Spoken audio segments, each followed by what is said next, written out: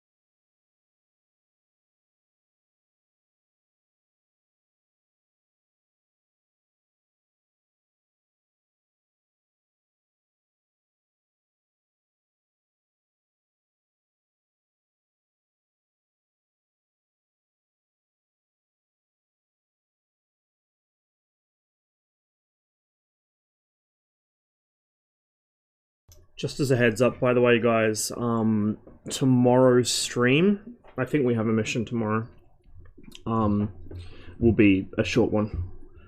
Because I've decided to pick back up the studies I was working on about 10 years ago, and see if I can actually finish them this time. And that would be Mondays through to Wednesdays, so streams will typically be, I mean they have been anyway, but they'll typically be end of the week or weekends. Plus then a short one for the armor mission.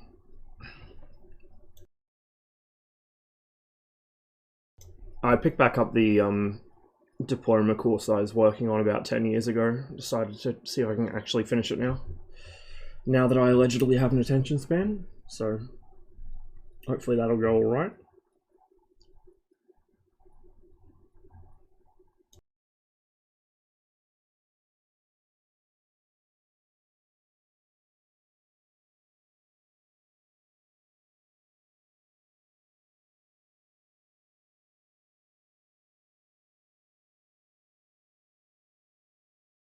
That's alright, the number I was putting off calling for the past half a week or so, when I did finally get around to calling them, I got a robot that told me it wasn't their problem and hung up on me. So now I gotta go down there in person. Which I'll do tomorrow afternoon on the way back from my first class.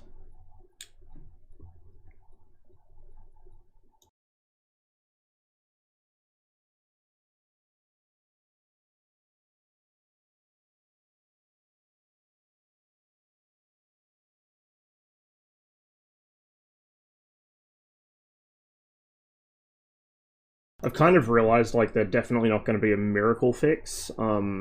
They still don't make me actually do things, they just make me able to finish the thing I am doing. So I'm going to have to figure out how I can motivate myself to do shit that I don't want to do. Hey Boiler, I'm going on, man. Little dopey, I just woke up, so I'm going to give myself a couple minutes to kind of get the brain somewhat activated. And then we'll get into DCS. I thought today we'd start the stream with a nice, calm, uneventful cruise. up the Black Sea coast. We'll just kind of play I'm not touching you with Soviet airspace, and we'll see what happens.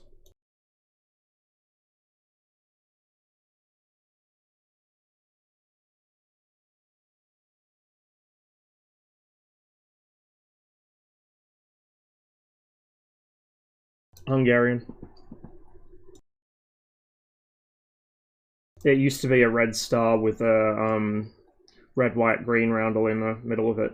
Similar to Bulgaria's, but not the same. But yeah, that's Hungary.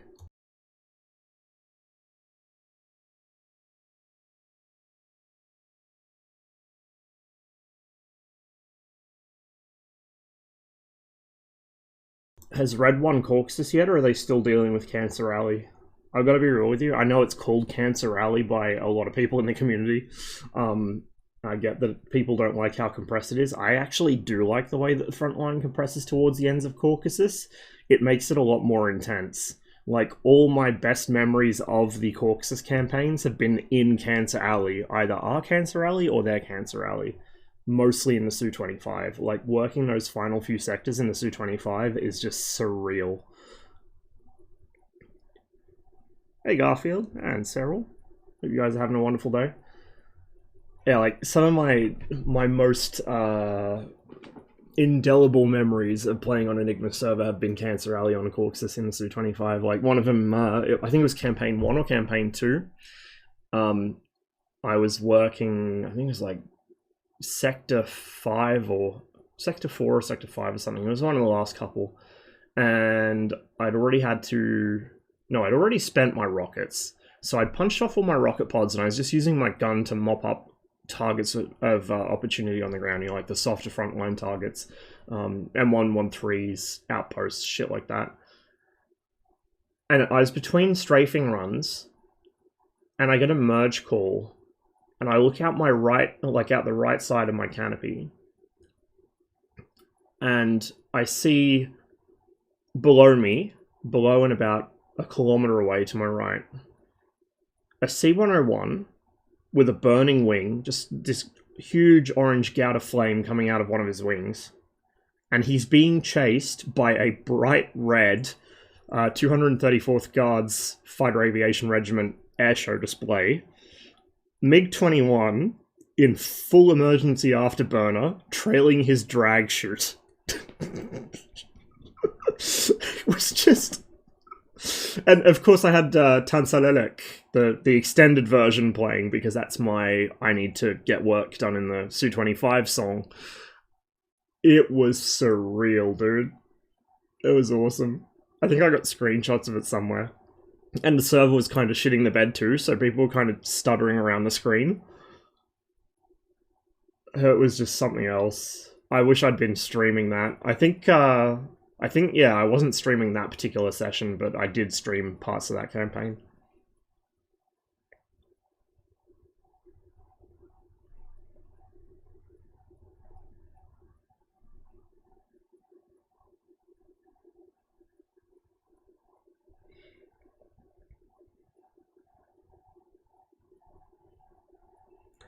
Yeah, like, I'm glad that Caucasus is like that, and I hope that they keep a feature like that. I know that some people don't like it, but like I said, Cancer Alley is actually my favourite part of the campaign. You know, it's nice having a nice wide frontline domino around the middle of the map where you've got plenty of targets and they're all nice and spread out and all this. That's fine, but, you know, we got Syria for that now. The whole Syria map is like that. Whereas Caucasus is quite unique with Cancer Alley. So, I hope it stays.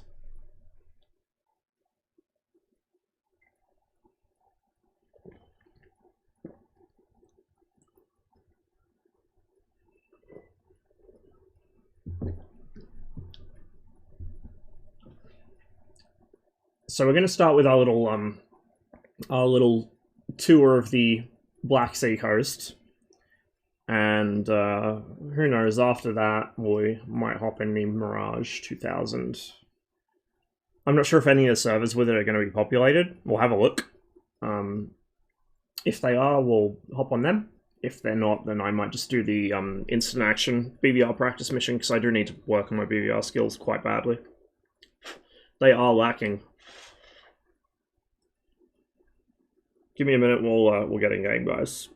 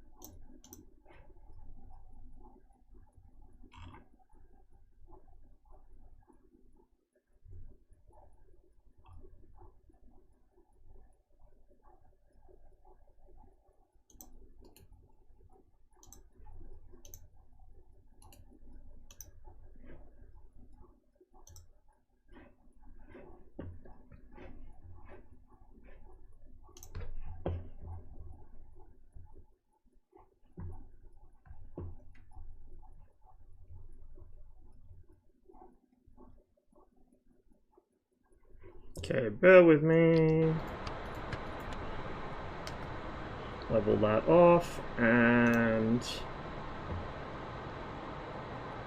Hang on. Hang on, hang on.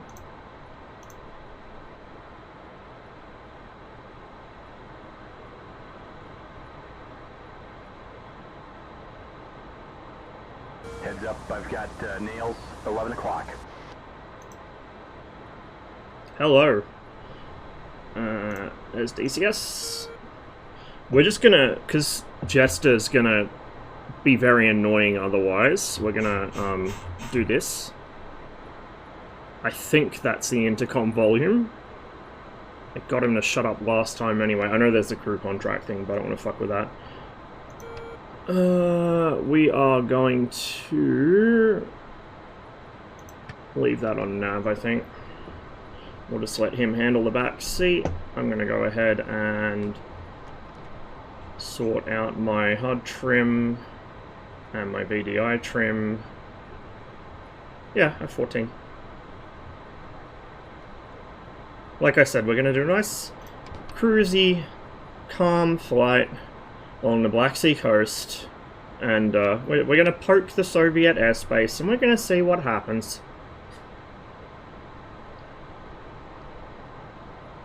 I was actually mucking around with the backseat in this while I was testing this setup, and I kind of like it back there. I need to learn how to use it. I think I've kind of self-intuited a couple of the basics. It's actually kind of simple, like at least the basic radar modes, but some of the more complicated stuff will need learning. And I actually have a slightly better idea of how the Tomcat's radar is modeled now. Well, how it works to begin with, but also how it's modeled. And I stand corrected, the Mirage is not the only thing which merges contacts. This thing does too. If you end up with a couple contacts in close formation at, you know, in the same flight parameters, so like they're flying echelon or something on each other, you will not see two contacts until they split. You'll see one, which is quite nice.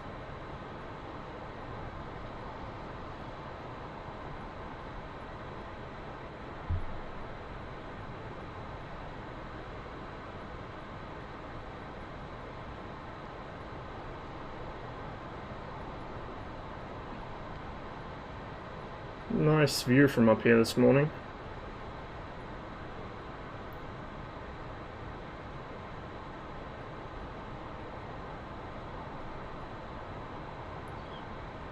A couple things popping up on scope. They're coming up as unidentified because I am using the SAM assets mod and the radars that adds, including the bar lock, which is what that U is. It's a P37. They come up as unidentified because they're mod radars. I think I'd need to change the Tomcat's RWR lure for that to come up correctly. I don't think the radar itself can do it. I think it has to be the Tomcat's RWR lure, which is a shame because that'd probably break integrity.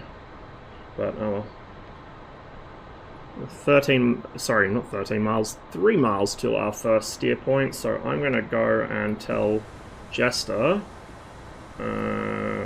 nav select steer point, waypoint 2, There we go. Just give her a nice gentle turn. Airliner bank.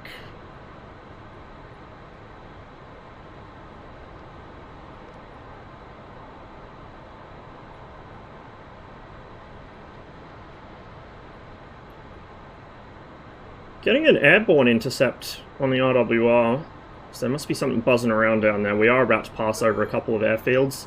Gudauta Bombora's down there, so that is an airbase. We'll just get ourselves on course here. What is that? What is that? I see a contrail. Let's get ourselves established here. We should be outside their airspace. We're more than 12 miles offshore, so... let's get ourselves established and we'll see what the fuck is going on. It might be air traffic. You know, there's a couple airports down there, not just air bases. Be a little regional airliner or something. A little bit of oversteer. I always forget I need to... The diamond is my course, like my... zero indicator. That's where my nose is pointed. The arrow is my course. It's kind of arse backwards in the Tomcat. Okay, I'm gonna just trim her here. I'm gonna go autopilot. Get reference on, and there we go. That is a contrail, all right.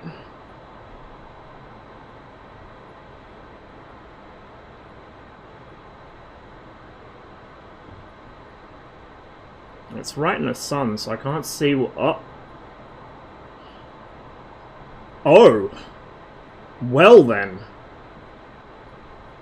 That wasn't one contrail, that was two contrails.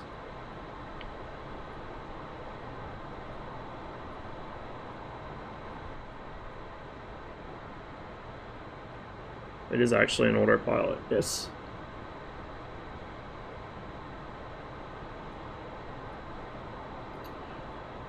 Well, whatever that is, I think we're being intercepted. They're rolling up in our 6, and I'm just going to continue on my course, because technically I'm not in the wrong here. I am free to fly up here. I'm far enough from the coast, I shouldn't be intruding anything.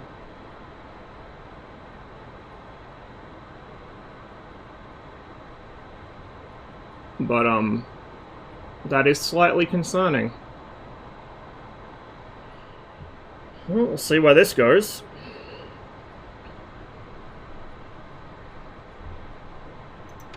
Just in case.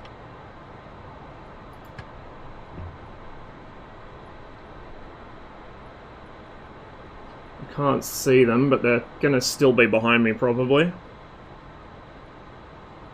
They're sitting under my contrail, so... nothing there. Well, nothing visible there, I should say.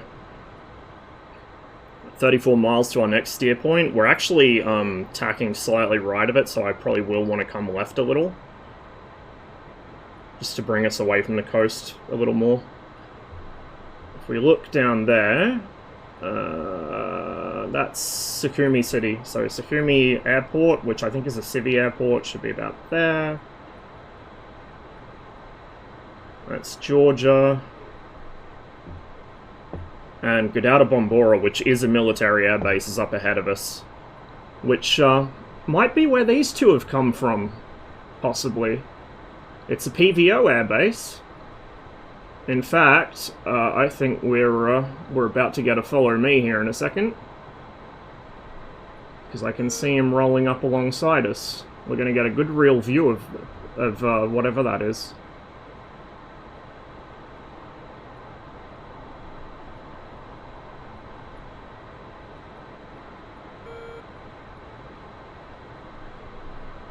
What's this coming up on my playlist? Why has that come up now, I wonder? Interesting.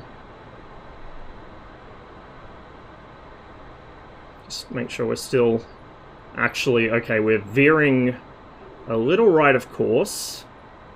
We're just going to give her a little rudder and see if that'll kind of encourage her out of it. No, the autopilot's going to hold me in. Okay, we'll just continue straight. We don't want to make any sudden moves, because I still don't see the second guy, which is concerning.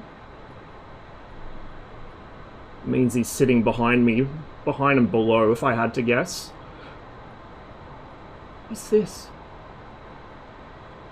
What is that? We'll get a real good view of him here in a second, but what is that?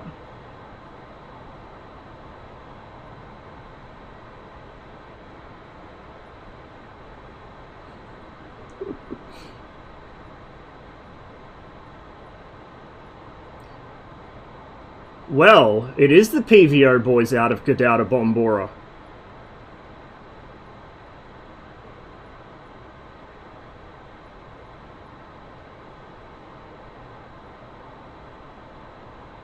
He's making sure we get a good look at him.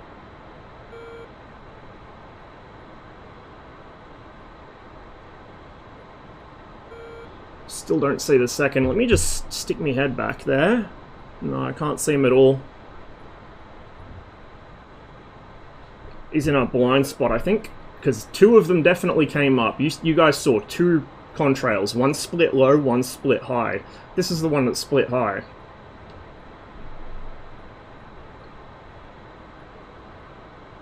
I mean, I could have made a hard turn. I just needed to make sure I stayed on the right course, because this took me many hours to set up in the mission editor so they'd actually intercept me properly. Because DCS AI is bad, and the mission editor is janky, and we're going to need to help this guy out, for that matter, because he is pulling his brakes a little too early. I could have done this more accurately with scripting, but I'm bad at scripting. We're also going to disconnect the autopilot and just hand fly it, because we're actually going to cross the coast here in a second, and I don't want to get myself in trouble, considering I've got a Su-15 sitting behind me.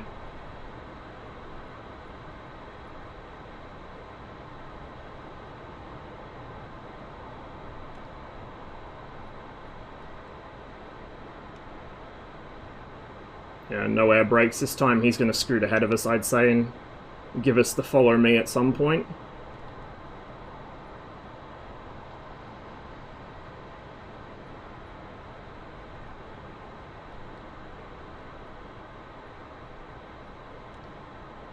Isn't that a beauty? Oh, we're climbing. And we're very much... Oh, we're past our steer point, actually. Let me just get the aircraft back under control. Stop gawking. Just give me steer point 3.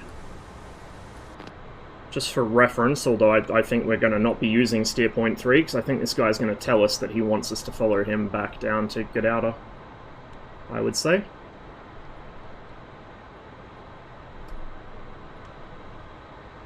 Still don't see number 2. But he's back there. I know he's back there. And he's still showing on my RWR. You see that AI sitting in my Deep 6? That'll be the fucking wingman.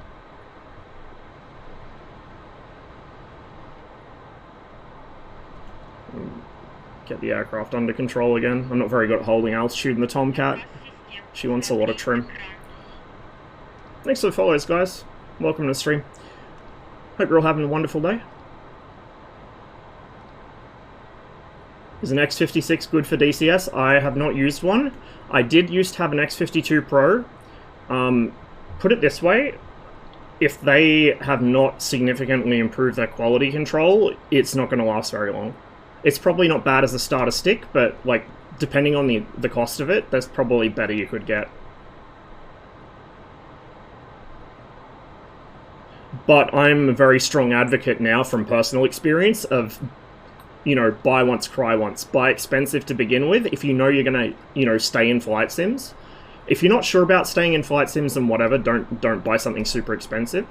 But if you know you're going to be into flight sims and you're just coming to DCS, I would buy something good because it's going to last. Because a lot of the entry options, yeah, they're cheaper, but you're going to be replacing them within a couple of years. Sometimes less than a year. So you end up spending more anyway. I've heard that the VKB Gladiator NXT is a pretty good starter stick. It's less expensive than their other offerings, but it's more durable than something like a Thrustmaster or a Logitech. 3D Pro, just to tell you. Yeah, everyone starts with the 3D Pro pretty much. What suspiciously appropriate songs the music bot is giving us at the moment. Almost like someone set this whole thing up to prank you guys. Almost like someone spent a whole day setting this up. Still can't see number 2. Oh, there we go. We're gonna follow him because I don't want to know what's gonna happen to us if we don't. I bet there's all sorts of nasty Sams sitting down there with their radars turned off, just watching what that EWR shows them.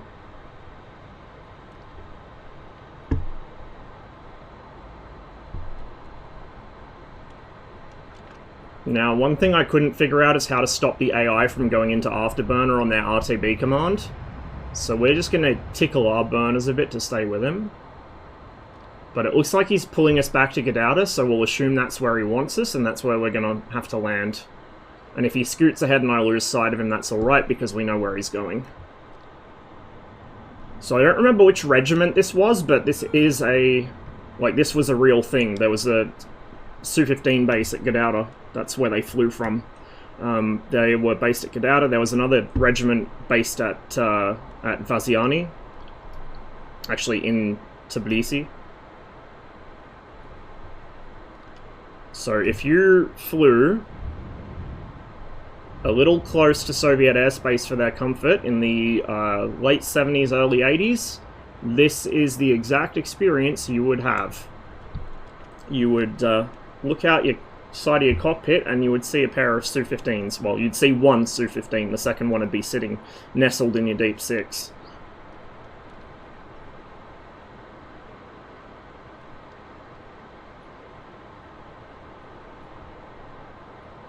There's Gudauta down there.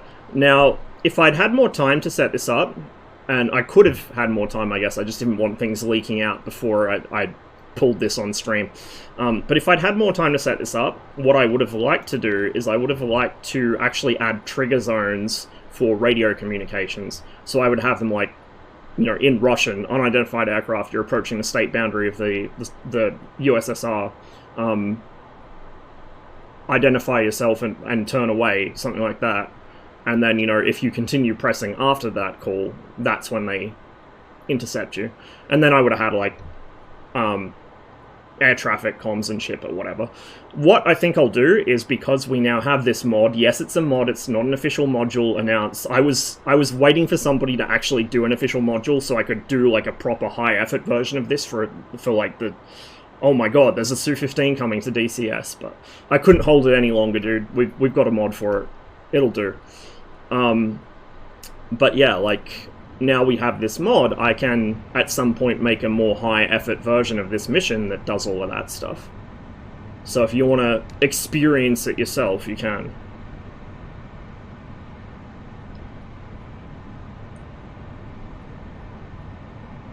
Now, from what I know of the weather brief before we took off from Turkey, which is totally a thing I didn't just make up on the spot, by the way, the wind is coming from the seaward side, so we're going to want to do a bit of a descent here. Is it flyable? No, unfortunately. It's just AI at the moment. I mean, you probably could make it flyable, but it's a simple flight model, not EFM. And there's no cockpit made for it, so you'd have to make one.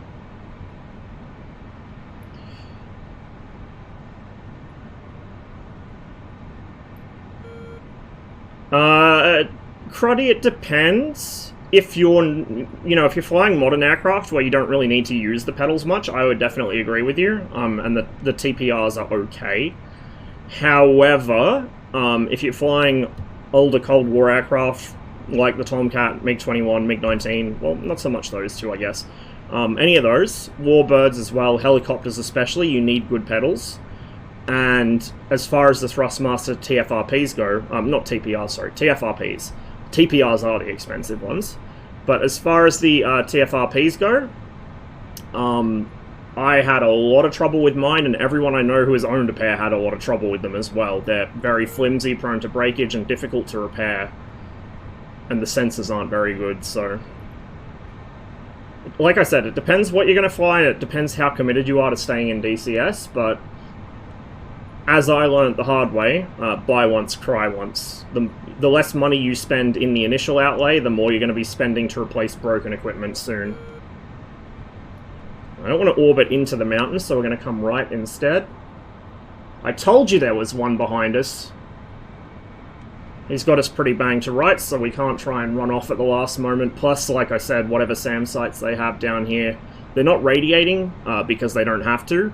That early warning radar is giving them all the information they need. If we do anything untoward, we will be in pieces.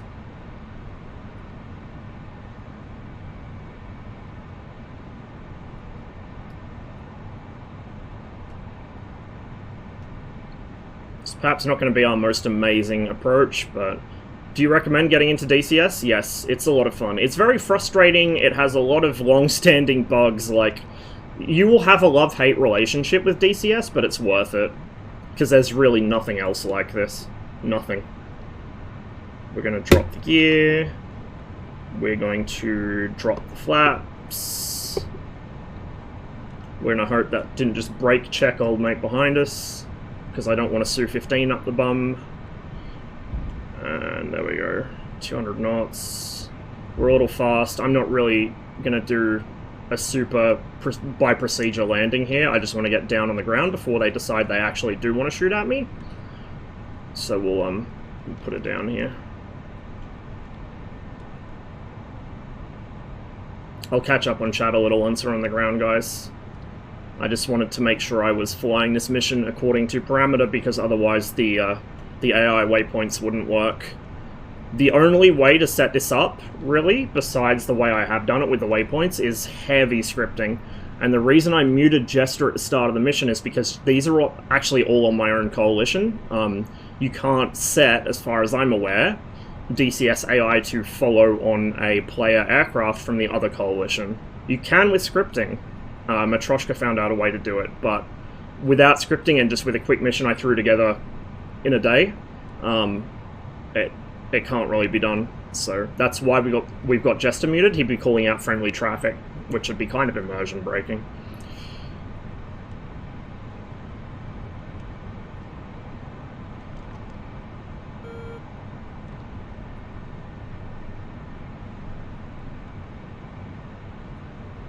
Okay, gear flaps.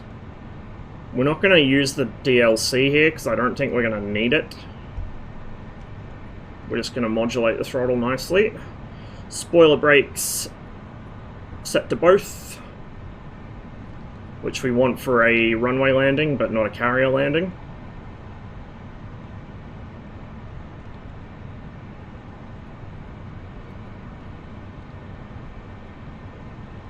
I'm hoping the reason they're adding things like ice halos and stuff is because the actual icing effect's going to be there. I'm hoping it's not just visuals like these clouds were.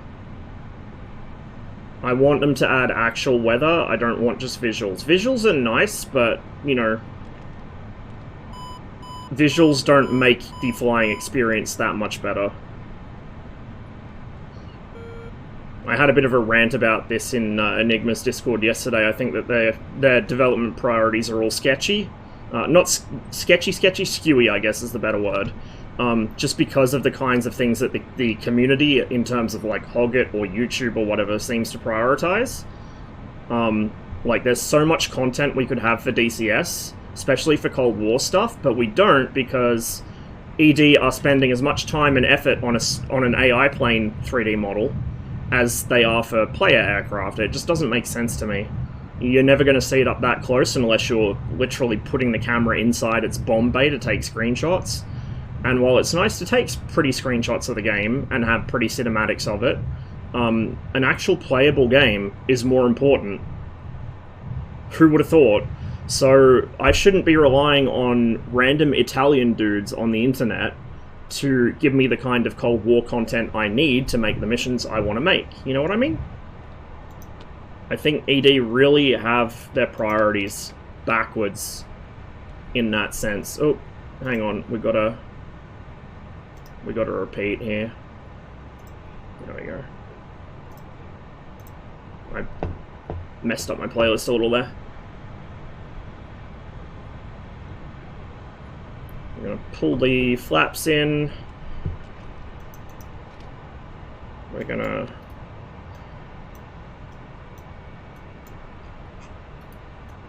Oh, shit. The, emergency wing sweep lever is a little finicky now. Getting it into that detent. I think you gotta wait for the wings to come all the way back before you do it now. Get the nose wheel steering engaged.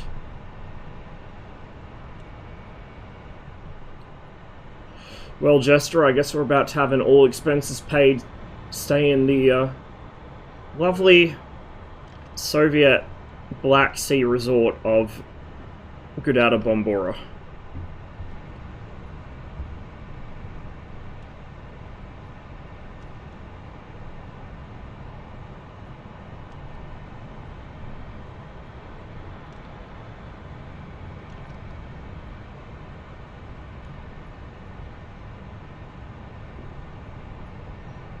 Oh my.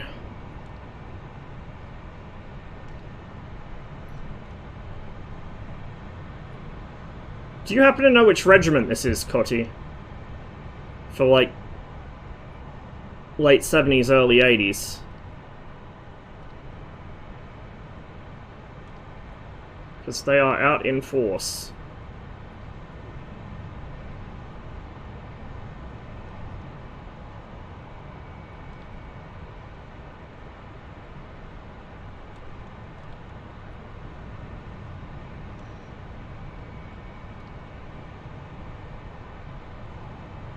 We'll park up here, I guess.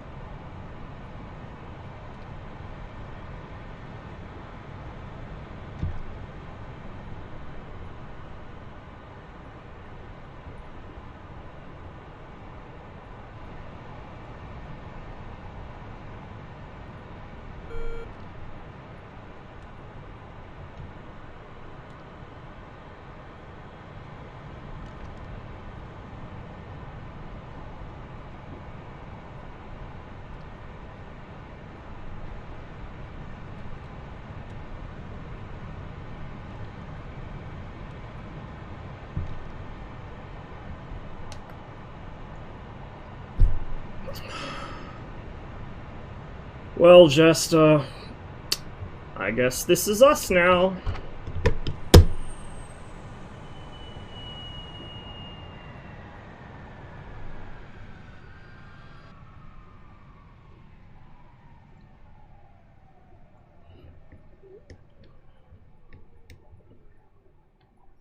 Alright, so let's get rid of that little bar. Forgot to pop the air brake in. Let's have a look at this. Oh, isn't that a beautiful sight? Isn't that a beautiful sight? I think the guys that intercepted us are probably still in the pattern for landing, question mark? Or they might have already. We'll see if they're airborne. Oh, they are taxiing, so they have landed. That was our flight lead there. And our other guy that intercepted us is just coming in, so we'll spot him from the cockpit. There he is. It's going to be a little hard to see from here, so we'll just... Oh, look at that.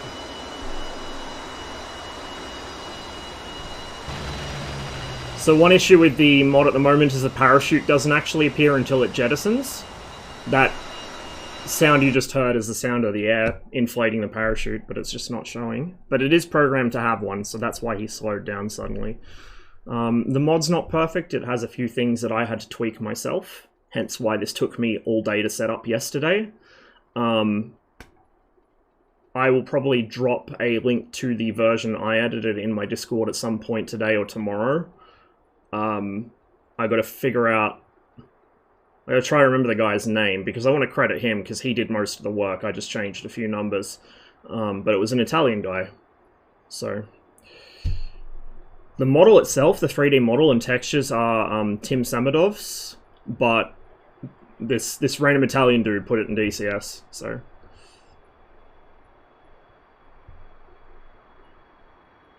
And we'll do fights with Tawny. Tawny hasn't been streaming for like a year and change now.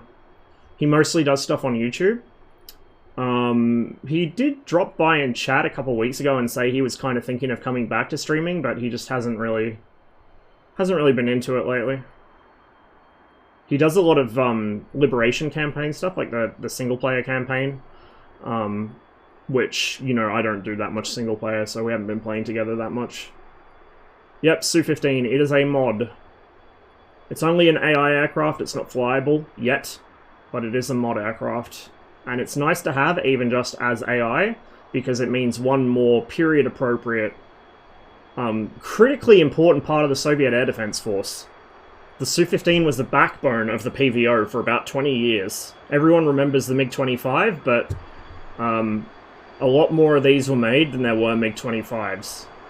This was the most produced Soviet interceptor, one of the longest serving Soviet interceptors, and also had the most, shall we say, spicy encounters. Beautiful aircraft. So it's powered by a pair of R-13Fs, which is the engine that the second generation MiG-21s use, the MiG-21 MF as well.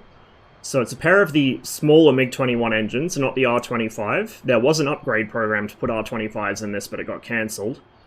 So two MiG-21 engines, about 5,500 litres of fuel internally, 2 missiles, a pretty decent radar. It's the downscaled version of the MiG-25 radar. It's not a bad plane. Not bad at all.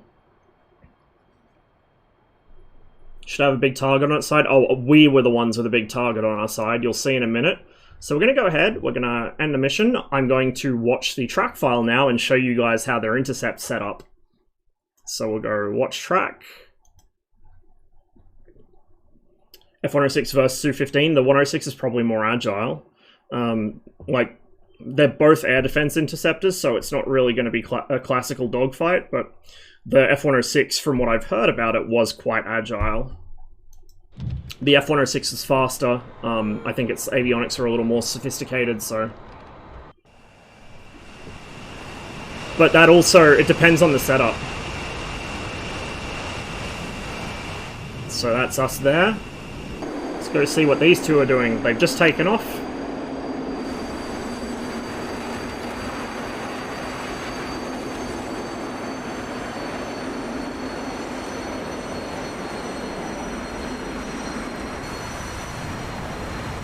Isn't that a beautiful sight right there? So one of the things I did was I swapped out the fuel tanks. Previously the mod was using the PTB 490s off the MiG-21. 490 litre tanks are too small for this thing, she's too thirsty. As well as that, they look wrong. The Su-15 carried 600 litre tanks, similar to the Su-7, Su-17. But we don't have that particular tank in DCS, not even on any of the AI planes. So what I did was I found I had Tim from Enigma's Discord, so thank you Tim if you happen to see this.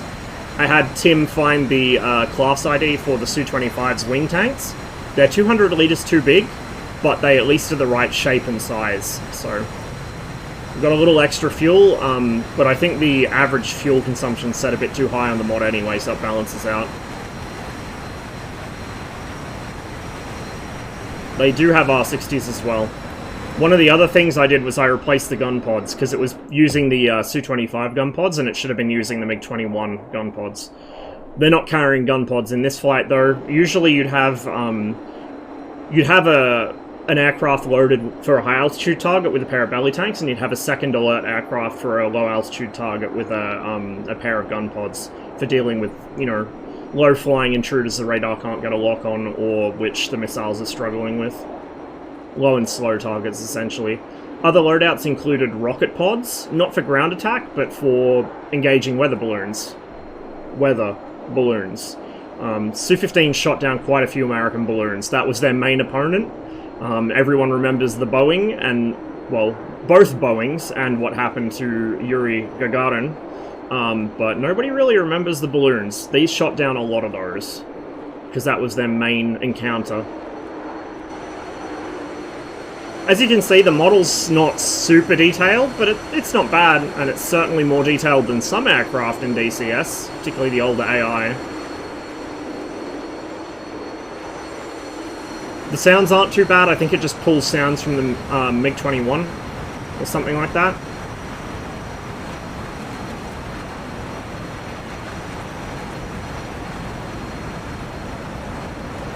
These two should start contrailing pretty soon. Like actual balloons? Yeah, high altitude balloons. So the US would, off the decks of carriers in the Pacific, they would launch these high altitude balloons, which looked like a giant tinfoil teardrop, and they'd go up to like 80,000 feet, 90,000 feet, and drift over the Soviet Union with reconnaissance packages attached to them. And so the Soviets would shoot those down wherever they could find them. Who made this mod? I cannot remember his name, unfortunately, but it was an Italian guy. The actual art for the Su-15 was made by a Russian 3D artist, Tim Samedov, who has a lot of stuff on Sketchfab. If you want to go check out his work, he's got some really amazing things that would fit beautifully in DCS, if only ED would stop worrying about focusing on every little rivet of an AI asset you're never going to see from closer to LOD 2 distance. You know what I mean? We could have so many more assets in this game if, you know, if there was a little more thought put into game development and sustaining the game long term than there is into making pretty trailers. Pretty trailers are nice, but I'd rather have a... Whoops. Interesting that pops up when you're in a track file. I'd rather have a functional game that survives for another 10 or more years than I would have a, you know, a pretty video trailer. Is that going to be a thing? That is going to be a thing, isn't it? I don't think we can hide this menu now. That's very irritating. So F-14 track files are apparently buggy. That is good to know. And I can't hide it.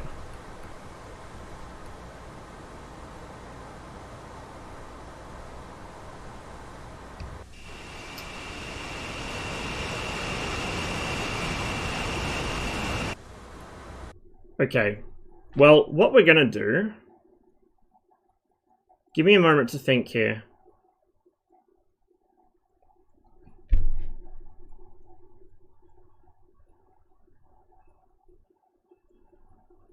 Yeah, and now the track file's desynced as well. So we're going to pop out of that. What we're actually going to do is I'm going to go to the BRB screen for a second. We're going to switch scenes, and I'll open up TAC View. And we'll go over it through TAC View.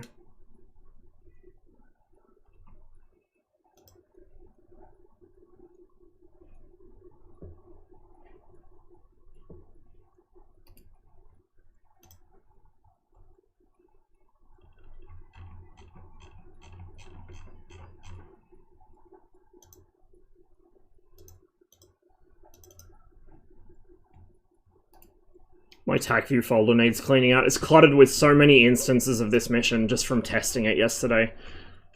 It's just trial and error. I have very little experience in the DCS mission editor, so it was literally just trial and error. While I'm doing this, I'll have a quick check of chat. Oh my, you guys have been talkative. How big are a Tomcat's wings compared to an airliner? Much smaller. It's a big plane, but it's not that big.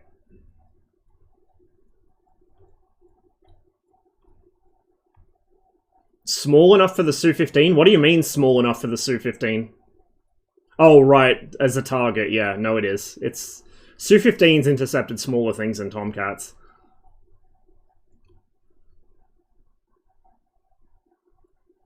I thought you meant the actual 3D model for it. I'm like, that's not a small plane, my guy. It's a big, big bird. The Su-15 is about the same size as a Su-27. She is not small.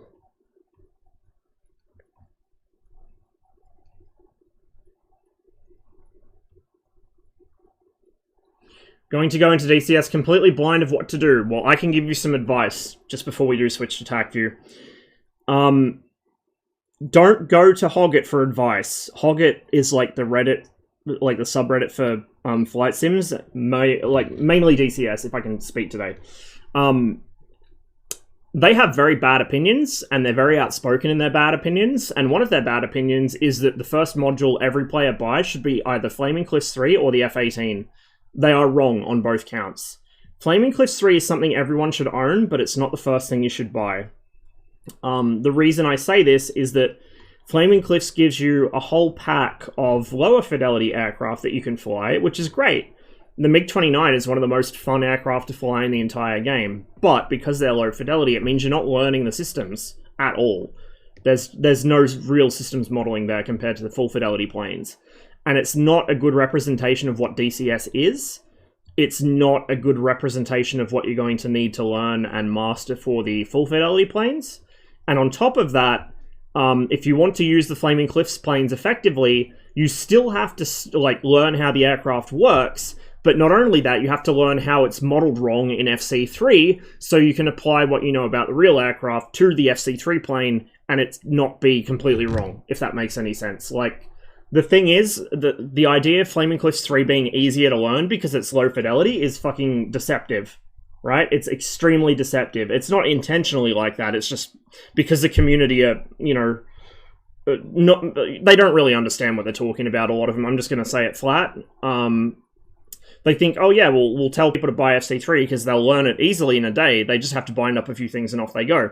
Yeah, okay, so now they've got to remember which thing they bound this really specific systems function to, that in the real plane is a switch right in front of your face, like at eye level. They've got to remember what that's bound to because, oops, turns out that one switch is a critical mode for their radar and they cannot fight effectively in that plane without knowing what it's bound to. So for the MiG-29, I have to remember about half a dozen binds to use that plane effectively at all.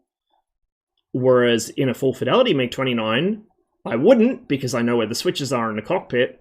And also I would have even more control over my aircraft and the radar would work properly and all this other stuff. So Flaming Cliffs 3 is a trap for new players in respect to learning DCS. It's not a good first module, however, everyone should own it.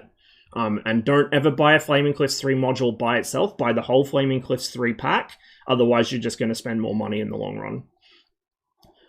The second common Hoggit recommendation is the F-18.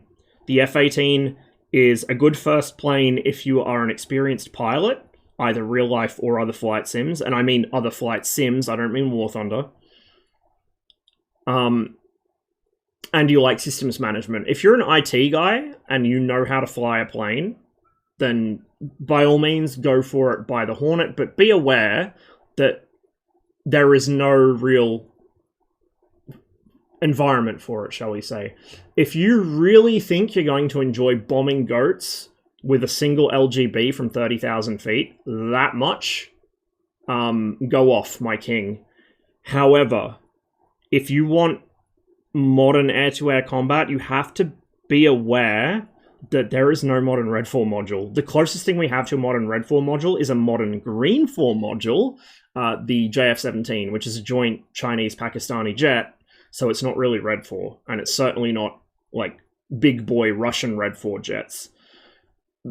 There's no other opposition for it. So if you want to fly the F-18, especially in PvP servers, now, obviously, a lot of DCS players never even play multiplayer, let alone PvP, but if you are into PvP, which is what you're mostly going to see on this channel, the F-18 is not a very good investment. It's very good at PvP, and if you learn how to use it effectively, you can be a monster in it, but it just doesn't have a good opponent. So most of your time in the F-18, you're not going to be fighting, like, Su-35s or, you know, MiG-29Ks or anything like that. You're not going to be fighting J-10s. You're going to be fighting the Jeff. and then Tomcats, other F-18s, and F-16s, because most servers will just put all the modern blue airframes on both teams, because there isn't a modern red team roster. Like, there just straight up isn't one. When the Typhoon comes out, the Eurofighter, that's going to be an absolute nightmare for everyone in modern. So, yeah, like, if you're an air-to-air guy, I actually strongly recommend against the modern Blue Force stuff. They're worth picking up at some point just to see how the aircraft are. I won't say how the aircraft work, because there's a lot of stuff that's not modeled right or just not modeled. But, like, what they're capable of, if you actually learn them, is really something. Most DCS players never learn them properly, so you don't see that. But, like, if you watch Outrageous Pom, who is a regular here on my channel, he's one of the kind of my original DCS Twitch buddies. Pom is a master in the Hornet in DCS, and he does things that other people don't even know exist. If you want to see that for the F-16, Isonub is really, really good as well. He streams under Nub's Cockpit, I think, unless he's changed his channel name. I'm pretty sure he hasn't. He's like that in the F-16. These guys just hit flow state, and it's mesmerizing watching them work. So, what are your options if you do buy the F-18? Well, you can bomb some ground units that probably won't shoot back at you.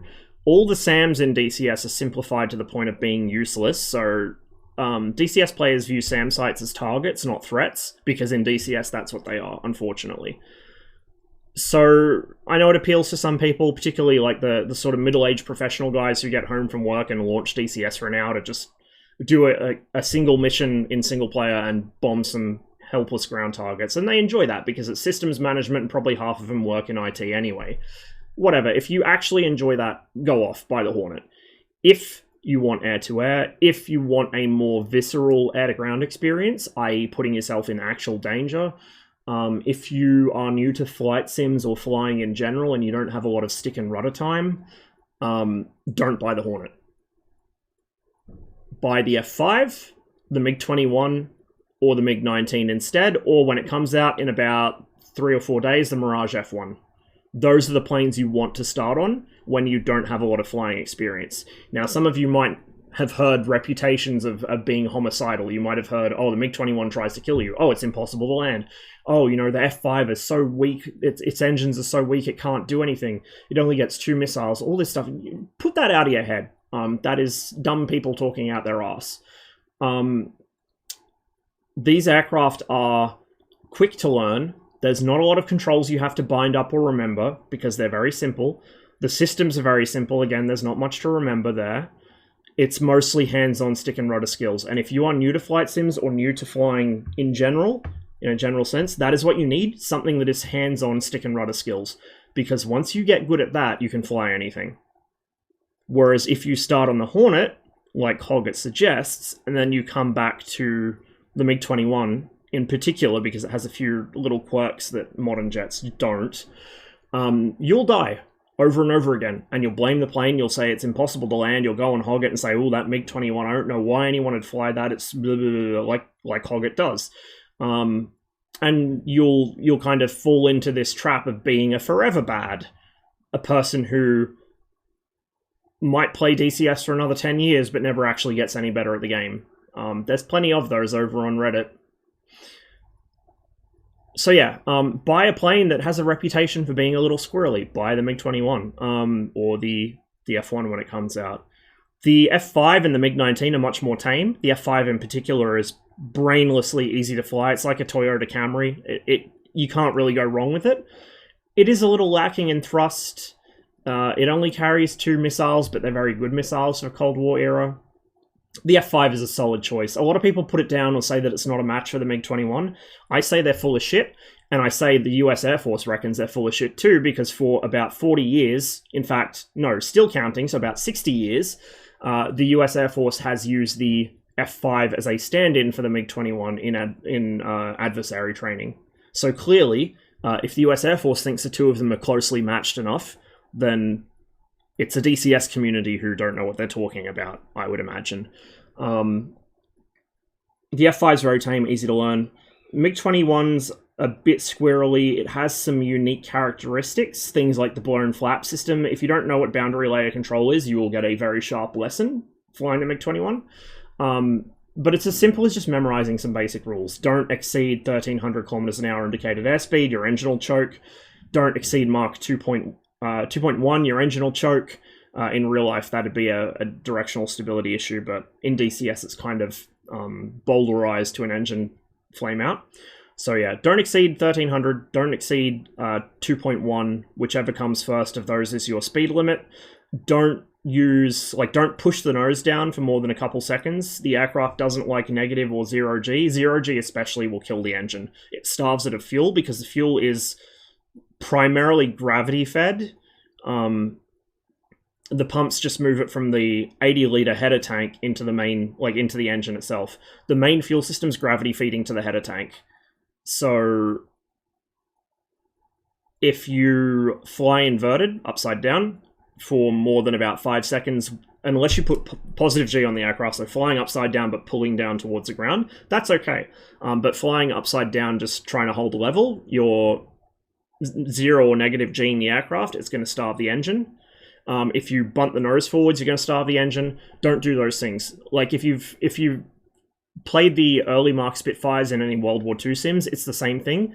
Don't do the things a Spitfire doesn't like. If you need to go down in a hurry, instead of pushing the nose forwards, roll inverted and pull.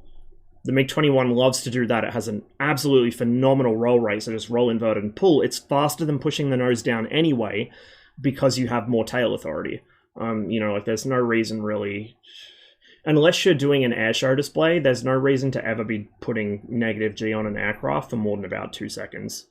It's not good for you, it's not good for the plane, it feels physically painful in real life to do, so don't do it. Simple things like that. So, don't exceed those speeds, don't 0 negative G the airframe, don't tail slide it, because you'll starve the engine. Obviously, if your airspeed is 0, you're going backwards, that's not good. And when you're landing, don't ever cut the throttle until all the wheels are on the ground, because like I said, it has boundary layer control, blown flaps. What that means is it's tapping air off the compressor stage of the engine and blowing it over the top of the flaps to enhance the lift they produce. If you cut the throttle, it stops doing that and the aircraft falls out the sky because your flaps are no longer producing as much lift. They're mostly just producing drag on the MiG-21, the way they're designed. So it's little things like that that trip people up, but those are little things that you learn very quickly and you never forget them. So the MiG-21's a good kind of moderate difficulty airframe to actually master, but it's very easy to learn. The F1, I think, is probably going to fall in the same boat. It seems like it has a lot of similar limitations, if not more so. The MiG-19 is a little more difficult than the F5 just because it has a spinning habit, but it's not hard. It's more stable than the MiG-21. It's very well behaved, kind of mild-manner airframe. So any of those, F5, MiG-19, MiG-21, F1, those should be your first DCS module if you want to fly jets, but you don't have a lot of experience in flight sims. If you do have a lot of experience, the F-14 is not bad either, but it's more complicated because of the backseat. So if you have a friend that will do backseat stuff for you, the F-14 is also viable in that category of beginner planes. However, if you don't have another player that will regularly fly with you, you need to learn to micromanage Jester, which means you need to understand how he works, not how the radar works. It's a whole mess. So the F-14 is kind of a beginner plane with a caveat, whereas the others are just beginner planes. The trainers are good too, the L-39 and the C-101. Those are actually intended for new players. However, if you want to then play multiplayer, there's not a lot for them to do. They can be a lot of fun in places like Enigma server or Alpine server. Both of those use them in combat roles, but if you want to get straight into high performance stuff, like I said, you don't need to go through the trainers, just get any of the 4 I listed. If you want to do more modern stuff, like I said, you're going to have to remember there's not a lot of opponents for you. If you want to do BVR and you want to do Cold War stuff, the Tomcat's a solid recommendation. The full fidelity MiG-29 when it comes out and the MiG-23 when it comes out will also be solid recommendations. If you want to do Warbird stuff, go for it. I can't really give recommendations there because I have DCS Warbirds, I just don't fly them that much. IL-2 is a better ecosystem, but IL-2 has, shall we say, serious issues, particularly with damage modeling and flight modeling, because the Luftwaffe lobby is very strong over there. So, you know, 13mm fucking Mingeschoss will blow off your entire wing, whereas several hundred 50 cal rounds will not do anything to them. So I'd say DCS is a better simulator for the individual aircraft, but a worse simulator for the overall environment. Because it lacks the depth of assets, it lacks the campaign. The AI currently isn't very good. It is getting improved soon, though, supposedly. So fly DCS World War II if you want to fly a Spitfire or a BF-109 or a Focke-Wulf or a P-51. If you want to fly the plane, fly DCS. If you want to fly the environment, if you want to experience World War II as an environment, fly IL-2. Likewise, if you want to fly a fast jet fighter, fly DCS. If you want to fly like a modern air campaign and experience a fighter pilot's kind of working life, fly BMS. I recommend flying all of them, but, you know, maybe that's just me. I know we're still on the BRB screen here, guys. I will switch over to TAC view in a minute. I just want to get through chat before I get too far behind again. Yeah, if you're on the standalone client, you can use the trial system. So you can fly any module you want for 2 weeks to try it out, and you can cycle through modules every 2 weeks or so. Is it every 2 weeks or every month you can go to a different module? If you're on Steam like me, you don't get to use that, unfortunately. Steam has other advantages to it. I'm personally going to stick with Steam. I don't need to fly the trials because I own pretty much all the modules I want anyway. But, you know, the option's there for standalone players. Main thing about the Tomcat is fairly easy to learn, but yeah, you'll have to learn to manage Jester. And Jester doesn't give you a very good idea of how the radar works. To competently manage Jester, you need to understand the Org-9 and then understand how he uses the Org-9. And he still can't do it as competently as a human Rio. So it's always better to have an actual player in the backseat. Or learn to do it yourself, because it looks like a lot of fun. I'm going to have to teach myself one of these days.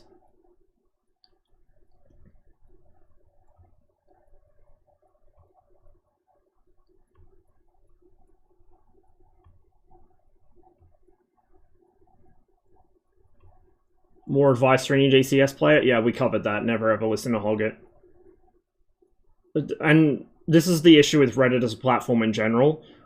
Whoever has the most popular or the quirkiest or the most funny in 2000s internet humor kind of terms post, it gets upvoted. So good information never gets seen because somebody shit posted some fucking 10-year-old Reddit in-joke and they got upvoted. They got all the updoots. And then they edit their fucking post 20,000 times to thank everyone for their Reddit gold. It's just... Reddit's a bad platform, dude. Only reason to go to Reddit is for brutalism, architecture photos, and porn. That's not DCS advice, that's life advice. New glasses, yes. I'm still getting used to them. The lenses are a lot bigger than my old ones, as you probably noticed. So they kind of distort the image around the edges because they're more curved. I think it's more so my eyes are getting used to the field of view, I guess. They're nice though. And they're these cool flex ones. So they're made of, I don't know what, some sort of fancy ductile metal alloy, I guess. So if I sit on them, it doesn't break them. I figured I'm clumsy enough, I might as well get that option, so...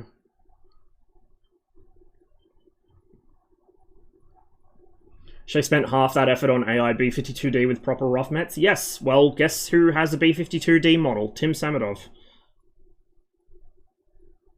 Like, this is what I mean. If ED, instead of obsessing with researching every nut and bolt on the B-52H model 2010 or whatever to make the new DCS B-52 AI model, why not make a model that's still detailed, but not that detailed, so you can make it 10 times faster, and you can maybe have more than 3 of them on screen without it crashing older PCs. And also then you can make variants, like, say, an actual Cold War B-52 from when it was actually most relevant.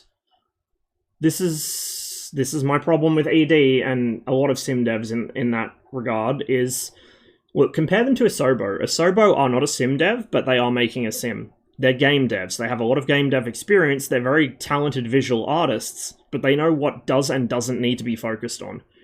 They have a solid roadmap, which they follow through on. They never delay anything much. You know, sure, they make mistakes here and there, but they're doing a really good job with Microsoft Flight Simulator. And yes, I know they have Microsoft's vast wealth backing them up, but even if they didn't, it wouldn't matter, because if you look at Asobo's previous projects before Microsoft approached them to do Misfits 2020, they're still really fucking good, because Asobo are a really good, tight studio that know what they're doing, and they're very good at kind of game development. The issue with sim devs, and particularly with ED, is that it's a passion project for them, and a lot of them are engineers. Like, the thing is, like, ED, being a Russian company, at least up until the current events, could probably hire an intern out of Tsagi, which is, you know, the Russian equivalent of fucking NASA, to do some flight model work for them. Like, that was an option to them because of where they were and who they were. So ED have this fantastic technical background for actual aviation stuff, but they're working off of a increasingly kludged together series of modifications to a very old engine. So the spaghetti pile is getting deep, and there's a lot of long-standing issues that have never been corrected with the core game because they're too busy making new modules. So that's one issue. The other issue is their development process is kind of weird. Like, they seem not to give some of the developers, particularly stuff that seems to be outsourced, they don't seem to give very clear instructions or very specific instructions. Like, if you go on Marianas, for instance, and zoom in on the buildings, the window louvers are 3D mesh. They modeled the window louvers on houses. They modeled railings on balconies, on apartment blocks. Like, modeled. Not alpha textures. Not, you know, a flat plane with an alpha transparency that makes it look like it's a fucking railing. They actually modeled every individual fucking rail. The amount of just anti-optimization almost that goes on in DCS is wild, and I feel like it's because they go to an artist and be like, hey, we need this asset. It needs to look good. And they don't give them any more instruction. They don't tell them it's for a flight simulator. They don't tell them this is going into a product that has often, you know, millions upon millions of tries on scene at once or on screen at once. The F-14's external model, for instance, is about 750, 800,000 triangles. Just for the F-14. One F-14. Nearly a million tries. Like, things like that. Like, incredibly detailed ground units, like the DCS trains, you never see them really. But on Caucasus, the DCS trains, if you spot one and pause the game and go move the free cam up to it, it is as detailed, if not more so, than a dedicated rail simulator. It has an interior model. It actually has the interior of the carriages modeled. Like, DCS has all these incredibly detailed art assets that somebody researched out the arse and went to all this effort on, and you almost never see them up close. You almost never see them closer than LOD 2 range, let alone LOD 0. Why? Why are they spending so much time and money and effort? Like, because, you know, all the time going into the B-52 remodel, they've got to do the research, they've got to find references, they've got to actually do the model, then they've got to animate it, texture it, all this stuff. Think of all the man hours spent for that, for an asset that probably most people are going to see once or twice from a kilometer or two away, you know? The only thing I can think of is they're doing it to appeal to cinematic, like, sort of video makers, and there are some very good cinematic video makers for DCS. There are some incredible ones. But that's kind of off target, my dudes. You're not making a flight sim at that point, you're making a movie production tool. Let's maybe leave the movie production alone for a bit and go back to being a flight sim. And maybe we could have a slightly less detailed, but still very nice B-52 model, so that we could also have a B-52D. And maybe we could have a 295A, or I guess there was no index, but, you know, a 295, an original 295 with the glass nose. Maybe we could have more than one type of T-72. Well, we do actually. We have two now. Woohoo. One of the most produced tanks on Earth. We have two variants of it. You know, maybe we could have actual Cold War era appropriate ground troops instead of modern Russians and a mix of 90s and modern Americans. There's no consistency. That, like, it seems there's just a lack of direction. I call it ADHD game development. It's also a bit autism game development because of how detailed the assets are. there's no need for it. It's not sustainable in the long term, and it's just wasting time that should be spent fixing the core game and adding more depth of content. Like, depth of content is what is killing this game in terms of replayability for single player guys. Multiplayer, like me, whatever. It's still annoying because the missions that I play, we don't have the stuff we need to make them. But depth of content is DCS's biggest problem. Even more than the spaghetti code, even more than some flight models being bugged, even more than graphics, whatever. The biggest problem in DCS is if I want to make a 1983 mission, I have to use 2000s era Russian infantry models. I have to use 1990s era tanks. I have to use 1990s or 2000s era aircraft. And, you know, if you want to have like an F-16 or an F-18, we do not have a Cold War version of either of those. We have a 2005 version of both of them. Like, literally, if you look it up, the aircraft that DCS based both those modules on were 2005 era upgrades. This is the problem with DCS, lack of content, especially for period-appropriate stuff. Even the World War II asset pack and the World War II planes, we're missing content. We have, what, one German bomber? A Junkers 88? At least it's a Junkers 88, so they picked the most common one, so well done, ED, I guess. But, you know what I mean? Like, we're missing so much. So much. The World War II plane set. DCS World War II, what do we have? We have a 1939, 1940-ish I-16. So, hooray. That's a third-party module, so I can excuse that, and it's a really cool... Excuse me, it's a really good module, but still, it's, you know, a bit out of time frame. So we got a 1940-ish I-16. We have a 1940, late 42, early 43 Spitfire Mark 9, based directly on MH434, and 434 was one of the early to mid-batch Mark 9s. So about, yeah, like late 42, early 43. We have a 190A, so about contemporary with the Spitfire, sort of 43-ish. We have a 1944-45 P51, 1944-45 P47. We have a 1945 BF-109K, which barely, like, it did see service, they built them, but by the time the 109K arrived, the Luftwaffe had precious little fuel and was essentially just using them to intercept B-17s. Like, we got probably the least relevant BF-109 variant possible. Why didn't we get a G6? Why didn't we get a G10? Why didn't we get a G14? All of which would be more sane counterparts to the 1943 Spitfire. I do not know. Why did we get a... I mean, at least the Dora kind of makes sense, because the Dora still saw a bit more... actually, no, the Dora didn't, because I think that didn't really see a lot of use until... Bodenplatte. So yeah, same thing with the Dora. End of war Luftwaffe plane that flew like 2 big offensives and then was never seen or heard from again unless you're a bomber pilot or an escort for the bombers. Like, we're just missing so much right through every time period. And ED wanted to make a dynamic campaign to compete with Falcon BMS, and that's an admirable goal. Every big respectable flight sim has a dynamic campaign. But you know what? Even if they recover the lost art, because it is a lost art, of how to make a good dynamic campaign, the only ones who I've seen that actually understand how to do it still are 777, the guys that made Rise of Flight and the new IL-2 series. But even if they can make a really good Falcon BMS tier dynamic campaign, like with all the bells and whistles, brilliant, well-optimized, works perfectly, whatever... What are they going to use for assets? Like, why are ED trying to make a dynamic campaign when we don't have fucking assets for any time period? It just doesn't make any sense. They're trying to run before they can walk, and it's going to bite them. I guarantee that it's going to come back and bite them.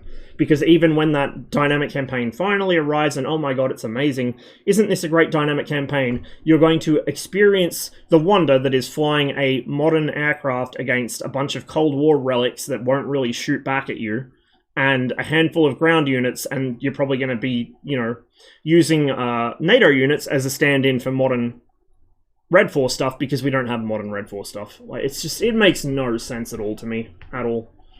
I did say we were going to go to TAC view. I'm sorry for the delay, guys. You know how I am.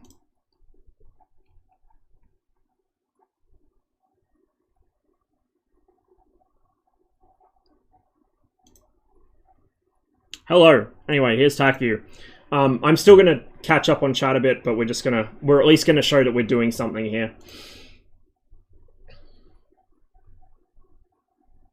Cytec Pro flight pedals, I have not used those, and I haven't really heard much about them, so I don't know, to be honest. Yeah, Logitech quality control can be really hit and miss, so can Thrustmaster.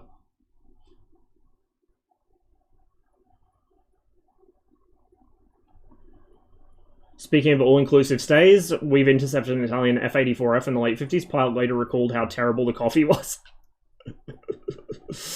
A friend of my family ended up having a stopover in the Soviet Union. I think it was due to weather or something. Her flight got diverted. And because that wasn't where they were meant to be going, it was a clusterfuck because none of them were allowed to leave the airport. So they were kept in the airport waiting room. Their passports were collected, which, you know, if as a Westerner, if somebody takes your, like, if another person lays their hands on your passport, you're ready to throw hands, right? Why is... I like this song, so I'll let it play through, but I don't know why it's repeating songs. Yeah, like, as a Westerner, your passport never leaves your fucking sight, and if somebody else puts a fucking finger on it, you're ready to throw hands. That is your freedom right there. Well, to the Soviets, that's not how that works. Both in the concept of, oh, it's just a passport, who cares, and in the sense of, oh, we don't want them getting out of here and being able to travel around on this. We need to keep them in the airport. Let's take their passports. She had a horrible time. She fucking hated it. Meanwhile, my mum, who traveled to the Soviet Union intentionally, because she was part of a national swim team and they went there to compete, mum loved it. Mum thought it was a great trip. She thought that there were some issues, but she thought it was a really good trip. Always be prepared before you travel. Flyable one in lock-on SC2. There was a flyable Su-15? Really? Oh.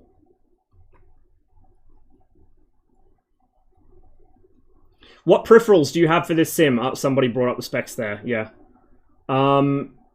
That is, in fact, accurate. I did remember to update it. So yeah, mostly Virpil stuff now. I did originally have Thrustmaster. Thrustmaster stuff is not what it used to be, put it that way. Thrustmaster were giants of the sim peripheral world back in the 90s and early 2000s, but they have not done anything to stay relevant. They've just kind of rested on their laurels, and it shows. The quality control is junk. The parts, like the sensors they use are really cheap and they break, and then they try and charge you $50 to replace a 5-cent part. So I said, fuck it to Thrustmaster, I'm never buying off them again, and I am now a happy Virpil customer. Very happy Virpil customer. All the peripherals you see there, like the Virpil stuff, the crosswind pedals, they're expensive. They're not like the most expensive, but they are expensive, but they are good. They will last a long time. They're easy to repair, replacement parts are available, they don't cost an arm and a leg, you can modify them without too much hassle. It's good equipment. The crosswind pedals especially, the crosswind pedals are probably the best thing you can buy. You know, the Thrustmaster TPRs with the hydraulic system where the pendular ones, apparently they're quite nice, but again, Thrustmaster for me were a flop, so I didn't want to risk the money. But the crosswinds are phenomenal. They're so flexible. If you fly fixed wings or helicopters, or both, these are the pedals to get, because literally, if I want to switch between flying jets or flying helicopters, all I have to do is lean forwards under my desk, unhook a spring that's readily accessible on the like outside of the pedal assembly, just unhook a spring from a lever arm, and then turn the dial on the damper system up about 10 clicks. Now I've got helicopter pedals. When I want to fly a jet again, hook the spring back up, back 10 clicks on the damper, I've got jet pedals. Like, it's just fucking fantastic. How come the nose is so high on the ground? On the Su-15, she's arse heavy. She's very arse heavy. She also needs quite a bit of angle of attack to get off the ground. So it's kind of like the F5, how you can raise the nose. Same reason. You want more angle of incidence as you're taking off so you can get the aircraft off the runway sooner. The early MiG-23s sit nose high as well, but in their case, it's not because they needed to take off. It's because the early MiG-23s had a fuel tank right around the back of the engine near the afterburner assembly, and it was not very heavy, but it was far enough aft of CG that it would make the MiG-23 all the way up to the ML series. The ML series sit level on the ground, but the other MiG-23s sit nose high, just because they're arse heavy. If you didn't fill the number 4 tank, they would sit more or less level. The MLD also used, I think, stronger shocks in the main gear. It used the same main gear design, but I think it had more pressure in it. Or it might have been the Nosewall had less, but either way, it's mainly a weight thing in the MiG-23. Hello, Korean Airlines. If only there was a good flyable airliner. I know there are airliner mods for DCS, but I think they're mainly AI. If there's a good flyable one, I was going to use that instead. Just for the memes. Maybe that's why my PC is very laggy, because I use an 8-year-old hard drive. That would be it. Do not run DCS on a hard drive. That is pain. Don't do it to yourself. You need an SSD for DCS. It doesn't necessarily need to be M2. Sorry. Spots on my glasses. It doesn't need to be an M2, although M2s are always nice. You just need an SSD of some sort for DCS. You cannot run it on a hard drive.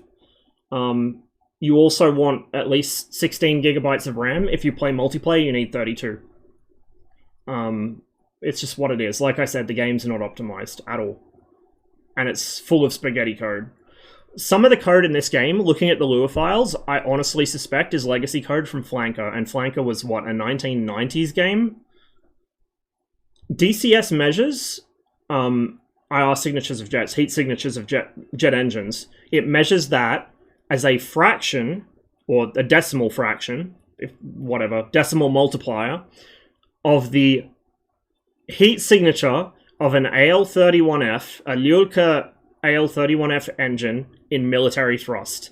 That is the Su-27's engine. So the Su-27's engine at mil power is the benchmark for every other engine in DCS in terms of heat signature. That has to be Flanker legacy code. I cannot think why else they would use the AL-31 as their fucking reference point.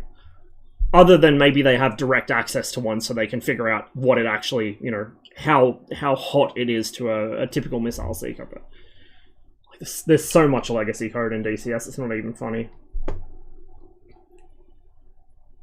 They have R60s too? Yes, they do. So the Su-15TM added a pair of inboard pylons for R60s for self-defense or for short-range intercepts. The earlier Su-15s were nicknamed Dove of Peace, Golub Mira, because they had... Golub Mira, sorry. Fucking stress patterns. Because they had 2 missiles only. The R8s or R98s later on. They didn't have any short-range missiles, and they didn't have more than 2. So there was typically either 2 radar-guided or 1 radar-guided, 1 IR. And that was all they had. So they were nicknamed Dove of Peace. I think that nickname stuck even with the TM. Putting them in a very large box and letting the AI figure it out. To be honest with you, the CMO AI does some funky things in the air. So it's not, like, it's a decent benchmark, but it's not reliable, I don't think. It might have the right sensor ranges and the right flight performance and that, but the AI makes some questionable decisions. The other thing is, yeah, RWRs. The Su-15TM does have an RWR. It has an SPO-10, by the way. It's buried down the, by your right knee. Cotty found a photo of it on a museum piece. Or, not a museum piece, a junkyard piece, but could be a museum piece. Most of the cockpit's complete. I think they were restoring it. But yeah, both the 106 and the Su-15, in an ideal situation, would be getting ground guidance. I mean, they might even be in automatic or semi-automatic regime, so they wouldn't need to spot each other because they'd know where each other were.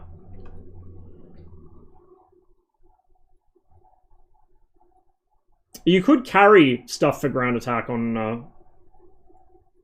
the 15, but I've seen rockets used for balloon stuff as well. Sorry, because I've seen the MiG-23s kitted out the same way. 23Ps.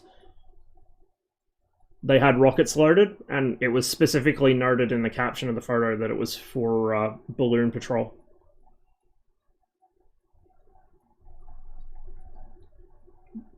The helmet's hung... Yeah, the visor on the helmet in the 21 is just a big green square. Any track files that aren't buggy? Yes, the Su-25. It does desync sometimes, but I recorded off a track file yesterday and it was fine for an entire 4-hour session. You need to... So the issue is sequential landings, because it drifts, right? You get position drift over time. Sequential landings or low flight or low terrain clearance over mountains. That's what fucks track files up. But yeah, the situations where a track file works, if it's somebody else's track file, your position will be accurate. If the issue is the own ship position. And the reason for that, I think, is because it's trying to remember what all the cockpit inputs are, the head, like the camera inputs. It's got all that on your own aircraft that you're recording from, but it doesn't need to worry about that for other aircraft. So your own aircraft is going to be all kinds of fucked up, but from other people's perspective, in their track files, their plane's fucked up, but yours is fine. So you can do that. If you want to get like third-person cinematic stuff, you can use somebody else's track to do it. As long as you and them don't come into contact at any point, because then you'll see their plane freaking out. But sometimes, like, if you either reslot after landing each time, or just, you know, disconnect, reconnect, track files are fine. But reslotting should be enough. If you reslot after every landing, track files should mostly be okay in most planes. Some of them, like the F-14, they go off the rails straight away.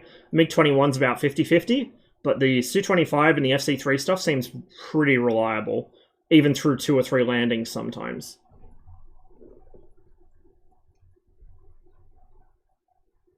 Saw some idiot going on about how the Mirage F1's going to be better than the MiG-21 in every aspect. They're wrong. They're wrong. They're wrong. I can tell you that with complete fucking confidence. They don't know that. They have no idea what they're talking about. They don't know what they're in for. They're gonna fucking hate that plane. Like, no joke, they're gonna fucking hate that plane. This is what's gonna happen, is all these people have been hyping themselves into a fever about the Mirage F1 being Jesus Christ savior of blue team. It's gonna be so much better than the F5. It's gonna stomp all over the MiG-21. All those MiG pilots are finally gonna learn what it's like to be shot at head-on by something you can't counter, blah, blah, blah, blah, blah, blah, blah. No. No, you're going to end up with something that has performance somewhere between the F5 and the MiG-21, but is actually more finicky to fly than the MiG-21. Have you looked at the manual for it?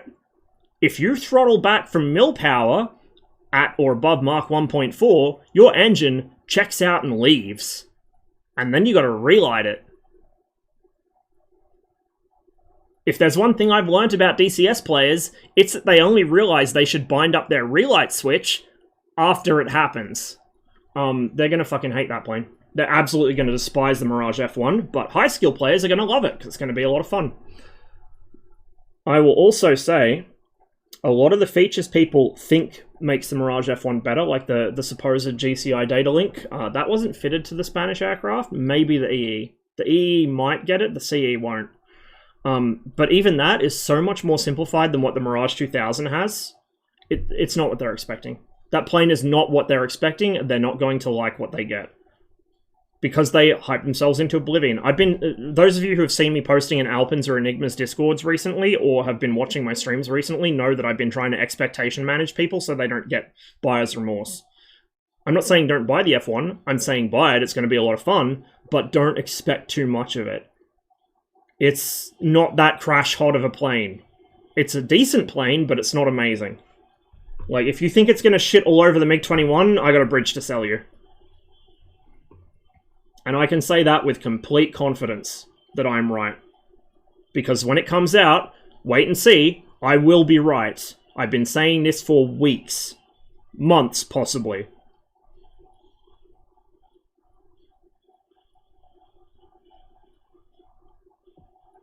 %of the time I watch Pom we spend on the Safari. The Safaris are always good. People who can't land the MiG-21 are just bad. I wouldn't say just bad, but misinformed. So my first ever landing in the MiG-21, I crashed. I fell short of the runway because I didn't remember the blown flap system. As soon as I remembered it had blown flaps, my second landing, greased it. Fucking greased it. My initial, year or so playing the MiG-21, every now and then I'd crunch the gear a bit hard, or, I'd have to go around or something, but most of my landings, even from the first week of flying that plane, were fine. No problems. And nowadays, I can grease that thing consistently, no matter the weather, unless it's like a fucking insane crosswind, 50-knot crosswind or something. But I can grease that every landing. It's not hard. I don't even need to do a proper instrument approach, nothing. If I can see the runway, I can land on it. Overweight, underweight, blown tire, doesn't matter. Because it's not hard. You just need to understand the aircraft's mechanics and its limitations. By the way, with the F1, prepare for the old-fashioned landing method of dumping the air brakes and sitting near full throttle, because that plane has such poor throttle response from watching Red Kite's video and from what I've read in the manual, both the real plane manual and the manual that Air just released just the other day. That plane has such bad throttle response, you need to keep the power on. If you need to go round, you just pull the brakes in and go burner. Because if you back off to idle and you need to go round, the amount of time it takes the engines to spool up even to mill, let alone afterburner, you're going to be inside a tree by the time it gets there.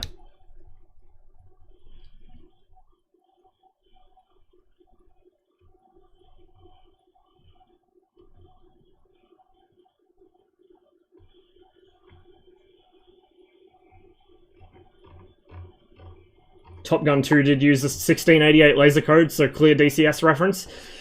It is astonishing the number of modern Blue 4 jet players who don't realize why those laser codes exist. So you guys remember the nuke mission on Alpine server that we did? The first run of it? I don't know if you guys heard it during the debrief, but I know I watched it Kebab stream afterwards to see Blue's perspective, and on their comms people were complaining the whole mission about my LGBs aren't going where they're meant to. Oh, it's desync. Oh, it's a bug. ED broke the LGBs. No, they didn't. None of these experienced Blue players, I'm not saying this to cop out on them. A lot of these guys are good pilots and they're better at the modern stuff than I am, but they're supposed to be experienced in these jets, but because they mostly fly PvP or single player, either or, it never occurred to them to deconflict their laser codes. So every single one of those motherfuckers in their Vipers dropping LGBs with their lasers pointed roughly in the same postcode but not in the same place, all 1688. And then they wondered why their bombs were going stupid.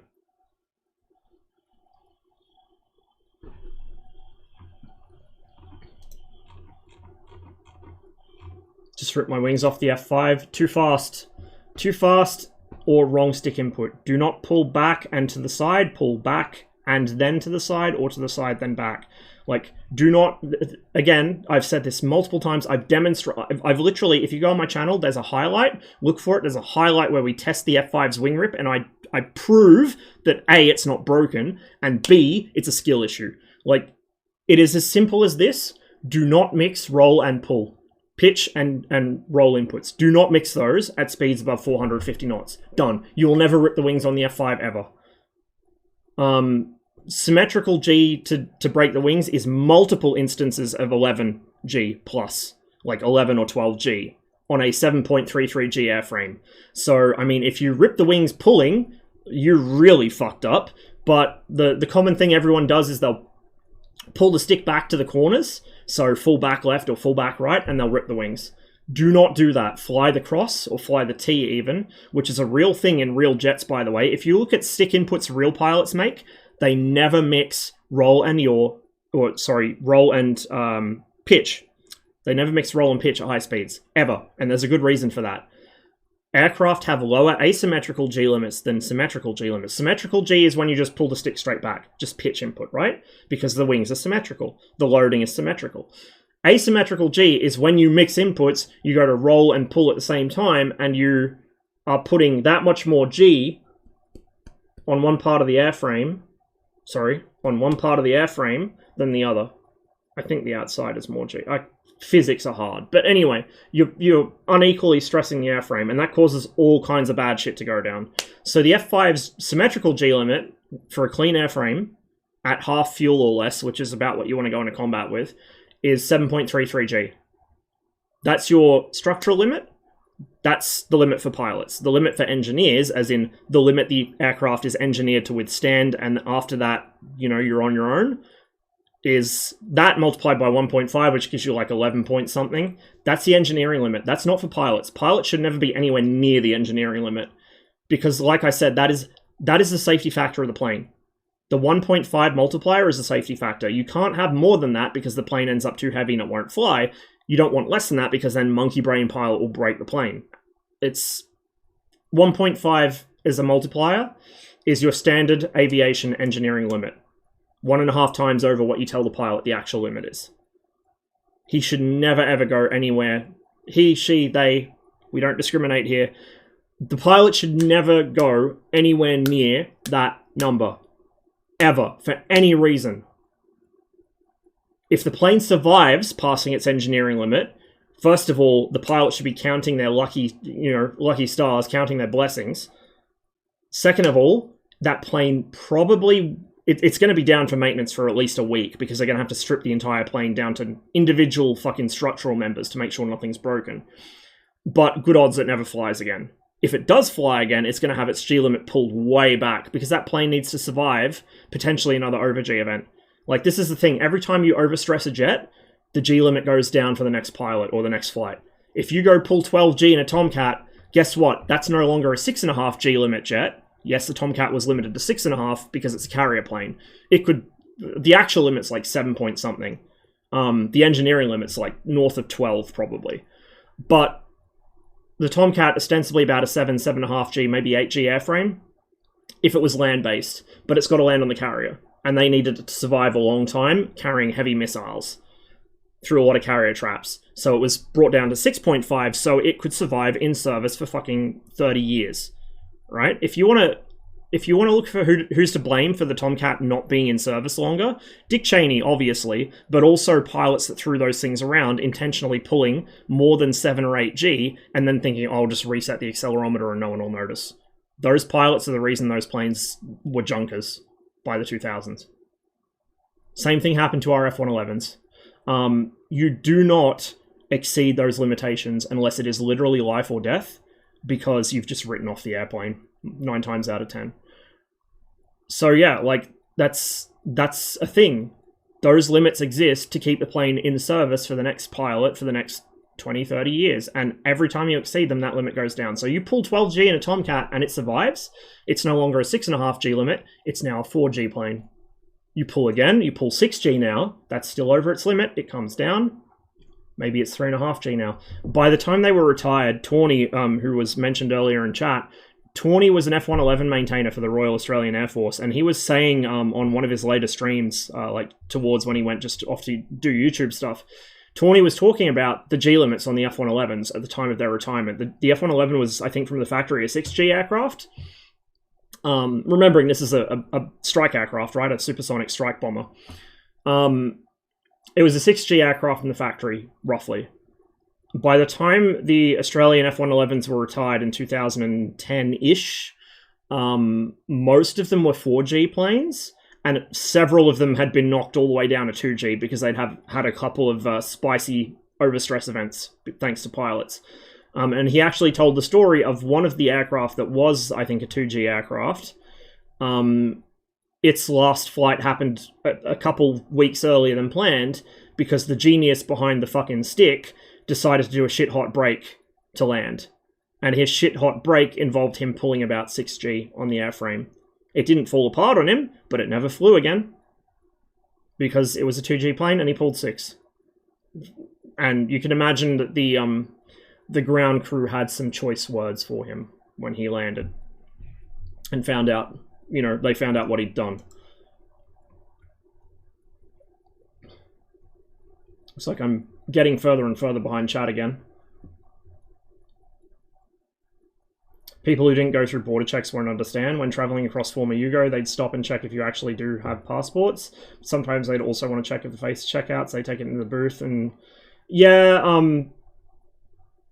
but not just that, like, the idea of having your passport in someone else's possession for an extended period is a big deal.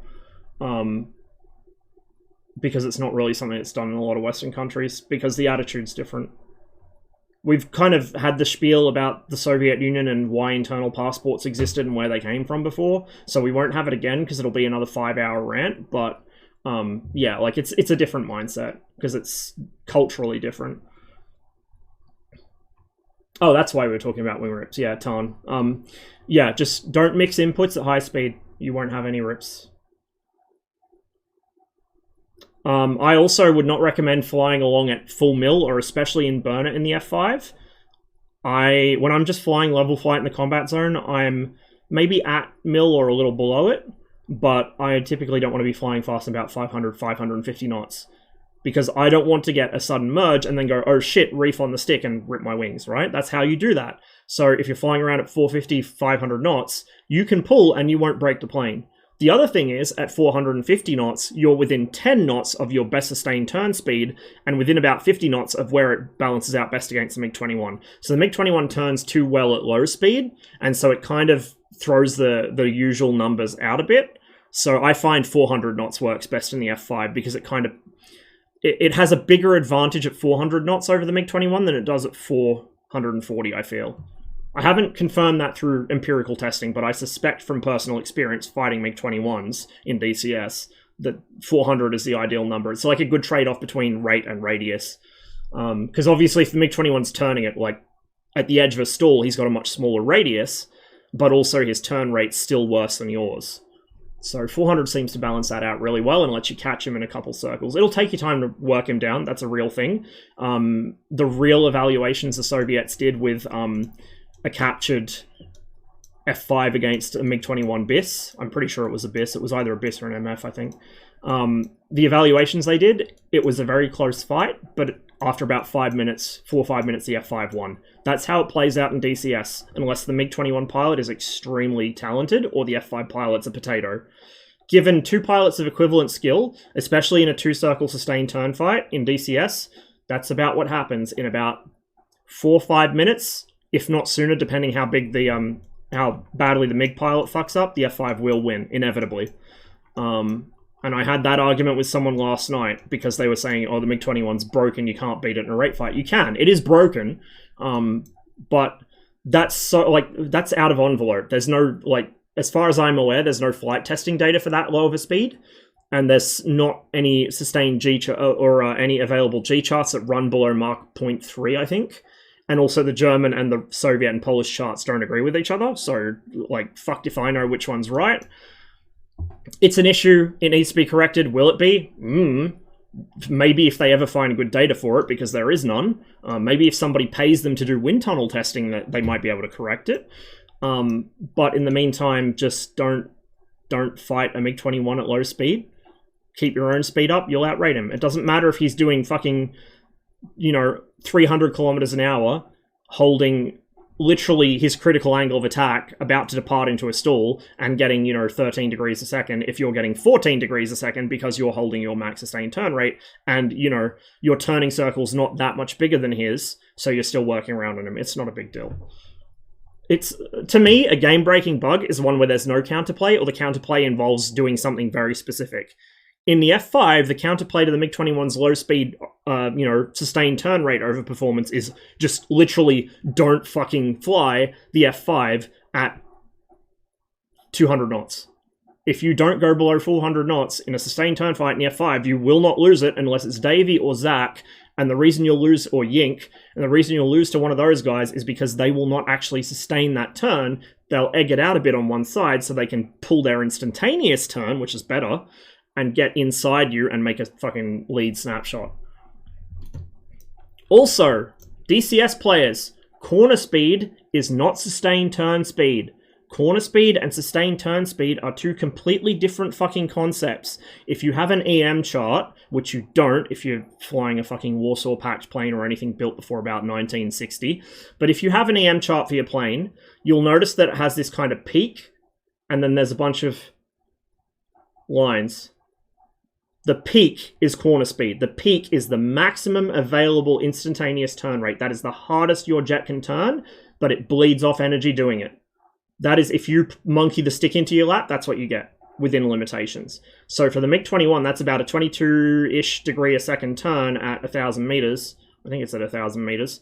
22-ish degrees a second turn at about 500-600 kilometers an hour. That is your hardest possible turn, but you cannot sustain it. Within about 90 degrees of that turn, you've just bled all your speed off. You're on the edge of a stall already. That's corner speed. That's what corner speed means. It is not sustained. Do not mix them up. Corner speed is your max available instantaneous turn rate. Sustained turn speed is all those little things. You'll see some of them have PS equals something written next to them. You're looking for PS equals 0. PS equals 0 is your sustained turn rate. PS is a measure of your available energy. If you're gaining energy, it means you can pull harder to sustain. If you're losing energy, it means you're pulling too hard and you need to back off the stick. PS equals 0 is your best sustain. That's your sustained turn line. And the highest peak of that, usually it's kind of a gentle curve. The highest peak of that curve is your maximum sustained turn rate speed. They are completely different. For the MiG-21, your corner speed is about 600 kilometers an hour at 1,000 meters, indicated. It's about Mach 0.6, 0.5, 0.6. In the MiG-21, your sustained turn speed in real life, not in DCS, because, like I said, it's bugged. At low speed, the flight model overperforms. But in real life, it's about 0.8, 0.9, Mach 0.8 or 0.9, which is like 900 kilometers an hour, nearly 1,000 kilometers an hour. Do not mix those two numbers up. DCS players do it all the fucking time. DCS players virtually use corner speed to mean sustained turn. It is just... No wonder they suck at dogfighting, right? It's not the same thing.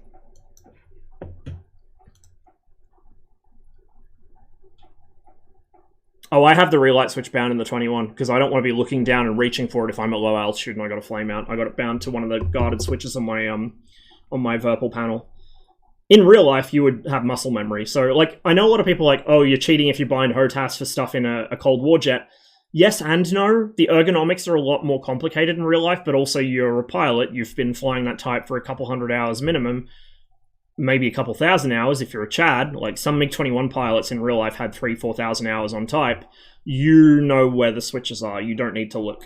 You know by feel, by muscle memory. My arm is in this position from my body, therefore I'm about to touch this switch. Like, it's just... It's like airliner pilots. When they're doing their workflows, their fucking startup procedures, they're not even really looking at what they're doing. They're just all through hundreds and hundreds of switches without a thought, because it's become automatic to them. That's why checklists exist, so the other guy checks that you actually hit the right switch and that you're not forgetting something, because it does become automatic. Like, with my limited real-life flying experience in a very light sport, you know, like a very simple civvy light sport aircraft, it's the same thing. Startup procedure became just automatic to me.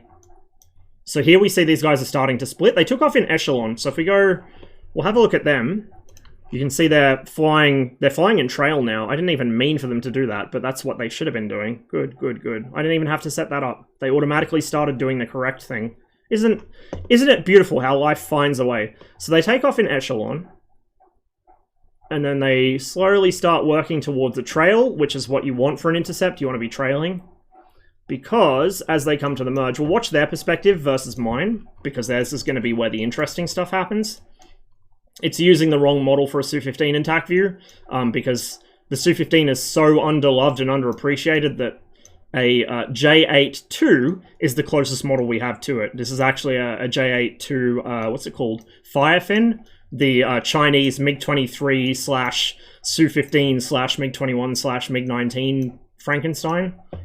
Cool plane. I wish we had one in DCS. But yeah, that's what that model is. It's not a Su-15, but it's kind of close enough.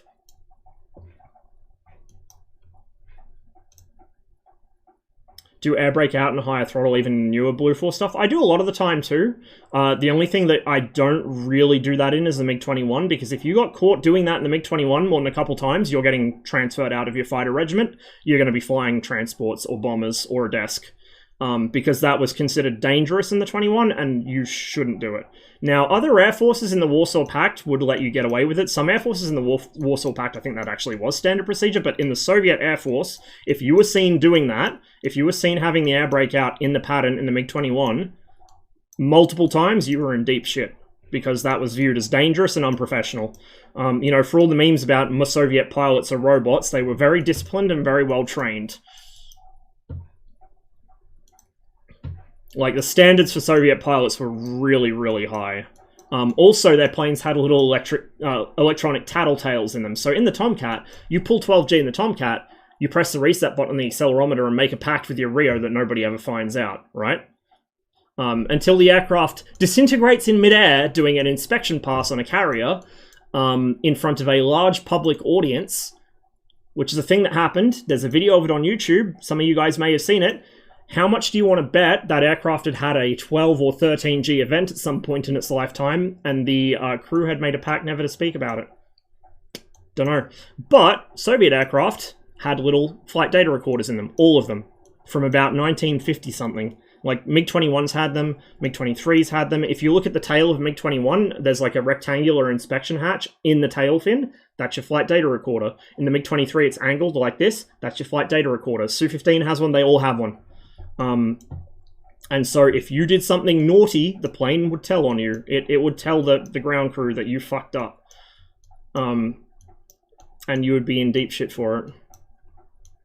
In particular, Soviet Air Defense Force pilots, the PVO pilots, were usually picked off from the cream of the crop of the flying schools. These guys were the best students. The Air Force got the second rates and the third rates. These guys got the best, because to fly these interceptors at these speeds with this precision, especially if the automatic system wasn't functioning for whatever reason, because of course these could be flown automatically from the ground through data link.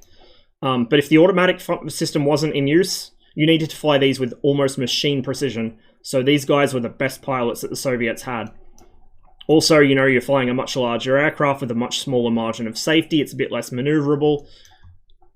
You're doing a more important job because you don't want a single nuclear bomber getting through. So these guys were the absolute cream of the crop as far as Soviet pilot academies went.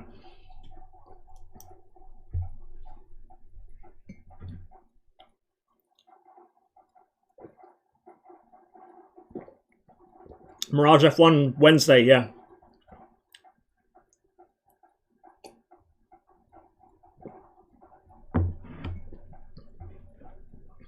Yeah, the MiG-21, if you use the RSBN system, you can land that thing blind. You don't need to see the runway. Like, it's just skills. You know, never be the kind of person that says, oh, it's the plane's fault. Oh, I'm going to blame my plane. Oh, it's it's the other player's fault. It's this fault, that fault. Sometimes, yeah, there are bugs. They're unavoidable, whatever. Sometimes other people exploit stuff in PvP, whatever. But never be the person who, whenever you die, just turns around and says, oh, it's because this is OP or that's OP. I used to be that when I first came to DCS. You guys remember how much I used to fucking rage about AMRAAMs? Have you seen me rage about AMRAAMs recently?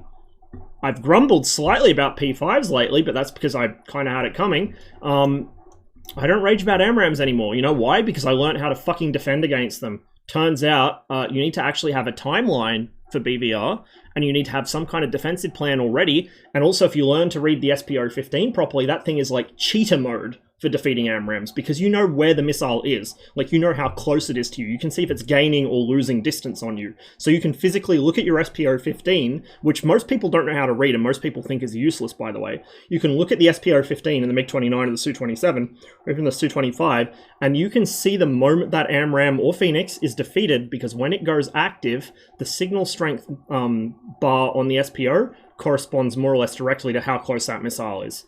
When it stops gaining and stops and then winds back, you've defeated that missile. You can just stop defending because it's never going to catch you. It's out of energy. Stuff like that. Never be the person that sits on your laurels and blames everyone and everything else. There's always something you can learn to be better at the game. There's always a way you can upskill. Always. For me, I still haven't learned to do blind PRMG landings in the MiG-21. Now, partly because the system's not working properly, but even the way it is working, I should be able to do it. You know, it's not a case of the system being wrong stopping me, it's just the system being wrong means I'm going to have to relearn the proper way when the system's fixed. There's always something more you can learn, and there's always something more you should learn. So you can see, this guy, this is how I've set this up. And I tested this to exhaustion. This is why it took me all day to make this mission. Because this is not done with any scripts, this is just using default DCS AI waypoint behavior. This guy... So you saw, they came into the... We'll just go back here. So they're coming up, they're in echelon right, they go trail. They're co-altitude with me now. So right about here, they're co-altitude with me. They're 36 kilometers out. They're on a almost reciprocal bearing to me. 26 kilometers, 25 kilometers, and now they start turning in. They're accelerating as well. So they just briefly accelerated to supersonic. They're kind of sitting on Mark 1, or the lead's sitting on Mark 1. He's pulling ahead. This guy's still sitting at 0.9. So they do accelerate for this little short leg here to supersonic. And then the trail starts decelerating back to 0.9. The lead accelerates back up again to 1. They're turning in on a stern conversion. You see this? You see this? Remember how the sun was between me and them? So I'm looking there, I saw the two contrails coming, and then they disappeared in the sun. And when they reappeared, they were already in position for a missile shot. Almost like that was intentional. Almost like that was, you know, that would be how they would try and set these up. So here we go. They're already in parameter for a missile shot once they get their nose on me. They're well within range. I'm not moving too quickly. I'm only doing about 0.8, 0.85. This is easy parameters. Well, maybe not for a... Right about there for an R98. About 10 kilometers stern chase, I think it's capable of. So, right here, I can't really do anything because I know if I do anything here, I'm already going to be defensive. They're going to be shooting at me. And while I'm, you know, in a fairly maneuverable, if large, aircraft, I don't want to be defeating or defending 4 radar-guided medium-range missiles at this range next to this airspace. And I didn't put any in the mission because I didn't want to spend the extra time debugging them. But imagine you have SAMs here, SAMs there, there's another fighter regiment there at Senaki, there's several fighter regiments there at Tbilisi, as well as air defense interceptors, more Su-15s at Tbilisi. You don't want to, like, this is the most active part of Soviet airspace in terms of air defense. You don't want to be here doing, you know, spicy shit. You know, if I'm defending here, and suddenly I see a 5 pop up on my RWR, for an S200 site, I'm fucked. Like, I'm just dead at that point. There's nothing I can really do. I could egress on the deck maybe, but that's it. So here we're locked into just doing whatever these guys want us to do. Let me just catch up on chat again. Yeah, Flaming Cliffs 3 is something everyone should own, but it's not what you want to learn on. So I spoke about this about an hour ago probably in the stream, but Flaming Cliffs is great to own because you get a lot of aircraft for cheap, and they're fun to fly. But because the systems modeling isn't there, you've got to remember like a dozen different binds just to be effective in them. And you're still not learning the systems properly. If you use real-life learning materials to come back to FC3, it's going to fuck you up. Like, for instance, the real-life manual for the MiG-29... it broadly gives you the concept of how the MiG-29 is supposed to be used in combat, but the FC3 MiG-29 sensors aren't modeled properly, and so there's some differences that are important to know. If you don't know the differences between the real plane and how it's modeled in DCS, it's going to fuck you up. So I would say buy FC3, but do not buy it as your first entry into DCS. Your first plane in DCS, unless you really want to get into DCS World War II, should be the F5, the MiG-21, the MiG-19, or the Mirage F1 when it releases on Wednesday. Assuming it, you know, doesn't have any game-breaking bugs and it is what it should be, according to the manual. You want an aircraft that bites you for doing bad things, but is relatively quick and easy to learn. All of those are easy to learn. You can learn them in a couple of hours, but they take a long time to master. They're very high-skill ceiling aircraft. So that's why I recommend them. They're easy to learn. You can get into them in an afternoon, but you will take years to get good at them. Whereas something like the F-18, there's no actual flying skill involved, it's just systems management. So that's, like, if you have a lot of flying experience, real life or in other sims, that's fine. But if you're coming into DCS as somebody without a lot of stick and rudder time, and you get the Hornet or the Viper or the Jeff even, it's going to fuck you up.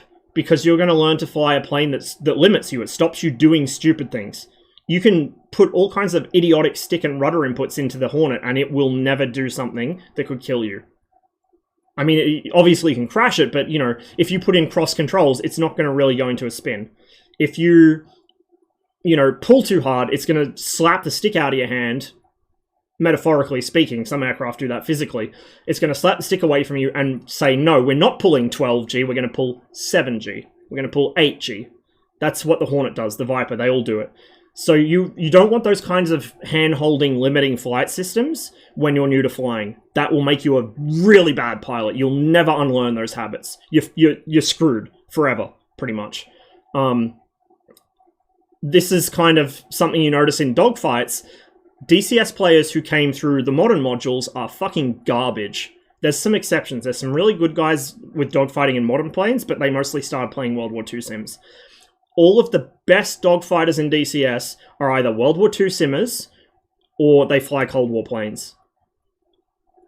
Even if they fly modern planes now, that's where they came from. World War II sims, World War I sims, and Cold War planes. Because those planes require actual flying skills, and they force you to think outside the box.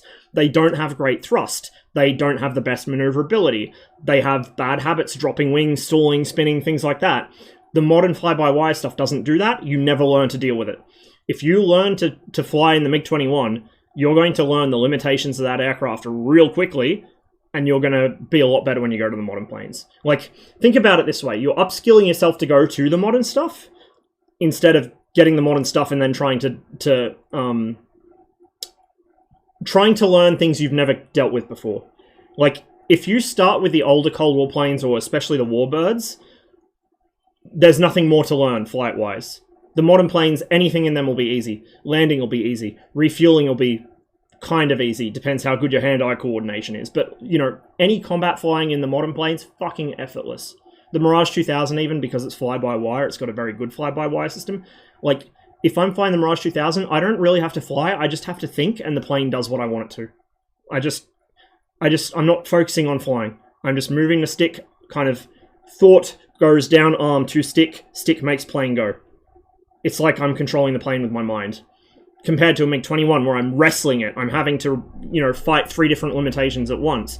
It's not hard, it just takes a lot of learning and a lot of kind of mechanical skill. And that mechanical skill is more important than learning systems.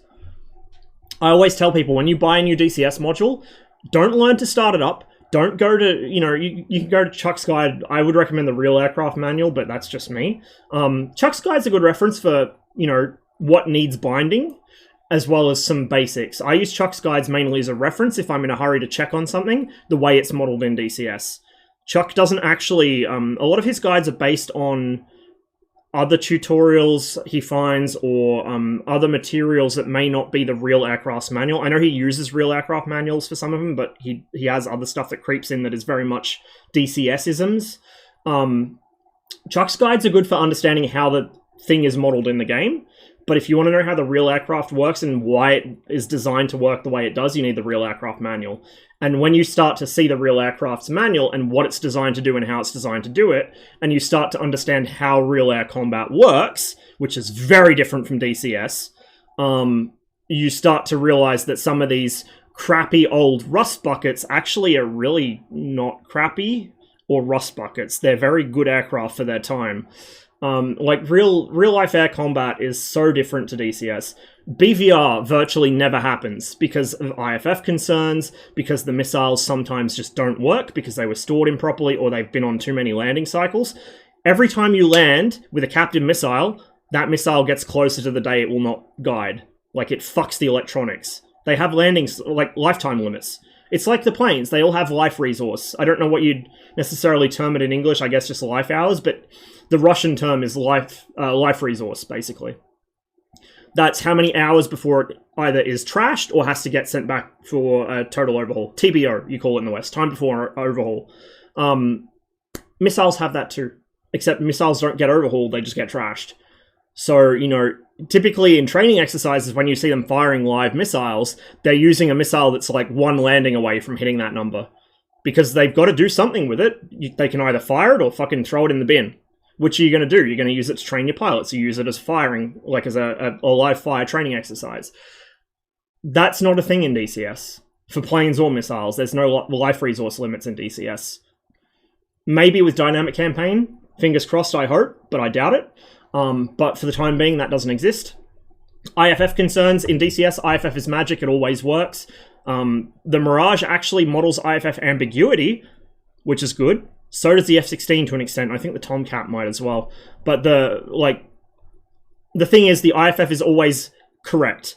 You can fiddle with the Mark 12 transponder and change the code, but it doesn't actually change anything. That IFF will always answer friendly back to a friendly interrogator. Always. Doesn't matter what happens. Doesn't matter if you try and turn it off. In most modules, some of them I think the power does need to be onto it.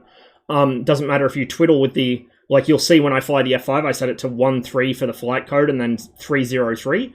That doesn't actually change anything. It doesn't. I could change that to fucking 69, 69, 420. It wouldn't do anything.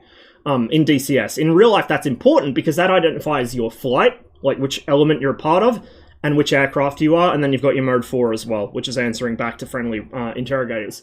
So IFF in real life is a lot more complicated and a lot more grey area, particularly with civilian flights or multinational coalitions like over Iraq or Afghanistan, where you got different countries operating with slightly different systems or different codes, things like that. IFF codes are usually changed at certain times. And so part of how Matthias Rust got his Cessna to land on Red Square is he kept flying through different things that were confusing targets for the Soviet air defense network. They tracked his flight all the way to Moscow. They knew he was there, but they couldn't fucking do anything about it because he kept flying through shit.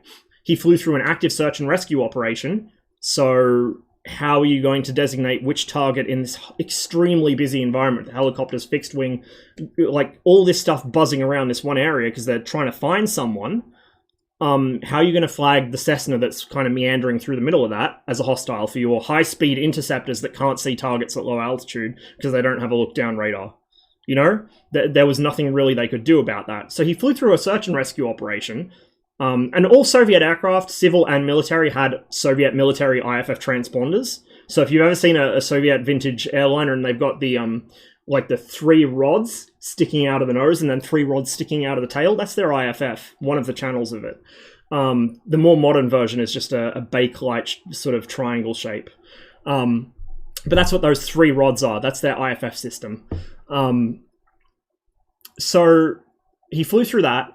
Then he flew through a bunch of cadet pilots, trainee pilots, who all forgot to change codes at the same time, because at a certain time of day they were supposed to switch channel on the IFF. If you fly the MiG-21 in DCS or a couple of the other Red 4 Cold War aircraft, there's like a teardrop-shaped housing near the IFF panel or on the IFF panel, and it has a little dial on it to tune the channel, and it has a number in a window.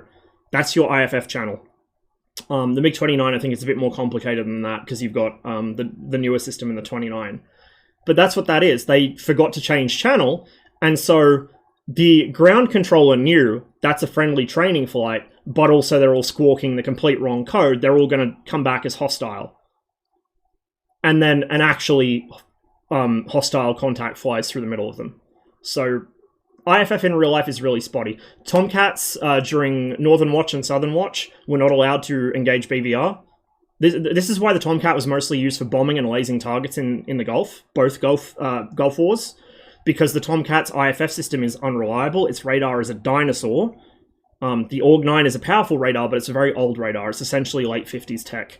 So the Tomcat's IFF couldn't be relied upon, and the AWACS kind of could only give half the picture. So Tomcats were not allowed to make BVR shots because they just could not confirm that it was hostile. I think the one or two instances during Southern Watch, they were actually cleared for a BVR shot with the Phoenix, and the Phoenix just fell off the rail dead.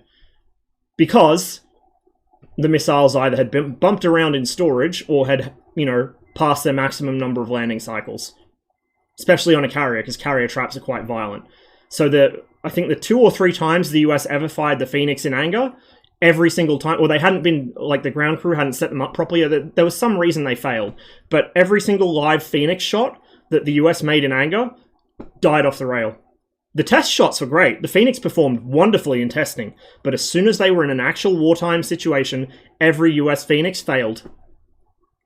The Iranians had a few kills with it. Depends how much you want to believe their claims, but the Iranians did undeniably have results with the Phoenix. So the Phoenixes had more success with the Iranians than it did with the US. But again, because the Tomcat's IFF is not 100% reliable and it's an antiquated radar, it was not cleared for BVR shots for the bulk of those operations. So Tomcats were flying like a bar cap for the AWACS, I think during the Gulf. And then Southern Watch, Northern Watch, they were flying cap, but they had to be strictly cleared for a shot. Even with more modern systems, like the F-15, with its really, Eye of Sauron radar and its more reliable IFF system, even the F-15 has been involved in friendly fire incidents. Again, during, I think it was Northern Watch, it was one of the Iraqi no-fly zone missions. It was a Northern or Southern. I think it was Northern because it was up in the mountains. an F-15 shot down a pair of Black Hawks, I want to say. Because it... I don't know, for whatever reason, the IFF came back unidentified, unknown. It was flagged as hostile by the pilot. He took the shot. They happened to be friendly helicopters. You'll notice in the F-18 and DCS, when you get a data link contact, it will show, you know, you'll get the one half of the HAFU, which shows it's a hostile, and then your radar hasn't picked it up yet. Or data link contact, sorry, you'll get like a little, it's a little red diamond, isn't it, for an enemy, with a vector on it. When your radar picks it up, and you'll see in the Tomcat, it's just the HAFU, one half of it. When your radar picks it up, you'll get a brick, and it'll turn into a staple. A yellow staple is unknown or ambiguous. I think it's unknown. The AWACS might tell you it's hostile. It might be sitting right over that Link 16 contact that says, yes, this is hostile. But you haven't interrogated it with your own sensors yet. You interrogate it with your own sensors, yes, it comes back hostile. Likewise, if you're the donor for the AWACS, like if you're the, sorry, for Link 16, not just the AWACS, but if you're the donor for Link 16, you're the first one to spot that contact, you lock them, you IFF them, it comes back half hostile, and then a second source confirms it before it turns red. That's what the color coding on the Hornet system is. The color coding is somebody confirming what you just saw. And you can fuck with that on Growling Sidewinder. If anyone asks, I didn't tell you this. I don't remember the exact procedure. I used to be able to do it because I watched Pom do it. Pom teaches me all these dirty little tricks, right? Because he knows the Hornet inside and out more than any other person in DCS who didn't actually fly the things in real life. You can go into the SA page. You can box a contact in the SA page. Go to, I think it's PLID, PLID or PLIDS or something. Press that button, and then it should bring up some options. You can change the IFF status of a data link contact by telling the Link 16 network, no, I've IFF'd this guy and he is this. So I used to wait on Growling Sidewinder until people were about to merge, and then I'd quickly go on my SA page and then swap the friendly and the hostile round. Now, as soon as another friendly pings them, as soon as anybody IFFs them manually, it's going to reset back to what it actually is. Because they're going to update the system. No, this is wrong. This is what I'm seeing. It's like two-factor authentication for IFF, right? But as long as I'm the only one that sees that guy, as far as Link 16 is concerned, he's hostile. I'm not saying I caused team kills, but, you know, it's a thing you can do. And that's like, if you learn the in-depth systems of these aircraft, that's the kind of silly shit you can do, right? Even though DCS is missing so much stuff from the F-18 systems, you can still do silly little things like that. Like one of Pom's big... If you go on Pom's stream and ask him, like, what's wrong with the F-18, and you be prepared for, like, 10 hours... But one of the things he will do is he'll go into the fucking mids page, he'll bring up the network information for the mids, and he'll be like, this is wrong. Like, he knows the aircraft in that level of detail. Mind you, he never flew one. He's only recently enlisted in the Navy. He just knew this because he loves the plane that much, and he spoke to people that flew it and got open source information. He knows that the network address in that is wrong and the date's wrong. Like, he said, this is all of this is implemented wrong, and mids is what you're using to communicate through Link 16, right? We're going to continue catching up on chat, then we'll hit play on this. I know you guys should be used to it by now. The meds do this to me. We have much slower paced streams with more talking and less doing. Before I returned to watching, I was remembering how a guy in my shop had 18 INUs in the shop for repair, would have like 9 HUDs in the shop in for repair at the same time. Cost is what killed these jets? Yeah. Costs is what killed the F-111 as well. The F-111 here, it was like... The F-111 ostensibly has been replaced in its role by the Super Hornet, but in actual factual terms, nothing can replace the F-111. Nothing. There is no Western aircraft that exists that can do what the F-111 did. It's not a thing. The only thing I would say is even close to an F-111 replacement is probably a Su-34, and my brother in Christ, I don't think any Western countries are going to be lining up to buy off Sukhoi anytime soon. given somebody's unfortunate life choices that have affected the lives of several million other people that didn't want anything to do with his bullshit. So, the F-111 had the longest range of anything in the entire Asia-Pacific region. You know, unsupported, unrefueled, whatever. It had the longest independent combat range of anything in our entire corner of the world. It was the fastest jet in this part of the world.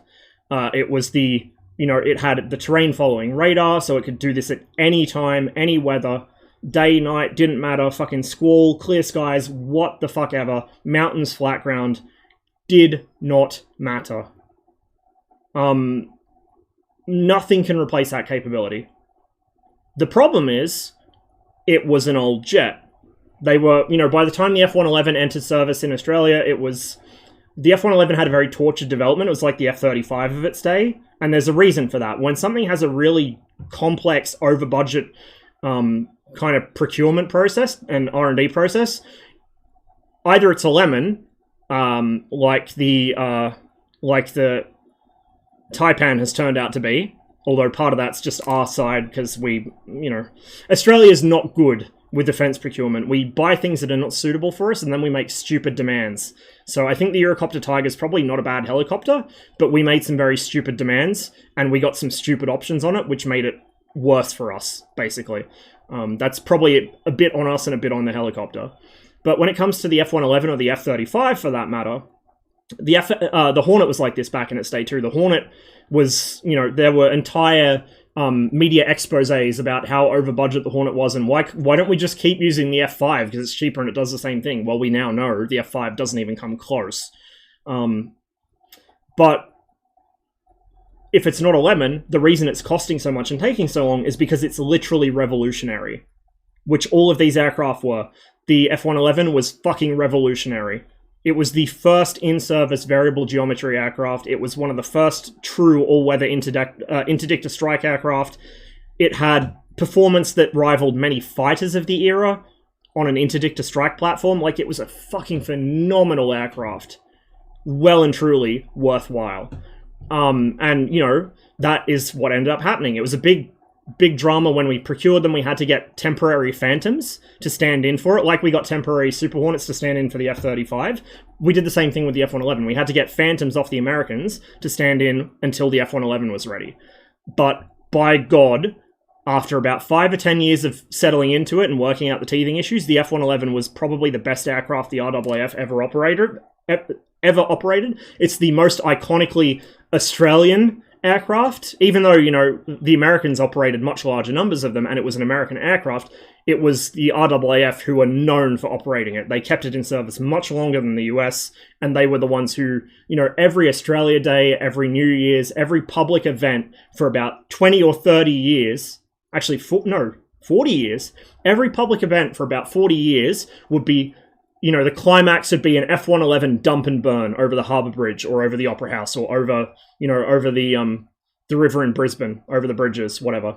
You know, river fire in Brisbane for, like, most of its time existing was F-111 dump and burns down the river between the apartment buildings. Like, it is that level of iconic to this country, and it was such a good plane. F-35, again, same thing. The Hornet, again, same thing. The Hornet was the first all-glass cockpit plane. Even the Viper when it came out, or the Falcon, if you want to call it its proper name. The F-16, when it came out, was Sting gauges. The F-16, when it came out, did not have a single MFD. It had a display, which was like a bunch of calculator LCDs all vertically stacked, which is incredible. It's awesome. I love it, but it was a piece of shit.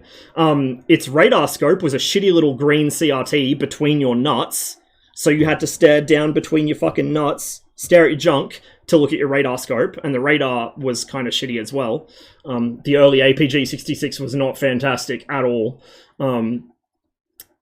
But that was the F-16. It was all steam gauges. It had a HUD, but it was all steam gauges. And you have to remember as well, a lot of the pilots in that era were used to the Phantom, so they were flying with the fucking HUD turned off and the backup gun sight turned on, because that's how we did it back in my day. Likewise, the F-15, when it came out, was fucking revolutionary. The F-15's radar, the APG-63, Hughes are fucking incredible. Like, before they got merged into, I think, Raytheon now, Hughes were just, like, their avionics division were fucking galaxy brains. I think probably part of the reason they got merged into Raytheon is because they kept putting themselves out of business. Every time Hughes released a new product, it would just obsolete every product they'd ever made before it.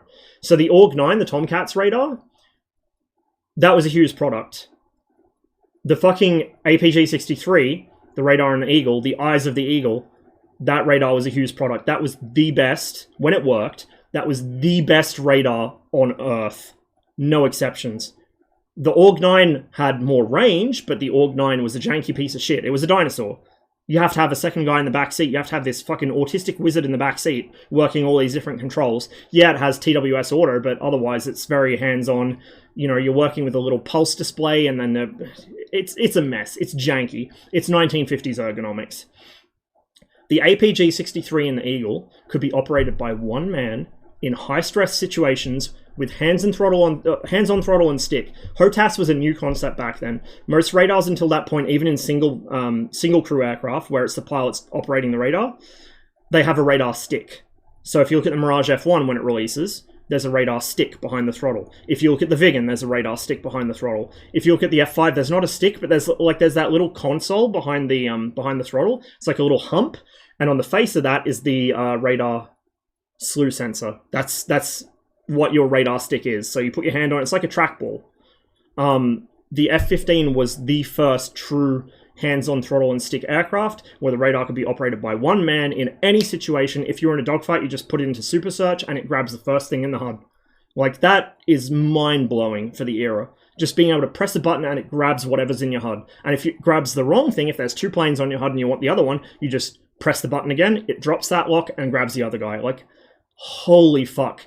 It was unreliable because they were literally at the bleeding cutting edge of technology when they made this, so it was unreliable, and it took years to fix it, but by God, when it worked, that radar was the best fucking thing in the sky.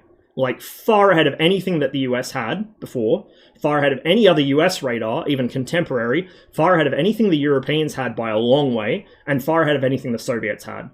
And in fact, the Soviets didn't catch up to it fully. The F-15 radar had capabilities the Soviets were still struggling with when the Soviet Union collapsed. A lot of things in DCS, like, you know how people complain about getting notched in DCS, or people talk about notching AMRAMs in DCS, which has become less of a thing now as they edit the AMRAM to make it, you know, behave better. But my brother in Christ, that's a medium PRF active seeker. You cannot notch that. There is no notch. That it doesn't exist. Like, that's not how that works. Like, modern US radars, and I think ED have kind of fallen into the trap of being Russian developers with Russian experience in the Russian aviation industry. They've kind of viewed it through a Russian lens, which is, oh, well, radars struggle with this. Our radars struggle with this. It stands to reason theirs do as well. No. The F-15 fixed that. You cannot notch an F-15. It's not doable. Like, the APG-63, as it stood in 1974, when that jet was in initial testing, that radar could not be notched. If it was in the correct mode, it could not be notched. You can't just turn 90 degrees, fly perpendicular to it, oh, lock dropped. That is specifically one of its selling points, is that pilots loved it because it could not be notched. And Hughes put out a marketing demo, The Eyes of the Eagle, the video is called. You can go find it on YouTube, Eyes of the Eagle, APG-63. And one of the selling points is literally, here's an APG-63 holding lock on a target that's just turned 90 degrees to it through a notch. It doesn't care. Does not care. It holds that target as if it's flying straight. Meanwhile, here's a fucking AUG-9 immediately dropping lock. Immediately. It was just a god-tier radar for its era. But in DCS, it's kind of crap because it's not modeled properly. How did I get on this? I was talking about FC3 fidelity, wasn't I? Yes, I was talking about FC3 fidelity. So FC3 doesn't model this shit properly. Don't get into FC3 as your first module. Get into a full fidelity. You'll get better at the game.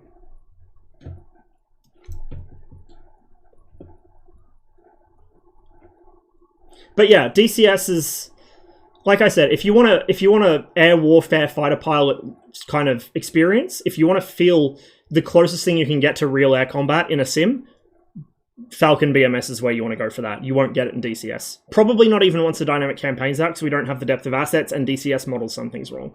If you want to get a sense of how the aircraft individually are, BMS does a shit job of that for anything that isn't an F-16, so DCS is where you go. DCS started life as a procedural sim, as in a switch-flipping simulator for the US Air Force, on a contract for the A-10. It was based on a low-fidelity flight sim series. Low fidelity is in 2000 era, you know, keybinds for everything, no clicky cockpits, systems kind of abstracted. That's what I mean by low fidelity. So, the Flanker series, then Lock On, then Flaming Cliffs, that's where DCS came from. DCS was just a modified version of Flaming Cliffs originally, to add switch clicking. Because it was a switchology sim. It was to teach US Air National Guard pilots how to switch the A-10 on from a cold start, basically. That's why DCS became a thing. That's why DCS is really good at simulating switch flipping, but it's not actually that good as a flight sim in a lot of ways. So you have to bear that in mind. The way that DCS came into being has really limited what it is, because ED have not really sat, I think, and thought, how do we make the jump from a switchology simulator to an actual good flight sim where we can compete with BMS and not have to, block the phrase BMS in the ED official Discord. It's to the point where other people call it the other sim. Like, how do we compete with other actual sims in the actual sim arena rather than having our sole thing being, hey, we have flippy switches and really nice visuals? I think ED need to seriously sit down at the top, because how do I say this without getting myself in trouble? I would conjecture, for no reason at all, that a lot of the project manager level staff are actually really good level-headed individuals that know what they need to do, but somewhere, maybe higher up, there's not a firm idea of what DCS should be. And it doesn't matter if your PMs are good, it doesn't matter if your individual devs are good, it doesn't matter, like, if the instructions coming down from the top are make pretty visuals for videos for people to share on Hoggit so we get more sales on this module, we see what we end up with. So I really think at the top, highest possible level, like Nick Gray himself maybe, needs to sit down and think, like, for the longevity of this sim, so it's still here in 20 years' time, and it's still going strong in 20 years' time, what do we need? Is it pretty visuals? Not really.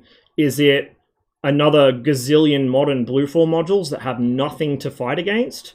Probably not. Is it unfucking the spaghetti code that's held over from 1990s era sims? Yeah, probably we should start working on that, because the longer it's left alone, the worse it gets. But the biggest thing, I think, even more than the dynamic campaign, which I know ED are really, like, they're really in on that. They're serious about that. They want that to happen. Multi-threading obviously has to happen before that, otherwise, holy shit, it's never going to work. But before even multi-threading, depth of assets. Not asset packs, not adding like 3 vehicles to the World War II asset pack or whatever, not making a modern asset pack or a Cold War asset pack. Instead of having the development team spend God knows how many thousands of man hours researching an aircraft to get photos of every angle so they can get every nut and bolt correct. That's good. Like, I like that. I'm like big autism. I get that. I like all the rivets being correct. I'm a rivet counter. I can't help it. But you know what's more triggering to me as a literal diagnosed autistic individual and like self-confessed rivet counter? It's more offensive, more triggering to me if I'm flying a mission that's meant to take place in 1970 something over Vietnam. I'm flying on the Caucasus map, and there's a B-52H circa fucking 2005 flying around with a little, all the modern bells and whistles and no tailgun.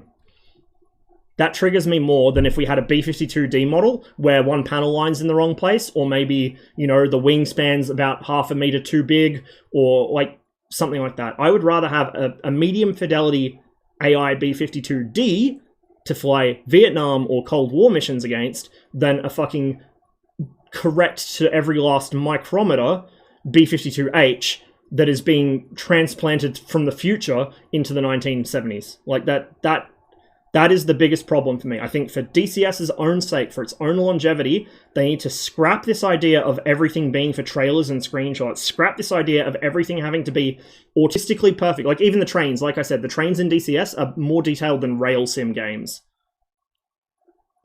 Some of the ground vehicles, the BTR-80, they remodeled it. It has a new model for the BTR-80. It has an interior modeled. Not the full interior, but most of it. It's a flight sim, my dude. I know combined arms exist, but it's a flight sim. You're not going to see that. Especially because we don't have good infantry yet, so you're not going to see the hatch pop open and a little dude spill out, because the infantry don't have animations. I don't even know if you can load them into a vehicle. I think you have to do it through Moose or CTLD. Like, I don't think the base game supports infantry riding in or on vehicles. Why is the interior modeled? Maybe in 10 years you're going to have infantry that can mount and dismount vehicles. Maybe then you could add an interior if it matters that much to you. You don't even need to. Just have the hatch open, then there's like a black hole inside.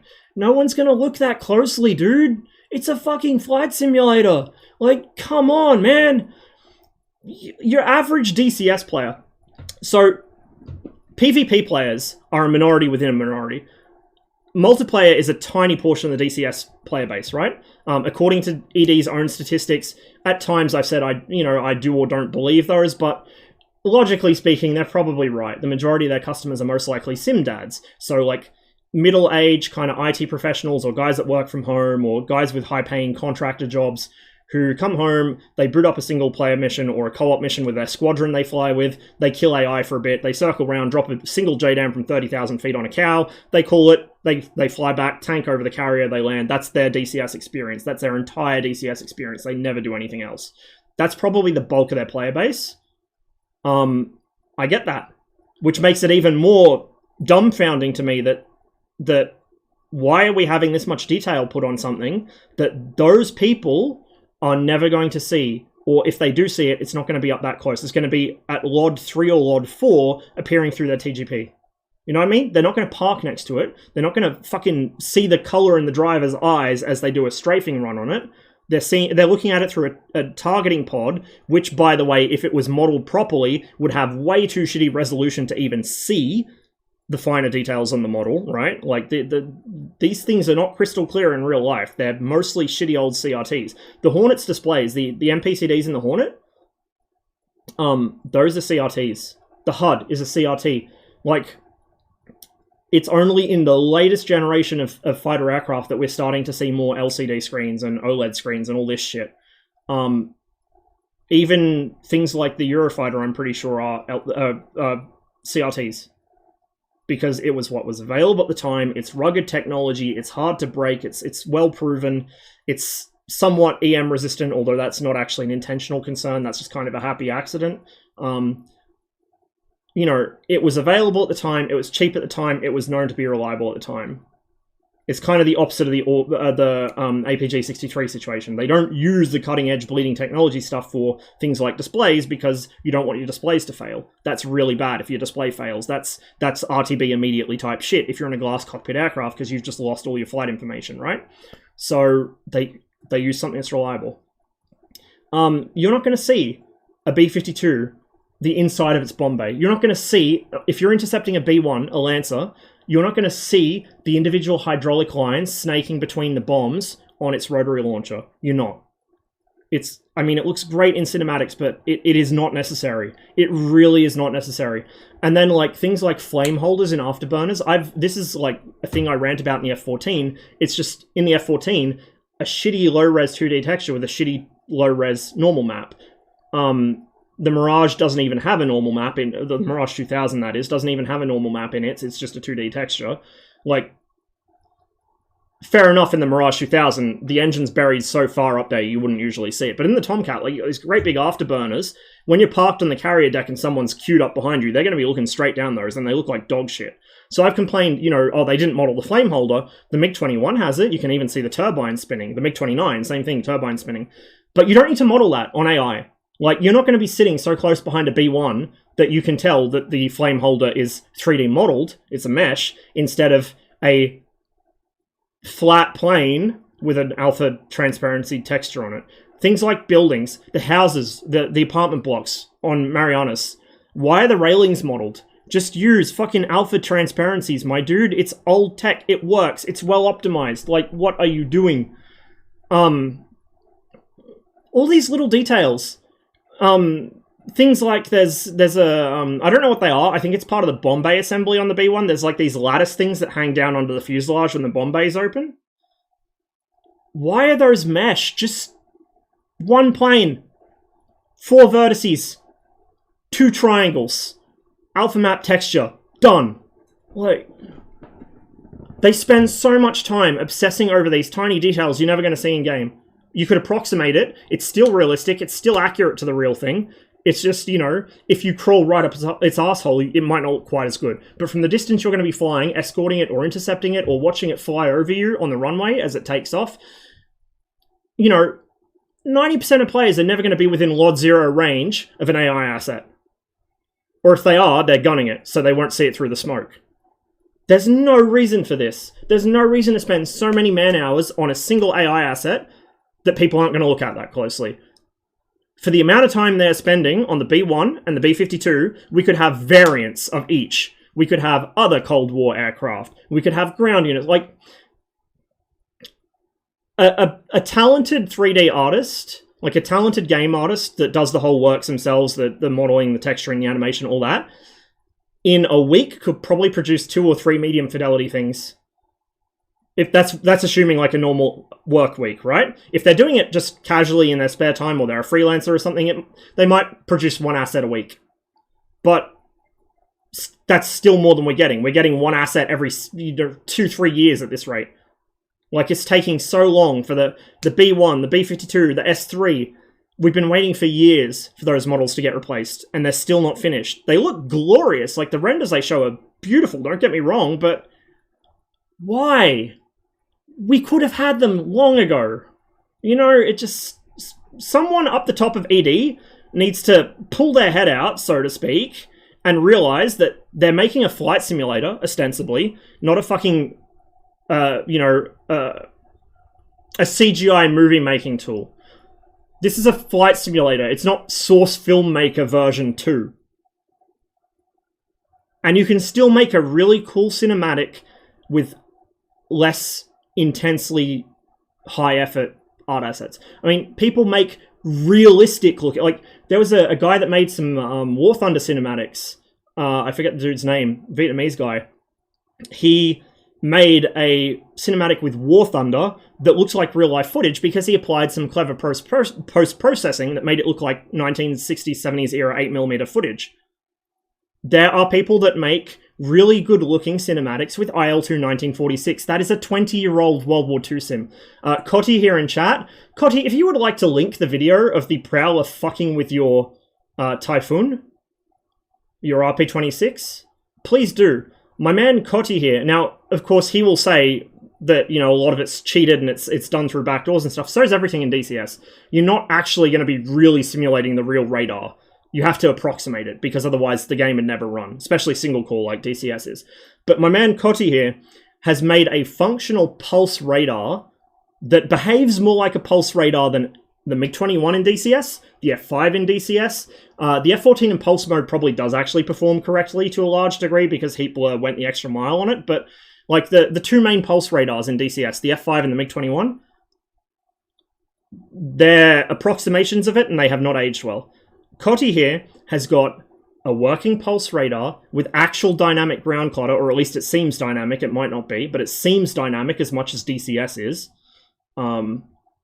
He's got different jamming causing different reactions in the radar. He's got, I assume you didn't make the Prowler, somebody else did, it was part of BAT, but the Prowler is doing alternating jamming between fucking, you know, like, barrage noise jamming and pulse jamming.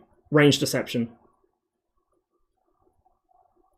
A 20-year-old World War II sim being coded through fucking Notepad, because this motherfucker right here uses Notepad. This guy doesn't even use some fancy scripting version of it. He uses literal Notepad, like I did back in my modding days.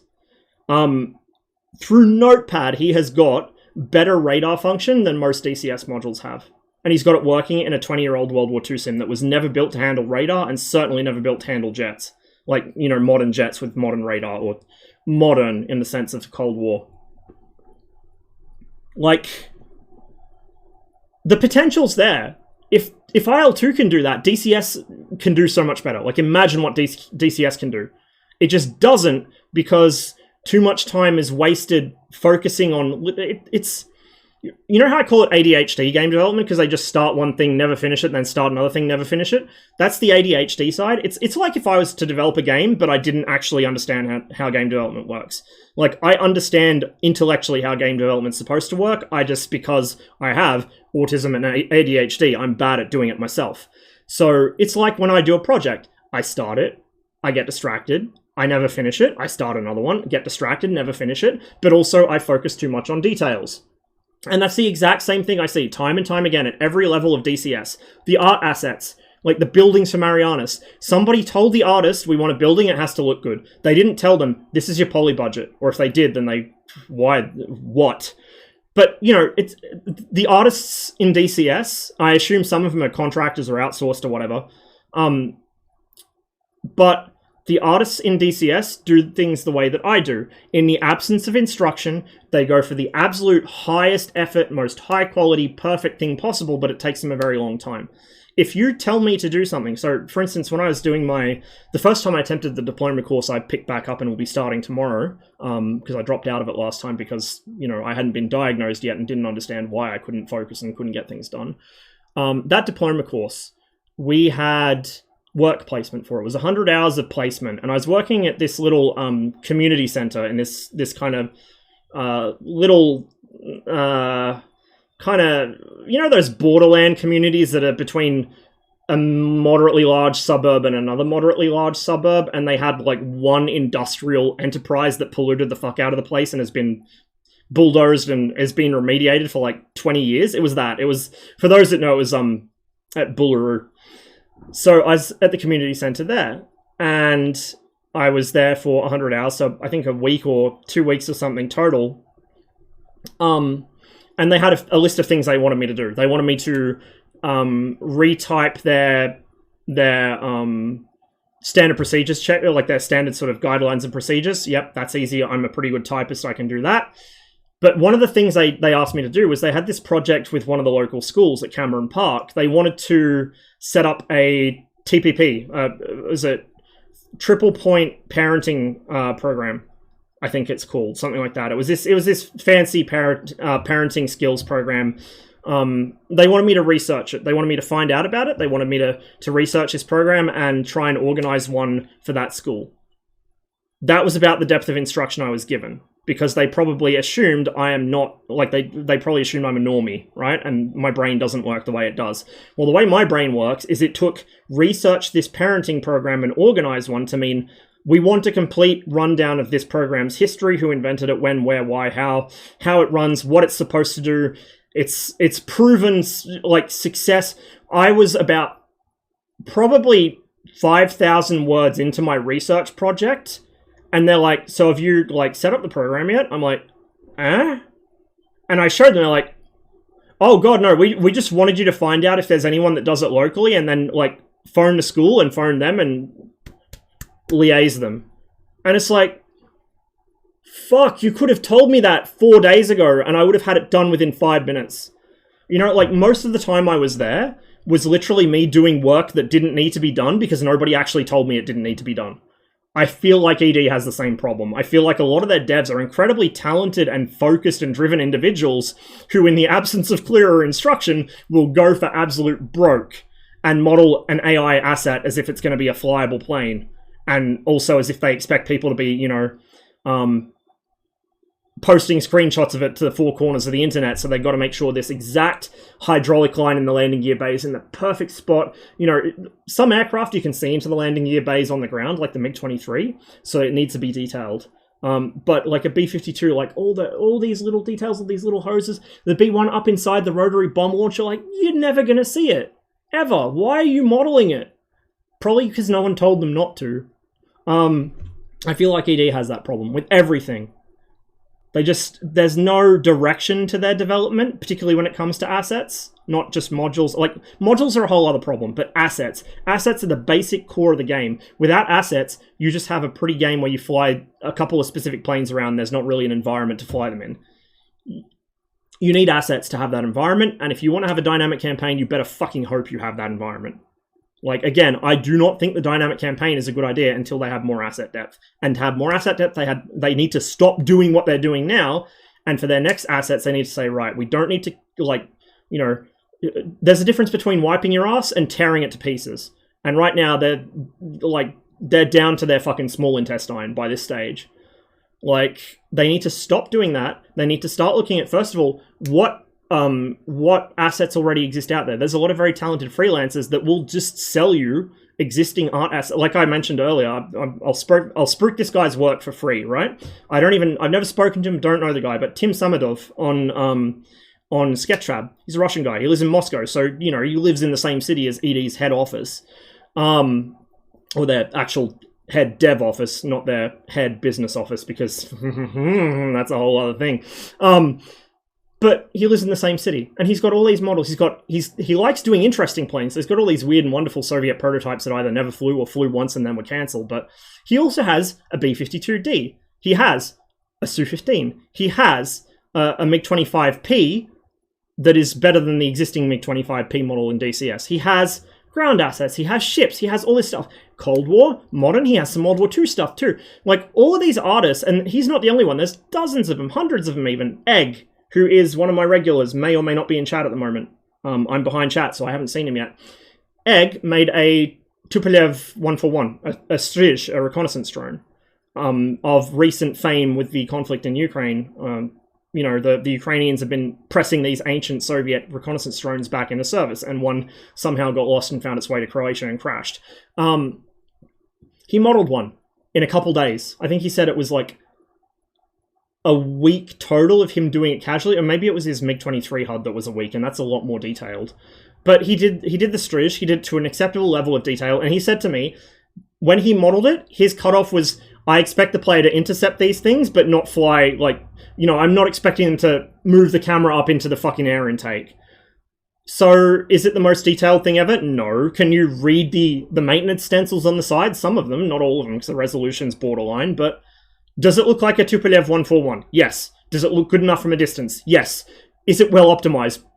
Bet your fucking ass it is. It's phenomenally well optimized. Put it in the game. Put it in the game.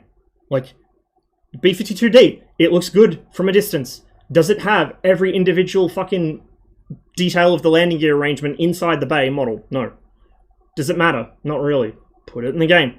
Like, all this stuff, just put it in the fucking game. This Su-25, because I had to adjust this. This isn't the mod as I downloaded it. I made some adjustments, because old mate that made it, Italian fella, whose name I wish I could remember so I could give him a shout out, he used the 490-litre fuel tank off the MiG-21. The Su-15 in real life used a 600-litre. 490 is too small. She's a thirsty girl. Not only that, but it's the wrong shape. The 490 tanks on the MiG-21 are long and skinny and pointed. They're supersonic tanks. I mean, the tanks on this are supersonic too, but they're fatter in section. So I had Huey Tim from Enigma's Discord, look up the class names for the Su-25's wing tanks, because they're 800-litre tanks. They're 200 litres too big per tank, but they're the right shape and about the right size. So I put them on instead, and it looks more or less correct now. Likewise, I had to change the radar scan volume. The Typhoon has a plus minus 30 or 35 degree azimuth scan, but it scans in sectors. It's like the MiG-29 radar. So he had it set to plus minus 35, I think, which is too narrow. That's only slightly better than the MiG-21's radar. I changed it to plus minus 65, which is the full scan volume. Now, in real life, the aircraft can only scan, 70 degrees of that at a time, and has overlapping scan zones, 3 overlapping scan zones, same as the MiG-29. But because this is an AI aircraft, it doesn't matter. I just set it to the full scan volume, because the AI, you can assume, would be vectored onto you anyway, would know where to point the radar. It's all good. So I gave it its proper radar gimbal limits. I changed its fuel load because he was a little lowballing it. I think I changed 1 or 2 of the weights so slightly out. But I can now say I've edited an AI SFM lure. Like, it is Su-15tm.lure. It is the main lure file for this entire AI aircraft. It includes aspects of the flight model. It includes external stores. It includes fuel load, fuel consumption, engine power, all that stuff. Like, the core of this module is a single lure file that I could edit with Notepad, and it's not a long lure file. It's a couple hundred lines, maybe. We're not talking hours and hours of coding here. Even for the flight model. It's an AI SFM, so it's very simplified. And EFM is a whole other thing. EFMs are a lot of time in, I think, C++ or something like that. That's why full fidelity modules with EFMs or the EFM mods like the Skyhawk or the F104 or the UH60, they have in the bin folder, the module bin folder, they have a fm.dll. That's your flight model file. I'm pretty sure I'm okay to say this because you could just intuit it anyway. I have a pretty good idea of how DCS's internal folder structure works because I'm a tester for Raspberry specifically, so I've been testing the MiG-19. I know which files do what because I know which files I'm replacing when there's an update to the flight model or to the keybinds or to some other system. So DCS core mods is everyone has everything. That's so you can see other players' modules even if you don't own them. That's all the third person kind of stuff, like the AI flight model, the external textures, the sounds, all that stuff, weapons, whatever. That's all in core mods. Mods is where your modules that you own go. Bazaar is used for FC3 and some of the older modules because that was the old system. They haven't refactored it yet. Spaghetti code. But mods is the actual modules that you own. That's where cockpit textures go, cockpit interior models, key bindings, the actual flight model for the player-flown aircraft. Because you don't need the flight model when you're playing multiplayer. The other person has the flight model. The server just, interprets what it sees and tells you this is what that plane's doing. You don't need to know what that flight model is because the server does it for you. But when you own that module, you do need it. So FM, I think it's fm.dll is your flight model, and then there's cpt.dll is your cockpit and your systems because they're tied into each other, and your keybinds usually go into that as well. I'm pretty sure I didn't just break NDA or anything. Like, again, if you mod the game or you have like two neurons that work at the same time, usually, this is stuff you can intuit pretty easily. It's not some super secret ED folder structure. So yeah, like an AI asset. Critical Cold War interceptor. This thing was the backbone of Soviet air defense for fucking 30 years almost. 200-300 lines of code in Lua. Model, texture, reference the sounds off the MiG-21 because it uses similar engines, not the same, but similar. If we had an earlier MiG-21, it uses the same engine as a MiG-21 MF. So reference the sound files for the MiG-21. This actually has a custom afterburner texture, which most things in DCS don't, most mods don't. AI don't either, typically. AI have just a generic texture. If you've seen the teasers for the Mirage F1, by the way, that's the generic AI afterburner texture. I'll tell you that right now. You don't need spicy access to know that they're using the default AI burner texture. It used to be really obvious with the MiG-21. Well, it still is, but the old MiG-21 player afterburner was kind of that beautiful purplish color, which it should be for a Tumansky engine. It was that beautiful purplish color, and then the AI ones are an orange color with more defined, like actual. They look like Sonic rings, like the golden hoops from Sonic. They don't actually look like real shock diamonds because real shock diamonds would involve much more complicated mesh work, which DCS doesn't do. If you want to see what a good afterburner... I mean, DCS does do this for some modules. The F-16, I think, has a pretty good afterburner. What else has a really good one? F-16 does. I think the Hornet's okay.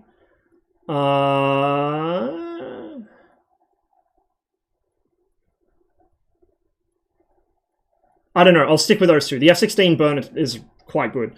But if you want to see what a real good afterburner looks like, go to KSP and download a part that uses the waterfall mod, the waterfall effect framework.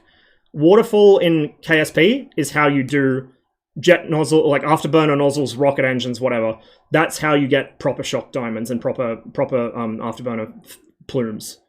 Because it's actually using multiple different layers of mesh and different fades and stuff to get the shock diamonds viewable from different angles, as they should be. The stock DCS AI afterburner texture is just a cylinder with a semi-transparent texture on it. That's why it has those rings that are clearly visible as rings, not as shock diamonds, like little fucking shock waves inside the afterburner. They should be 3D. As you change your perspective, they should change shape. That's how they work in real life. That's the AI afterburner texture. The MiG-21 now, the player MiG-21 switched from the original purple version of that, which looked quite nice. I actually kind of liked it. It was low res, but I liked it because it looked right, especially at nighttime. The new MiG-21 Afterburner is it's a cylinder with animated textures. It doesn't look really bad, but it doesn't look as good as it should, and as good as it could, I think. It's just like a cylinder with flickering orange and some blue textures. That's all it is. There's no there's no actual shock diamonds or any geometry in the plume. But yeah, like AI stuff, simple as fuck. Just reference the effects off another module, reference the weapons off another module, reference the fucking sounds off another module. 50 lines of flight model coding, 10 lines of basic statistics like empty weight, loaded weight, reference speed for takeoff, landing, maneuvering, cruise. That's it. Like, it doesn't even use a proper flight model. Again, this is why it's an AI SFM. I know they're upgrading this to a general flight model, so this is going to change. That's good, because you need better AI and better AI flight modeling for single player and dynamic campaign. But as it stood for the past 10 years, right? As it stood for more than 10 years, in fact, of DCS's existence, the flight models for these guys were not even like 100, 200 lines of code in Notepad. Like, why do we have so few AI when it's that simple to make them? It's really not difficult. We should have way more AI assets than we do. So you take existing art assets from freelancers, you have your own in-house artists working on their own stuff as well, you settle for a slightly lower level of visual fidelity in your AI assets, because you know that they're not going to be flyable, or if they do become flyable in 10 years, then you can remodel it then. You know, when you make it a full fidelity module, then put the effort into remodeling it. But as it is, it's better to have assets in the game now and maybe do the work, duplicate the work later to remodel it in higher detail, than it is to do the work now and model it in high detail. And A, it's going to kill performance because single core game with no optimization. And B, it means you have less assets, which means a worse environment, which means the sim has less longevity in general. Like, it's just a compounding problem. Go out, pick up existing assets, model some new ones, settle for a low level of AI visual fidelity, get more assets in the game. Start getting period assets in the game. Like, the amount of time you save, I was talking about how many man hours go into, like, the B-52 model. It must be thousands. Just the research is probably a couple hundred hours, right? To get all the photos, get all the references, get all the measurements, everything like that.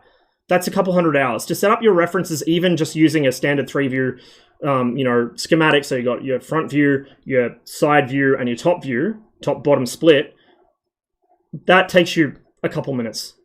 Maybe you have some extra photos from different angles to kind of visually work off. You could even, like, the way things are today, you could get a fucking photogrammetry scan, or even better, a laser scan. Laser's more expensive, but photogrammetry works. This is how Gunner Heat PC does their stuff. They get photogrammetry scans of tanks and vehicles they want to put in the game, and then they use the photogrammetry as a basic reference for proportions and shapes. They don't bother cleaning up the photogrammetry mesh because they're not using it in-game. They're just building a new in-game mesh around it and getting it so that the two overlap enough that they know that the size is right, the proportions are right. That's how you do shit in current year. You go take a bunch of photos of it, walk around something in a circle 3 times with a fucking video camera, boom, there's your reference. Done. Don't even need 3 views. Don't even need ortho fucking viewpoints, whatever. Just model directly over the mesh. Easy. This is something I used to do back when I was first learning to 3D model. I was on a mod team that was making, it was a Halo conversion, like a Halo total conversion for Unreal or something. And we needed to make weapons, but we couldn't just rip the Halo weapons because A, they looked like shit when you ripped them, and B, not intellectual property, but like actual property issues. So I took the models from Halo 2 for the battle rifle. I took the model from it and just used that mesh to work off and built my own mesh completely around it, and then just reworked my topography until it fit perfectly like a glove over the original mesh. And I didn't have any of the smoothing errors or weird triangulation that the ripping tool left. It was great. That's what you do these days. That's how you reference things, just with photogrammetry or laser scans. So you've just gone from a couple hundred hours of research to maybe 2-3 hours at most getting references, and then you leave it to render overnight into the actual 3D photogrammetry model. Then you come back next day and start building the new mesh over it. Like, you've just slashed your working hours. The actual model building, if you're not adding all these hide lines and you're not modeling the flame holder in actual mesh, you're just using a 2D plane that you're going to put alpha map textures over, that saves you so much time. instead of, you know, say 1,000 hours to make this model, it's probably not that much, say like 100 hours to make this model or something like that, it's now, you know, 50 or less. It just speeds up development so much, and by speeding up development, that's less man hours spent on that asset, that's less money that asset costs you to make. That means we don't need to do asset packs anymore. We don't need a Cold War asset pack. We don't need, I mean, the World War II asset pack already exists, so I guess, but like, we don't need to paywall this shit if you do it sanely, if you expedite your workflow, if you do it the way an actual game developer would do instead of a sim developer that gets hung up on all the minutiae. Do it the way a game developer would do it, who actually has a fucking deadline to meet, who has a firm roadmap that they actually stick to, and who knows what does and does. Like, you look at Asobo, again, coming back to them, they're a game developer making a flight sim. Yes, they have Microsoft bankrolling them. For the purposes of this discussion, Microsoft's wealth backing Asobo doesn't matter, because Asobo have made games before Microsoft backed them, and all of Asobo's previous games are the same thing. These guys understand game design. They make beautiful games, but they don't waste any time on things that the player won't look at. If the player's going to look at it, it's the most gorgeous, stunning thing you've ever seen. If the player's not going to look at it, it doesn't matter. The player's not going to look at it. So just as long as it doesn't, you know, if it's something on the periphery of their vision at the edge of the map in the fucking skybox, it doesn't need to be perfectly detailed. It just has to, especially, this is how older games worked. It doesn't work on us anymore because we're spoiled with modern graphics. But older gamers, this worked for them. It was the power of suggestion. It still works to a degree. The power of suggestion is enough to trick people into thinking they saw something in full detail. You know, this is why game artists who learnt their trade back in the old days when, you know, 1,000 or 2,000 tries on a model was considered excessive. Like, you know, 1,500 tries was a hero asset back when I was modding in my teens. 1,500 tries was a hero asset, like a gun in a first-person shooter. The first-person view of the gun, mind you. The third person was about 200 tries if it was lucky. 1,000 tries. 1,500 tries. First-person gun in Counter-Strike Source. Halo 1, even Halo 2 was, I think, about 1,500 from memory. That's your hero asset. Your main characters, 1,500 tries, maybe 2,000 if they're feeling spicy. That was... A hero asset is something that has to be the most, like the highest level of detail. It's going to be on screen all the time. It's going to be up in your face. Guns in a first-person shooter, main characters in an RPG, like that stuff, or in cinematics, that has to be top tier. Hero assets in DCS, you could argue, are the full fidelity modules themselves. The cockpit, certainly. The cockpit's a hero asset. The third-person model in a full fidelity module, yeah. Because people are going to want to go to the F2 view and take screenshots. That's feasibly a hero asset. A fucking AI that gets used in a couple of missions ever and is rarely seen from closer than 500 meters doesn't need to be a hero asset. It really doesn't. But old-timey game devs know when they do and don't need to do that shit. So, Harry, for instance, that did a lot of the art for Gunner Heat PC, he's doing, I think he's working on something for one of the Call of Duty games now or whatever. He's working on a different project, so he's temporarily departed the Gunner Heat PC team. Harry does low poly stuff. Harry challenges himself by seeing how low poly and how low res he can make something and have it still be recognizable and still look good. Low poly art has a particular style to it because you have to have a style to make it look good. It can't be photorealistic, so you have to stylize it. And he's really good at that. He made a little i16 model, which was, I think, like 200 tries or less, and it was a single fucking 512 by 512 or 256 by 256 texture, and it looked really good. Obviously, it wasn't super detailed, but it looked really good. Mobile games used to be like this. You know, back when smartphones were a new thing, they had to be really low-res assets. He's working on a game with some of his mates, Dick DeBurka, which is going to be a World War I low-fidelity flight sim, and the same thing. You could run it in a fucking calculator, but it still looked good because he has this really nice painterly art style that makes low-poly stuff look good. It doesn't look photorealistic, it looks intentionally stylized, and that makes it, through the power of suggestion, look good. You know? But Harry also did the stuff in Gunner Heat PC, which is pretty close to photorealistic, just lower poly. And he did, if you played Squad, a lot of the assets in Squad Harry did, like the T-72, the Middle Eastern one with all the reactive blocks. It's a fictional upgrade of a 72A, I think. Or a 72M1, sorry. Harry modeled that.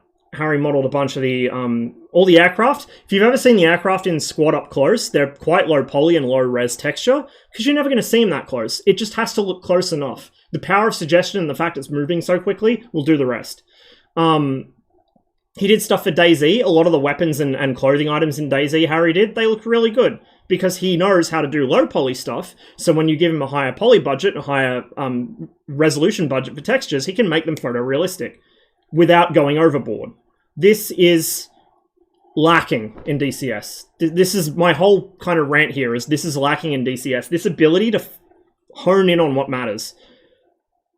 Trains are nice to have. I'm a train stan. Whoever at ED is all about getting those trains fucking pixel perfect and making sure that it's the right model of train for the right year and the right part of the Caucasus, I see you. You're one of my people, but it's not necessary in a flight sim. It really isn't. It just needs to be a train. It needs to look pretty much like the correct type of train. You don't need the interior. It doesn't need to be the exact right model. It doesn't need to have the exact right Soviet registration number on it. It just needs to be a identifiably Soviet train in the Caucasus. That's it. That's as far as you need to go. Done. You know? Done.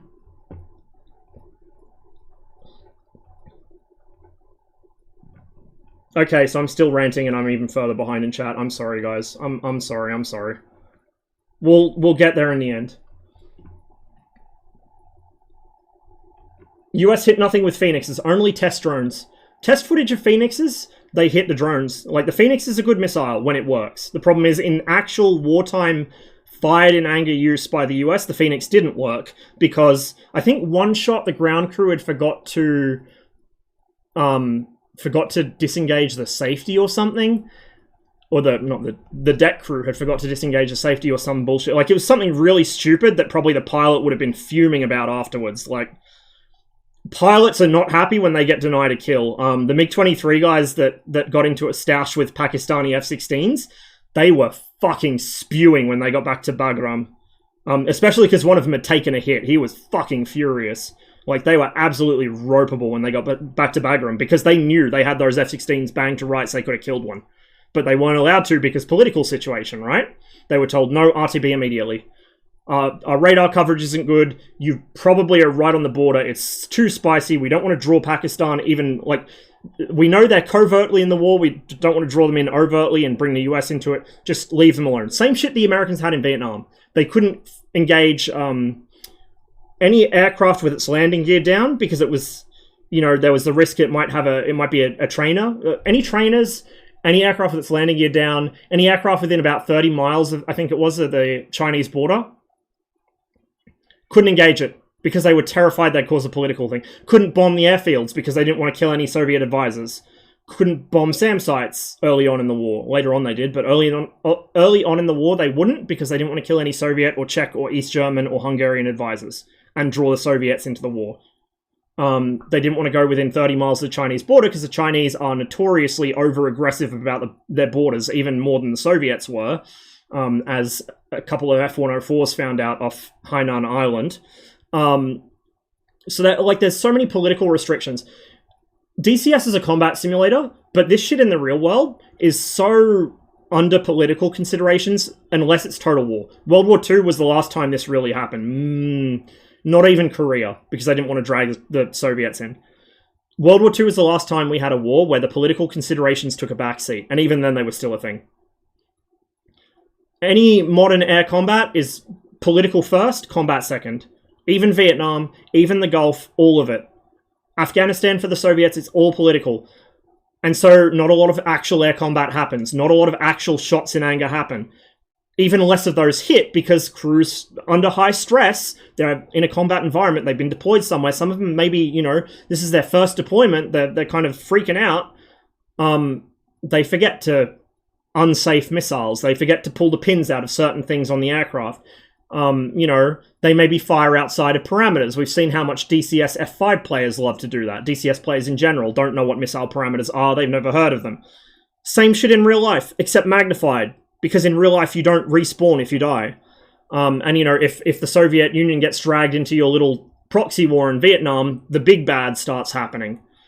So there's all these restrictions on real-life combat that DCS can't and doesn't model, that DCS players are just totally... they don't realize they exist. But yeah, US Phoenix has never made a single kill in combat. They never even tracked in combat. They went dead off the rail, all of them. I think 2 or 3 shots, they all went dead off the rail.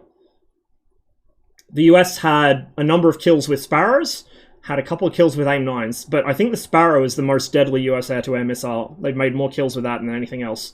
The AIM-9X famously missed a fucking Su-22M4, I think it was? Syrian Su-22M4, AIM-9X. Incredible missile. In testing, the AIM-9X will make fucking... it'll turn inside its own asshole to hit a phantom target drone flying the other way. Like, phenomenal missile. But you know what?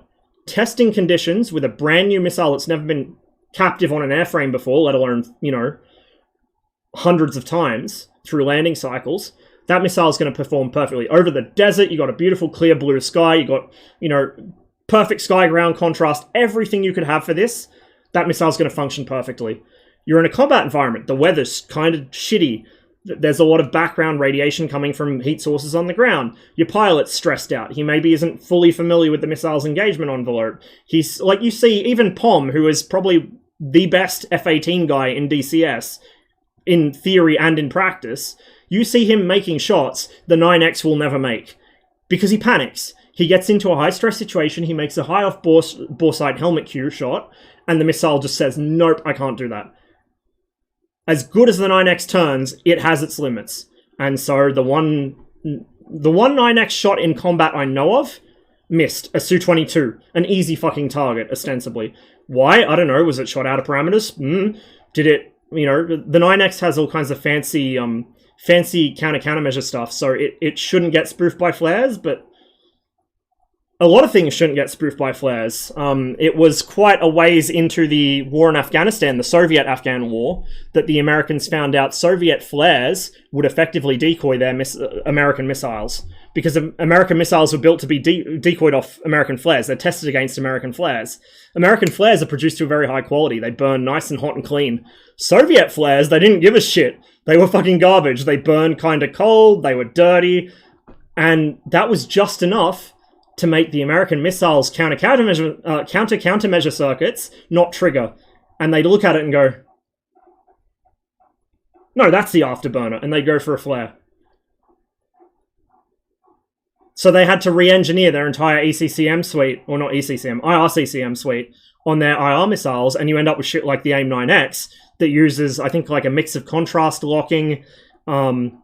It's not just looking for a heat signature, but it's looking at the shape of the heat signature, and it's trying to stay with a thing that looks like a plane. It knows what a flare looks like, and it knows what a plane looks like. So even if the flare is the exact same temperature and IR spectrum as the afterburner, and as the missile seeker is looking for, because missile seekers are only looking for 1 or 2 wavelengths, because everything else is absorbed by the atmosphere. Only 1 or 2 things get through. And for different seeker chemistry, you get different wavelengths.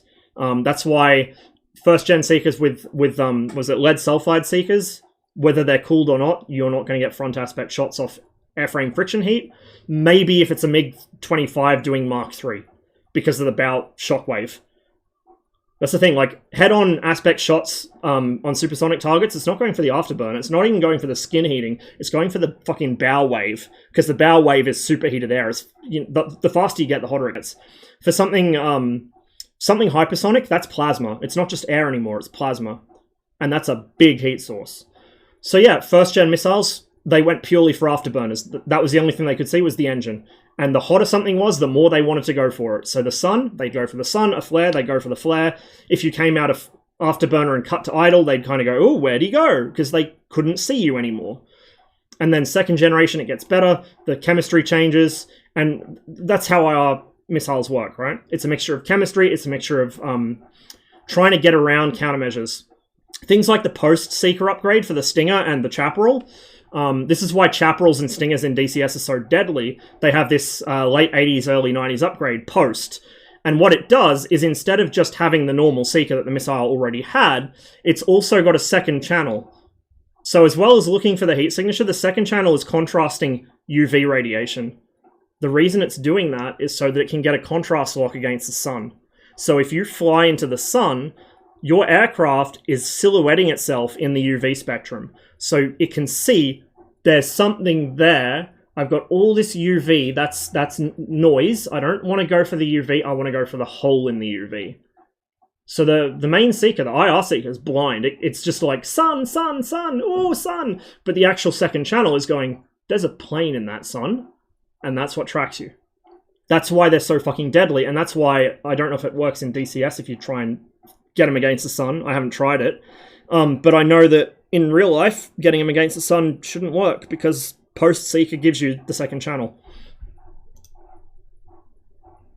DCS doesn't model any of the complexity of real-life air combat. Like I said, if you want the experience of flying this specific plane or that specific plane, as long as the systems are modeled correctly and the flight models modeled correctly, which knocks out like half the modules in the game probably.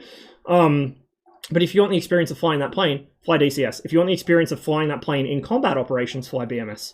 Or for World War II, IL-2. Or if you're a Red 4 guy like me, you're shit out of luck. Go back to IL-2 1946 with mods, because that's the closest you'll get to that experience as a Red 4 guy. For the time being, at least. Pilot tracking the Cessna was not allowed to VID. He was in a cloud layer above him, asked to descend, denied. Yeah, it was just... I can kind of see why after the two airliner shoot downs and then that, I can see why the PVO lost so much prestige. Like, just it was too rigid. It is actually the criticism that people level against the Soviet Air Force in general, but that was true of the PVO. The Air Force in general was more like the Americans over Vietnam. You had multiple controllers giving you situational awareness, but you as a pilot had a bit more independence. Like if you were a frontal aviation fighter pilot flying a MiG-21, MiG-23, MiG-29 as frontal aviation, you had a bit more independence. You had an actual, radio navigation and ILS system because you had to operate independently sometimes. You needed to be able to land wherever you needed to be able to land, and the air defense fit used the GCI data link to give you navigation cues. For the frontline fighter guys, they needed independent navigation just in case, so they had an ILS.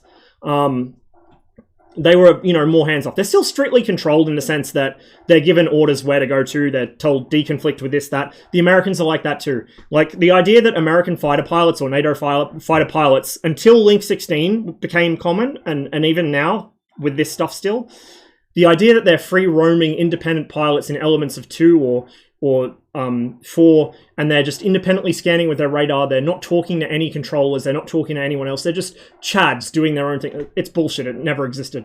Never existed.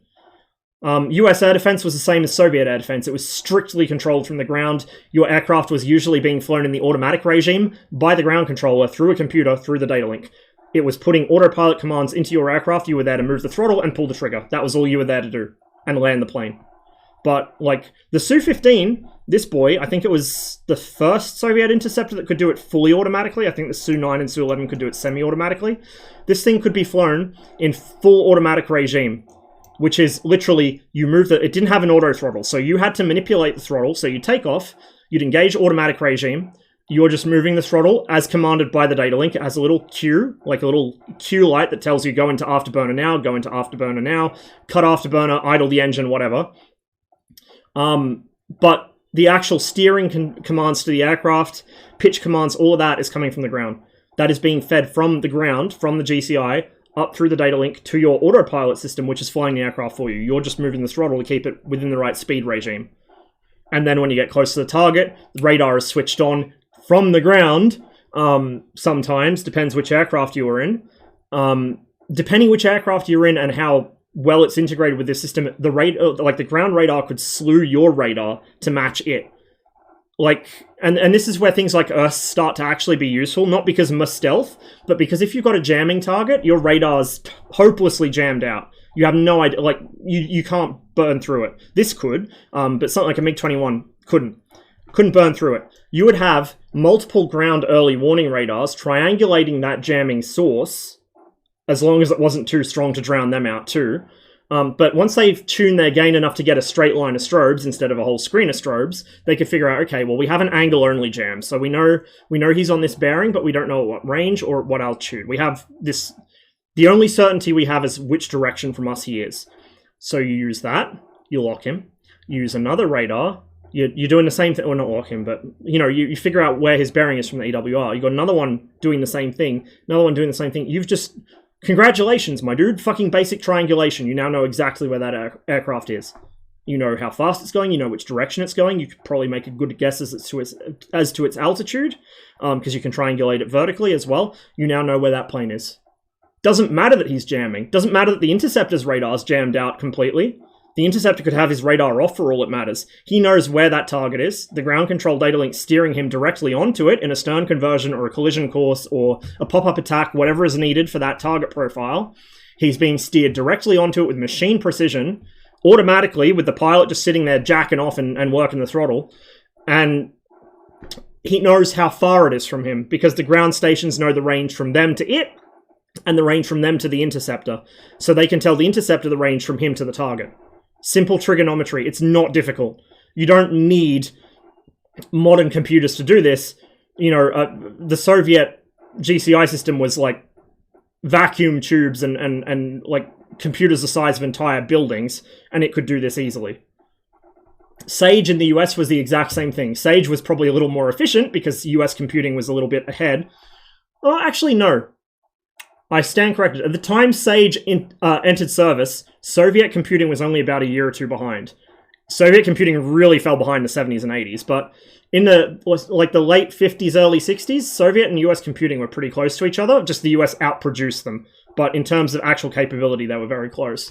So Sage and Vozdukh, which is the actual name of the system itself, were essentially just mirror images of each other in a lot of ways. And no, nobody copied anybody else. It's just convergent evolution. You have the same problem. You need to solve that same problem. You're going to solve it probably the same ways because you have the same level of technology and the same kind of knowledge to start with, the same research foundation to start with, you know? You can't just hop tech trees in real life. You have to start from what you have. And it just turns out that the most logical way for both the Soviets and the Americans was to do something like Sage or Vozdukh. And that's why they're so similar. Same thing with a lot of systems being similar between the two is because they had the same problem, they had to solve it, and they did the same thing. It's why I like Convair so much, because when they had the same problem the Soviets had, they solve it the Soviet way, not the typical American way. A lot of American solutions are different, but Convair, just for whatever reason, did the Soviet version. Probably just by happy accident, but yeah, like, you don't need your own radar to know where this guy is, what he's doing, how fast he's going, any of that. That's coming through the ground system through scenic between the actual EWRs themselves. Scenic is the ground data link between early warning radars and SAM sites. So those early warning radars, at the same time they're calculating his distance and range and bearing and that for you in the Interceptor, they're also calculating for SAM sites. So say if I put an S200 in this mission, let's just say down here, that's my bar lock because we don't have a P14. ED, please. I need my Tall King. Which is one of the few NATO reporting names I actually like. Say down at Senaki here. This is Senaki Air Base down here. And that's Kutaisi. Down at Senaki Air Base here, we have an S200 site. You would typically not have it at the airbase, but let's just say for the sake of argument, it's like a kilometer down the road. From Senaki here, I would easily be within the engagement range of this S200. It would see me, it would shoot me, like I'd be fucked. But it's not radiating. DCS AI, they will. This is why the IADS, the Skynet script exists, but even Skynet is limited compared to the real thing. The real thing, if this was simulated correctly in DCS, and I hope one day it is, because you cannot have a flight sim without this. You cannot have a flight sim for even modern air, especially modern air ops, because SAMs are the main and only threat in a lot of them. And everything has to be planned around SAM threats and air defense threats. But Cold War in particular for me, with my air defense obsession, your S200 site down here is not radiating. He's turned off. He's quiet. He's maybe got power to his systems, but he's just got them feeding, like the radar's not feeding to the actual feed horn. It's just circulating in the kind of the holding loop, whatever you'd call that. I'm not a microwave person. There were modes for that. You would have the radar powered on and ready to go, and you just need to flip one switch, and it opens a valve, and it goes from there to the feed horn, and then obviously the radar's broadcasting. They'd be sitting there, and they would be getting a ghost target on their own early warning radar scope from scenic. So this guy here, this P-37, I'm sitting in my cockpit and I see the whatever it is, 37, or no, it'd probably be like B, I think B or BL, whatever, bar lock radar. P-37 early warning radar. I see that pop up. I'm like, well, they can see me, but it's only a bar lock. I don't really care. It's not a big deal. You know, it's an antiquated radar. It was obsolescent even by Vietnam. Why am I worried about a bar lock? Well, I'm worried about a bar lock because he sees where I am. He knows how high I am, how fast I am, where I'm going, where I've been. He's got a full-on track built of where I am. This trail you see in TACU, he has this marked out on a glass plotting screen with air defense sectors, with the radii of all the different SAM systems marked out. He's got this on a plotting screen, and every X amount of time, he draws an X. That's where I am at that time. Give it another 30 seconds a minute. X, 30 seconds a minute. He's got a plot. And this is, if you've ever... I spoke about this once on stream before. One time, Ralphie dude was flying on Cold War with Alios and some of his other mates, and he had deep suspicions he was being stream sniped. He wasn't being stream sniped. We had a very experienced DCS GCI, Warphammer, one of my mods.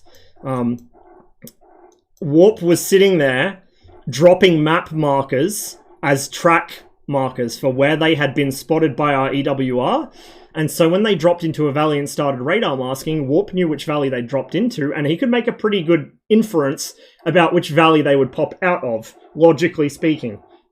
Once you know where someone's been, and roughly where they're going, you can start to make pretty close guesses about where they'll be in the future, even if you lose them off radar.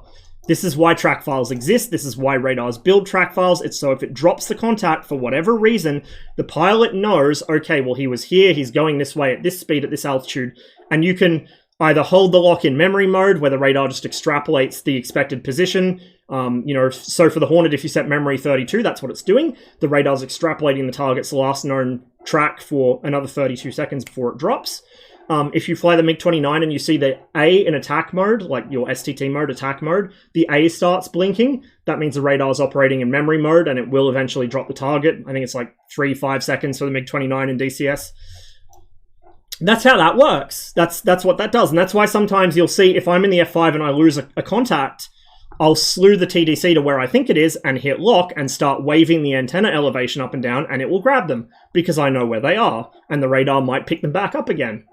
But yeah, that's your air defense radar down here. This guy is building a plot of where you've been, where you are, where you're going. And it's updated constantly. He passes that through scenic. Scenic, it feeds to every radar system, every air defense radar system. It feeds to interceptor controllers. It feeds to the SAM sites. It feeds to other EWRs so they can all get pointed at the right thing, and they can confirm each other's bearing and range information. They can triangulate to get a more accurate measure, because particularly with older radars and high speed or low altitude targets, like, it's more so a concern with airborne radars with pulse Doppler filtering, because you have was it in pulse Doppler speed uncertainty, I think, velocity uncertainty. Depends on how you do your filtering to get rid of ground clutter, but you end up with either speed uncertainty or range uncertainty. And like the MiG-29, for instance, in most radar modes takes, in real life, between 1 and 10 seconds to lock a target, to transition from search to lock. After you actually try and box that target and hit the lock button, it still needs to kind of, where is he, oh, there he is. The MiG-21 should do that as well, but it doesn't. I don't think any DCS module except the Mirage simulates this. Maybe the Tomcat does. So you've got time taken to get a lock, and then you've got distance uncertainty. And the MiG-29, depending on the target, depending on the aspect, depending on what radar mode you're in, you might have a range uncertainty of up to 8 to 10 kilometers. Which is important because the firing range of some of your missiles is less than that in certain aspects. You might have an angular uncertainty, so, you know, in the FC3 modules, at 100 kilometers, you'll see a 4-ship flight as a 4-ship flight, because FC3 radars don't model any of this. In the Tomcat, you'll see a single contact.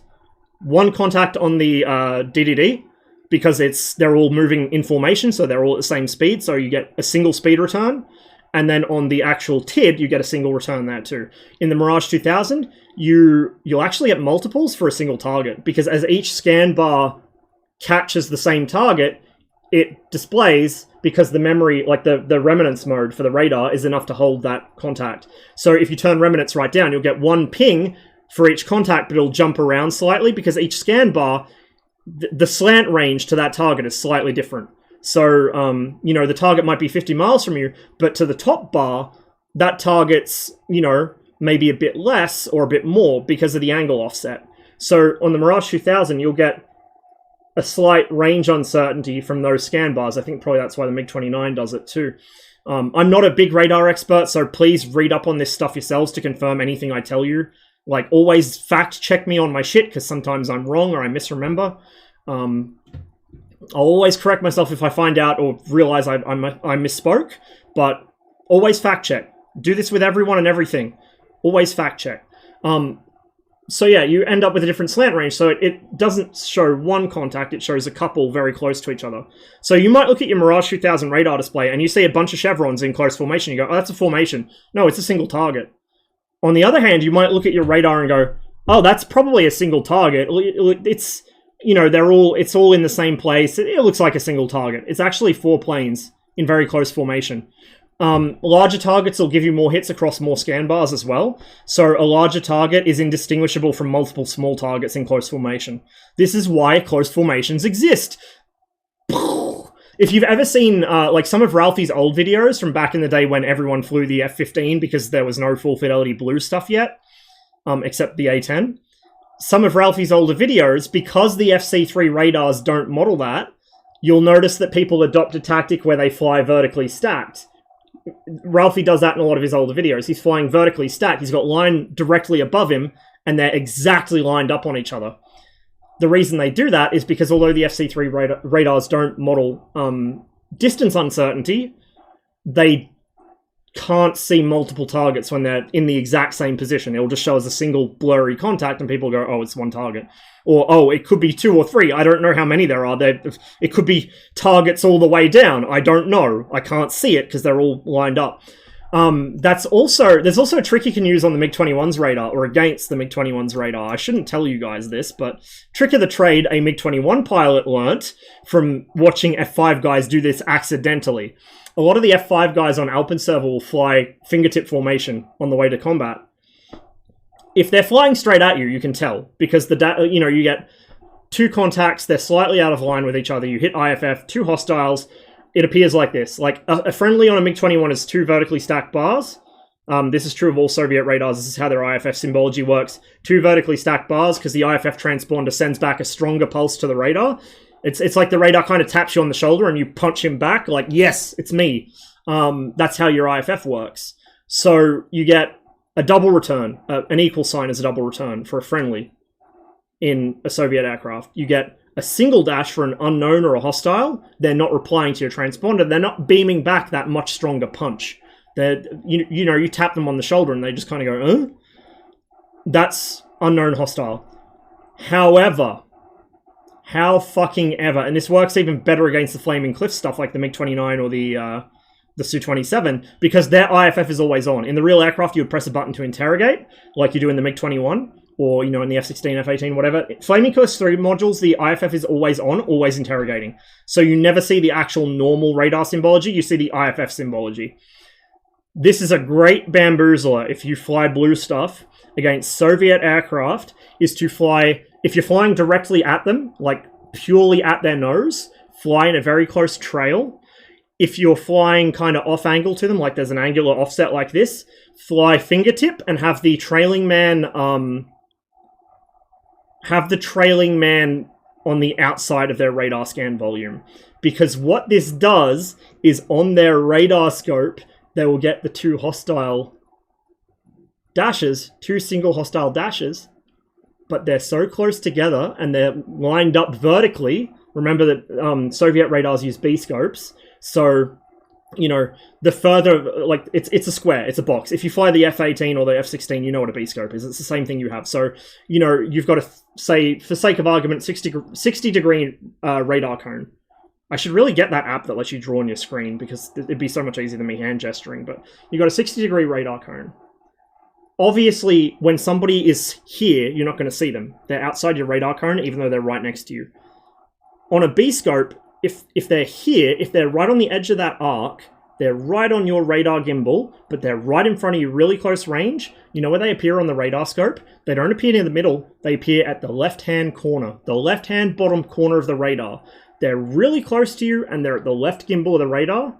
So what you're doing with a B-scope is you're taking this shape, and you're kind of stretching it to make this shape. So the closer you get to the target, the more angular resolution you have, the more accurately you can tell exactly what bearing they're on, because it stretches the scope, right? That's the advantage of a B-scope. Also, it's kind of more logical in a way, but if you want to cue your eyes around, you prefer a PPI, which is what the French use. It's like a sector, like this.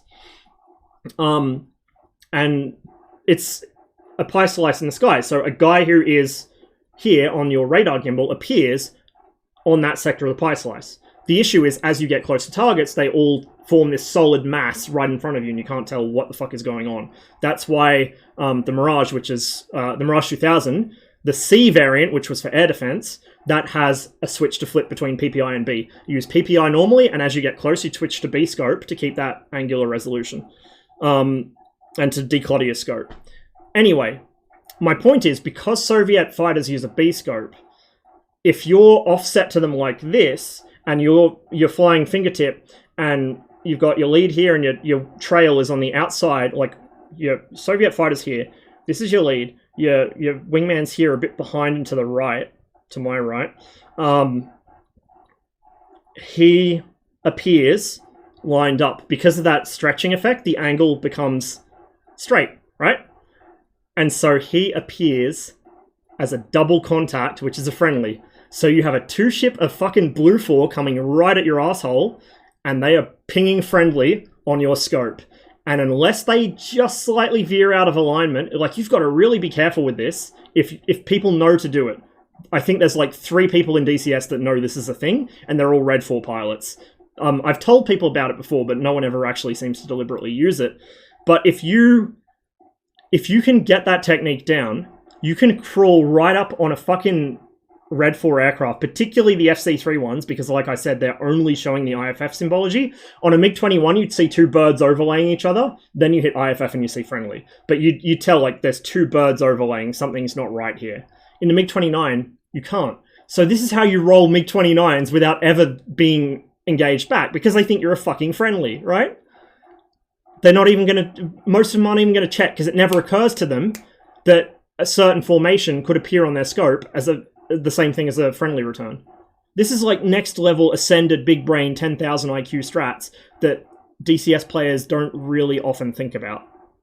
But they work, and I can tell you they work, because they've worked both against me and for me. Thin yellow staples unknown, thick ambiguous. Okay. Yeah, I'm glad we have someone here who knows US symbology better than me. I haven't flown the Hornet for about 1.5 years, maybe 2 years. I can fly the Hornet. I have had some success with it on Growling Sidewinder.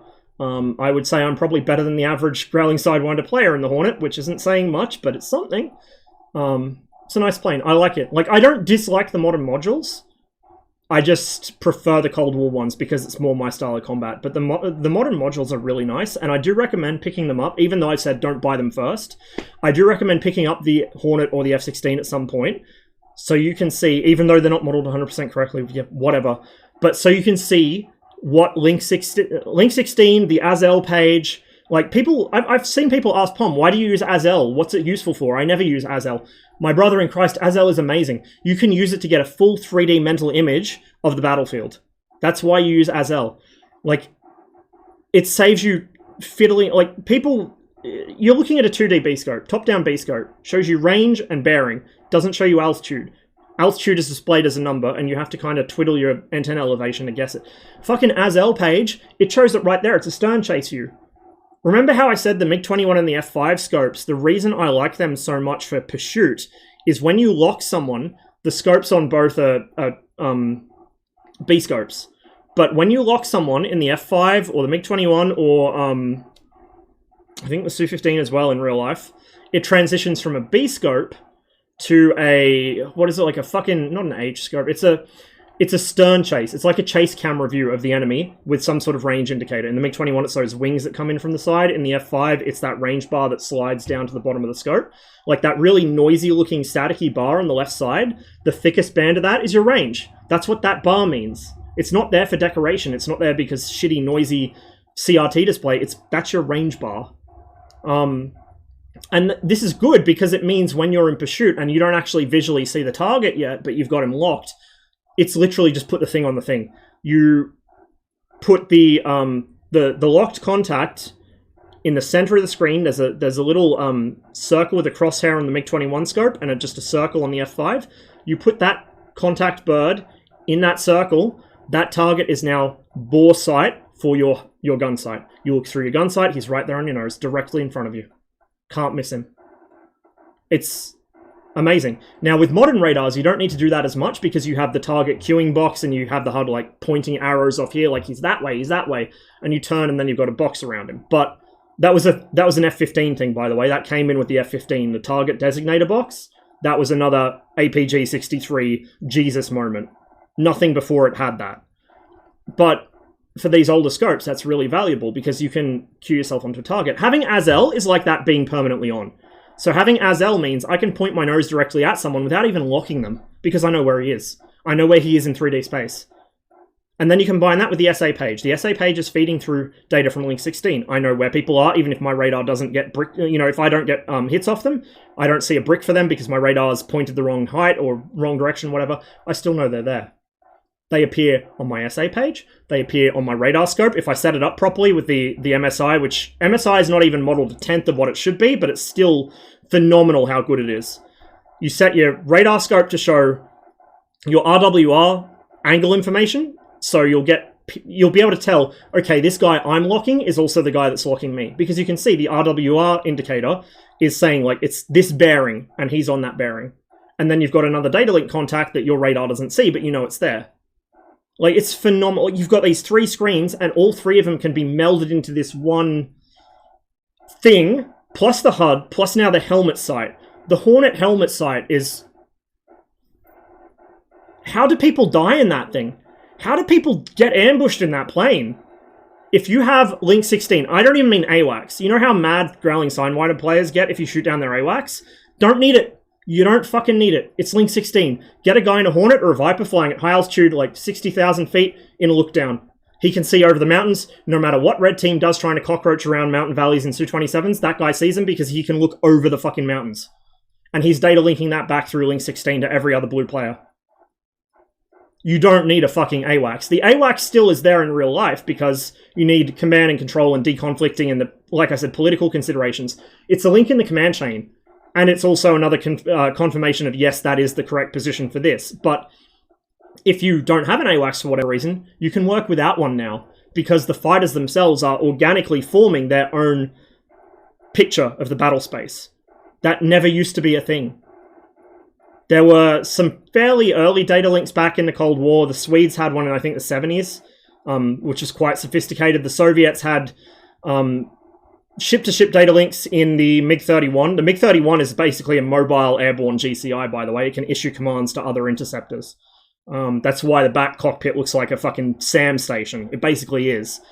The Su-27 has ship-to-ship. The MiG-29 doesn't. The modernized ones do, but the originals don't. They just have GCI data link, which is not modeled in DCS for that aircraft. But this is it. Like, you don't need an AWACS to know where shit is. You just have all your fighters. This is why if you're in a formation, your leader's searching right, you're searching left. You never point your fucking radars in the same place. One of you searches right, one searches high, one searches low, one searches left. Like, this is how it works. When you've got actual trained pilots or very well-educated DCS players doing squadron ops, this is how they function. Everyone has a designated sector of responsibility for radar scanning. Real-life tactics, OP. You do this shit in a public server and people crap themselves and they'll start calling you a cheater, right? This is how good this stuff is. Real life tactics. Now, you don't have the real life limitations of limited IFF, political considerations, all that, but you have some of the capabilities. If you learn how to use the Hornet Like, again, with its helmet sight, it literally shows you. It literally draws a little icon on an aircraft in 3D space. I can look at a direction and it says there's a friendly here at this distance, this altitude. And then I can look at his identifier, look at my SA page. Oh, that's that guy. I can see where he's going. Like, literal god tier situational awareness. It is like having wall hacks, but it's built into the aircraft. And if you learn to use that instead of just, you know, Fox 3 times 8 RTB, like the average growling, yeah, times 8, I think, or times 10 on the Hornet, whatever it is. The average GS player, you know, Fox 3 times whatever RTB, they don't know how to set in any of this stuff up. If you have all these systems working in unison, like POM does, like the sort of serious business sweatlord PvE guys, the squadron guys, they're really good at this. They're less good at applying it in multiplayer because they tend to shit the bed against actual human opponents, and the less... DCS has this interesting paradox where the less well-trained or less knowledgeable you are about actual air combat, the more you fuck up people that are. So, like, we've had some really experienced guys, some real-life pilots even, come into Alpen server, and they just totally drop their spaghetti because we do dumb shit they never trained against. We do dumb shit that would get real pilots killed, but we know how to not die because we've died 4,000 times in, you know, all our hours of DCS. We know how to ride the limit. So we're doing shit they've never seen before because you would not do it in real life, and they don't know how to deal with it. Like, that's the biggest hazard. But if you... This is why I like watching POM, or someone like Iso. Iso's, again, Nub's Cockpit, flies the F-16. Israeli guy. Really, really nice guy. Excellent streamer. I haven't been able to catch his streams in fucking ages. Like a year now at this point. But if you want to see this tier of gameplay in the F-16, go to Iso. If you want to see it in the Hornet, go to POM. But that's what it is. That the combination of gamer brain, where they know the limitations of the game and how to make it work for them, but they also know the real systems and how to integrate them. Those people are fucking death incarnate in multiplayer. You cannot easily beat them. Because any trick you pull, they know all the gamer tricks, and anything that you think you can get away with, they know the real aircraft systems to light you up like a Christmas tree. You might think you're hidden down a valley, but they know where you are. Like, the systems integration on the modern planes is fucking incredible. Like, again, I recommend, even if you're a Cold War guy like me, or a World War II guy even, at some point at least give the Hornet a free trial and put a serious effort into learning its systems. Because even me, who never, like, I never properly learned the Hornet. I just monkey whatever I see POM do. I dogmatically follow the things I see POM do because I know he knows what he's doing, so if I copy him, I will, by extension, somehow know what I'm doing, kind of, sort of, not really.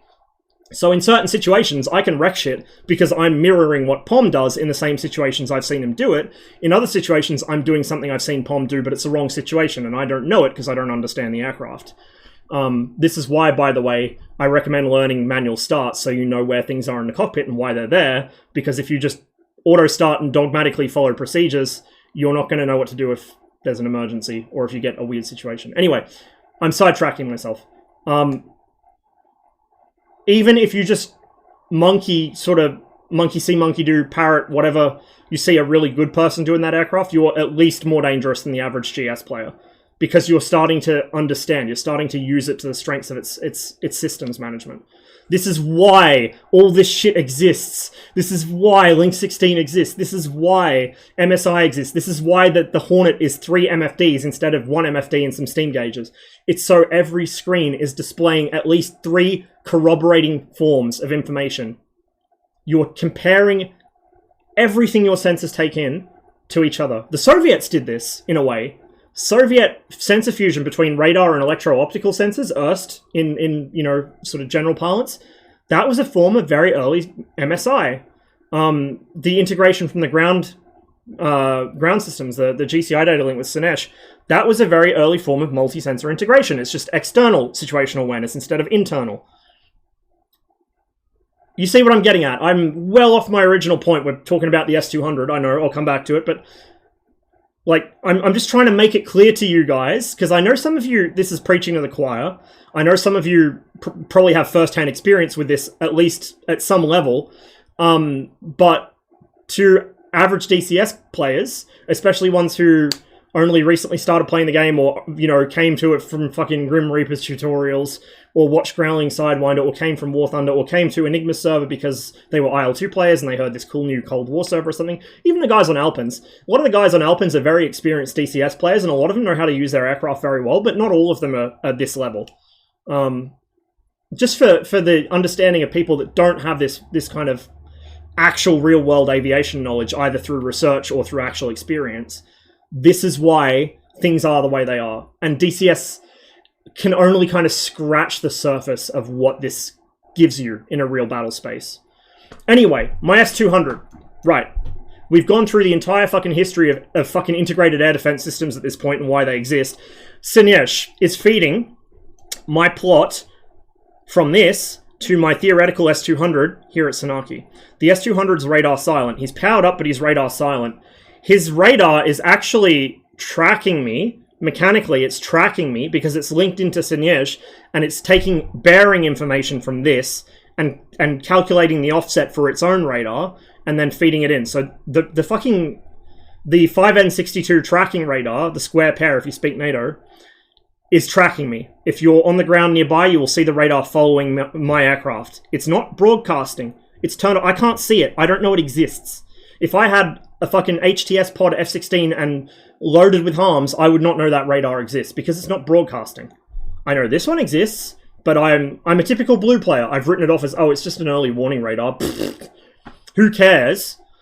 I'm going to ignore it. I'm going to save my harms for a SAM system because, you know, seed means firing harms at a SAM and just praying they hit, because DCS doesn't model 90% of what makes missiles miss.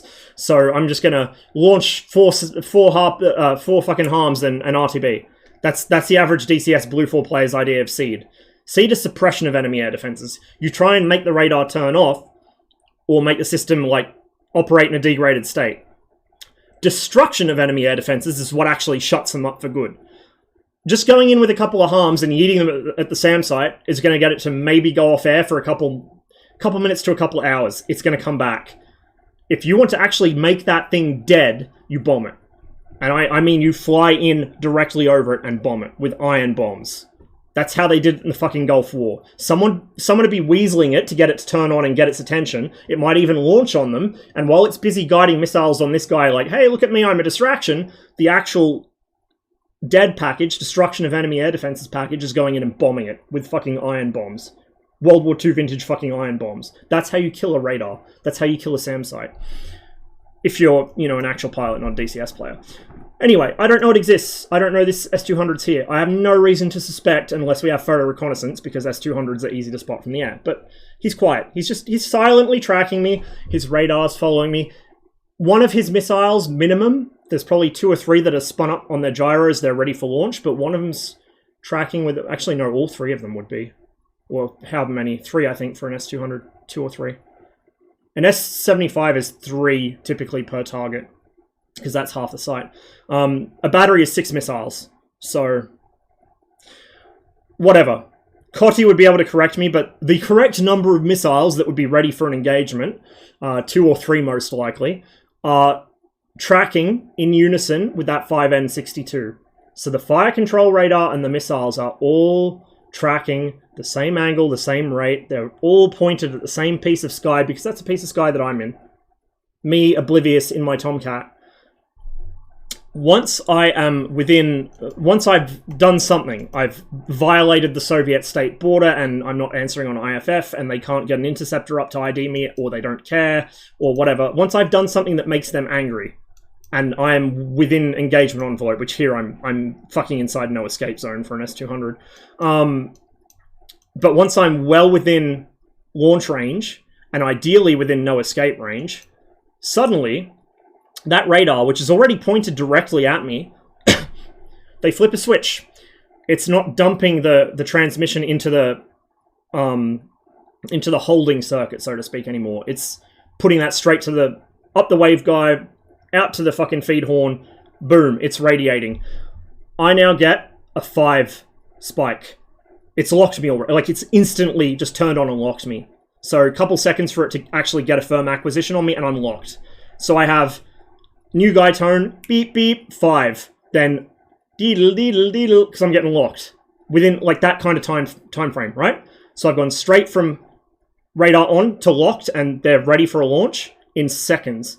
Not only that, but the guidance on the S200 doesn't give a launch warning, a discrete launch warning. So apparently the Americans tuned their RWRs. If the 5N62 came online at all, whether it was fucking, you know, as soon as it locked you, it'd come up as a search nails, but as soon as it locked you, it was giving you launch warnings. Because they can't actually tell the difference between that radar locking you and that radar launching on you. It's not radio command guidance like a Dvina or a Neva or an Asa or any of those SAMs. There's no command signal to pick up to tell you, hey, there's a missile in the air and it's guiding. It's just semi-active radar homing. And so as soon as that radar is locked on, you have to react because for all you know, it's already fired on you. You don't know. You have to look for the missile trail and hope you fucking see it and start defending. That's how that works. I am within no escape zone. I'm totally, you know, oblivious to the world. Oh yeah, that little barlock there never's gonna hurt anyone. Fucking S200 comes on, launch. I am dead. I'm dead. Unless I dive low enough that it loses me in clutter. Or like loses me behind a tree, like radar horizon it maybe. But at this altitude, unless I dive very quickly for the deck and get under radar horizon, you can't drive it into the deck. Actually, S200 you might. I'm not sure how its tracking algorithm works. I'd have to double check. But things like command guidance missiles like Dvinas, Asas, Nevas, the SA2, you know, NATO speak SA2, SA3, SA8, you cannot drive those into the ground. Cannot be done. Physically cannot be done. Either they switch to another tracking method because there's a human there seeing, oh, he's trying to drive it into the ground. Well, too bad for you. Go to K mode, go to 3-point mode, whatever. And the missile no longer leads you, it tracks you, regardless of what you do. The OSA is operating in 3-point all the time, unless you're a helicopter. And so it just, there's nothing to change. That missile cannot be driven into the ground. There is nothing you can do that will force a fucking SA-8 missile. In real life, this is. In DCS, because it's not modeled right, it will do this. In real life, you cannot force that missile into the ground because it's not leading you. It's staying on a direct line between the guidance radar and you.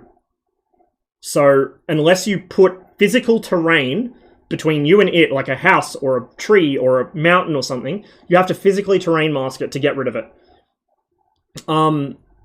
The only other way to get rid of that missile is to just bleed it off kinematically, which means turning around and running, so you're outside its range and it can't reach you before the motor burns out and it loses its speed, or just flying crazy enough maneuvers that the motor burns out too early and then it's not going to have the energy to pull. Both of those are doable maybe in a maneuverable fighter. In an A-10, they're not. If we had proper modeling for the SA-8, that thing would be a fucking death note against A-10s and helicopters. They would be literally unable to get rid of it. You can't even chaff it because it has a backup electro-optical mode. So if you start trying to chaff it, you can't notch SAM radars, by the way. Even the ones that have like MTI filters, they can just turn them off. If they see that that's what you're trying to do, they just turn their fucking filters off. Easy.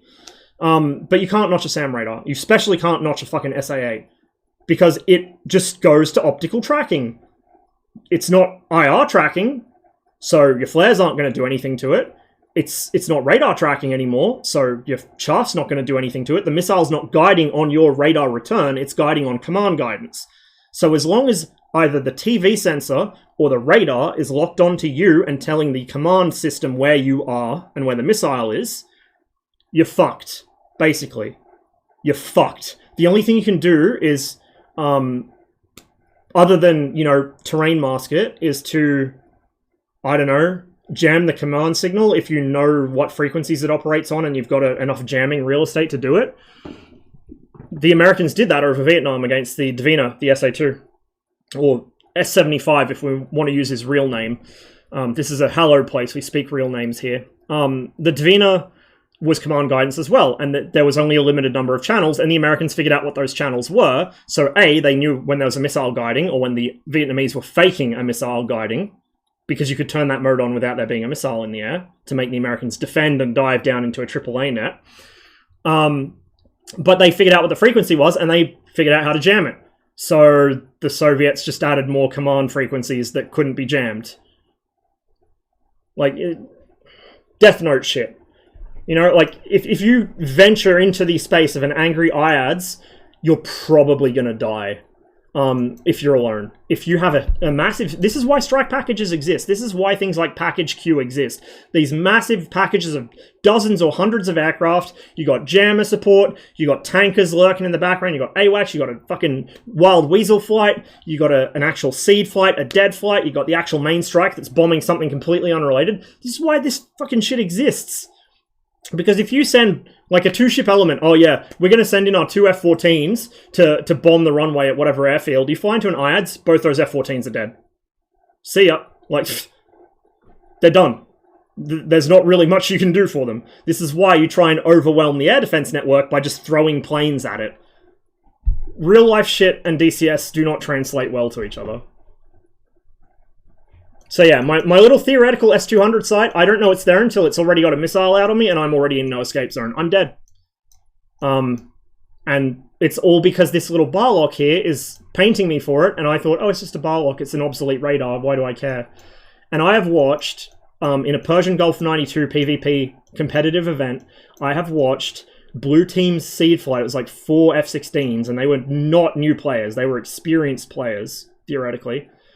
I watched their F-16 seed flight fly past the same red EWR, which was totally defenseless, by the way. There were no ground forces with it, there was no air defense with it, it was just out by itself, way ahead of every other red unit. They flew past it, got engaged by the S-300 that it was, because it was running, the mission was running the Skynet script, which kind of tries to approximate some of this. Like, things won't go hot until you're within NEZ and stuff. They kept aggressing this S-300 site, and their harms were getting shot. The S-300 can intercept fucking harms, right? So they're just wasting harms because the S-300's shooting them all down, and then shooting at them as well. The only time that S-300 went offline was to fucking reload, because they'd wasted so many harms into it. Like, if they'd actually had realistic limitations on the ship's magazine, or not the ship's magazine, it's F-16s, the airbase's magazine, it would be even worse for the Navy guys, because the ship has an even more limited magazine. But if they had a realistic number of harms at the airbase, they would have run out, like, halfway into the mission, and they would not have got a single hit with them. So the S-300 went down at one point to reload, and finally, they saw their opportunity. They flew past that same EW... This thing's there. They got their HTS pods on. They know this thing's there. They can physically see it. It's just this huge, big... It's a Neba. So the Neba is like a massive fucking towering thing. It looks like a fucking Empire State Building, right? It's a trailer with this massive fucking Yagi antenna. I think it's a Yagi antenna or a lattice antenna or something. And then it's got another one above it. It's like a layer cake of fucking radar dishes. You can't miss it. It's got fucking cable stays to hold it upright. It's so big. They flew right past this thing so many times, and they never engaged it. And then they flew to the S-300. The harms were useless because the fucking site's down to reload, so it's not broadcasting. One of them had the brains to bring some dumb bombs. And then they got a call out for an airborne target that somebody else was vectored onto already, and old mate with his bombs jettisoned his bombs because my Top Gun, my Iron Eagle, sorry, F-16, my Iron Eagle, jettisoned his fucking air-to-ground stores and went for that fucking air target. And so the S-300 was still alive. That S-300 caused so much shit for the entire duration of that mission to Blue Team, all because this one little EWR, way out defenseless by itself, the entire of fucking Blue Team, not just their seed package, but their entire team, because it was near their carriers, had flown past it multiple times, knowing full well it was there. It would pop up on their RWR, it was visible from space, because it's a fucking Neba. They did nothing about it. Meanwhile, the red players, who are more experienced at this kind of shit, because red players are typically working with a severe technological disadvantage in DCS, they found Blue's forwardmost EWR and gunned it.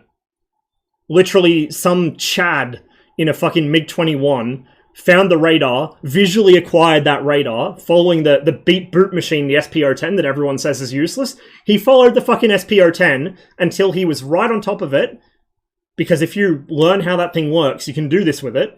It's even better with the SPO-15. He found that radar visually, based off his RWR's fucking... There's radars somewhere. Thanks for the resub, Raccoon. Appreciate it, man. Good to see ya. Yeah, like, they they sent a MiG-21 specifically to go gun Blue's early warning radar, which took like half of their SA away. And then one of the Blues, for whatever reason, I don't know if it was griefing or if he just forgot his IFF or he was genuinely, you know, a bit empty head, no thoughts that day. One of the Blues shot down their fucking E3. So the combination of no E3 and only half of them appearing to know how Link 16 is supposed to work, also the F-15s on the team can't use Link 16. You can imagine how well that went. This is what I mean. DCS players, if you read Chuck's guides, it only tells you so much. If you read the actual aircraft manuals and study how they use these things in the real world, you become ascended, my dude. You become ascended. Love to see the Aussie Mirage 3, so would I. I'd love to see Mirage 3. I'm so far behind, chat. Oh my god. Speaking of the F-15A, I've been schooled. How is Spark Vark early warning aircraft? I've heard the Spark Varks are pretty good. Pretty fucking good. I think the US kept them in service long after they retired the conventional strike F-111s. Hughes also made the radar on the... Yeah, the Hughes MA-1 fire control system. That thing was Jesus tier. MTBF of 20 going to 40. The radar was actually extremely reliable compared to APQ-109 on the F-4C, which had MTBF of sub 10 hours after a year of service. Ooh.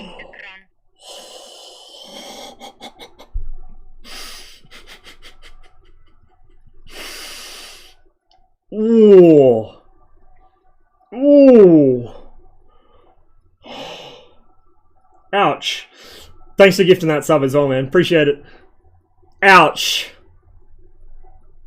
Fucking ouch. Yeah, the MA-1 on the 102 and the 106 is a fully integrated fire control system. Like the...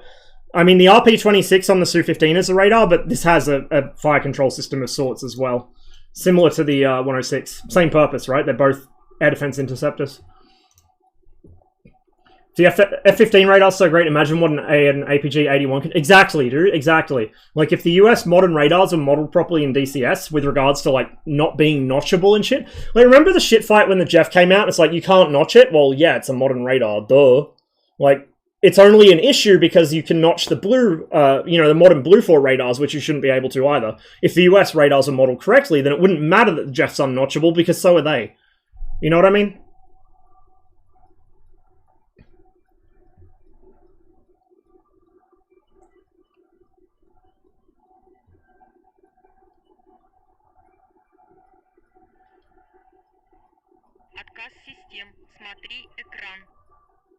Gifting another sub too. Thanks, man. Appreciate it.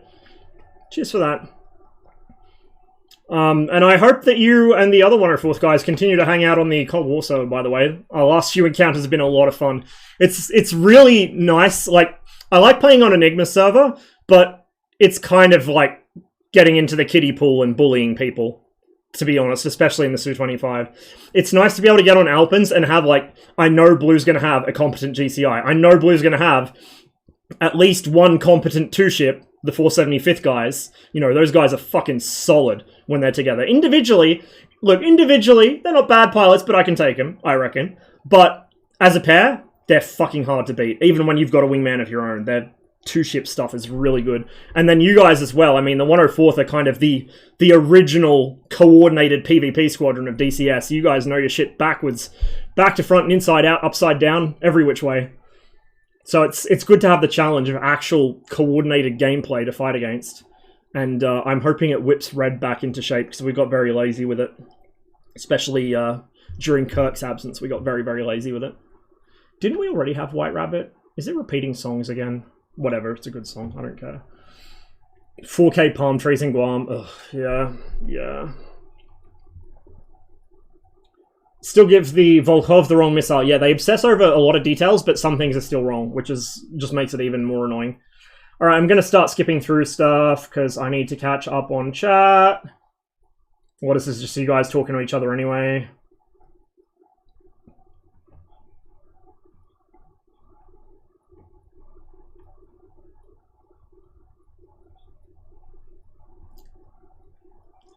Thanks for the inspiration. Build a head tracker now of DCS and X-Plane 11 metric arseload of mods. I'm sorry for your bank account, but I'm glad you're enjoying it. I'm really glad you're enjoying it. Boy Ross moving up in the world, becoming a programmer. No, I can't program my way out of a wet paper bag. I started modding games when I was like 11 or 12, and back in those days, Notepad was how you modded games. Like Red Alert, you change dependencies to make turrets shoot attack dogs or something. That's my level of modding. I can fuck with text files, or fuck with like Lua files or things that Notepad recognizes as a text file. I can change variables, that's it. I can't do any actual scripting. I can change variables and I can recognize some scripting constructs. Like I can recognize this is probably doing that, so if I change this variable, it should produce this result. That's the limit of my coding ability. Lun class. I want to say yes so badly, but no. They built one of them and a second one which is unfinished. And Spasatel is never going to get it finished now because with Russia busy clobbering its neighbors, because Russia just thinks that it owns the whole of Eurasia, apparently. With that, nobody overseas is going to fund Spasatel to complete construction, and the Russian government's not going to fund Spasatel because the Russian government's trying to hide what a colossal dogfuck their economy is, because there was never an economic miracle in the first place. It's always been getting steadily worse since the collapse of the Soviet Union, because it's just been corruption and state-sanctioned organized crime all the way down. We had that discussion last stream or the stream before. Let's not go there again, but it's the same as the other big economic miracle people tout about, and we know how that one ended. Spasatel is never going to be finished, and the single Lun that was actually built in its proper design configuration, I don't know if it's still beached, but it was being taken from Kaspisk, where it was built, where it was based, off a floating dock up to Derbent, which is like one of the major cities in southern Russia, Caucasian Russia. It's in Dagestan. But it beached because, of course it did. I don't know if they've refloated it and got it to Derbent yet, or if it's still beached, but whatever. They built one. It was a cool project. It was amazing, like, that they built the thing and it worked, but it fell out of political favor, and so they just cancelled the program, unfortunately. They did build a couple of Olyonics. The Olyonic is the A90, the smaller one, which is used as a landing vessel. They built, I think, maybe double digits, like very low double digits. In fact, I think it was probably less. It was like 2 or 3 or something. The Ekranoplans were incredible machines, but they were kind of doomed by politics and also by the realities of the Soviet economy and the Cold War kind of metagame, if you will. I would love to have it. If we ever get a map that includes, where is it? About this area? Derbent is somewhere around there, I think, or I think it's further south. Actually, no, this is still, that's Azerbaijan. Derbent is probably like that. I don't know. It's somewhere on this stretch of the Caspian coast. If we ever get a map that involves Kaspisk or Derbent, then yes, we should have one as a map asset, but not as a functioning vehicle. I wouldn't mind a modder adding one as a functioning vehicle, though. Like, I don't think ED should spend time on assets for things that existed as unicorns, like that or the Su-25T. Or whatever, but I'm totally down for modders adding stuff like that. I'm totally down for that. Proper shock diamonds for IL-2, did I send them to you? I don't think so. Send them to me again, and I will look after the stream. I was going to try and make this a short stream today, but we're already 4 hours into a rant.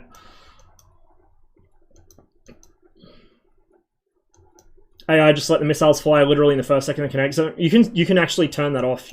In fact, the default AI behavior tells them to randomize launch parameters between RMAX and NEZ by default, I think. For ACE. For rookie ones, they'll launch at fucking RMAX or outside it.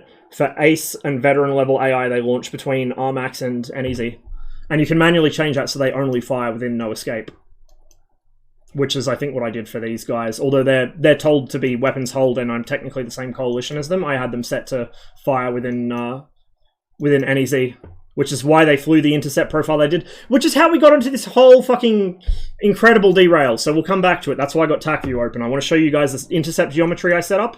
But I've got to catch up to chat because, oh my god, I'm losing control of my life. Good pixel art, stupidly difficult. Yeah, it is. More than half the player base are trash players. Because they don't want to learn. That's the thing. Like, they become complacent and they don't want to learn. Everything is everybody else's fault, or the module's fault, or this fault, that fault. They don't want to learn. They don't want to self-improve. And like I said, I was like that when I came to DCS. I've been playing flight sims since I was 10 years old. I know what I'm doing, and I got my ass fucking, toweled by somebody that was actually more experienced in fighting against other players. I'd mostly flown against AI as a kid. And I got a humbling. And things like AIM-120s, I got a humbling. The more I watched POM fly the Hornet, the more I flew the Hornet myself, the more I understood how the missiles work, the more I learnt how the SPO-15 works in DCS. Suddenly, AMRAAMs are still annoying to me, and if they're launched silently, they're still annoying to me because I won't get warning until the last minute. But for your average growling Sidewinder player who goes STT to launch AMRAAMs because they have like one neuron that fires once every 10 seconds, AMRAAMs are not an issue. I see them locking me. I know there's going to be an AMRAAM in the air soon. I can guess where their RMAX is. I can guess they're going to shoot inside that. So I know roughly where they're going to... This is building a BVR timeline. This is real pilot shit, right? This is why real pilots are really cagey. I think some of them are playing it up, to be honest, for views, but... But this is why real pilots are really cagey about doing missile stuff in DCS. Because they're worried they'll give away real-life missile ranges by reacting too soon or too late compared to the DCS timeline. Right? That's why they're cagey about BVR shit, because if they go off their muscle memory, off their training, they're going to give away the actual missiles engagement parameters, which we don't have in DCS. We have a best estimate based on public sources. So that's why they don't do that. But yeah, like... I know roughly when they're going to launch. If they're dumb enough to go into STT and launch it, then I know, yep, okay, that's them. They fired. And I know I need to defend. I'll watch the SPO-15 and I'll watch that signal strength bar. At a certain point, that will transition from the fighter's radar to the missile's radar. That's when it starts closing on me. If it's closing rapidly, I know it's a missile and it's very close. And then I want to kind of bleed it off of its energy until suddenly it stops. And the yellow bar slowly starts winding backwards. At that point, when that bar stops and starts going backwards, I can stop defending, because that missile will never hit me. It's defeated, kinematically. It cannot catch me. Forget notching. It doesn't exist in real life in any meaningful capacity against modern radars. It used to. In certain conditions, it still might. Real pilots don't notch. If you talk to a real pilot about notching, he's going to give you a funny look, because it's not something you do. Notching, as DCS players do it, makes you more vulnerable to an actual real-life radar, because you're just reducing the closure rate. Or increasing it, I should say.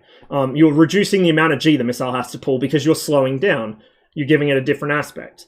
So notching is not a thing in real life, to any useful extent.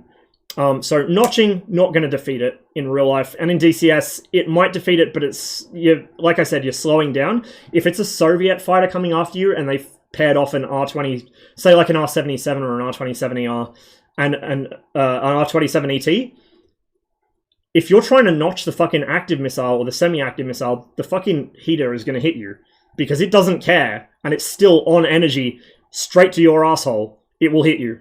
Doesn't care. So notching shouldn't be your primary defense.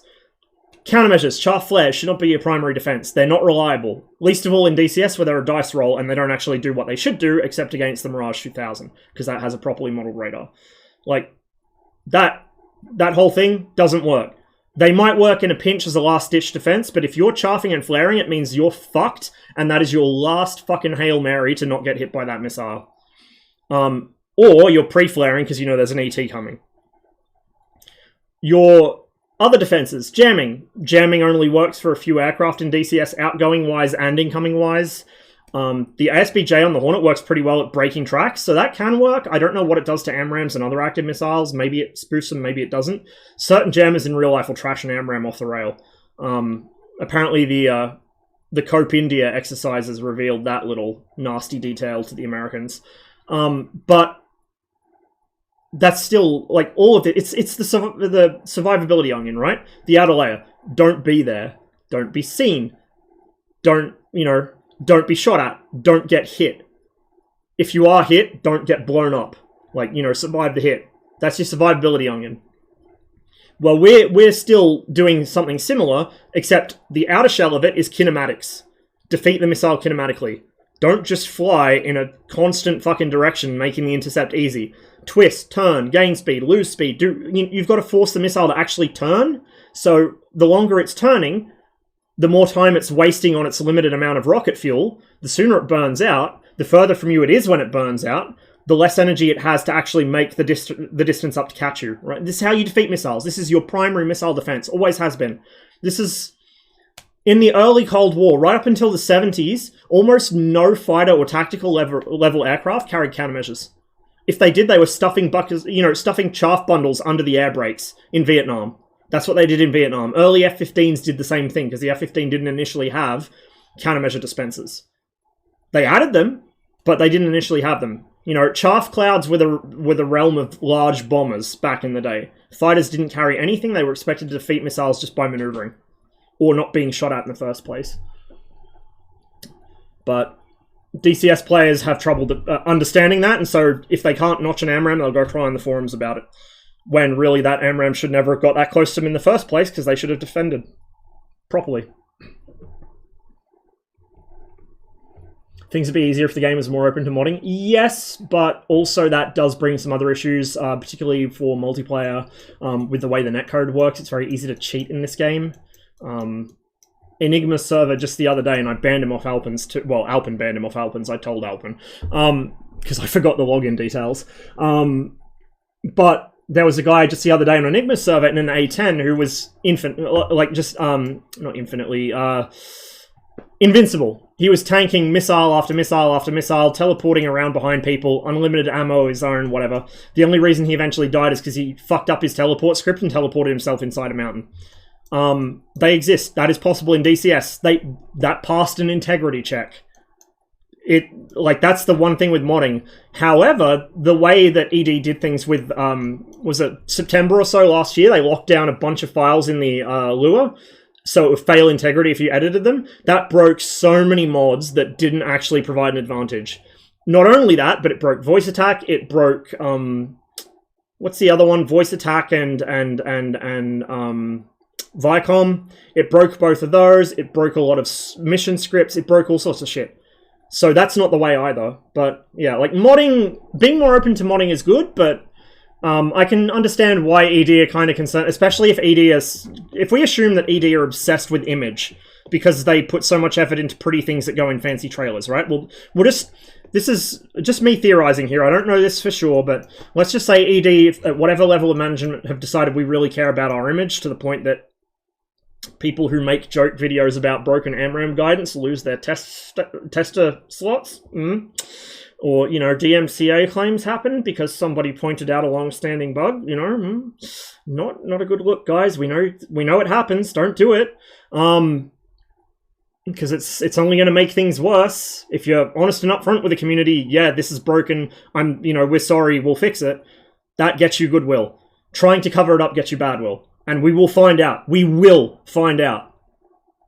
But yeah, let's just assume, based on it was revealed to me in a dream, that ED are obsessed with image. And that's why they're going to such lengths to make all these pretty models that you're never going to see in game.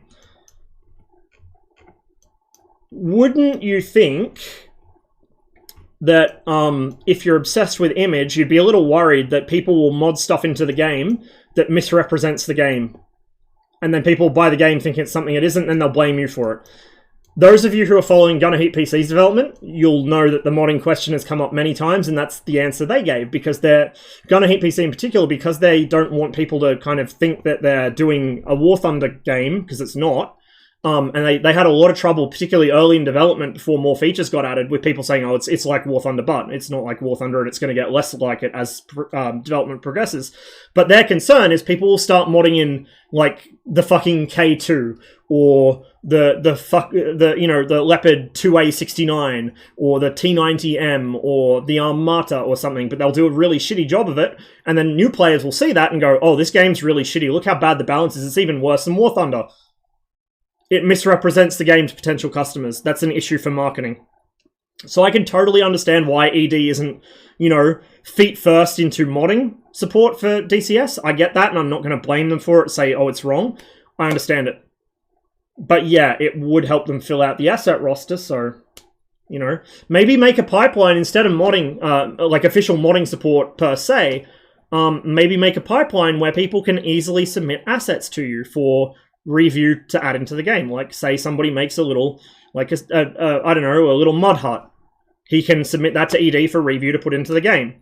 Say somebody makes a Lua script that makes, or like edits an existing Lua script, makes a SAM actually have the correct fucking tracking logic so it doesn't drive into the ground when that doesn't happen for any SAM built after fucking 1950.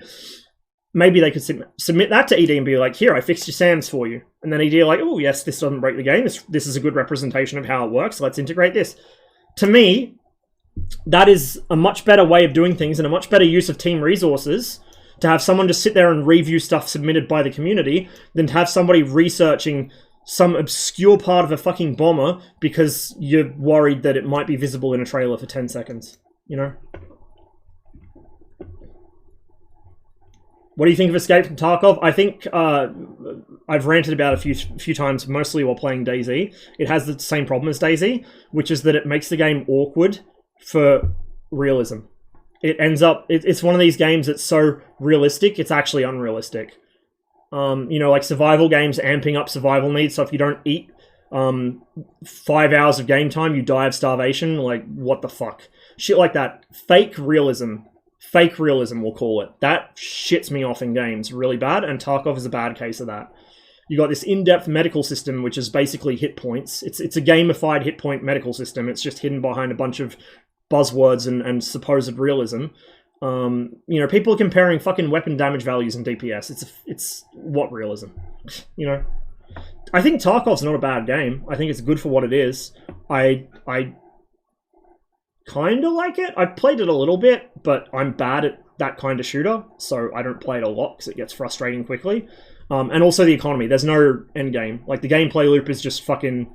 The gameplay loop is a very, I don't want to say millennial thing, but, like, it's a thing of our times.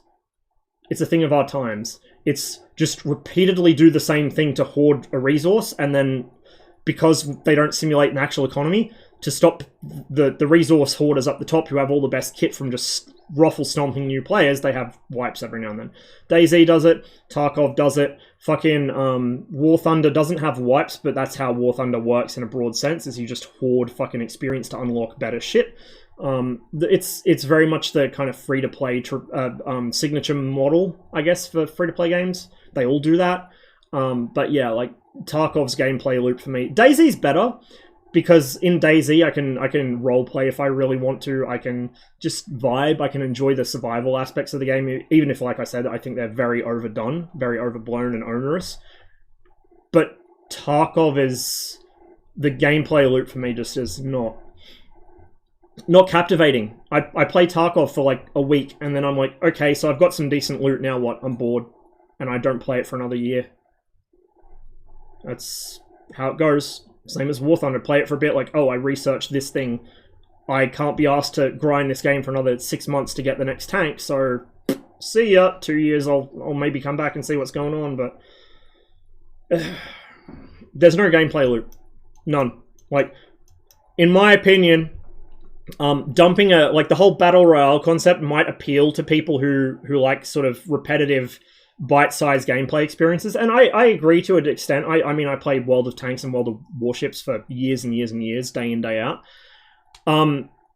Playing the same game repeatedly to make yourself better and sharper at it, to kind of hone your own skills, that can be okay, as long as the economy's not onerous and there's some light at the end of the tunnel.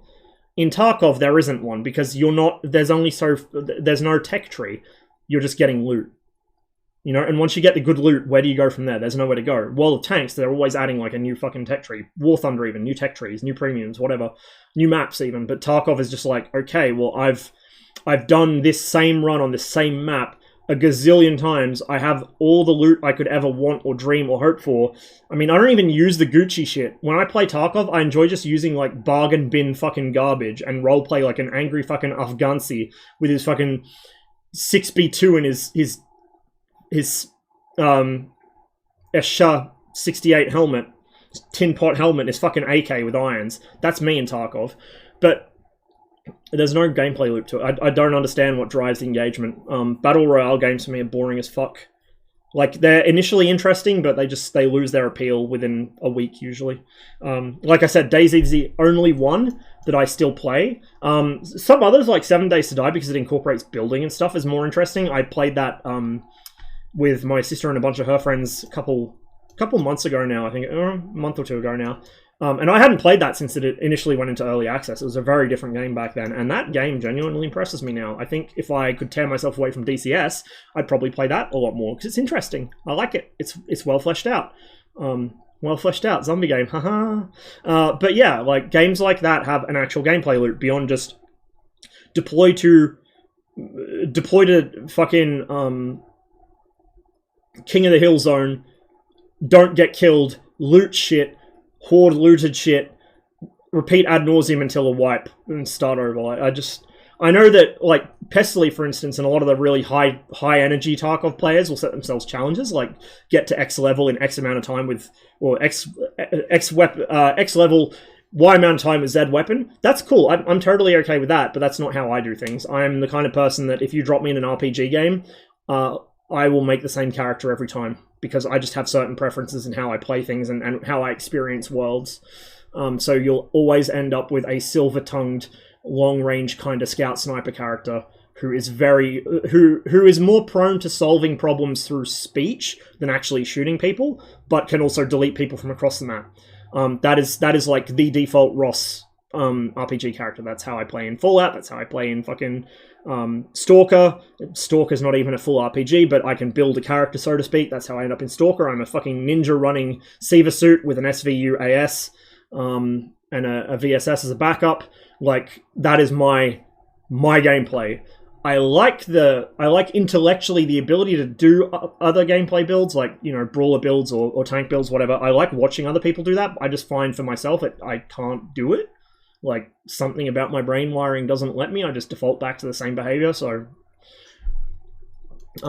yeah, like, I appreciate games that let you do stuff like that, but for me, a game like Tarkov or, say, PUBG, or if DayZ was less open world survival oriented and more just here's churn roost, kill other people and don't get killed, hoard loot, I would get bored of DayZ very quickly as well. However, DayZ has a bunch of other kind of attracting factors for me, one of which is the setting itself, and like the environment, the kind of the feeling of just tranquility when you're not actively getting shot at by people.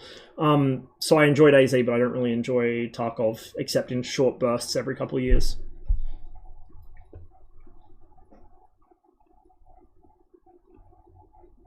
Yeah, PRF for ambiguity. Oh my god, I'm so far behind. How's Rioing in the F-14 going? I haven't actually started learning it yet, beyond the stuff I just kind of intuited, dropping myself in the backseat. So I'm not going to probably start seriously studying it for a while.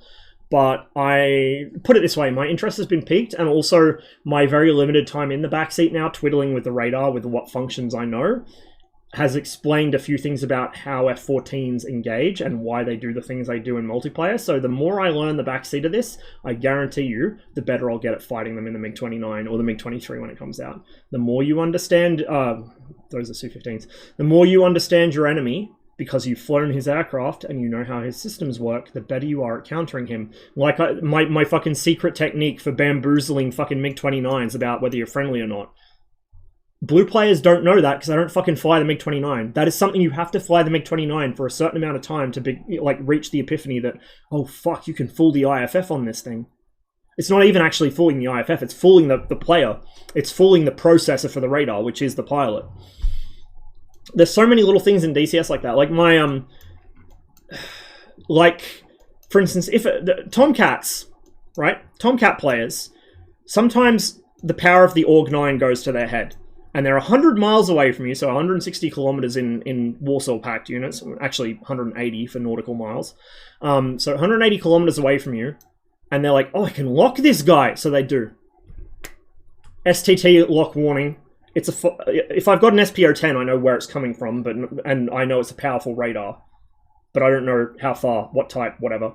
What altitude relevant to me. I integrate that with GCI. So again, MSI, like we were talking about with Link 16 and the Hornet, I'm doing that with my shitty onboard Cold War era sensors and the early warning radar, or AWACS. So if I'm getting pinged by a really powerful radar, say off my 10 o'clock, I will call up, or off my front left in the MiG-21. You don't get 10 o'clock, you get front left.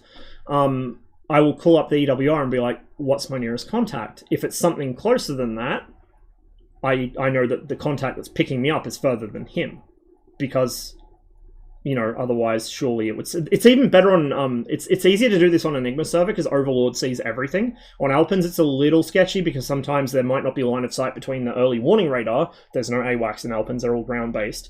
There might be no line of sight between the EWR and whatever there is locking you, while you and him have line of sight to each other. But on Enigmas, because Overlord is omniscient, this is like God-tier MSI, right? So, on Enigmas, I'm getting a pretty powerful radar signal off my front left in the MiG-21. I've just got the SPO-10 useless noise and lights generator to work off. Most people mute that thing or don't turn it on. And they're like, oh, it's useless. It's just distracting. No, it's amazing. So I put out a call. Nearest contact to me, 50 kilometers away, and I'm getting a triple beep. Beep, beep, beep. Beep, beep, beep. That's a strong radar source. That cannot be anything on Enigma server except an F14. That's it. F5 won't do it. The F5 will start triple beeping you when it's like almost up your asshole. The Saber, you won't even get triple beeps. You'll just get locked because it's a ranging radar. SAM systems, you might get triple off a Hawk at reasonable distance, but like Hawks on Enigma server are not common. So you know, like that is an F14. So okay, F14, my front left, he's further than this. So then you go Overlord, Circus 1-4, Bogey Dope, Tomcat. You get the call. You now have his exact bearing and his range and his altitude. Plus, you know he can see you because your RWR is picking him up. Now, let's say this genius of a Tomcat locks you from 180 kilometers away, 100 nautical miles, whatever. Like, he's at the edge of his fucking range, and he's just like, oh, I can lock this guy. So he locks you. Cool. So now you know where he is, how far away he is, how high he is. You know he's looking at you specifically.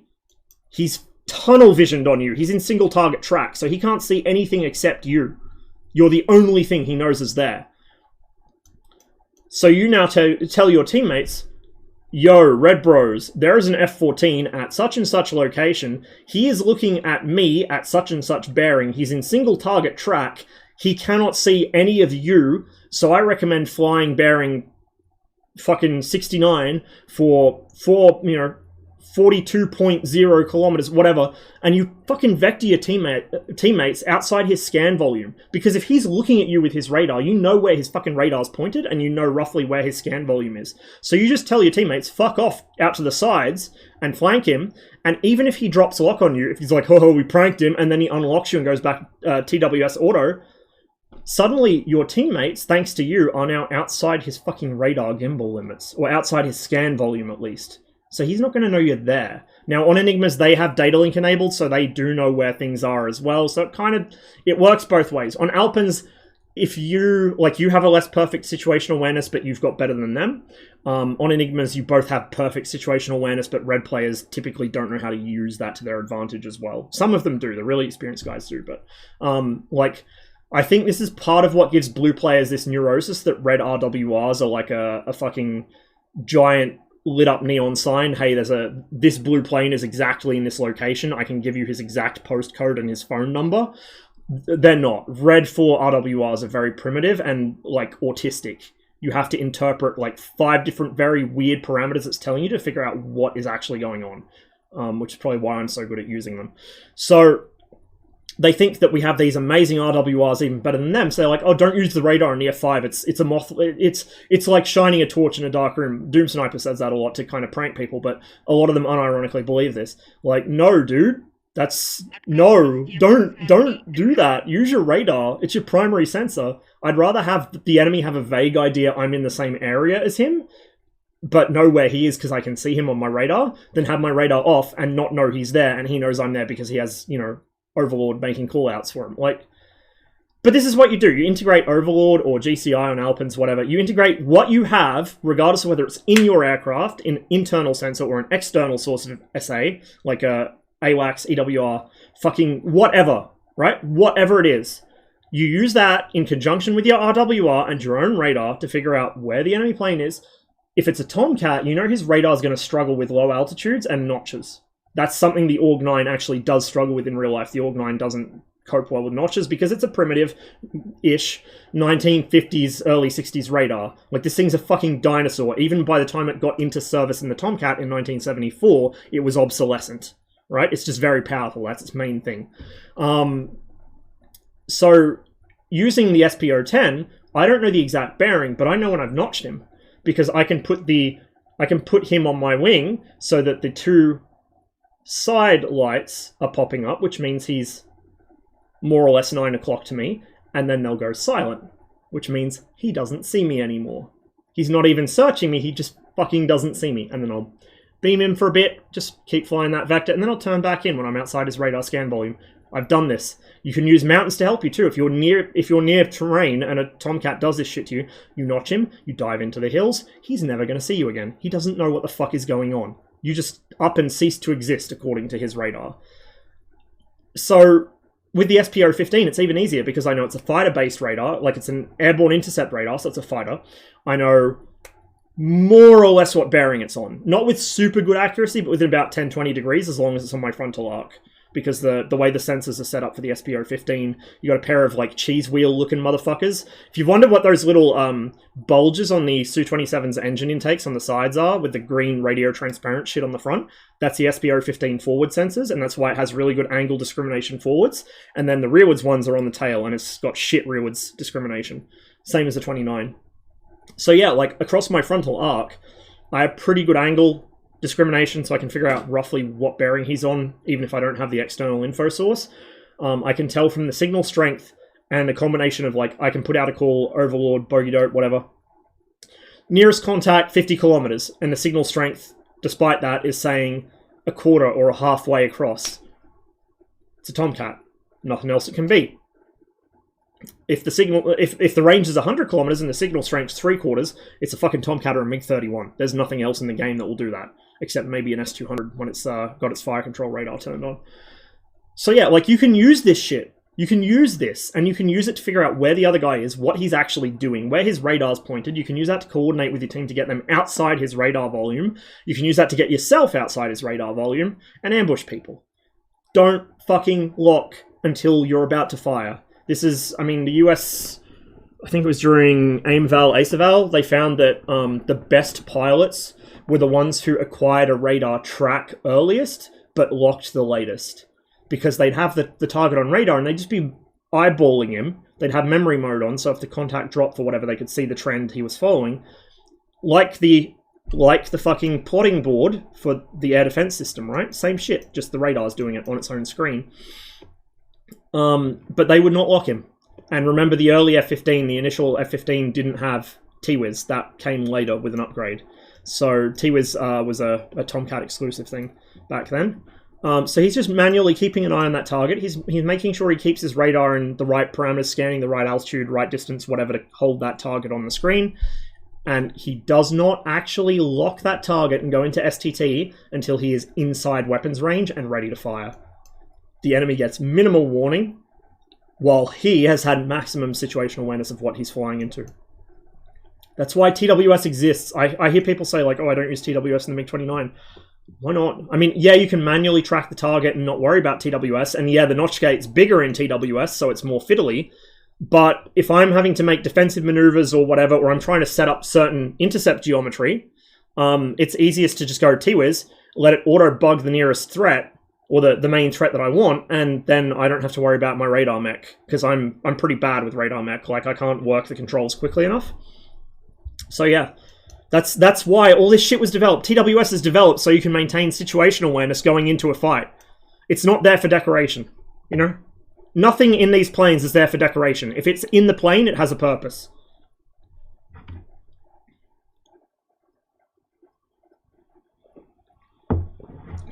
In World War II, vertical stacks are more common since you could usually gauge with just one aircraft or two in fingertip. Yeah, exactly. Vertical stacks were very common with early radar sets. Got a graphics tablet? I do. I can draw with a mouse, but yeah, I do have a tablet. Remember, I'm one of these 90s kids. I grew up drawing with a mouse in MS Paint back in Windows 3.1. That's a skill I have.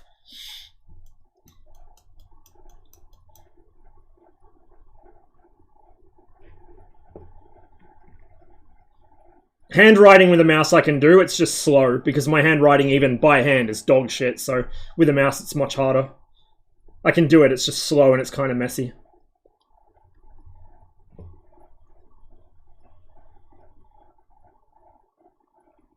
Prepare for Phantom, since it's 99% likely to have combat tree, yeah.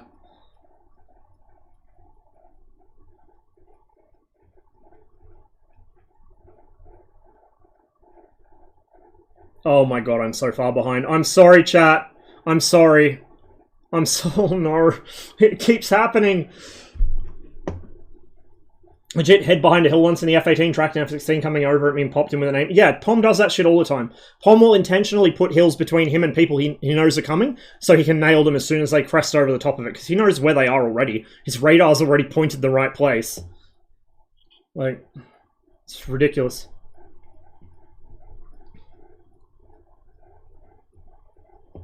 The F-16 radar was overperforming badly. It was an Eye of Sauron. I heard it got fixed. The original APG-66 was dog shit. The modern ones might be better, but I suspect if the 16 radar is outperforming the Hornet, something's wrong, because it shouldn't be. The fucking Hornet radar should be a better radar than the APG-66. Was it the 73 we're supposed to have in the Hornet? Not the 65, but the 73. But they modeled a bunch of features as if it's the 65, because that's probably what they had public or open source docs for, was the 65 set. Hornet's a lot of workload to be effective. Yeah, and it's hard for me to do. That's why I don't do modern BVR stuff. It's overwhelming for me. But if you watch somebody who's a natural at it, like Pom or ESO, or you 104th guys are really good at it because you train. Even if you're not a natural, you all train. Once you get that down, it becomes a flow state. It's like watching a really good Mirror's Edge player. Like watching a good Mirror's Edge player stream that game is like one of the most satisfying things on earth. That's how I feel when I watch ESO in the F-16 or Pom in the Hornet. It's like watching that flow state happen, but with a plane. It's beautiful. Like it's just... Oh, like living vicariously through it almost. 3+3, okay, yeah. For the S200.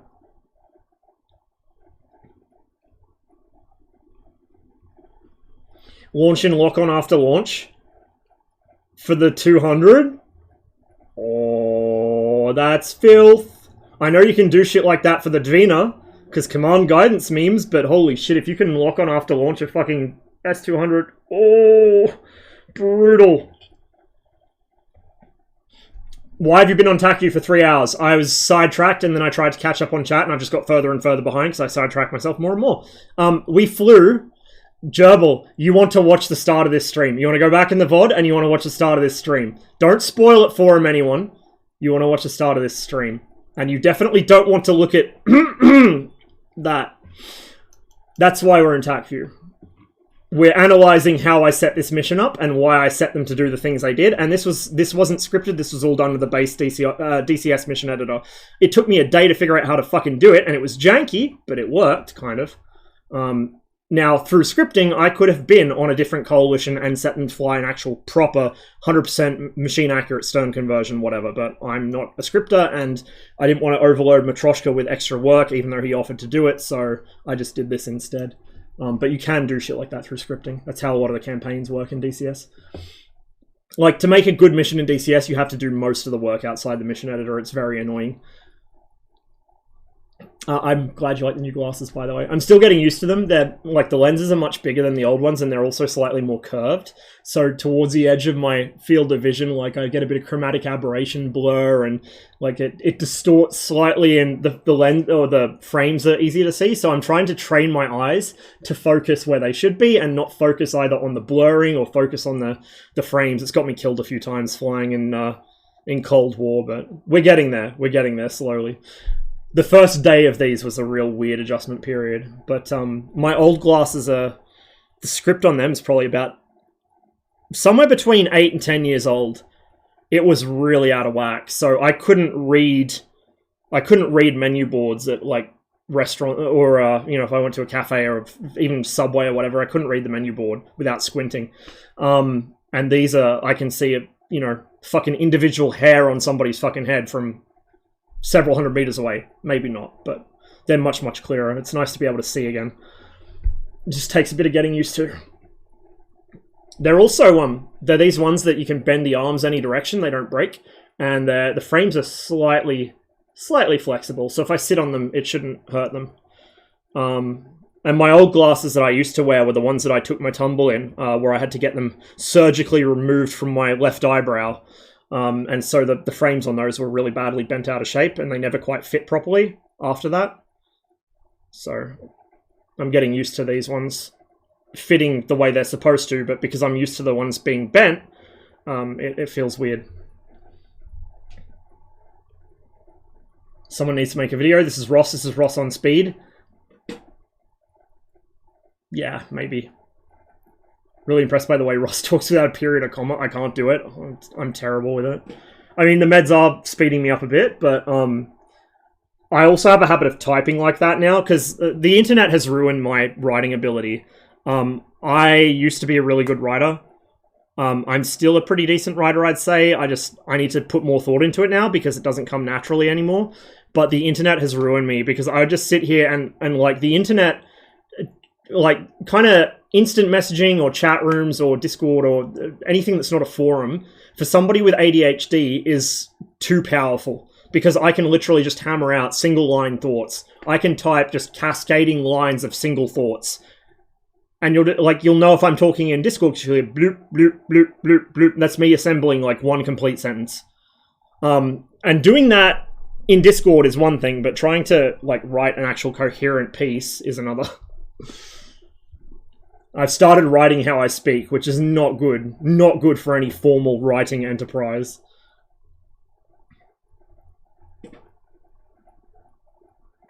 End of first year on the 109.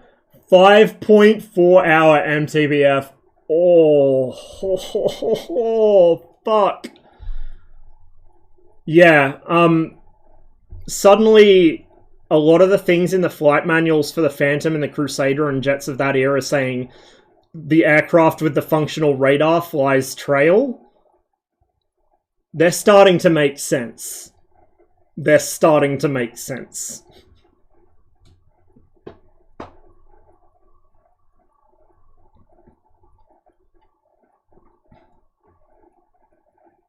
Need to support Alpin? Absolutely. We need to keep that server popping. Like I said, I know there's been a bit of back and forth about this server or that server, but look, I play both servers. I will continue to play both servers. I've always played Alpin's. It was the first place I went in DCS. It's the first server I played on. It's the server I played on the most. It's my favorite server to play on.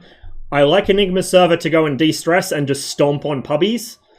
I want an actual challenge, though, sometimes. Or I want to do combined arms stuff sometimes. Or I want a set-piece mission instead of the same Groundhog Day campaign over and over.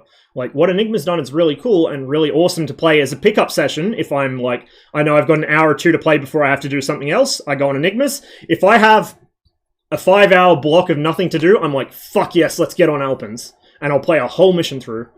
And maybe the whole next mission after it.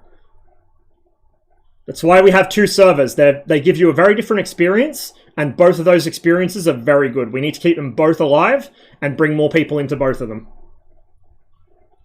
That's what I've always said. That's what I will continue to always say. It shouldn't be competitive. It shouldn't be an idea of this server killed that server, or this server, you know, this server is doing this, or this server stealing players. Both servers need to be populated, and we should do our best to make sure that we're doing that. I mean, I'm an admin on one, and I do a lot of kind of community help on the other, so I'm here for everyone. Pom's at his first drill? Oh boy. Oh boy. I would enjoy being a fly on the wall there. Also, hi Maple, if you're still here. We are 48 minutes behind chat at this point. Wonderful. But we're almost scrolled to the bottom, at least. I wish Alpin is active in my time zone. Yeah. No, I know you're my northern neighbor, so you're in the same time zone as me. I think we're slightly a couple hours behind me. Yeah, a couple hours behind me. So yeah, it's even worse for you. It's like in daylight savings for me, it's 4 a.m. Summertime, it's 6 a.m. For you, it's probably like literally midnight graveyard shift type stuff. That's rough, man. Pom is an ET, electronics tech. He's a radar doctor. I think he still does want to see if he can get some pathway to being a pilot, but yeah, at the moment he's an ET, so he fixes radars.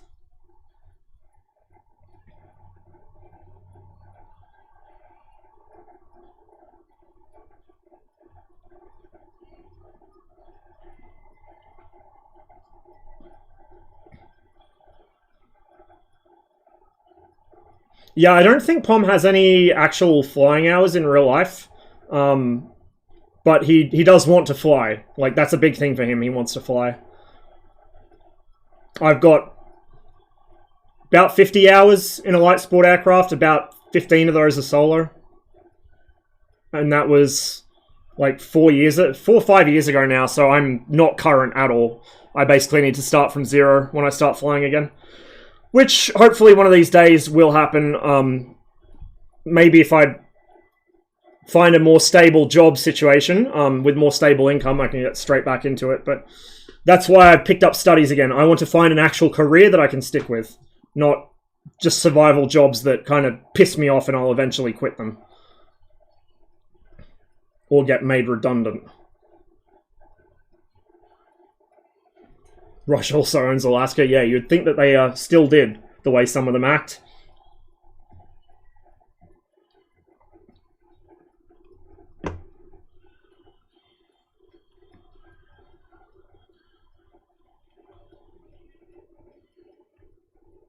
Imagine hacking on DCS. Hey man, some people. Some people.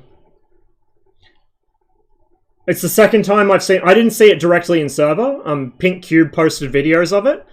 But I have seen that directly in server before, on Growling Sidewinder. It was a guy in a Mirage 2000. He was just wild weaseling over the top of Senaki. And so Blue's entire air defense network was shooting at him, which meant that the people who weren't cheating were able to exploit the fact that none of the SAMs were paying attention to them, and they just started spawn killing people. It was shit, dude. It was shit. It took like half an hour or more for an admin to get in and ban him. But yeah, on Enigma server, it was reasonably quickly dealt with. I don't think we've had that happen on Alpins yet, but I'm not sure. We have a lot of griefing happen on Alpins from time to time. Like, you'll get a bunch of people in Su-25s. Usually the 25T, back when that was in the missions, they'd bomb runways and shit on friendly air bases, or shoot friendly air defenses. But since the Su-25T isn't really in any missions anymore, we get a lot less griefing. There's also, I don't know if you guys noticed that ED added an option to turn off free trial modules. So like clients who only have the free trial planes can't join the server. They have to own a module to join the server, even if it's not one that's on the server. That is an anti-griefing measure. So people, even if you ban their UCID, it stops them from just making trial account after trial account to get back in.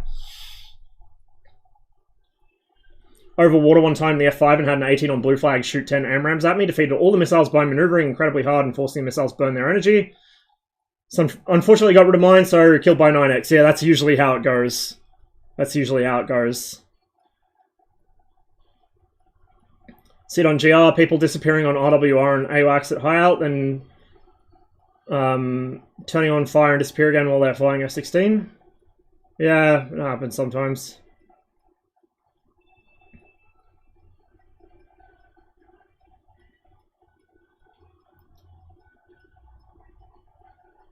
Let's see. Didn't the competitive community push the lure thing? Yes, they did.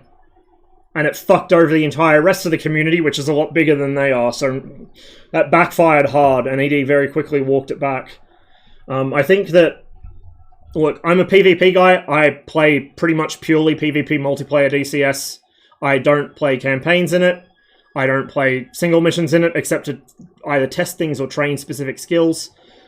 But I will be the first to say this. We are a very small minority within a also very small minority. Multiplayer is a tiny fraction of the DCS user base, and PvP, less of that. And then competitive PvP, like esports level competitive PvP, is even smaller still. So, it's something to bear in mind when we start making demands of ED. However, I think the demands I've made today were perfectly reasonable, even for the single player guys. I think a lot of them would agree with me, so... I hope. If not, then maybe the community is its own worst enemy, more than I thought. ED was obsessed with cool pictures. Why not add the very cool King Su-15? True, I know. Exactly, right? Beautiful aircraft. Referring to modding in a train, which is part of the map API, as far as I know. Can mod, there's even Star Wars mods, but sadly the maps are closed. Oh, okay, the maps are closed down. I know that there's, like, Ace Combat mods that add in map objects for, like, the space elevator and shit, but yeah, they're just using Persian Gulf as a basis for that. I don't think I've ever seen a custom map for DCS. Actually, no. No, wasn't there one? I swear I saw a custom map for DCS one time, but you couldn't play it multiplayer. Like, didn't GS do a couple of videos on one that was, like, meant to be the India-Pakistan border or something, and it was actually a custom map? I swear that's a thing that existed. That or he was bullshitting us and just using, like, some really interesting reshade presets. I don't know. Whatever. Never played Tarkov. Think that counts as escaping? Yes. Yes, that does. Stressful as fucking can't do it? Yeah. Tarkov is real stressful. So's DayZ when you get near a player. BVR. High stakes BVR and DCS is like that. I had a BVR showdown. Was it yesterday or the day before? I think it was the day before. In the MiG-29 against Taihu and a Rio. I forget who it was. Might have been Smooth. But I had a BVR fight against a Tomcat, and we were both taking it super fucking hardcore. And I was shaking by the time I got within launch envelope for my missile. Both of us traded shots. He shot first. I was hoping to hold a little longer, and I wish I hadn't, because if I'd fired earlier, I might have got him defensive and then got the hit. But I hesitated. I fired a split second after he did. I just got away from his first Sparrow, like barely got away from his first Sparrow. He barely got away from my R-27. But he recommitted quicker than I did. He maintained better situational awareness because he had a second pair of eyes in the back and data link. And he turned hot on me while I was, like, rolling around in fucking vertical scan, looking like he was there. There's a flare there. That's his missile truck. Like, where the fuck is he? I'm rolling around trying to get vertical scan on him. Helmet's useless. Helmet's only useful if you can visibly see them. So I'm rolling around vertical scan, and I picked him up right as he fired another Sparrow at me, and by then I was nose hot on him. Nothing I could do. It was a really good fight. It was really fucking close. I was like, I had adrenaline shakes afterwards. It took me a few minutes to come down off it.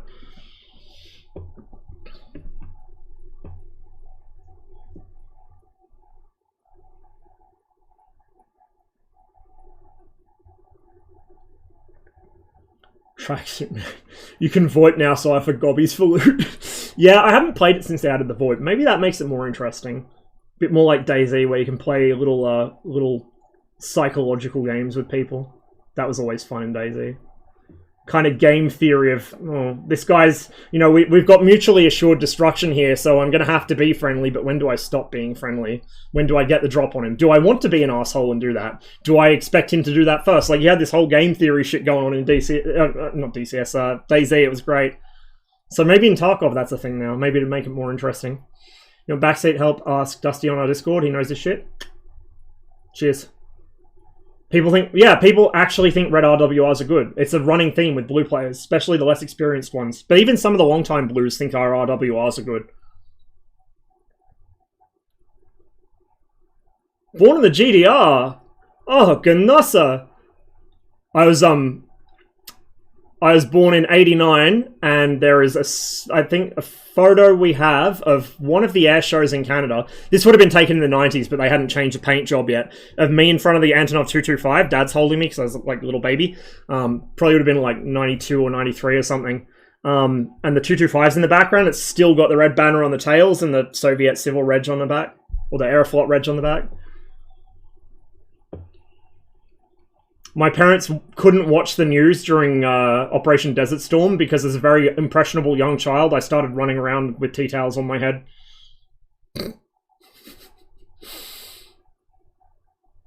Because, you know, that's what... the news was talking to a lot of people in Saudi Arabia and, you know, the closest thing I've got, so I'm going to imitate what I see, right? And as like a 2-year-old or whatever. 1-year-old, 2-year-old.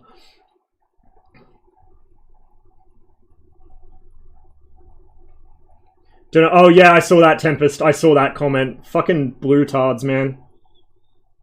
Most blue players are fine. Like, I've said this before, I tend to be a bit toxic and exaggerate and generalize maybe, but most blues are not bad guys. Some of them are a bit misinformed or don't fully understand red modules, so they overestimate us, but most blues are fine. But there is a collective of, as I call them, blue tards, who are just, like, aggressively opposed to learning, and if you try and enlighten them, they will actively shout you down and start, like, arguing, and it gets real nasty and weird and vindictive with them. Like, just forever bads. People who could be better at the game and have every bit of potential to be amazing at the game, but they just, for whatever reason, think they're too good already and they don't want to, you know, it's an attitude thing. It's always an attitude thing.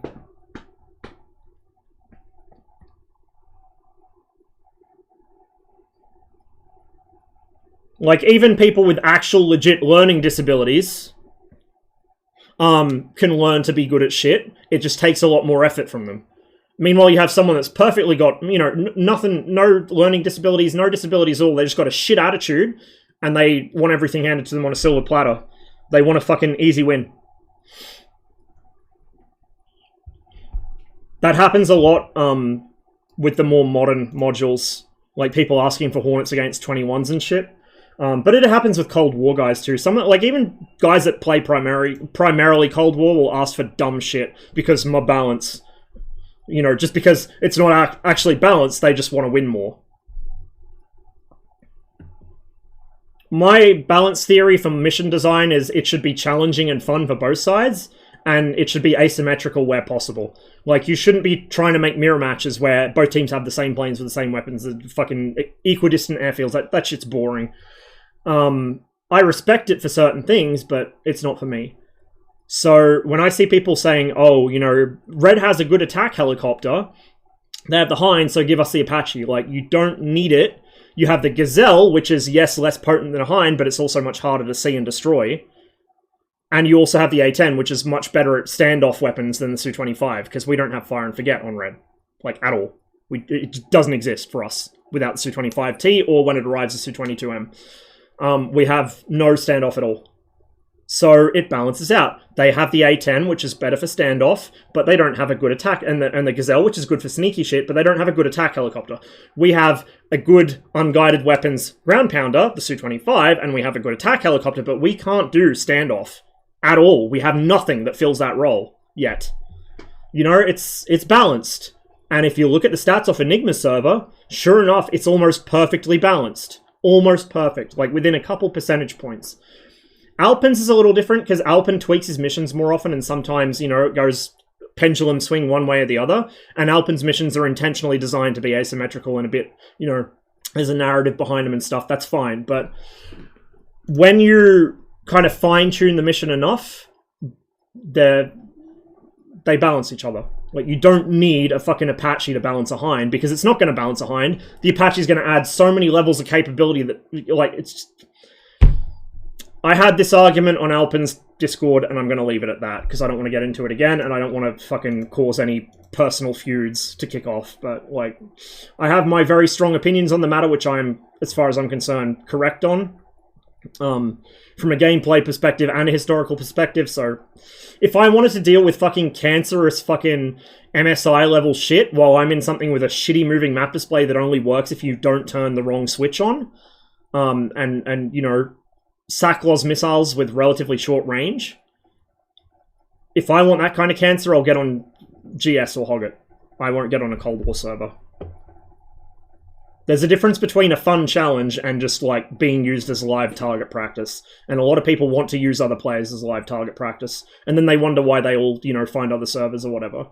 Like, this is why I've been really hammering the whole thing with Alpin server. Like, don't do this, don't do that. It's bad for the server, because it will drive people away. They will go to there's now another option for a populated Cold War server. There used to be a lot of Cold War servers, really good ones, but they never populated.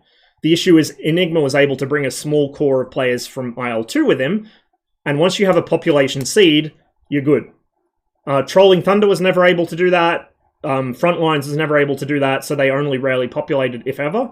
But when you have a core community that comes over with you from wherever else, you've already got a server established. So now there is a second established server. Obviously, like I said, I would prefer both servers to synergize off each other and feed each other players both ways, but that is my primary concern with when Alpin does stuff now, or people tell him to do stuff, is this going to drive players away from one or the other team because it's unfun to them?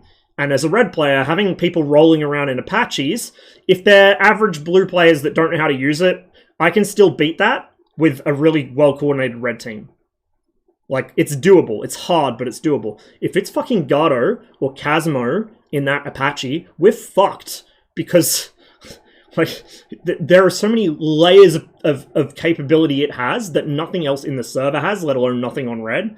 It just becomes unfun. Especially for the guy running combined arms. Like, it's bad enough me having to deal with fucking Mavericks, and you've seen what the Mavericks are like on the A10A, right? I showed that on stream before. You can lock a moving hind by accident at 25 miles with the A10A, and it's D model Mavericks. Delta models. We have hotel models on most of Alpin's missions. That's already kind of cancerous as a combined arms guy, but there's ways you can work around it. Imagine now an Apache with Hellfires. Like, just, oh, kill me.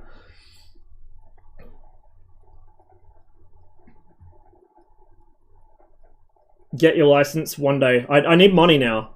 The issue now is the money. I have the meds. I have the attention span. I want to do it. I just don't have the money now. I used to. Okay, we're nearly caught up on chat. Thank Christ. We'll then go through this. Then I'm going to have to eat because it's lunchtime. Oops, already. And I have not eaten today. So we'll have a quick food break after this and then we'll jump in the Mirage. I'll see if I can find a populated server that isn't like too stacked or whatever to fly on. But if there's nothing, I don't want to fly against modern shit because I'm not that competent. But if there's nothing multiplayer-wise, Fox 1 environment for the Mirage, we'll just do JoJo's instant action mission because that's really good for practicing BBR because it randomizes. So we'll do that.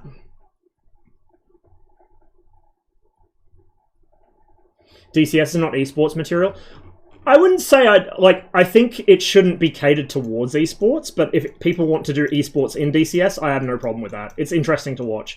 I like watching some of the DCS esports stuff. I'm totally down with that. But I don't think the game should be catered to them. I don't think any decisions should be made based on what they do or what they need. They should be given tools so that they can script things to work for them. Like, they should be given scripting tools so they can set missions up that work for them. Or they should be given the ability to limit, loadouts or maybe limit certain aircraft avionics systems if they want. I think that's a good thing for everyone, not just for them. That'd be great for everyone because you could simulate export models or different lots or blocks of aircraft by disabling certain avionics that weren't present on that lot. But I don't think the game should be catered in any meaningful way towards esports at all. And I think it's kind of dangerous territory to lean too hard into it. I think it's good to lean into it a bit for publicity to get more people into DCS, but I don't want to see ED lean too hard into it because it'll give people the wrong impression of what the game is, what the game can be, should be, and it just leads. It doesn't go good places. Hey Veritech, good to see you, man. Hope you've had a wonderful day. Yeah, more assets is the main thing, the main fucking thing it needs. Like, before anything else, DCS needs assets. Blue Tods are Veribus. Often they come from the same group. There's a lot of overlap there. Just a lot of overlap. Although I will say, it's interesting, a lot of the IL-2 guys on Enigma server fly red, in DCS, and they fly Germans in IL-2. Interesting. I don't fly Germans in IL-2, like, almost ever. I fly Allied stuff. I don't fly the meta-Allied stuff, but I fly Allied stuff. It's better suits my way of doing things, I think. Which is weird, because then the Red Force stuff better suits my way of doing things for jets. Triggering my anger. Uh-oh. Uh-oh. Yeah, the Allied stuff is good fun, and they're good generalist airframes. The 109 is really good, but you got to be super fucking specialized in it. Likewise, the 190, like the Luftwaffe stuff is very. It's like, actually, it is like red airframes in a way. They're very specialized aircraft that are very good in a particular parameter, but once you take them outside of that parameter and that doctrine they were meant to be used in, they're shit. Same thing. Like, the Luftwaffles don't fly the way those planes are meant to be flown, and then they complain that they're shit. Like, well, yeah, you tried to fucking turn fight a Spitfire or a Hurricane in a late war 109 with fucking skill pods. Like, what did you think was going to happen, my dude? Well, yeah, I mean, yes, that's what this has led to. Them complaining so much has led to that. But originally, like in real-life terms, or in sims that don't cater to the Variaboos, they require specialization. In IL-2 Battle of whatever these days, because if you're from JG fucking 69, and you're some random middle-aged South American man with a suspicious collection of World War II memorabilia, and a very oddly strong grasp of the German language for somebody that has never been to Europe, yeah, like, you can get the fucking devs to bend over backwards to shut you up and keep you happy, unfortunately. MiG-19 is the same style of play when I play an IL-2. Yeah. I hear that a lot from Enigma and Tempest as well. Like, the MiG-19 is, like, the World War II DCS jet in terms of how it's used. Like, World War II use type of words. It's like flying a World War II plane, but it's a jet.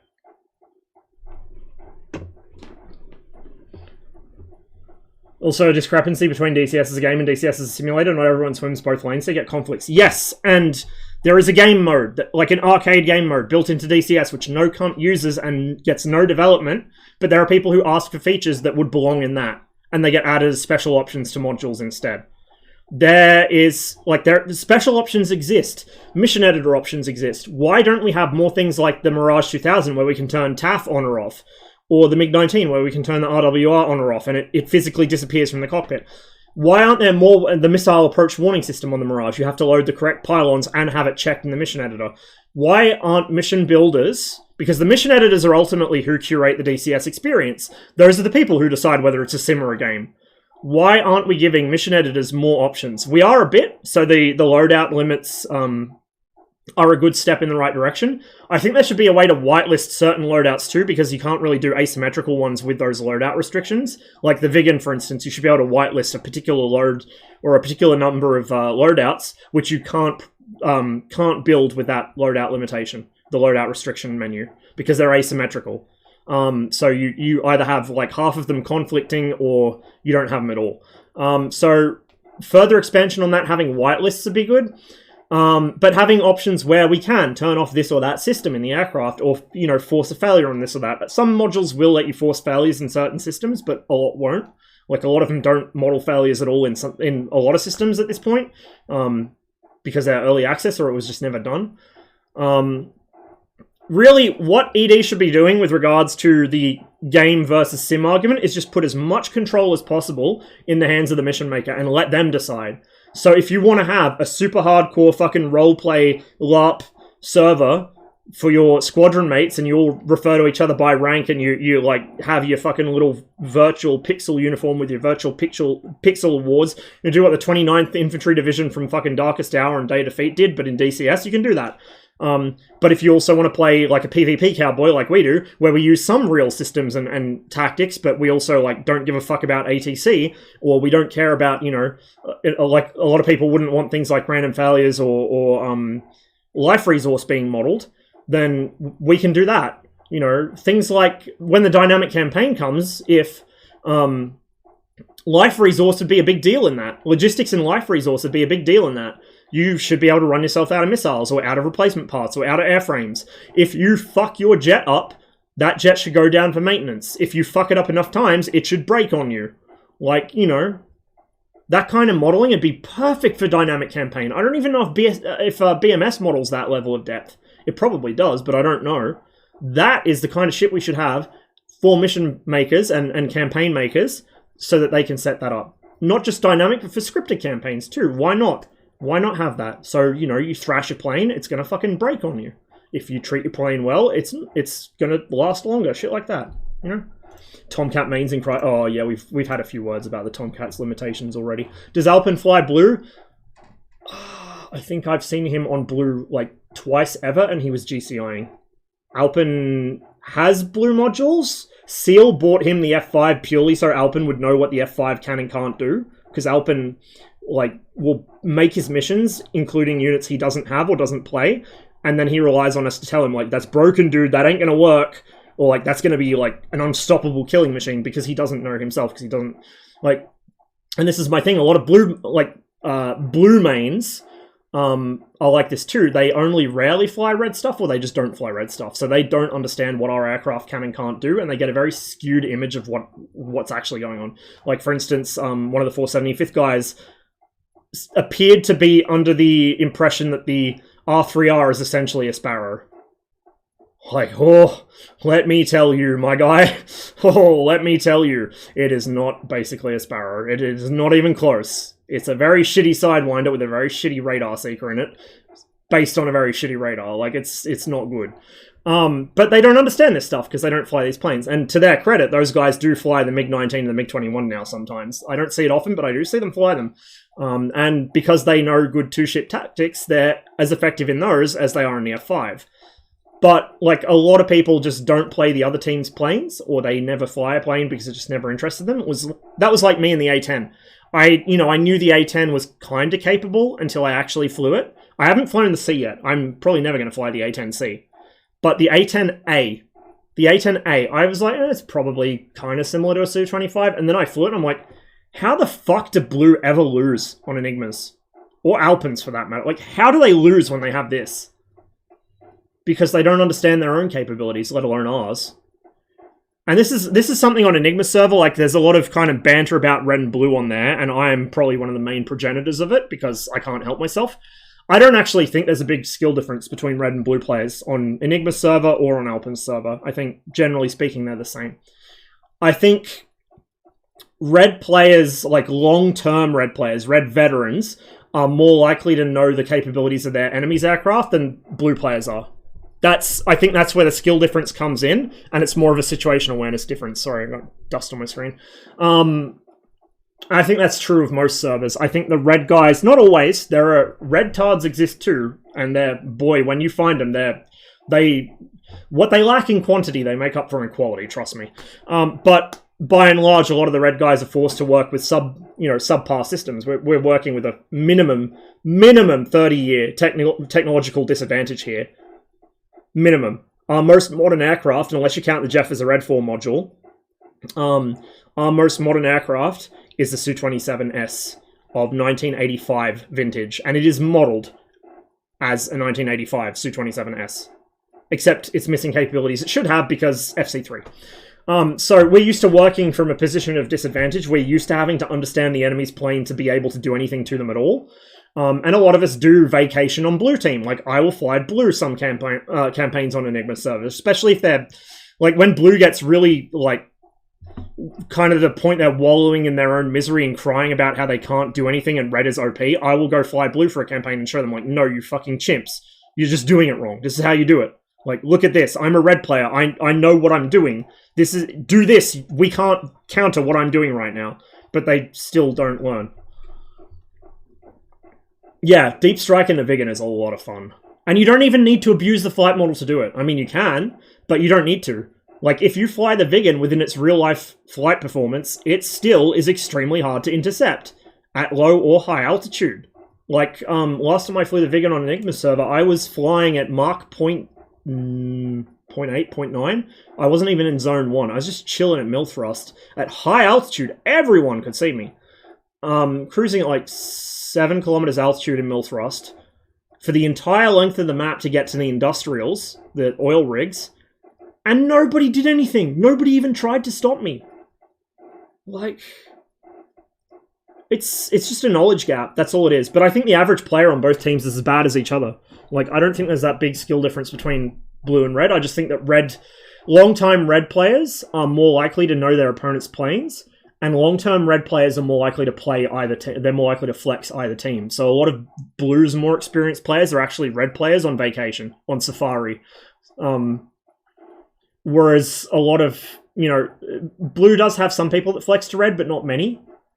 And a lot of blue mains that aren't reds on safari are literally blue mains. That's all they do. They fly like 1 or 2 blue airframes, and they won't touch commie shit because of all, evil red or whatever.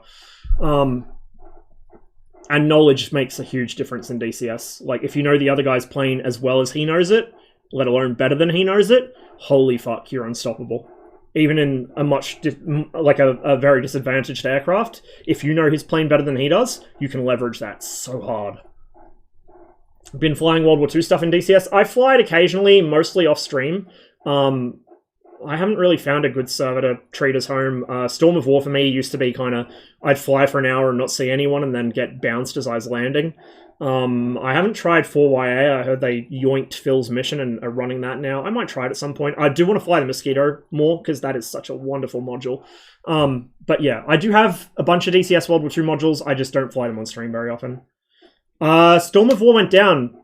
Phil decided he was done with it. I don't know. It hasn't gone back up, has it? Because he even nixed his YouTube channel. Phil, like, fucking quit the internet for a day and then he came back.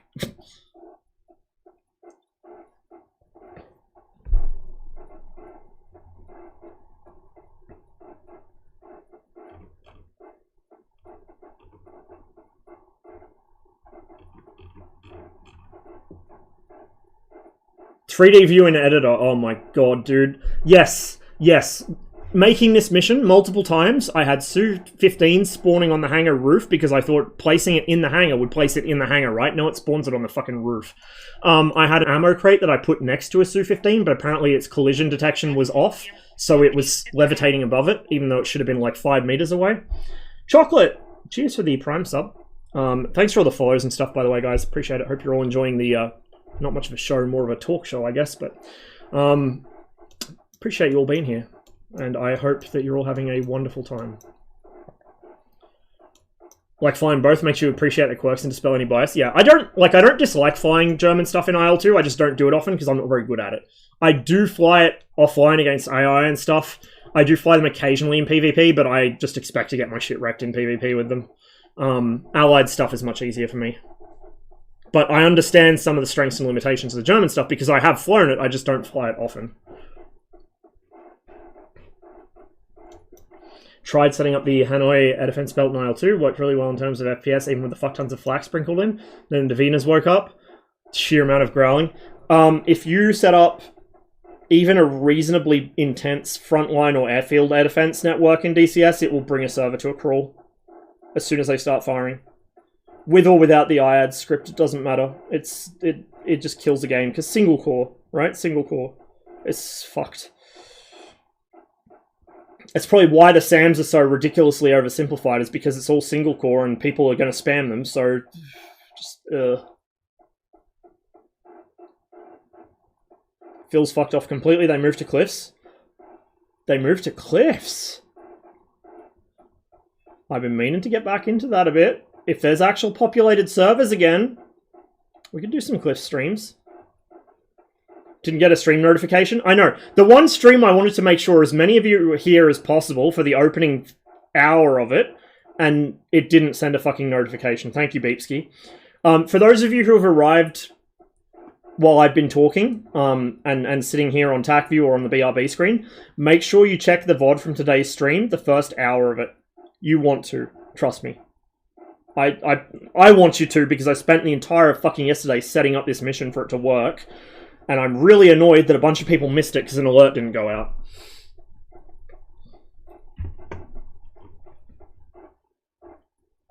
Finally got my brother to board a plane without MPDs. A4E for a start. Oh, nice. Well done, Alush. The A4 is a really nice plane. I should fly it more often. It's a really nice little mod. I really hope we do get an official Skyhawk at some point. I would prefer that theirs just become official because they've done so much work on it already and it's so nice, but... You know, we've been over the reasons before. It's complicated. So, hope multicore solves those issues when/if it arrives. Yeah, I agree. I hope so too. World War II gets better with buddies. Yeah. I should fly with. I should definitely fly with some people in general. Like, I mean, on Cold War, every now and then I'll have Marduk or Yink or someone come along, or Seal or APOC, they'll fly my wing, but I don't fly with a wingman very often, just because of when I play and because I'm streaming a lot of the time. And I really need to start doing that, because you are so much more effective as a 2-ship. And even more effective as multiple 2-ships coordinating with each other. Anyway, we're caught up on chat. You gonna lurk? Cheers, man. Enjoy the lurk. But yeah, we're caught up on chat, finally. So, let's continue. So, like I said, I didn't have them actually take off from the runway, because in the basic mission editor, if I tell them to take off from the runway, even in echelon formation as a single group, or as two independent groups, but like both placed on the runway at the same time, they won't do it. One will take off about 30 seconds before the other, and then they won't end up in formation. It's a mess. And also, I'm not seeing this anyway from the player's view, so I just said, fuck it. I airspawned them, you know, at 500 kilometers an hour indicated and 50 meters altitude, just to simulate, yeah, they've just taken off. And they're in echelon right, close echelon right. And we'll just hit play on that, but we'll kind of scrub ahead with the mouse. I don't actually use the play function in TAC View that often. I just scrub it with the mouse because it's fucking easier. And a lot of what I'm doing is I'm looking, kind of reviewing stuff, so I don't care about real time. But yeah, you can see here they're climbing up to my altitude. This is about where Jester would have picked them up, probably somewhere here. They're in close right-esh. What? Oh. The soundtrack from that game's really good, but a lot of the songs are really quiet and slow-paced. So I just skipped. They're in close echelon right. They're both closing with me at the same speed. These appear as a single speed hit on the DDD, because they're both close speed and they're very close to each other.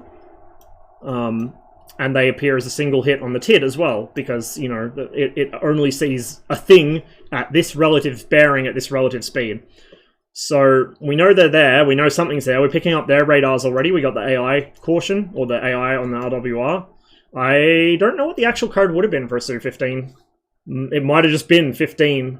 It might have been 26, because the radar was the RP-26 in the Su-15TM. RP-11 in the earliest production aircraft, RP-15 in the Su-15T, and then, or sorry, no, the normal Su-15, and then the Su-15T and TM were Typhoon, which is the RP-26. My brain is doing backflips.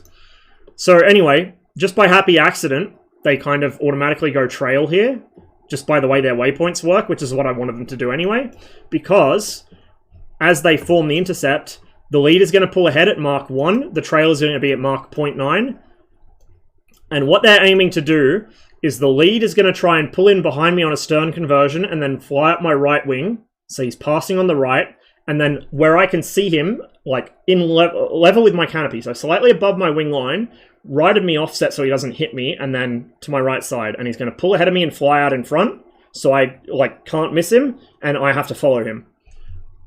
The trail, meanwhile, isn't doing the same thing. He's setting up below and behind. So this is about where I saw them, you know, I was like, oh, contrail, it might be a civilian airliner, because I'm trying to string you guys along, right?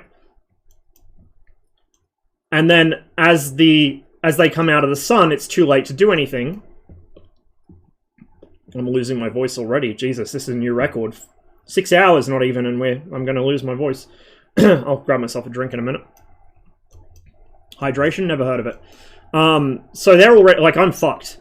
I can't begin maneuvering here because I'm already banged to rights, and, you know, that theoretical S200 we went on like a 2-hour-long fucking expose about earlier, if that did exist and it turned on right now, I'd be fucked.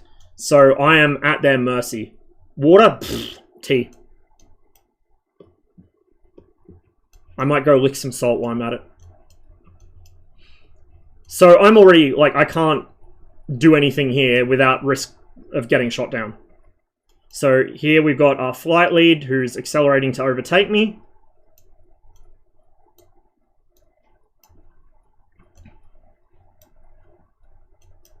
And also now as I look behind me, my own contrail is blocking them. I can't see, I can kind of see the top guy, I can't see the, oh, actually no, that's the guy getting in trail. This is the flight lead, sorry. Oh, that's interesting. So he actually, I didn't tell him to do that, he did that of his own accord. He moved into position first, which is probably a good idea, actually.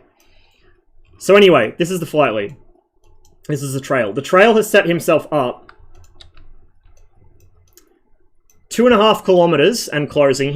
I think he was told to sit 1.5 kilometers or something behind me, about 100 meters below me, and directly in line with my aircraft. You could not come up with a better missile shot than that right there. Perfect. There's nothing I could do to defend that. It will hit me no matter what, pretty much. For even an well, actually the R60, it's a bit of a lot. At this altitude, the R60 would do it. But, you know, flares. but he's carrying R98s as well. The R98 will have no trouble with that shot at all. There's nothing I can do. So he establishes this position, and he's holding there. He's the insurance. If I start doing something funky, he shoots. Meanwhile, the flight lead, if we can scrub ahead a bit here, I need to maybe turn his speed up, because you notice he kind of pulled up on my wing and then dropped behind because he overdid the air brakes and gained, dropped behind, then he finally overtook me. That's probably because he's going too slow here. I didn't want him to overtake at supersonic. It looks and sounds really cool, but it's not ideal, and I wouldn't get a good view of him as he went past. So I did originally have his speed set higher, but he'd just boom me, and then he'd end up like 5Ks in front and slam the brakes and brake check me, but I think I kind of went too far the other way now, but I didn't have time to adjust it any further, otherwise this stream wouldn't have happened, so. But you see he's closing up on me on my right-hand side, which is, you know, where you pass people, you pass on the right. He's on my right-hand side. He's not quite level with me. He's a couple meters above, just so he's level with my actual canopy, or slightly above my actual canopy rail, so I can see him if I just look sideways. And here we go. This is where he pulls alongside, like, hey, look, I'm here. He overdoes his air brake, drops behind, and then he starts accelerating again. This guy has been rock solid in the same position the whole time. Nothing is going to make him move. And so, interesting, it's stuttering in the real-time playback. It might just, oh, it's probably because of the camera settings I've got. It's because I'm jittering in and out of fucking alignment with this guy. But yeah, you can see old mate back here is not moved. He's rock steady, he's ready, he's got his fucking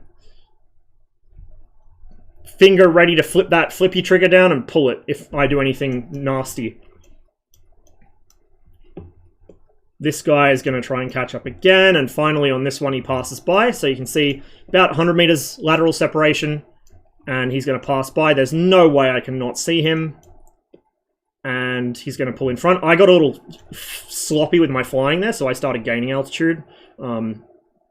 If I was level, he would have stayed above me, but there we go. We've got that corrected, and he's going to lead out. Now, I couldn't figure out how to get... And you could probably do it with scripting, but I couldn't do it with the mission editor. I wanted to make the AI do the wing rock, the follow me, but I couldn't. So if I had been able to do that, that would have been what he did before he broke off to RTB. He would have done the wing rock, the follow me. That's a universal symbol. If you get intercepted and somebody rocks their wings, that means follow them, because somebody's sitting behind you ready to shoot you if you don't.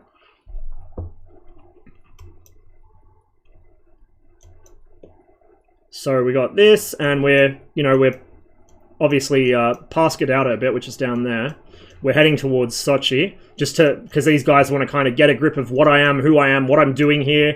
They're probably talking to their ground controller like, oh yeah, it's an F-14, he's just by himself, he's carrying a full load of missiles, what do we do? And they'll be deliberating back and forth with Moscow about, do we shoot him down? Do we force him to land? Do we just let him go? Like, he hasn't technically violated our airspace, but he's kind of skirting the edge of it. Like, what are we doing with this guy? Best song on the Halo 3 soundtrack. I will fight you for that, Saber. So, that's what they're doing here. They're just kind of maintaining status quo while they figure out what the fuck they're going to do with me. And then right there, it was actually just set on a timer. At 7 AM in-game time, this guy breaks off to land. Unfortunately, I couldn't restrict him from using Afterburner on his RTB waypoint. I couldn't figure out how to do that. I'm sure you can, I just don't know how. I probably should have set another way. Oh, fuck, I'm dumb. I could have done that. I could have set a waypoint to the airfield, then told him to land. It's something I can improve on the mission, or do it next time I make something like this. But anyway, so he's going to Afterburn ahead. I'm kind of not overly worried about keeping behind him now, because I know where he's going. In real life, you would stay with him. You would stay on his wing. But, you know, for the purposes of this being a mission I slapped together yesterday with virtually zero mission-making experience, it's good enough. And it got the point across. I wanted to kind of hit you guys with the surprise, and it worked. So anyway, he's off to land.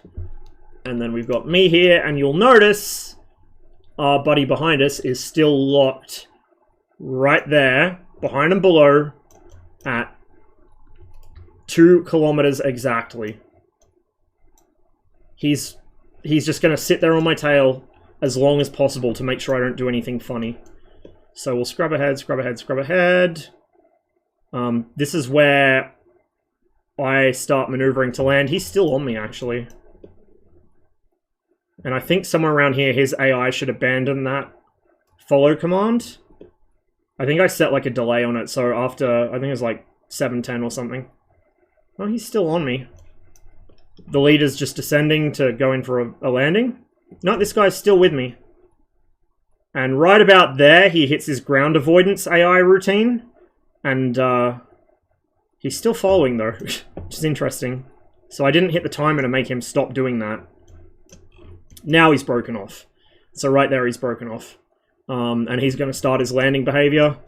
Lead's already on the ground taxiing. That's why we didn't see him taxi past us. And then we've got our landing here. He's still behind me, so if I do anything funny, he can just turn around and put a missile in me. I'm right by the airbase, so any air defense there can put a missile in me. Any SAMs here, whatever. I'm like, at this point, there's not much I can do. If I had to go around, I'd be in deep shit because, you know, they might interpret that as a hostile action.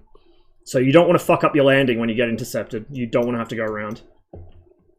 Download for the mission? Not yet. I whipped it together just like off the cuff, so it's got some bugs and there's not like this is the whole point of it. It's meant to be like a cinematic thing. There's no actual objective for the Tomcat. You just get intercepted and then you land. That's it.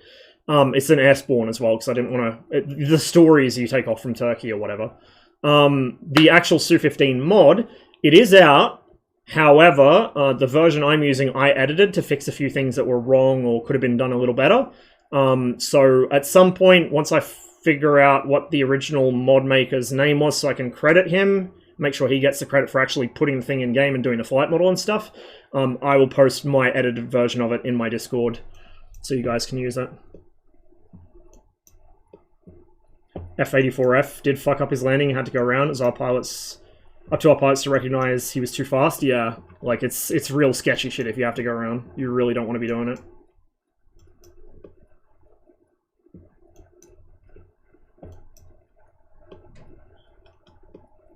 And then we just got, you know, taxiing, parking, whatever, and here comes the second guy. This is landing speed. I'm curious what the AI lands at. Because it's all set in fucking meters per second in the flight model. 360 approach, that's pretty reasonable.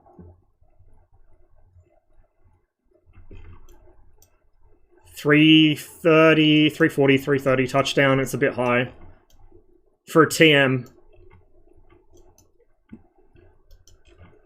Close enough.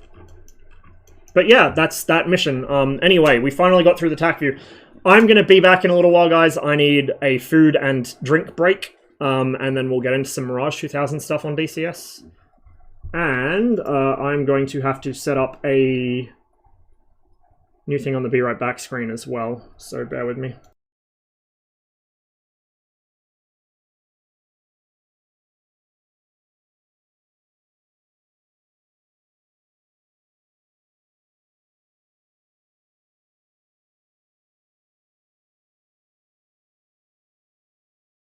By the way, thanks again for the that transition screen, Veritech. It's absolutely wonderful.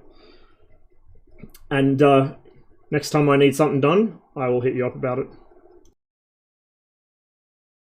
If you, like, since you did do that for me, like, if you guys are involved in the stream, I don't mind if you, like, promote what you do. Like, if you want to self-promote stuff and you're actually a member of my community that does stuff and contributes stuff and hangs out a lot, I don't care. Go for it. I only care about people, like, self-promoting if there's some rando that's never been in chat before. Also, I forget to, like, shout out people all the time because I'm dumb, so, like, don't wait on me to do it.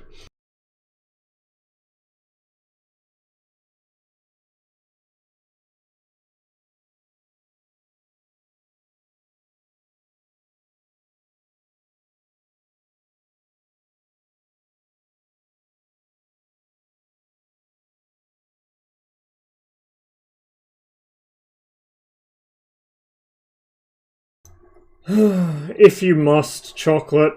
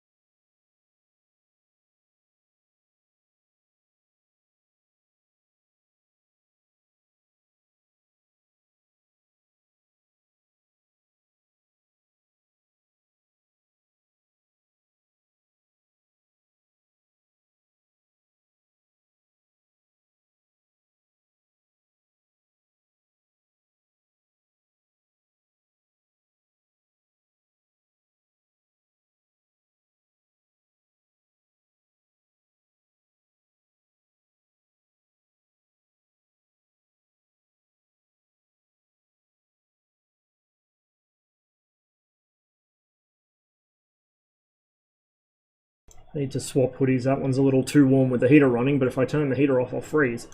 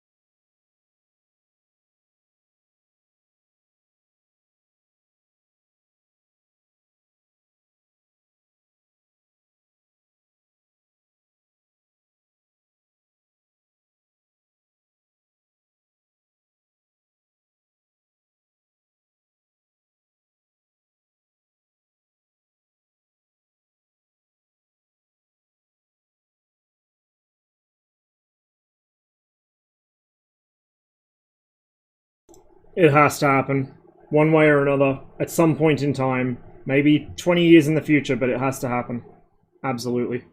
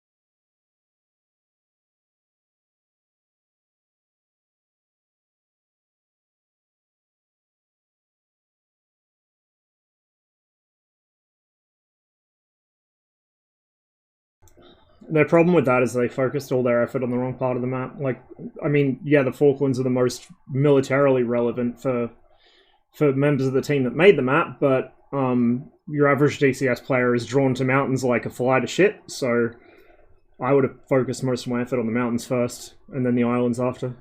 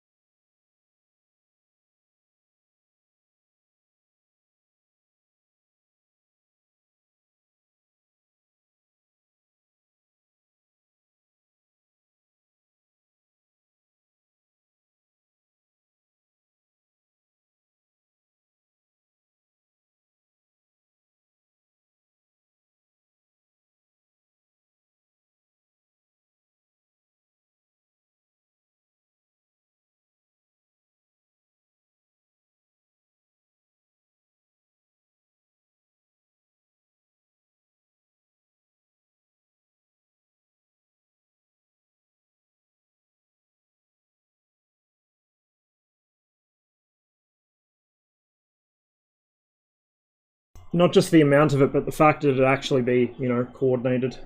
Like, this is the thing, it'd be one thing if the actual systems were modeled correctly, with the correct capabilities, the correct flight models for the missiles, the correct tracking methods for the radar and for the missile. That's one thing. Having it all integrated would be another thing. Hey, Nonny, good to see you, man. Hope you're having a good day.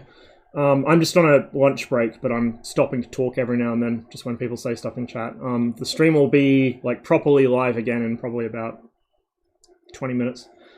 Oh, and I think you'll like if you check the VOD for this stream, like the first hour of this stream. I think you'll enjoy it.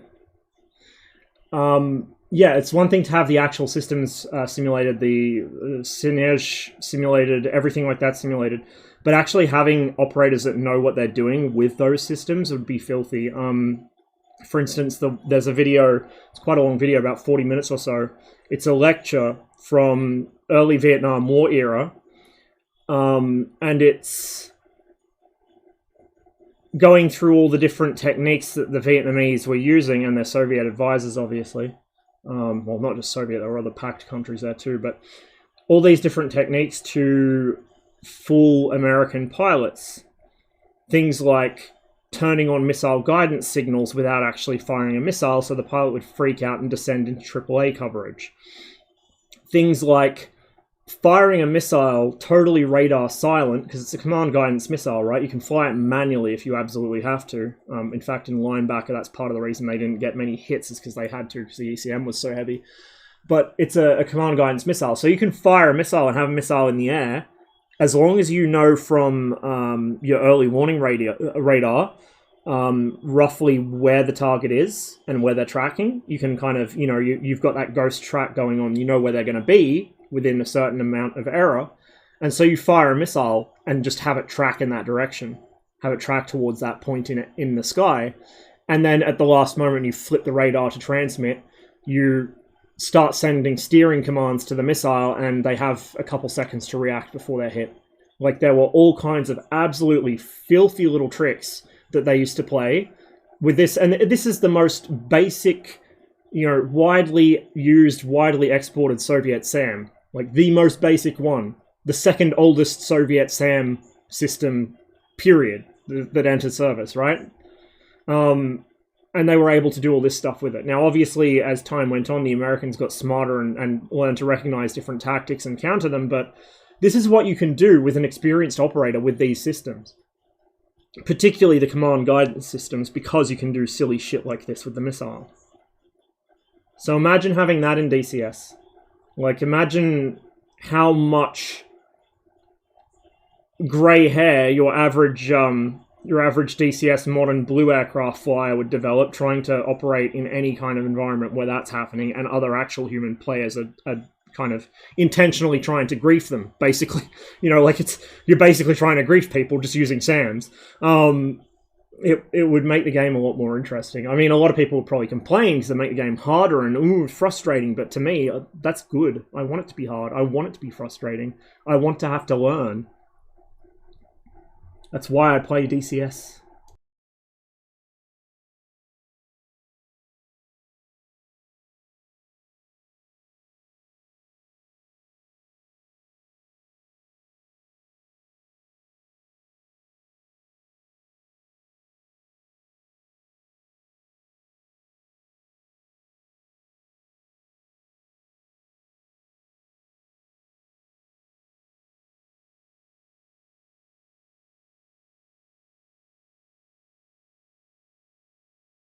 Yeah, of course. And you could have it, like, for instance, you could tie it to the AI, like, for the AI systems, you could tie it to their skill level.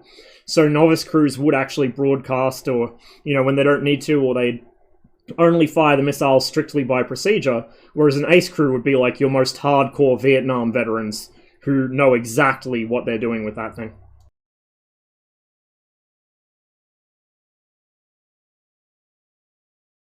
But yeah, that's true as well, and that's part of the problem. That's why I think mixed PvE and PvP is the way to go in the future, but we need the better AI for it first, and we need more assets for it. And multi-core. Like, really, that's the way to do things, I think. So that way you feel like you're part of something bigger, you've got the scale there, but also you've got the PvP element that makes it more unpredictable and exciting.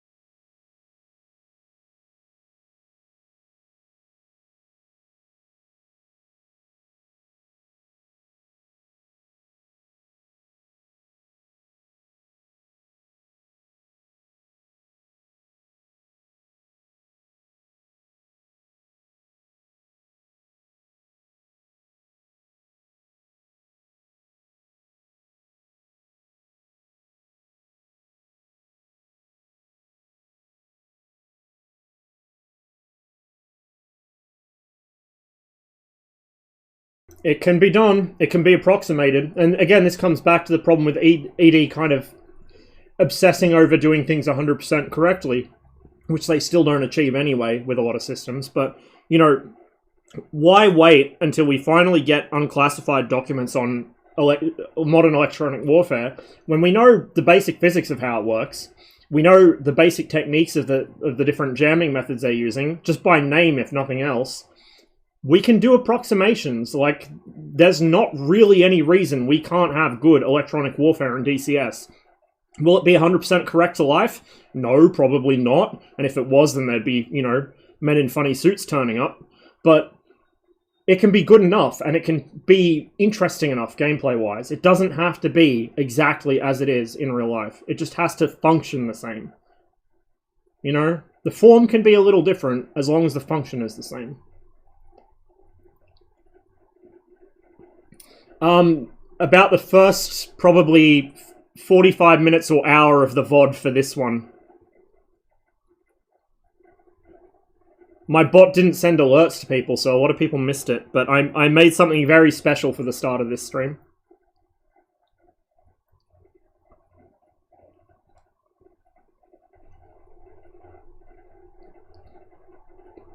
Yeah, exactly, Envy. Exactly.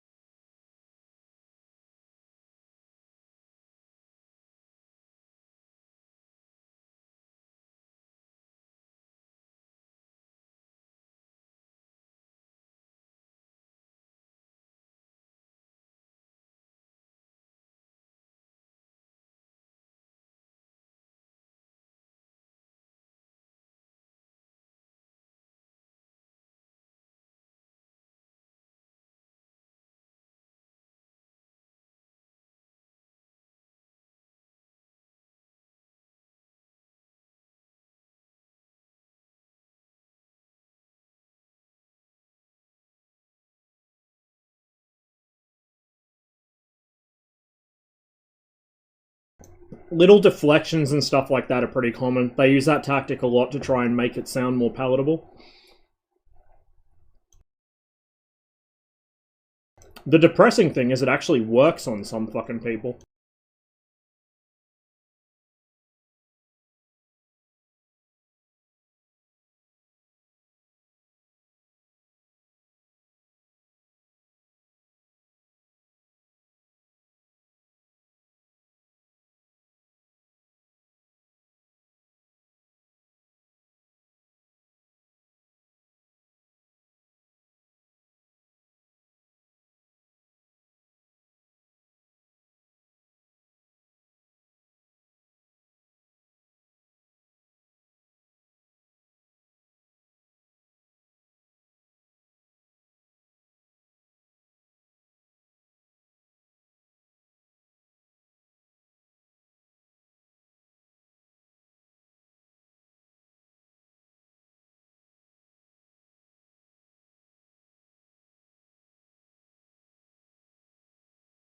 Yeah, I'm not surprised.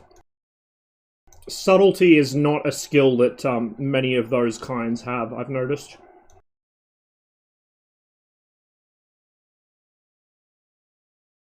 Or, you know, an IQ over room temperature.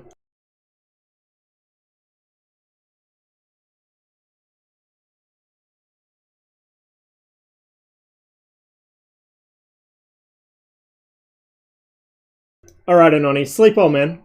Thanks for stopping by. And I will hopefully catch one of your streams pretty soon. I haven't had a lot of time lately.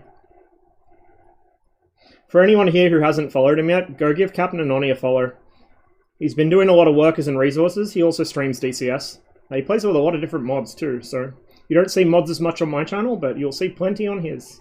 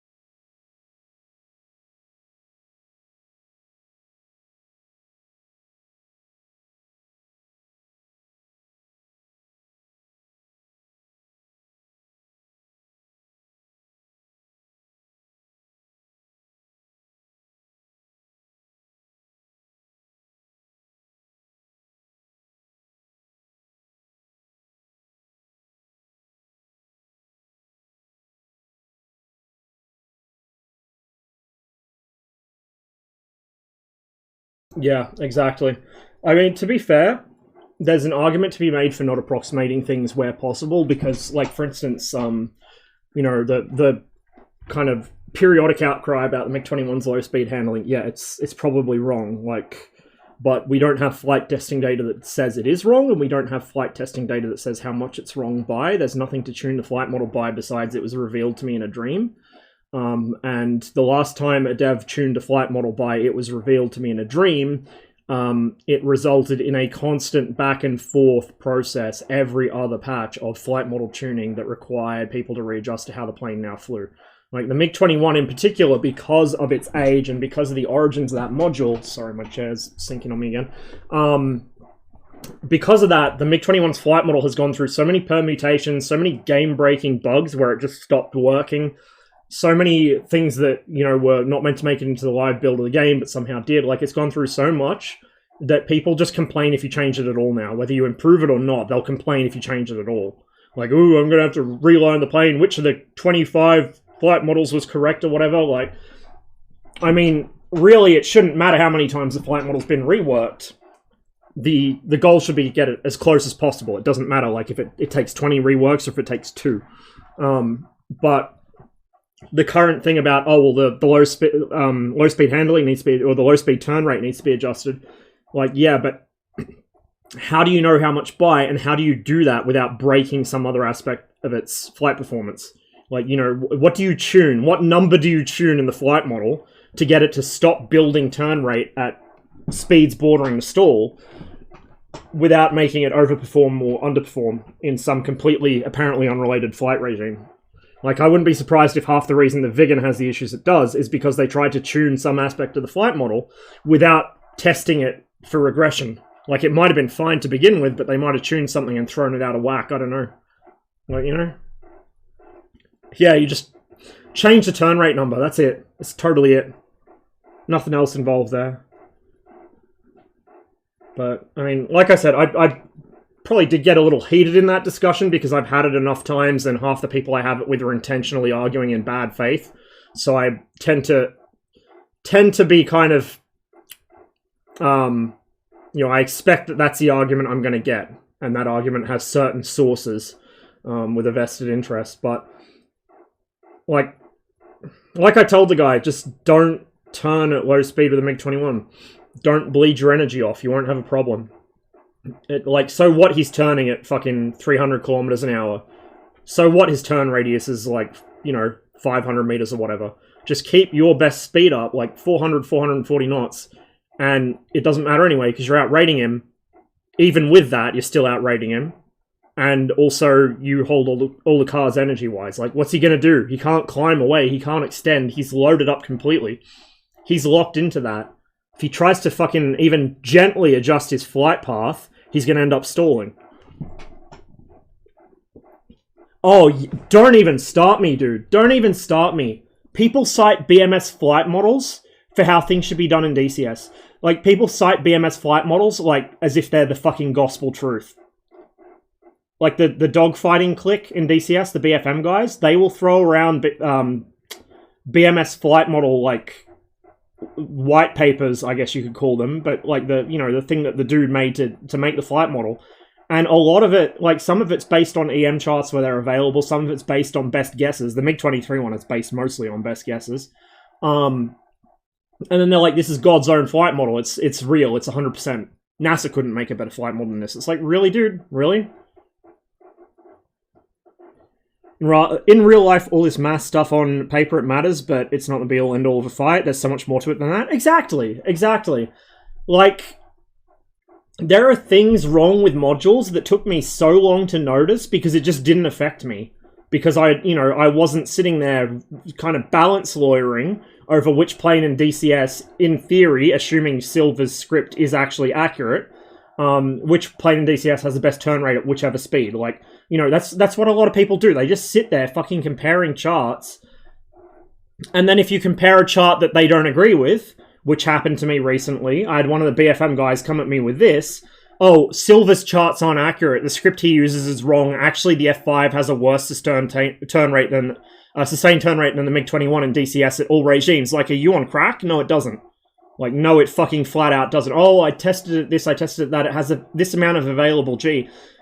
Well, okay, we know it overperforms at low speed. We know that, you know, in emergency afterburner it achieves almost parity with the F5 in certain regimes, but so what? Like, if you think the ideal state of every dogfight is a two-circle fucking rate fight with no vertical element, like, they fly everything like it's a fucking F-16.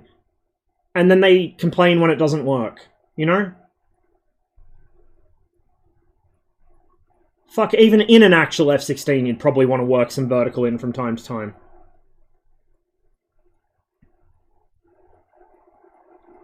And yeah, the Hornet specifically is a target of a lot of derision in DCS because, oh, my Hornet, you know, can out-sustain this or out-sustain that or it outdoes this, outdoes that. The Hornet in DCS, yeah, probably is overperforming a little, but you know what? It doesn't matter, because the way most people get kills with that plane in DCS is not two-circle NASCAR fights. I mean, in BFM tournaments it probably is, because they're all of equal skill and they all have that two-circle horizontal turn mindset. It's like it's stamped into the brains of every DCS BFM diehard. Like, you must two-circle in a horizontal turn at the deck. It is the only correct form of dogfighting. They all do it. Doesn't matter what airframe they're in. Doesn't matter what airframe they're fighting. That is the only thing they do. Oh, except, no, recently we got the space meta, where everyone climbs up to, like, 60,000 feet for some reason. You know, into the Moronosphere, as Mover called it.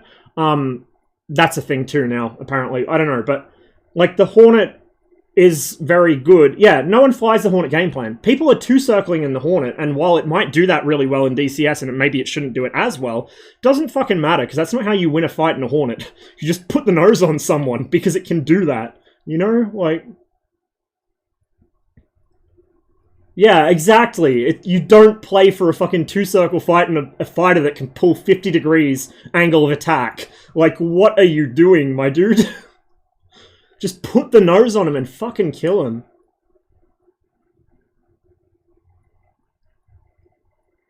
It's actually funny, in DCS in particular, a lot of people struggle at any altitude above about 5 kilometers, so that's at 15,000 feet. Like, me too, I fly high sometimes. I'll do ballistic climbs up to, you know, 100,000 feet just for shits and giggles, but I struggle even fighting bombers at that altitude, because you really, if you spend all your time on the deck, like DCS players do, you really are not prepared for just how much performance you lose at that altitude. And the 21 fares fairly well because of the delta wing. It's even worse for something like the F5, where you've got a much smaller wing and no thrust. Like, the difference between a fight at 1 kilometer above sea level and a fight at 10 kilometers above sea level is night and day. Like, even up about 5-6 Ks, you're starting to really have issues. And your muscle memory will kill you in a non-fly-by-wire plane. It will kill you.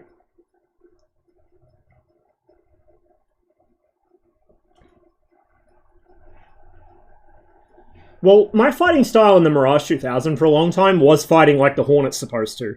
You know, I would end up in two circles sometimes, but I would aggressively point the nose at people, like really aggressively, because the Mirage can, obviously nowhere near the Hornet's extent, but the Mirage can do that to a larger degree than a lot of DCS aircraft.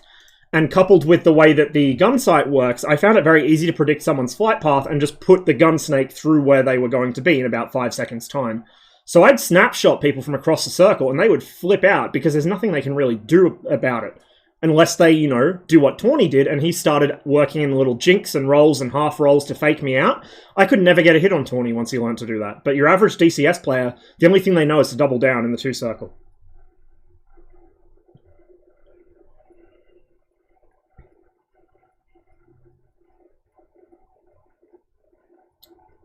If/when that thing comes to DCS, it should be quite interesting. That airframe with an actual engine in it, a J79 instead of a fucking Snecma, that should be quite nasty to fight. Okay, I'm gonna have to restart DCS real quick, because it's, unfortunately the Su-15 mod throws integrity issues sometimes. So I'm probably not going to be able to keep it installed all the time. I'll have to just install it when I want to play it, or play with it, since it's not flyable, but, we're going to check multiplayer. We're going to see if there's anywhere Mirage friendly for me to hop on, and if that's not the case, we'll just do instant action so we can practice our skills in it.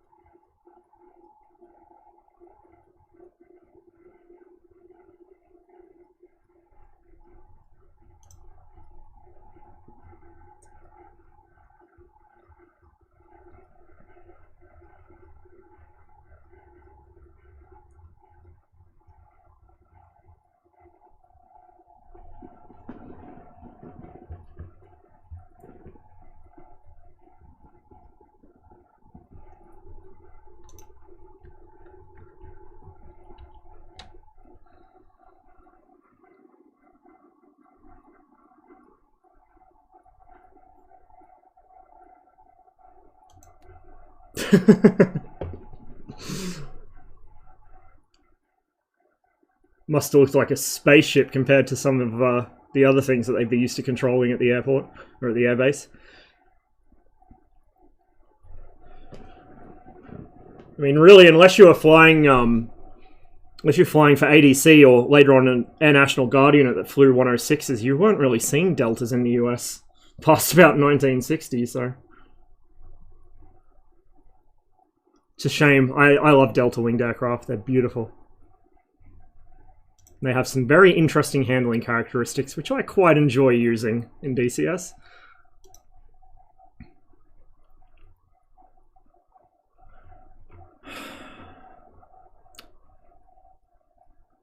Blue Flag 80s has a single Mi-24 on. Conquest has a couple people on. I don't know if I'm ready to dip my toes in that, though. I know I just said PvP versus PvE, like mixed PvP PvE is the future of DCS, but I'm a little, like, cautious when I first jump into a server with that setup because I don't know how they run things. And I also don't know if they actually expect me to be on the radio like a good boy making traffic calls and shit. So we might just do the, lag issues with Conquest? Okay, I'll try it out off stream then. But we'll do the instant action stuff. I'll swap scenes here in a second.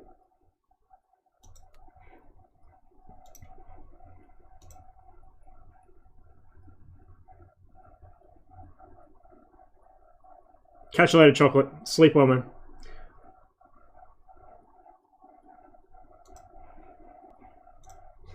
It's pretty crazy. You look at how quickly aviation was moving back then compared to now. I mean, the airframes, specifically, the systems obviously now are much faster moving, but back then the systems weren't moving that quickly, but the airframes, fuck. A plane would enter service and it'd be obsolete within a year. Just incredible. Or, you know, you get a plane, you'd be all excited. Oh, we finally have a Mark 1 interceptor or a Mark 1 fighter or something. And literally, like, within a year or two, Mark 2. Just absolutely wild. It's not hard to see why they had much higher crash rates and other safety issues back then. Not just was the technology immature, but the pilots were moving airframe to airframe so quickly. You know, you don't see that anymore. You see a pilot who they have pretty much their entire logbook is 1 or 2 airframes. Or they might have, you know, a couple from where they were on exchange to another air force or, you know, another branch of the armed forces of their own country or whatever. But usually you won't see that as much unless somebody's really lucky with getting exchange postings these days. But back then, man, you would have 10 hours on this, 20 hours on that, 200 hours on this, you know, 50 on this one, 500 on this, and you'd still be going. Just would have been an absolute dream to be a pilot back then. Absolute dream. Dangerous one, but worthwhile, I think.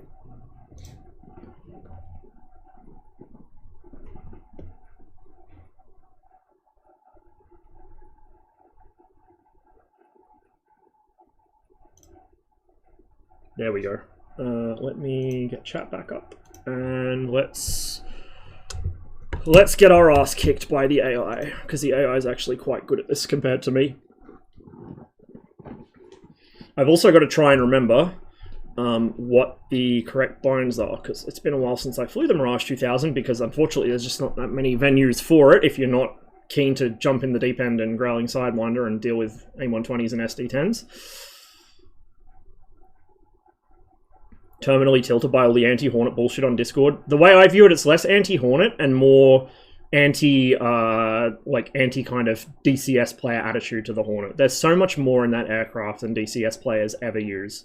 Like I said, Pom is the guy to actually see how that is used as far as DCS players go, or somebody who actually really flew it, obviously. But like your average DCS player doesn't use 1/10 of what that plane is capable of. And having flown it myself, I do have the Hornet. Gordo very generously bought it for me. I've flown it a couple times, not a lot. I think the last time I flew it was about a year or two ago. But it was right after they added the helmet, like the Link 16 function for the helmet display, so you could see people in 3D space. Just from flying it a little bit myself, seeing the capabilities of that thing, it's just incredible. Like, I can see why that jet is good. Doesn't matter if it's not modeled 100% in DCS, doesn't matter if the flight model's a bit too good, like, I don't care. I can see from the design theory of that plane why it is so good. Like, it's just, it jumps out at you, like, holy fuck. It's incredible. I don't know, I mean, you know, my sort of classic thing where I link to the highlights where I ambushed 3 ships of Hornet on Hornets on 4 ships of a Hornet words. A 4 ship of Hornets on Growling Sidewinder, or got 3 Hornets in as many minutes a couple weeks beforehand on Growling Sidewinder. That should never happen, especially not to a MiG-21. Like, they had everything going for them, but DCS players are just, they don't have their displays properly set up. They don't have their displays properly set up. They don't know that ASL is actually worth using. Not only is it worth using, you should always be using it in combat. So they don't have that set up. They don't have their fucking MSI going on, so they don't have their RWR and their SA feeding into the radar scope as well, and then double back on the SA page. Like, they don't have any of this shit, and they're staring intently at this SA page, thinking it's going to reveal the secrets of the universe to them, or they're trying to pick up, like, they're trying to lock a data link target on the radar, not realizing, oh, like, my own radar isn't actually seeing that yet, because it's pointed the wrong direction. And you just roll up on them. Like, there's no reason you should ever get ambushed in that jet. It's phenomenal. Just absolutely phenomenal. Right, I gotta remember what I need to do here. Arming the jet would be a good start. We're gonna ditch our tank now, just so I don't do it under stress later, when I'm already being shot at. We're gonna go 530. I haven't got the TAF turned on. I could turn the TAF on, but yeah.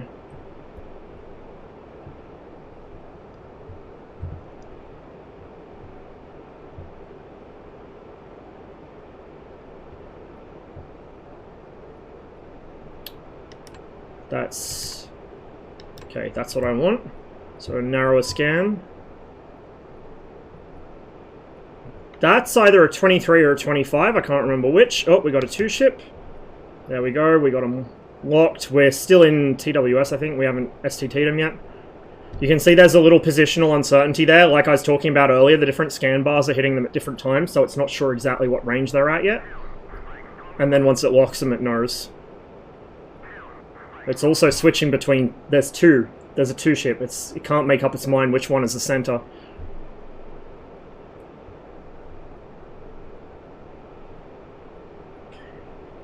I'll try and remember what my STT button was. I'm not actually going to STT him yet. What I'm going to do is I'm going to accelerate. I should have been doing that already. 530 selected. I shouldn't be flying directly at him either. That's a big stupid.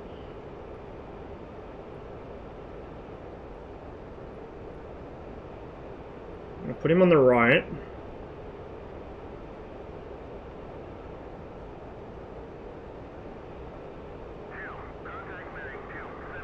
It's telling me to STT him. We'll STT him now if I can remember the button. I can't remember the button. Let me double check. STT. Oh, did I not bind? No, I had to have. STT. TW. Oh, I didn't bind it. Shit. Okay. So we're going to bind that to that.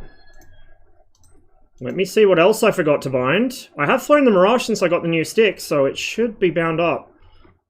But, I apparently missed that, which is quite an important thing to have bound. Yeah, it is bound up, okay. So it should just be that. So we're gonna... STT.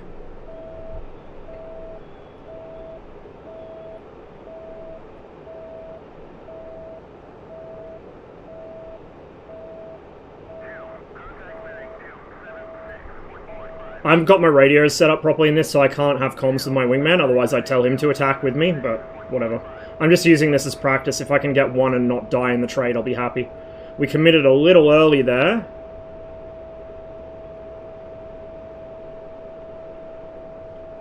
He's fairly slow. Smoky-ish. Okay, we got a launch on us. Catch a 530.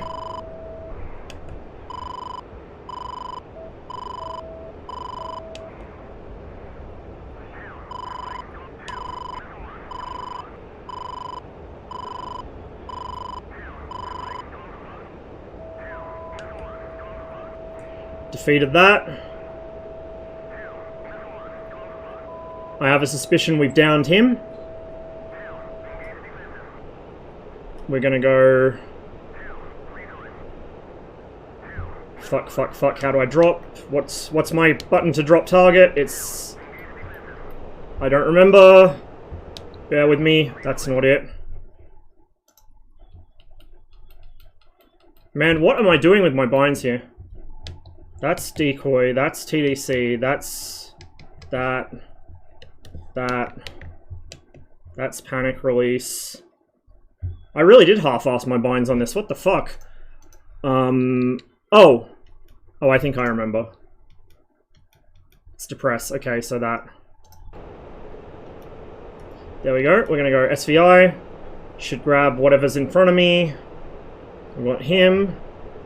I should have IFF'd that last guy, I was a naughty boy and didn't do it.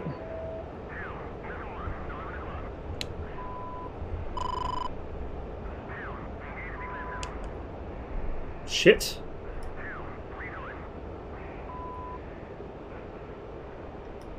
Lost him.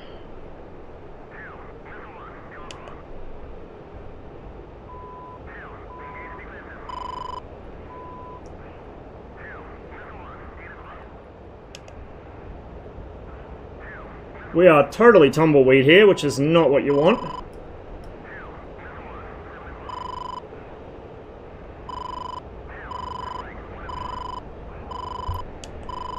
That's at me, I think. Oh yeah, that's at me, and that's very close.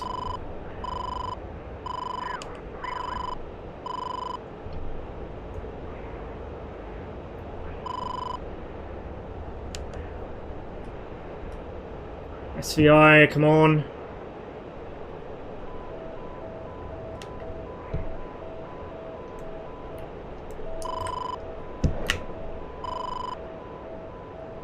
Catch that. Boom.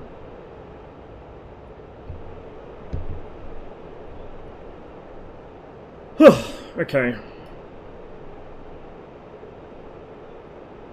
And PCA neutral should be depressed on that. Yes, it is. And now we got to find the actual strike aircraft formation. I'm going to trim this out. 325 for 1-4, huh?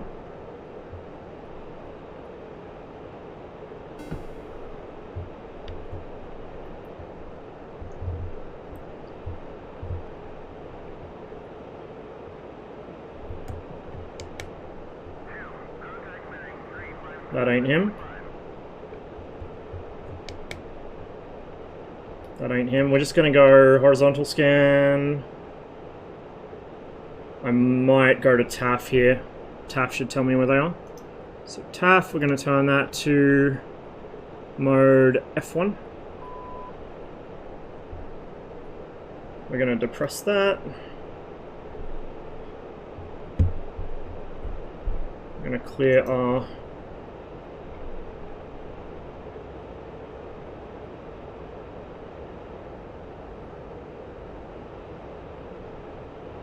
TAF is not being much help here.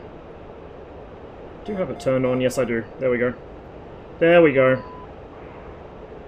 Oh, we got another radar contact out there. Interesting.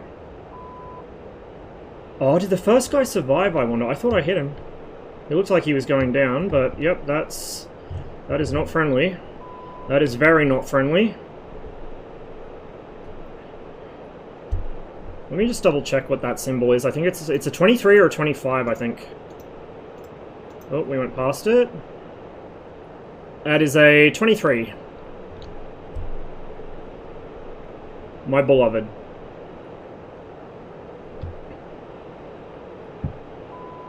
He's pretty much hot on me. He actually might be going for my wingman. I am once again doing a stupid by flying directly into his face. I should be offsetting a bit. It's over there.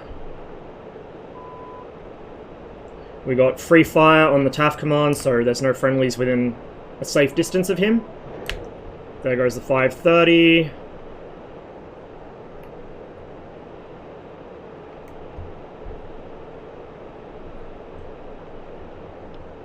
He's awful slow for a 23. Low and slow. Boom. Okay, that's him dealt with. Now we need to find the air-to-ground flight, and we've only got one magic and our guns left, and they're probably most of the way to their target by now, so this should be interesting.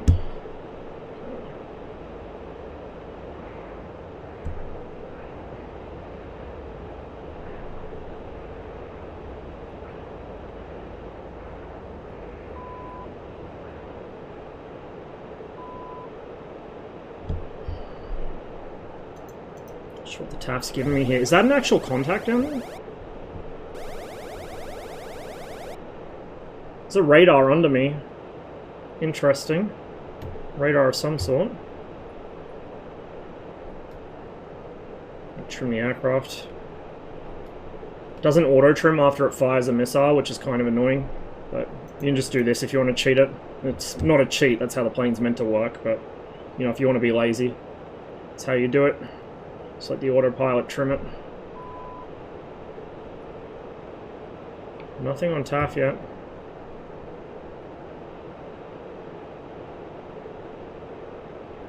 Not sure if it'll automatically level the wings. Should do.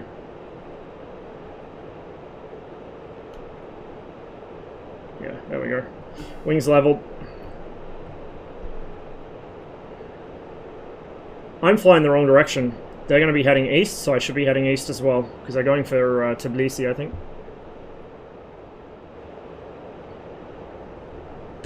That's another thing. Having a screen like the SA page or a radar screen or something with an actual map overlay in the background is such a huge difference, because when it's like this and there's enough broken cloud that you can't visually navigate very easily, and you're not paying attention to your bearings because, you know, you're dumb like me, that will fuck you up.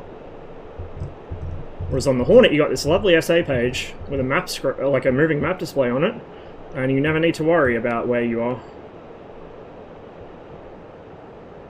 That's a contact, I think. Rare to get two false contacts that close to each other.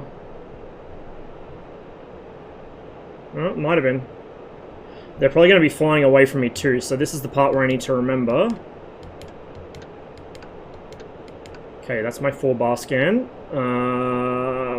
What is my PRF?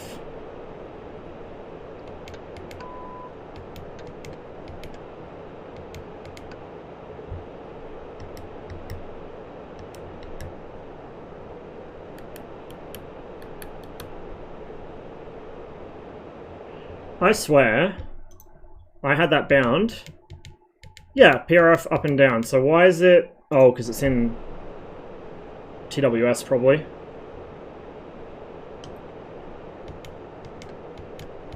No? There we go. BFR. Are we at the right altitude for interleaved? No, we're not. Gotta be higher up for that, I think.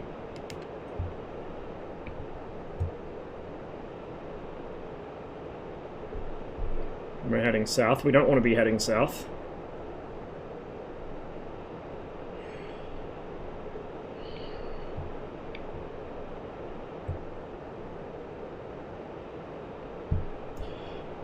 Also, what are my TAF stations?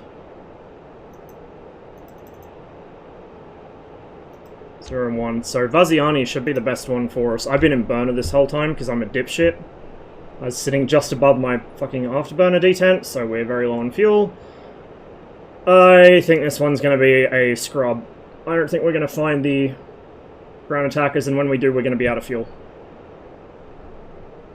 Fuck, I'll be lucky if I can find Tbilisi at this point.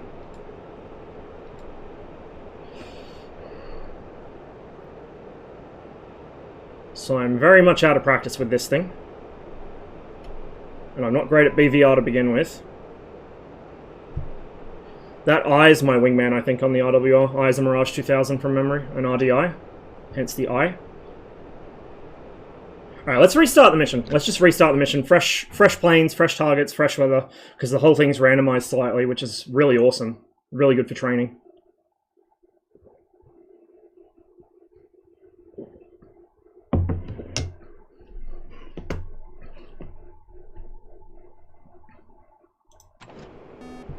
What we're also going to do is turn our fucking lights off so we aren't lit up like a Christmas tree.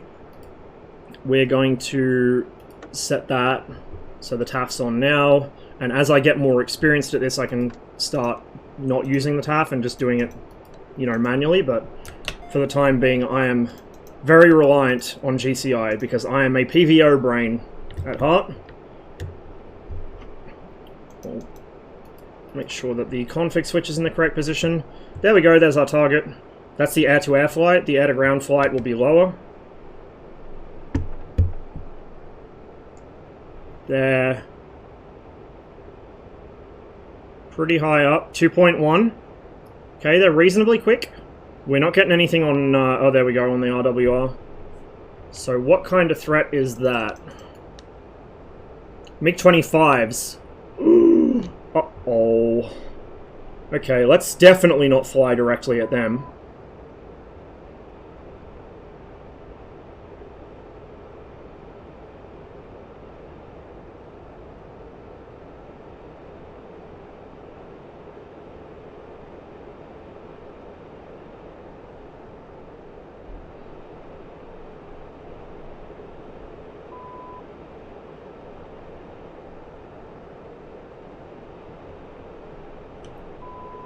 STT, I'm going to turn into him, commit for a missile shot here.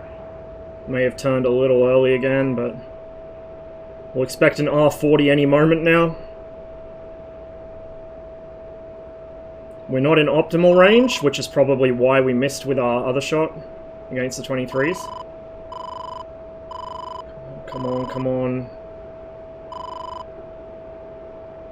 Okay, that's close enough. I don't want to wait any longer to defeat this, so...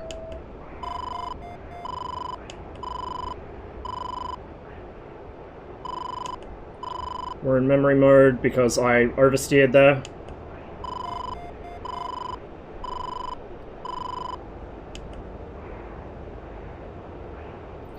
Defeated that. No, we didn't. Holy shit. RWR couldn't see it because we were in too steep of a dive, I guess. MiG-25s are no joke, man. No joke. You want to practice BVR against a player? I'm incapable of beating the AI at this point. We'll wait for a player, I think. We'll hold off on fighting a player. I will get my shit wrecked. Unless it's a chaotic environment where I can capitalize on people being distracted. That's why I'm doing this, just to practice so I can get better.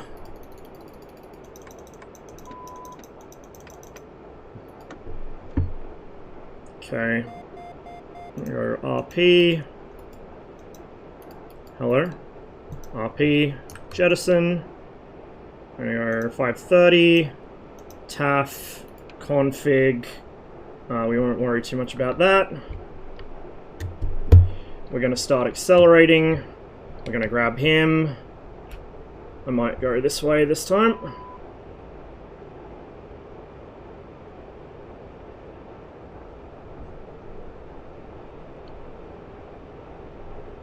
What's an O? Or 0 degree sign or whatever it is. AWACS. Well, that's not what's locking me. It's probably a Su-27. I've got an S in that direction, so it'll be a Su-27. Yeah, I know the AI, I know where I am at all times. It's It's fine. The main thing I need to work on is actually, like, defeating missiles. Like, I can kind of get to the point where I can make a shot, but I need to be able to defeat missiles without trashing my own. That's my main thing.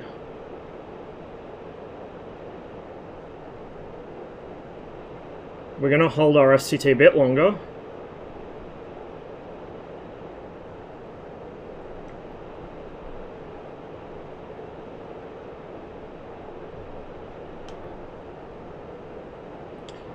Uh-oh.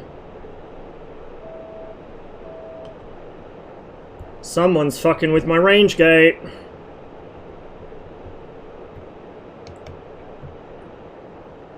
Someone is fucking with my range gate. So I don't want to go STT yet, because he'll just push my range gate off of him, and I'll lose him.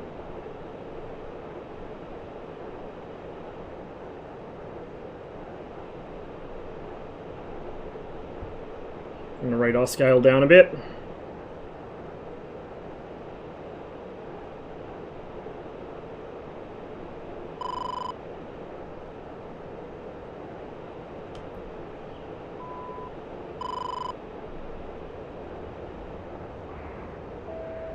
Let a bit too much speed in that turn, I should have maintained it.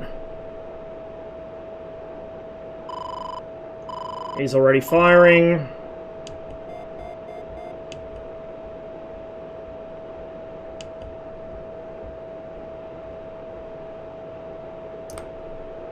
That's close enough for me.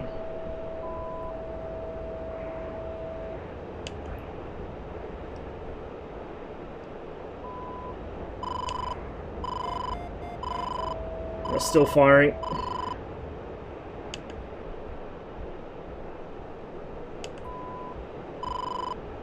Radar's gone to memory.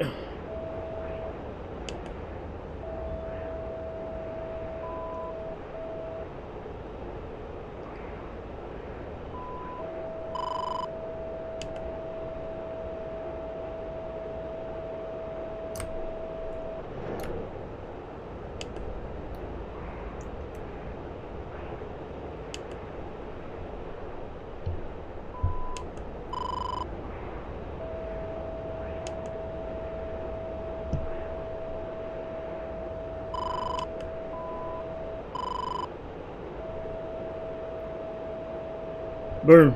Okay. I'm gonna get rid of him.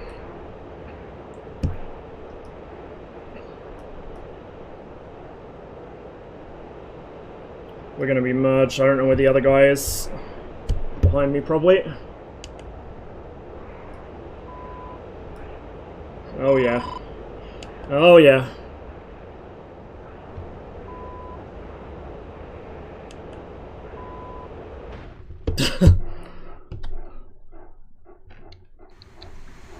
Rolled in behind me.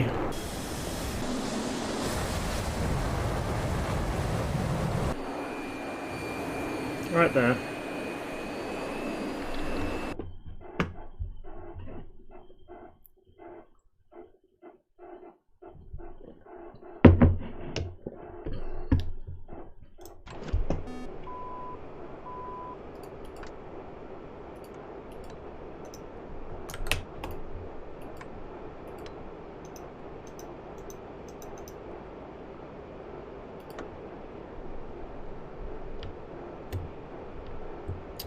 Right there, we didn't even need TAF for that. Let me just get rid of me moth lights. Let me also narrow my radar scan a little so it's not taking so long. 2.1.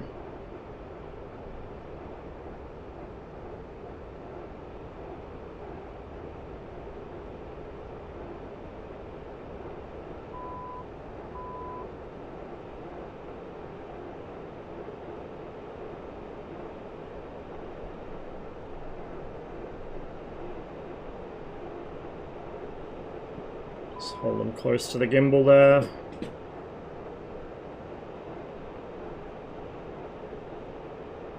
Get a bit longer before we go STT.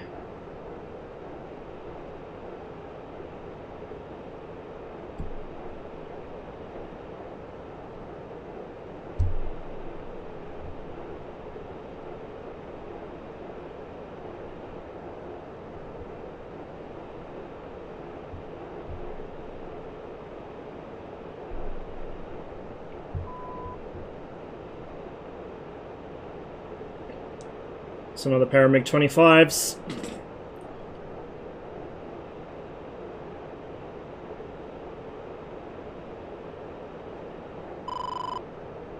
Okay, I got an R40 out on me already.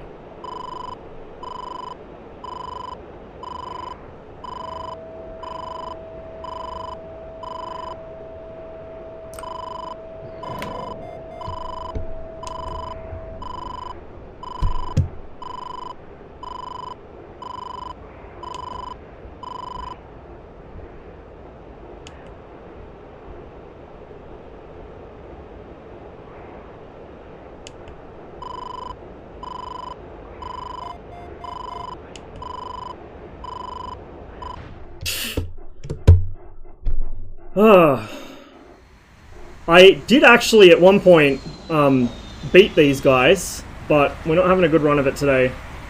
Yeah, maybe some PvP stuff would actually work better, because I'm not having fun against the AI. Well, I am, but I'm not doing well against them, I should say.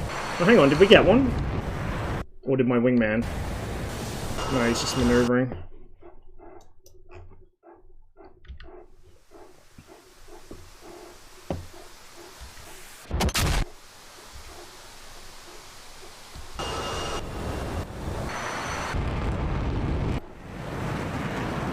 It would help if I could actually tell my wingman to actually, you know, engage shit, but he won't. So the radio I'm using to talk to him is the same as the TAF, but I don't know which frequency he's on. So, yeah, you may as well, Saber. Throw the server up and I'll hop on.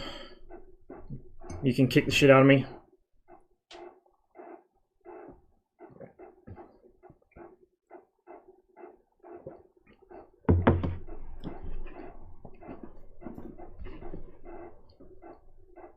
I mean, may as well. Just make sure there's enough slots and no spam rams. I'm not prepared to deal with spam rams today.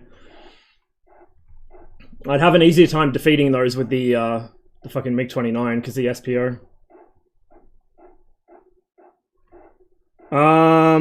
Up to you. Up to you.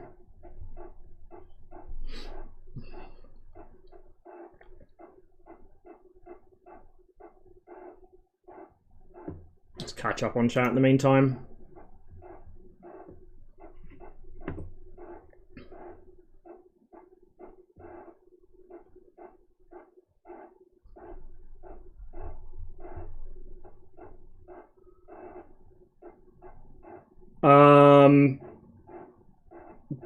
Probably yes. Just so we don't get completely lost and turned around and no idea where anyone is. Hey Floyd, you'll want to check the start of this stream's VOD, by the way, for something that I spent a day setting up and then Beepski didn't give out an alert that the stream was live, so, like, most of you guys missed it. So we did that, we flew my special little mission I made, then had a long discussion while I sat and stared at TACView, not actually watching it, just sitting and staring at it, and now we're doing some Mirage BBR practice, because I am badly in need of it, as we have just seen.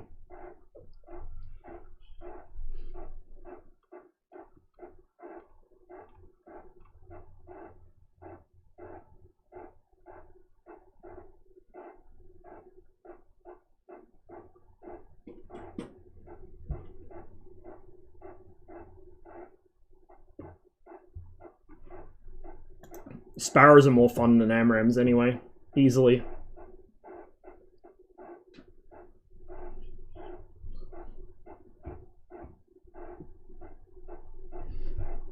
I do, but I don't have it installed, and I don't want to spend a day setting up the blinds for it, and then also I don't know how to fly an F-16, which is, you know, what the whole sim's built around, so...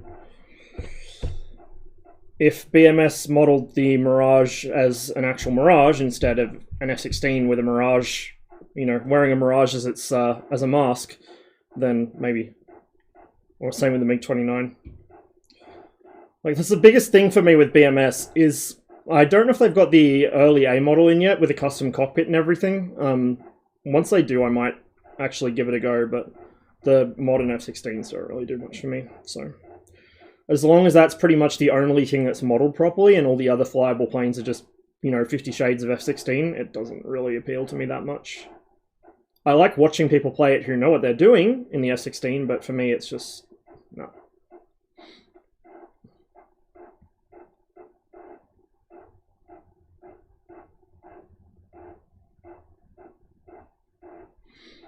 As for the AI not just knowing where you are, but also how you are,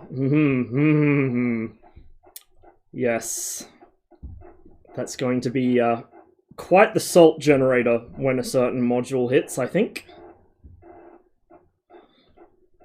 Because it might not know that, but its ground control station certainly will.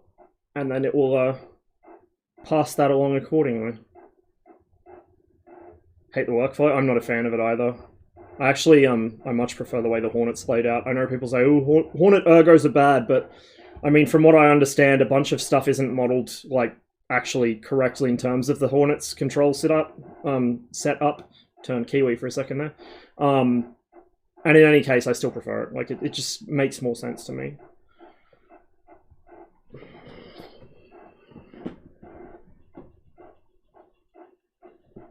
I seem to recall at least one POM rant about how the HOTAS inputs were not done right for some function or other that only he seems to use, so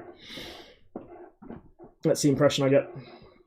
Just let me know what the server details are when you get it up, Saber. Remember, I'm not, like, I don't have Discord or anything open on the other screen, so I can't see that.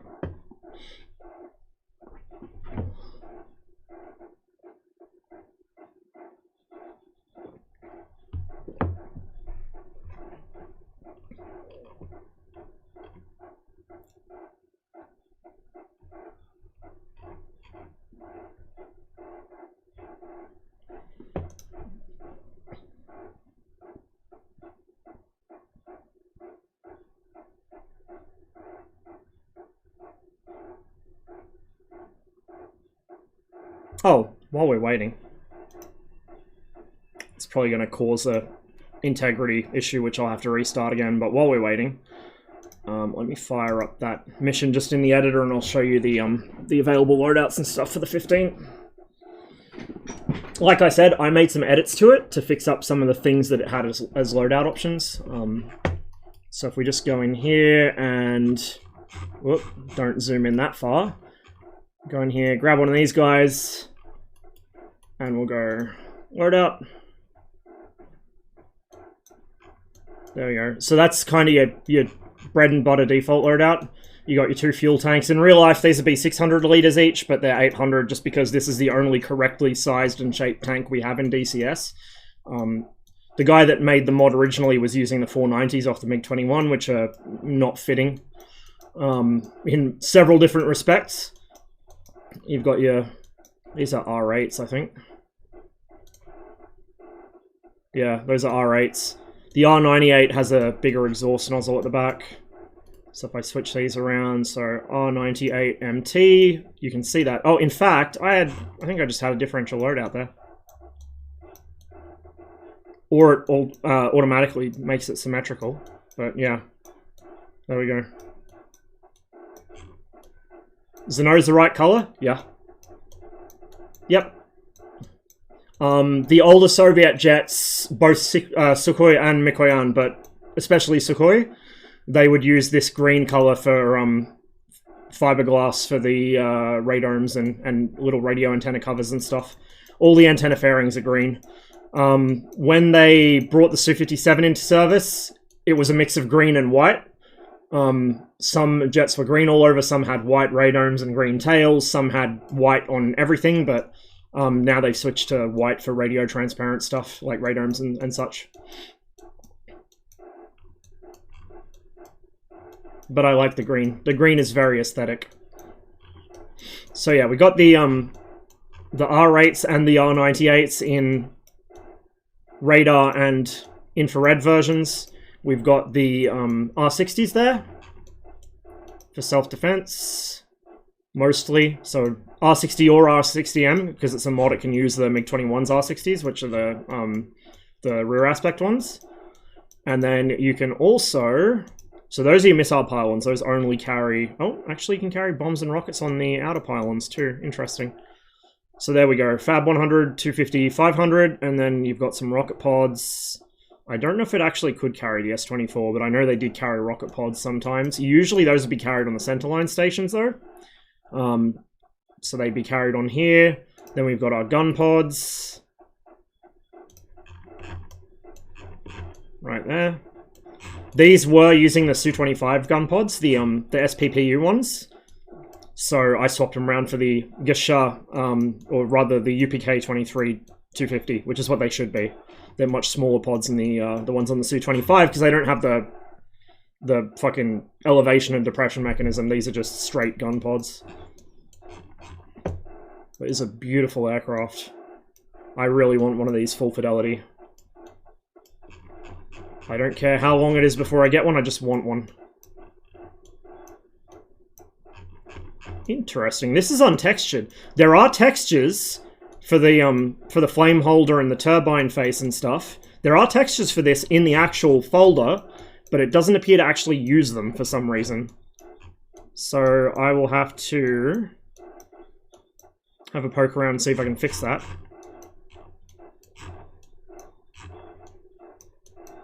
What I might do is we'll make a slightly different version of this. So let me just, we won't save the changes. We're going to reopen the mission. Oh, yes, I want to click. We'll reopen the mission. So we'll undo the changes I just made. Let's change this to blue. Let's set him to... He's armed, but we'll set him to hold fire. We'll just pretend for whatever reason he's under ROE or he doesn't like see them or so, just for whatever reason, right? We're not trying to fucking roleplay here. I just want to show what it does when it engages. So we're going to go here. He's got nothing as his task, which is good. We're gonna add set option ROE. Weapon hold.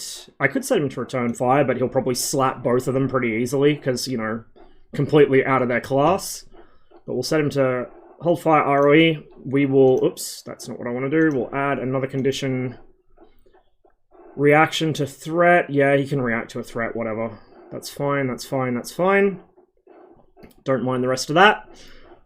And then what we'll do is we will change these guys' final objective, which is number 3.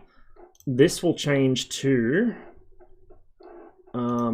instead of a follow command, this will change to a, attack unit. So they're going to attack him. They're going to use auto weapon, which should go to the medium range missiles first. We're going to just set everything to automatic and let them do that. Just let them work, you know, automatically. And we've got to do the same thing for the other guy. So we'll get rid of the follow command. We'll change this to attack unit.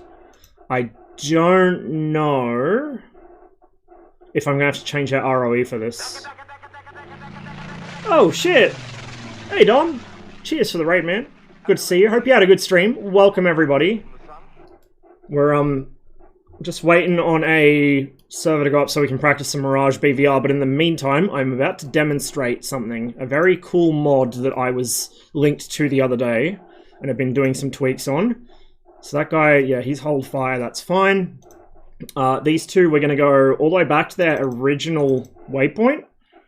We're going to change their ROE. It's set to return fire. Let's change this to priority designated. Should be enough.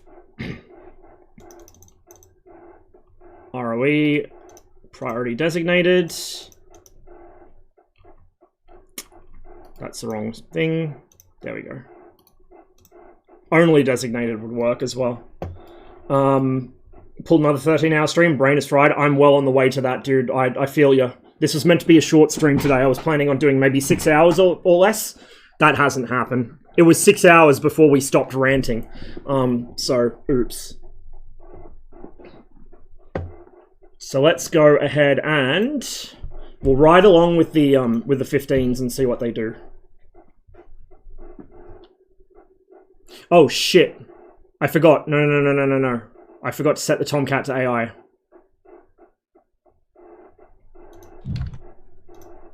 Let me go back. Set him to AI. And hopefully this won't fuck with his, set him to random skill. He's on weapon hold. Okay, good. Let's go. He might start reacting when he detects them. I'm not sure. We'll see. Apache, F-16, and Blackhawk. Oh, the Blackhawk. I need to fly that on stream sometime. I have flown it, just I don't think I've done it on stream.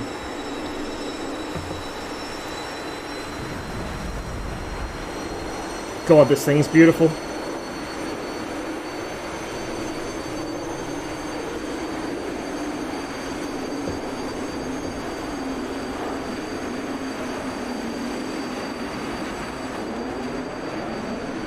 Yeah, all of these are AI. There isn't a flyable version of this, so... And I don't want to be flying the Tomcat if I want to actually spectate what these two are doing, right? What is that? A Su-15? My dream module? It's an AI, though. It's a mod somebody made. I've done a little tweaking to it to change some of the loadout to make it a bit more correct than it was, but... Yeah.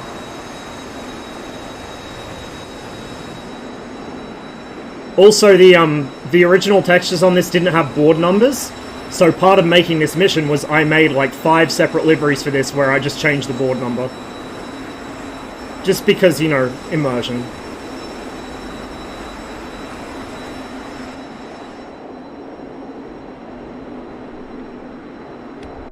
Show F10 real quick. Yup.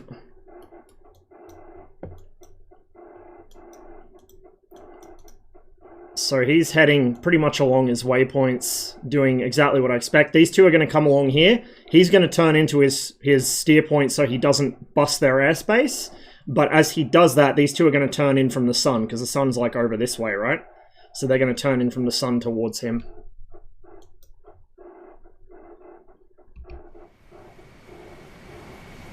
Through Twitch, yeah, just whisper me it through Twitch, and for the other guys that wanted to come along as well.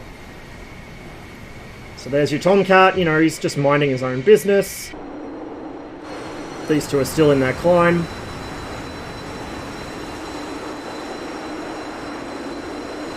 They're not busting ass to get up there, they're not an afterburner. Just because I found that the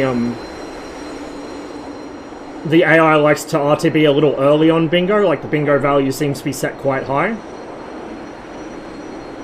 So rather than have them burn up through the climb, I just had them climb in mill power and then burn as they get up to altitude. Envy did, but Envy's gone out to the shops, and I think there's somebody else that wanted to as well. Oh, see, they're acting totally differently now. They've seen him on their radar, that's why. They picked him up and they're going for the attack. So they've decided to go for him before they hit their intercept waypoint. So I might change that and we'll rerun it and see if they do the stern conversion. Like I'll change them back to hold fire and then we'll have them do the stern conversion and see if it unlocks their ROE. I'm a novice mission maker, so, you know, I have no idea what I'm doing here. Alright, cheers Saber, I'll be in there in a bit.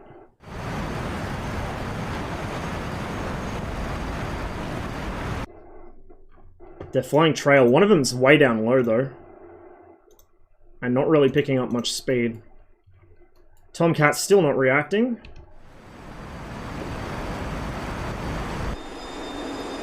Yeah, this guy's just cruising down here.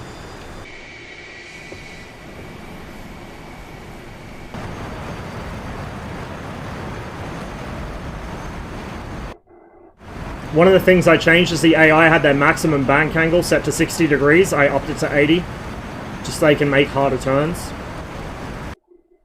I could probably stand to turn it back down to 60, to be honest, so they, you know, it looks a little bit funny if they're making hard turns all the time.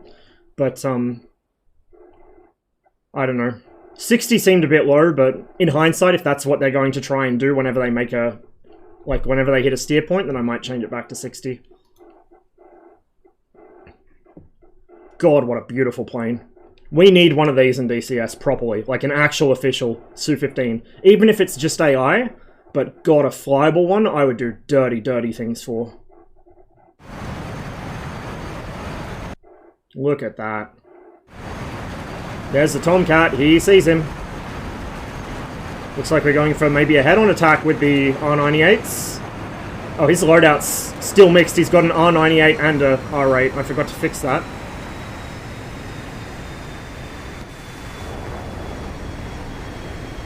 Fires the R60 first. DCS AI are not the smartest sometimes. Interesting he went for the R60 rather than going for his actual radar missile.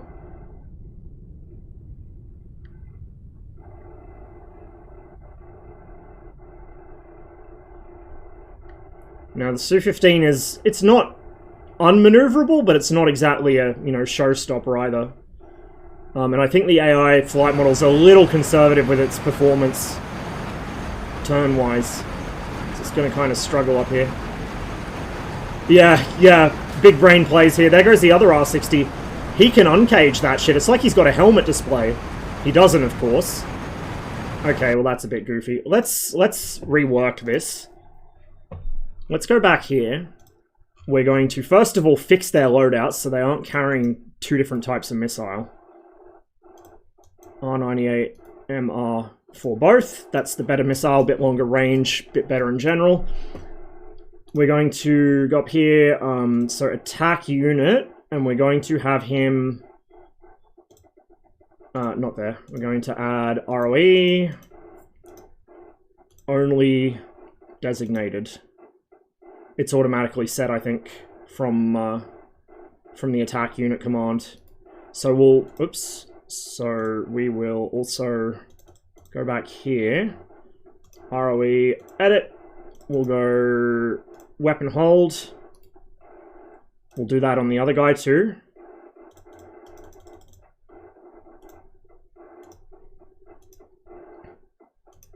We're also going to... if I can stop doing that, we're going to go to their attack waypoint.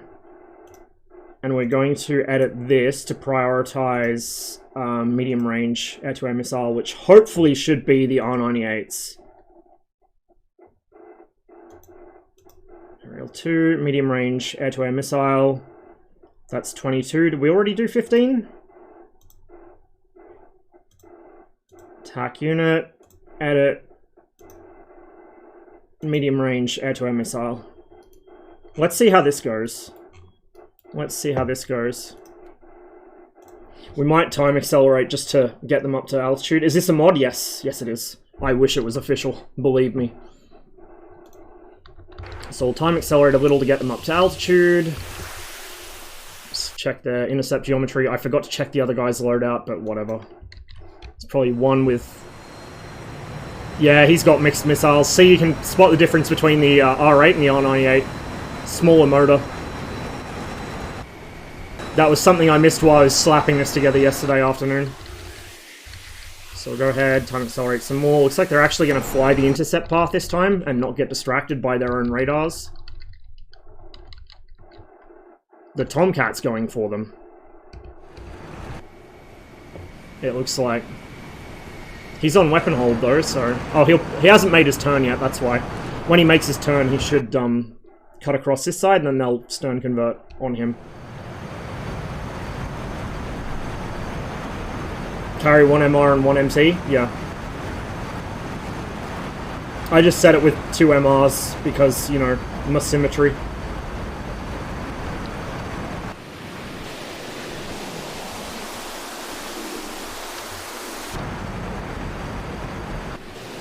There's the Tomcat's contrail there.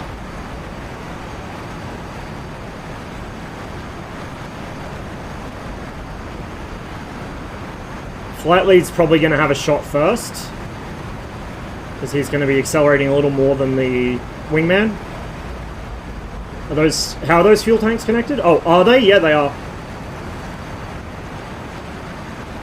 There's a pair of pylons under the belly.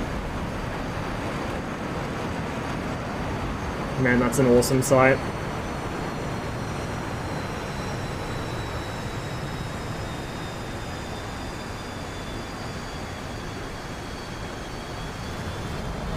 Okay. Flight lead's going for it. Can I fix the camera on the... No, can't fix the camera on the Tomcat yet. To each other? No. No, they're not.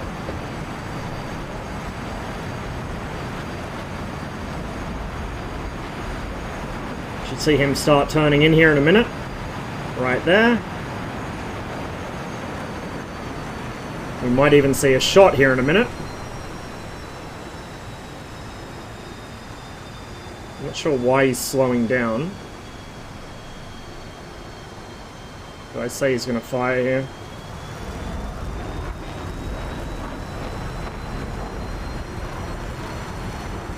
Maybe?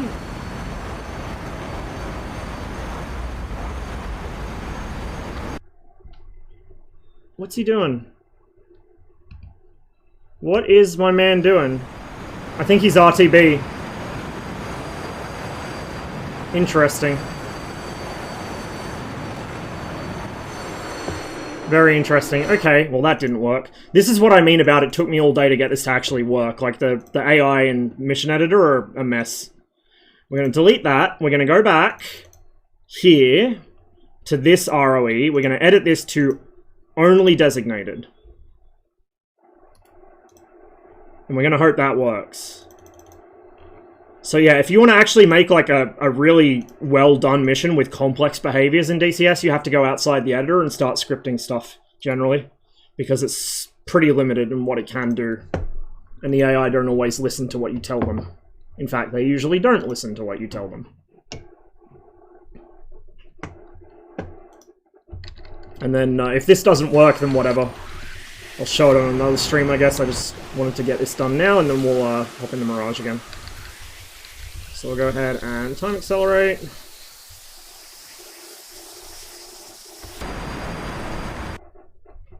Should be turning in here shortly. There's the F-14.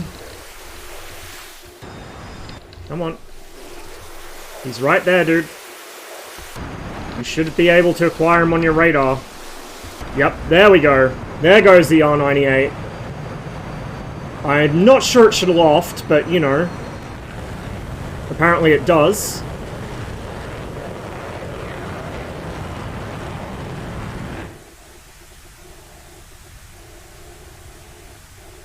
I'm also not sure if the Tomcat's going to defeat that.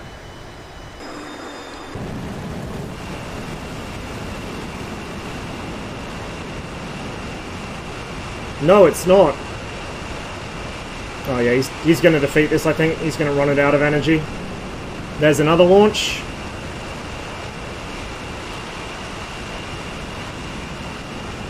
It's going to drag him down to low altitude. They can't really engage at low altitude with radar missiles because they can't see shit down there.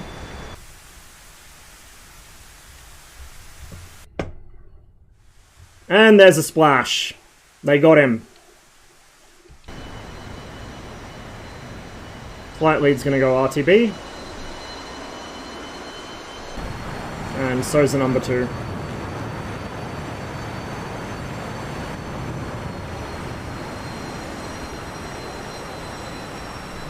If you intruded in this part of Soviet airspace back in the 1970s and 1980s, this is what would come up to shoo you away or escort you down to land, so they could have a stern talking to you.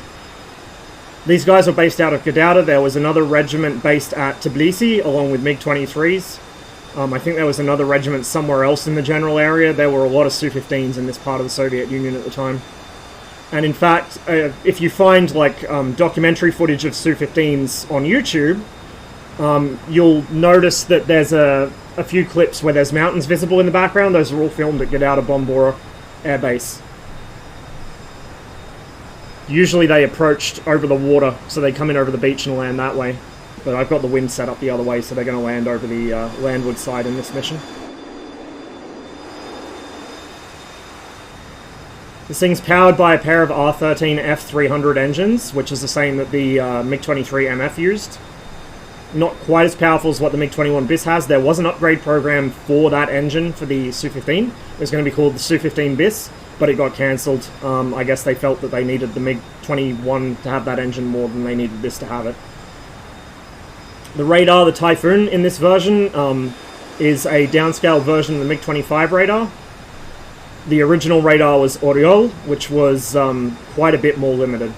But Typhoon is a pretty decent radar as far as, you know, non-look-down, shoot-down pulse radars go. MiG-21 MF, sorry. Did I say 23? I got 23s on the brain. Yeah, MiG-21 MF engine. The MiG-23 MF engine was the R-29-300. I think they got into the 29 by then. It was the 27 or 29.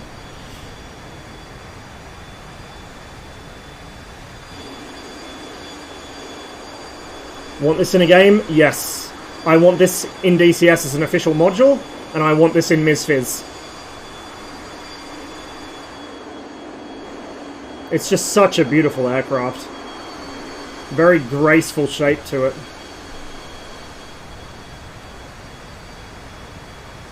That little hook-shaped antenna under the nose there, that should probably be green like the radome, that's the data link antenna.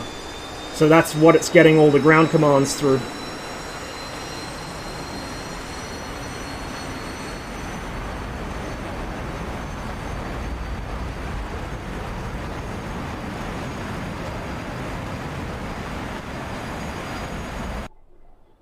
He's going supersonic.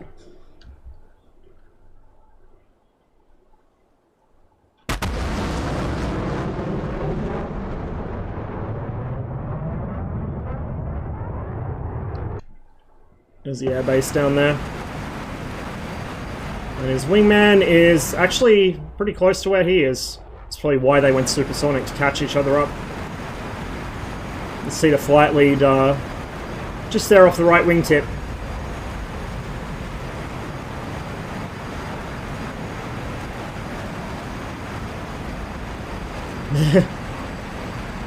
Feel free to post the video again, dude.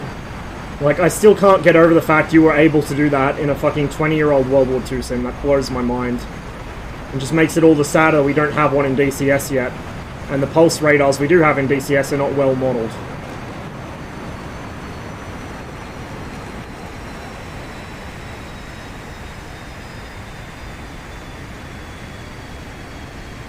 The landing behavior is kind of weird. It's an AI thing, I guess. But they kind of descend in steps. I haven't really fiddled with the flight model much. I just changed a couple of minor numbers, but I haven't changed things like, you know, inertia moments or whatever. That would break it. I don't want to do that. It flies more or less as I'd expect it to. It's not going to win any dogfights, but it turns well enough to do its job. Yeah, I know. Oh wait, for the IL-2 one? Maybe it's the same guy. Maybe it's the same guy. I wonder. It'd be funny if it was.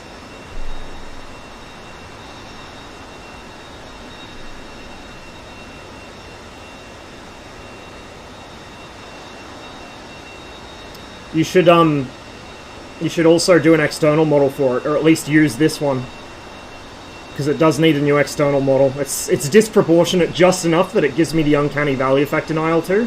This one's pretty close. It's not perfect, but it's really close.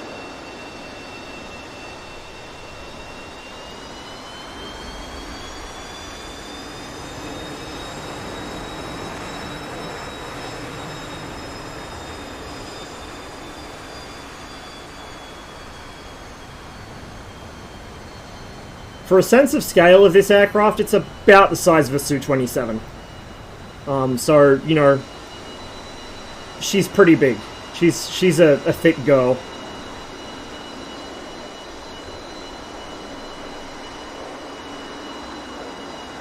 Five and a half tons of fuel internally.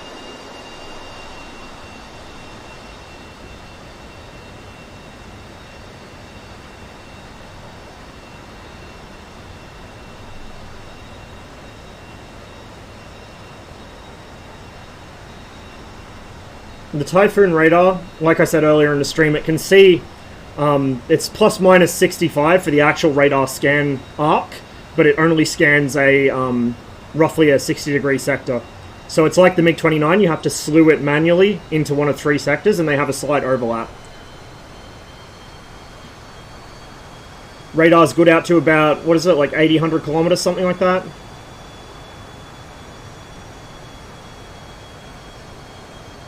100 kilometers on the scope, about 80 for detection.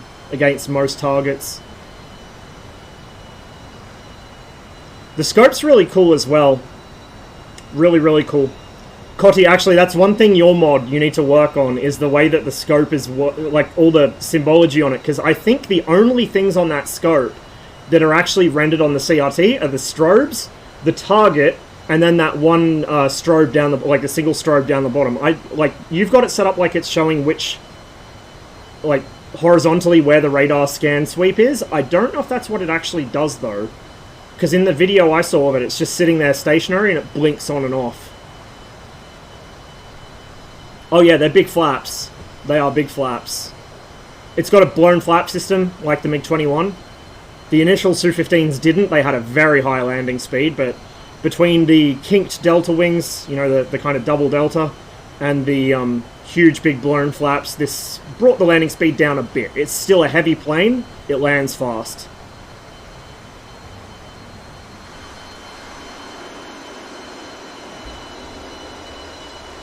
And the drag chute is bugged. You will hear it, but you won't see it. There it goes. You'll see it when he jettisons it. I've got to figure out how to fix that.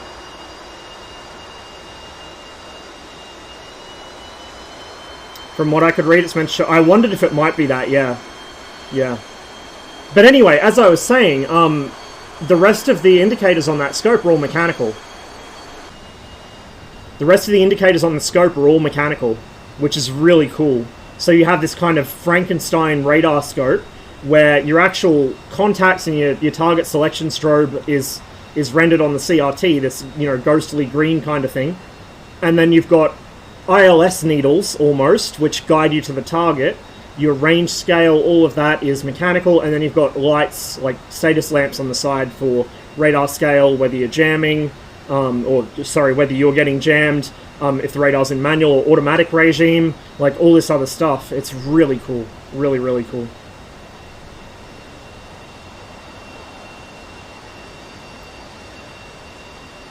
We'll just see this guy land and then we'll hop over into Saber's server.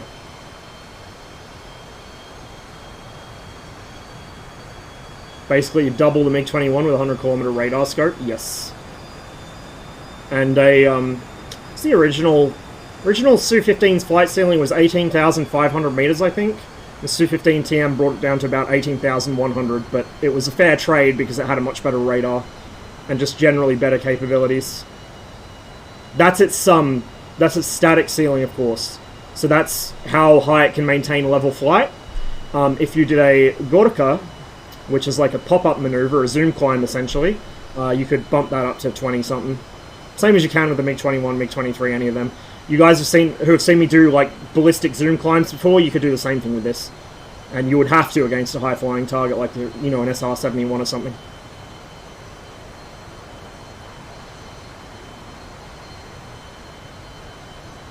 Dislike the massive afterburner scoop? You don't like the scoops?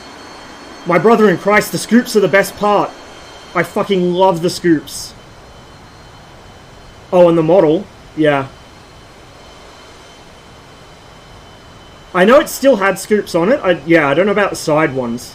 But the model's pretty close. It wouldn't need much correction, I think. Less so than what's already in Aisle 2.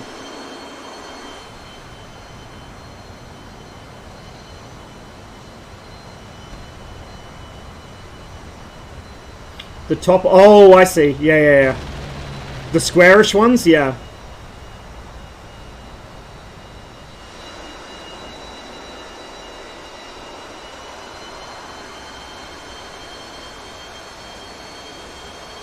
Scoops always make me think about all the birds the engine could ingest. I mean, it's going to do that through the intakes more likely. Much larger surface area, but yeah. All kinds of nasty things could go down those. What's the F4 view on this? Oh, it's the standard FC3 tail view. Unfortunately. Yak 15. No, this is a Sukhoi Su-15.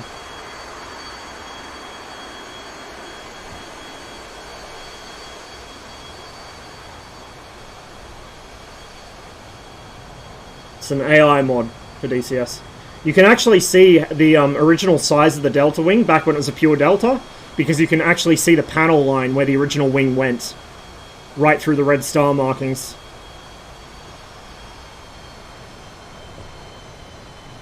God damn it, Max! No!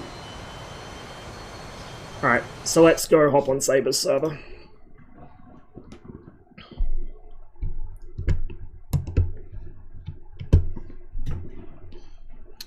Go back to the mission editor, because got to do that, because I hope that didn't save. I don't think that saved.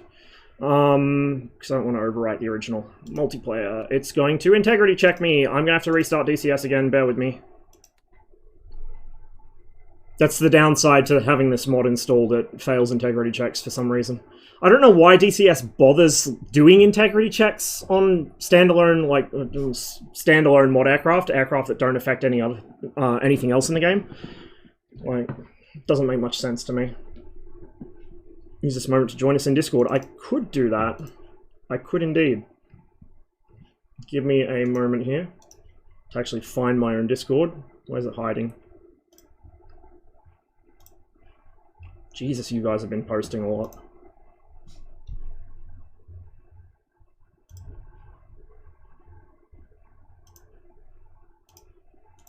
Hello. Hello.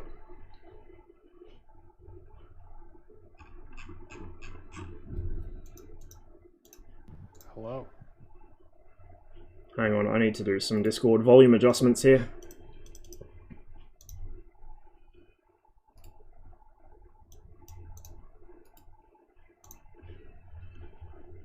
I'm probably still not going to hear because I'm deaf. Can you say something? Yeah, hi. Okay, I got mess with my volume a bit. You're really quiet, hang on. I think Discord can't be turned up any louder either.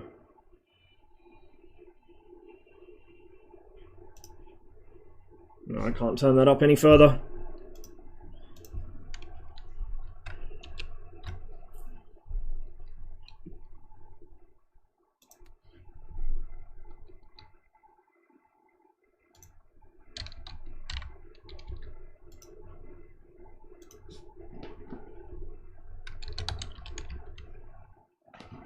Oh, I did have the scoops on the side for the TM, yeah. Just not the top ones. How convenient. My DCS loading screen reveals the secrets right away. I want a flyable Su-15 module so badly. So badly. I don't care that it's an interceptor, not a dogfighter. I don't care that it's not capable. Like, I don't give a shit. It's such a beautiful aircraft and so underappreciated. I just want to fly it. I just want it. Like, I would be happy to sit on Cold War, either of the Cold War servers, just chilling on the apron, ready to go, and somebody calls up, yo, there's bombers coming, fucking let's go. Like, I would do that happily. You'd see me in it all the time.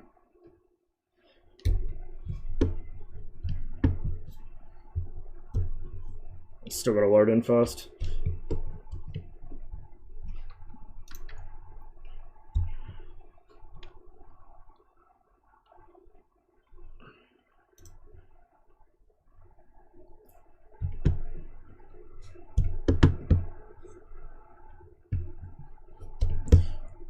Alright, hitting fly.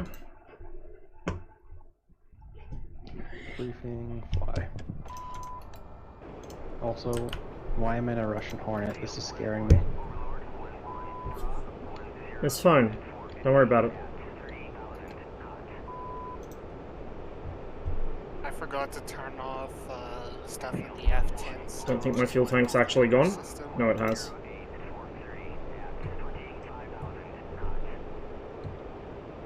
Is that him? That would be him, I think. Oh yeah, that's him. He's maneuvering. Oh, he's pretty close. He is quite close.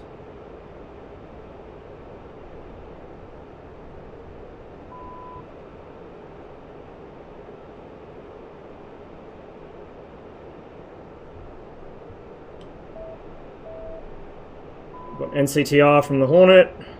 That's definitely him. We're gonna commit. Yeah, he doesn't want to fly into that. See, he's starting to kind of beam us here. Now, I don't know how to turn the fucking notch filter on this shit off. I haven't bound it yet. I know the switch is by my left arm, but I don't remember where. Okay, he's got a Sparrow out on us. We're gonna start defending. Our missiles in memory mode.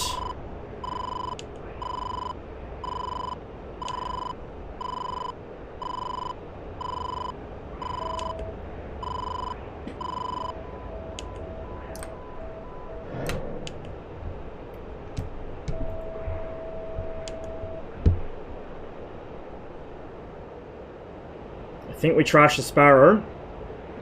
Not sure if that 530 is going to catch him.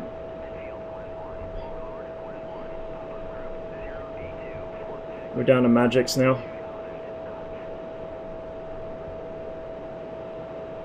We're also rapidly approaching our speed limit here. I think 700 or 750 knots? 750.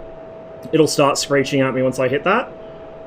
So about 1.2 on the deck is as fast as the Mirage will let you go before it starts yelling. Right about now. There it is. That's the overspeed warning.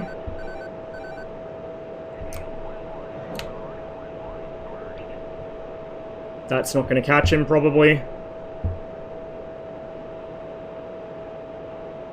Yeah, he's just running for dear life. I don't blame him.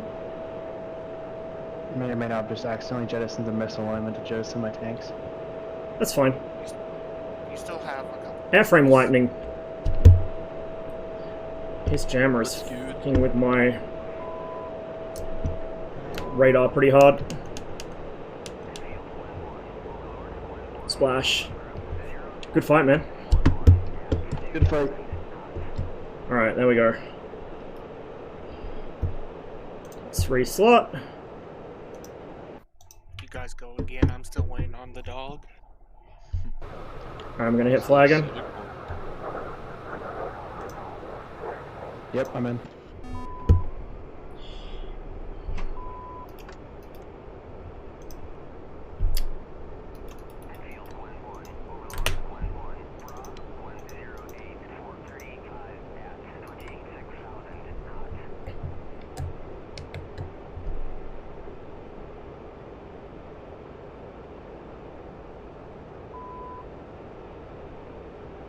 Not really dogfights, it's starting as BVR, but it's progressing to dogfights as we get closer to each other.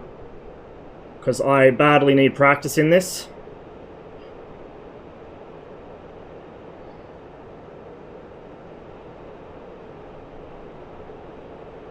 Might as well STT now.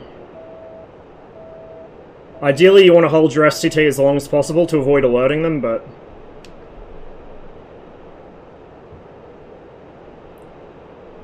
He's gone pure on me, so I'm going to commit. We should be expecting a Sparrow any moment here.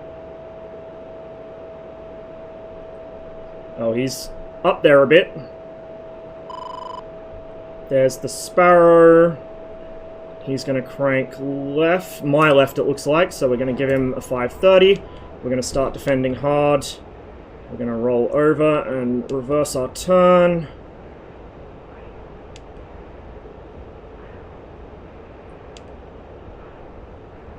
I think we already defeated his Sparrow. Follow up. There's another missile out, it looks like.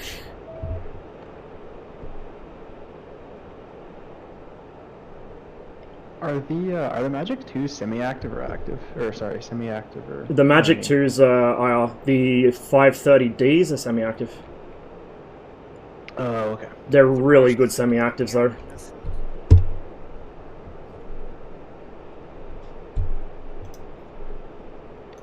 Alright, I'm reslotting. Alright. And hitting fly. Yep, going.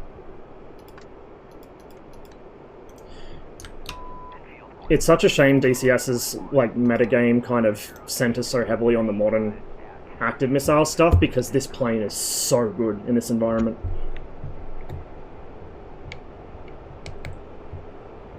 I can tell.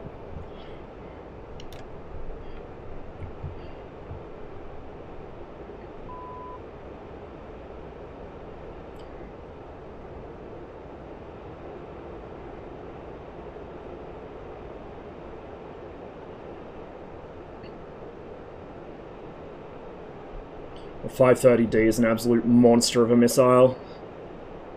I'm still pretty much convinced the 530D is the best semi-active missile in the game.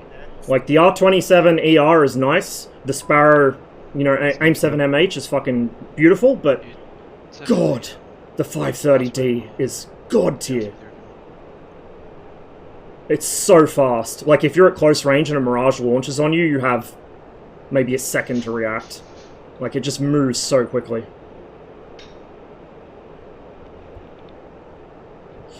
Scale our radar down. Okay, he's committed on me, he's shot. And a lot of the time, for things like this, where you hold your shot a little longer, your 530 will get to them before their Sparrow gets to you. Hello?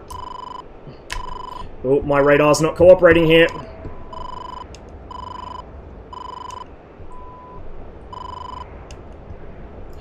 We barely ditched that one, I think.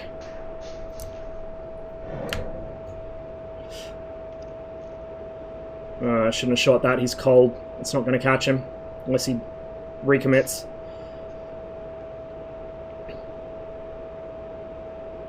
He's also jamming me. Is that ASPJ at work? That was a waste of a 530. I should have held that. We can do TV2s now. Civilian.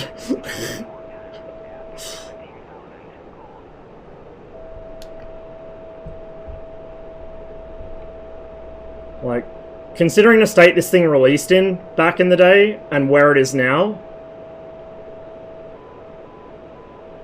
I'm very happy with my purchase. Just needs a flight model adjusted, because the flight model got a little bit kooky after the last engine update. The engine now behaves like you would expect it to. Like, it has realistic limitations and such, but the flight model needs a little tweaking now, because it turns a bit well. A bit too well. Point blank 530 there. My magics are looking at my own missile. Boom. This box, you can use the Magic Seekers as a scuffed Erst. Like, this plane is just so good. So, so good.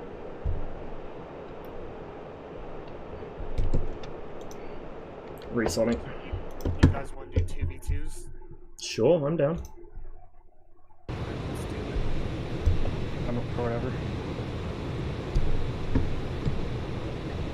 It's gonna be chaos. Give us the kill feed. Just, there you go. I mean, you can see the outcome anyway.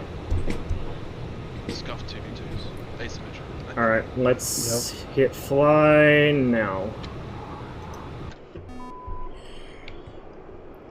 Need to get rid of my nav lights are probably on, but DCS or any flight sometimes push.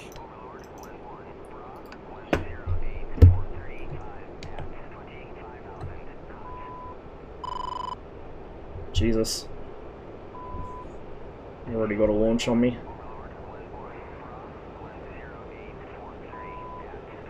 I think we've already trashed it. I have a suspicion that was a kind of posturing shot with a R27ER. It's the same kind of thing I do a lot of the time. This is scuffed in the Hornet because you have to set up all your settings like you like it while you're flying into combat. Yeah, I gotta jettison my tank. Set up my missiles and stuff as well. Not as bad as the Hornet though.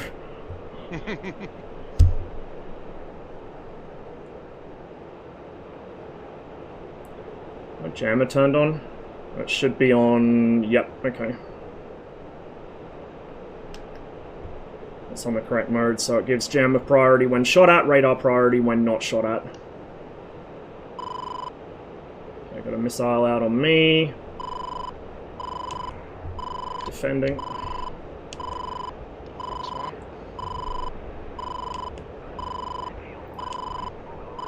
I think I'm sorted on the left guy, but I can't quite tell. Got the sort of right guy, but cranking right. Shit. Recommitting.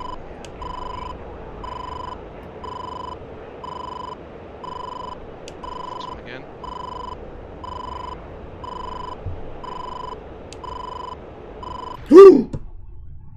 Nice shot. I dropped you off radar and I was trying to regain you, but no joy.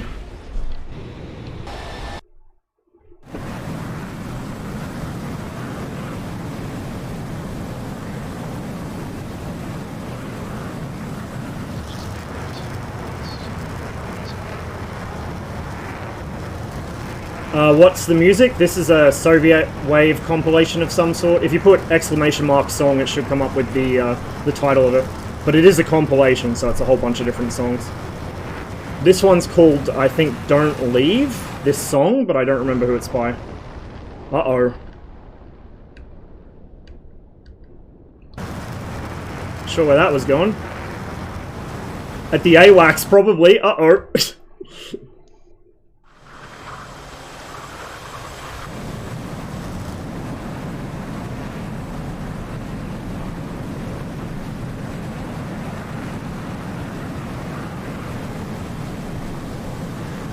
DCS Mirage 2000C is the most realistic aircraft in any flight sim.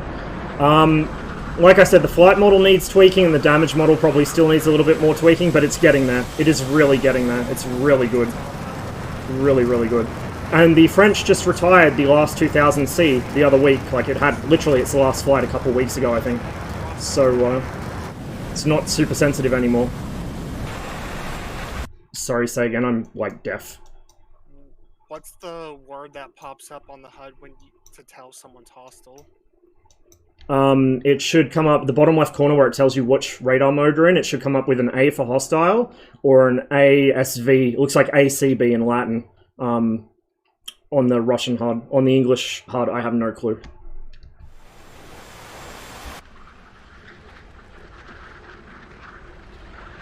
Uh-oh!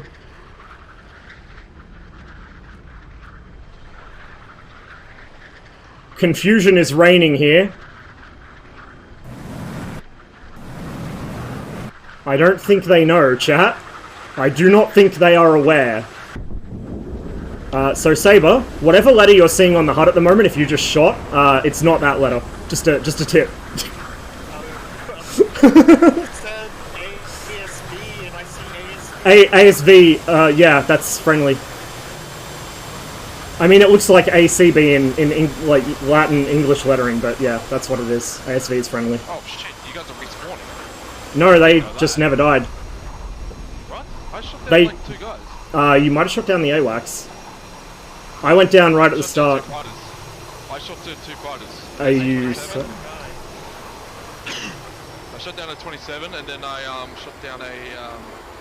well, then I was chasing whoever was in the other Hornet. Oh, I shot down Gerbil. I shot down Ross, I think. I don't know. I'm going to spectators, but I definitely shot down a 27. Look at the kill feed. Look at the kill feed, Envy. I almost wonder if you shot my wreck, because it's showing you didn't hit anybody, but I saw you firing at something. I don't know what your Sparrow was going for, but I saw you firing at something. I saw your wreck on the ground, and then I saw your 27 go up and high. Huh. I saw a 27 that like right as you fired the Sparrow, he merged with you, so it wouldn't make the shot. But yeah, I don't know. Fog of war moment. All right, let's. I'm back at brief. Yep, back at brief. Let's hit fly.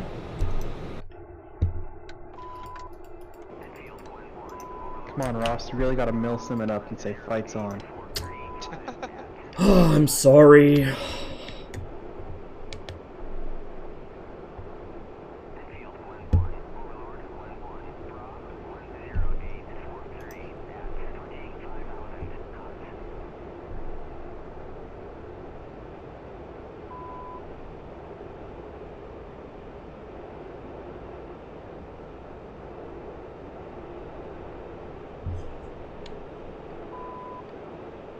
I think I'm sorted on lead.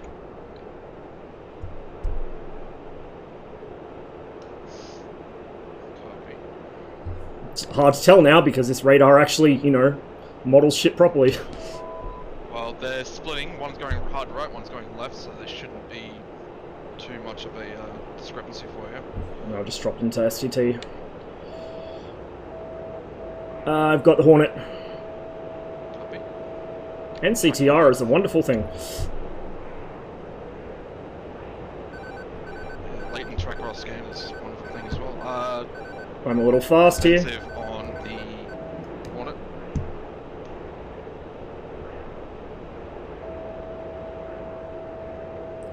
Unless they're shooting at you, I can't tell. No, they're going for you, I think. I haven't got any shots out on me. Not that they're tracking.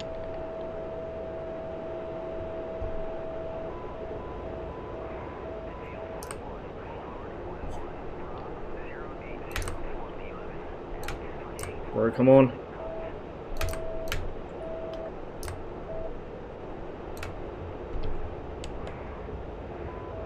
.530, please. Box one short.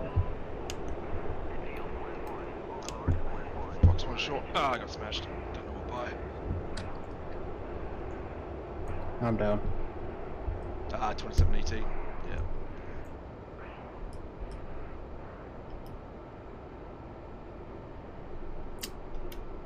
Really gonna work on my radar mech with this. There he is.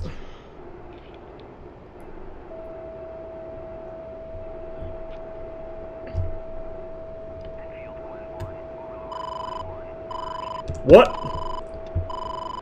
Oh fuck, that was the AWACS. I locked on the AWACS by accident. RIP.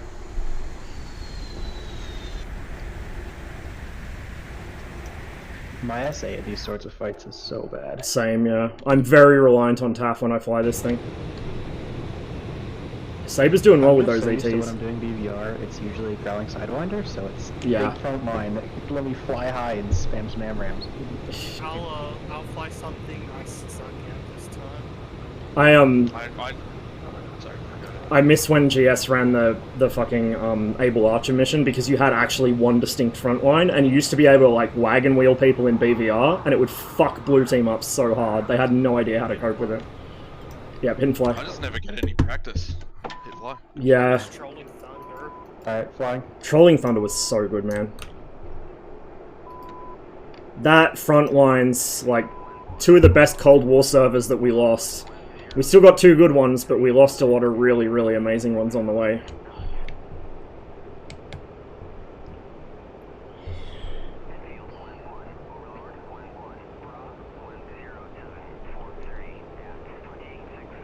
I'll watch my speed this time. I got too low. Like, I was diving for speed, and I dived too much for too much speed, so...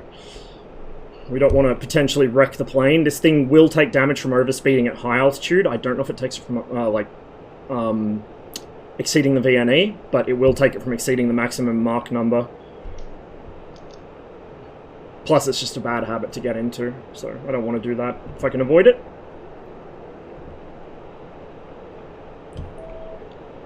I'm sorted on the Tomcat.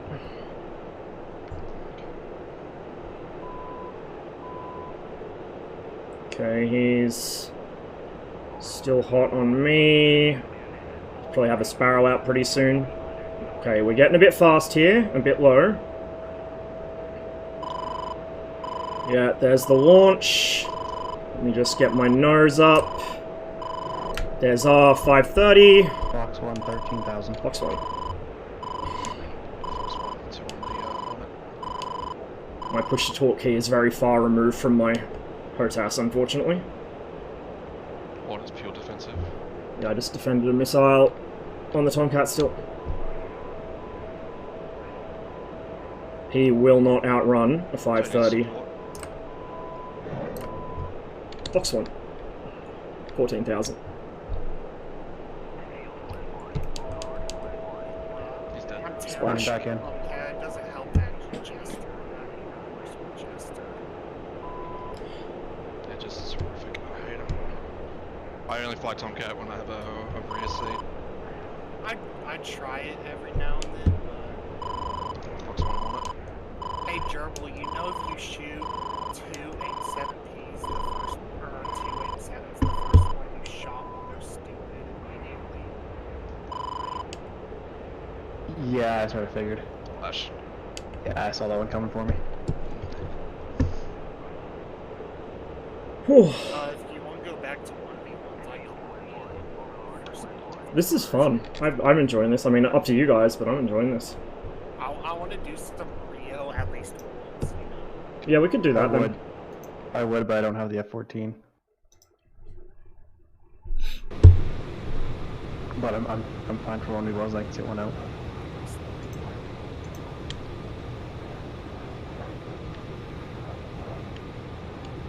I can jump on 14 if that's it. Go for it. Go, red.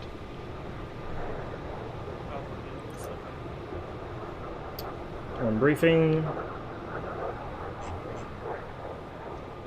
You guys ready? I'll have to accept you after we fly, I think. I'm not sure how it works. But, yeah, ready to go. Lights on. There we go. I did the thing.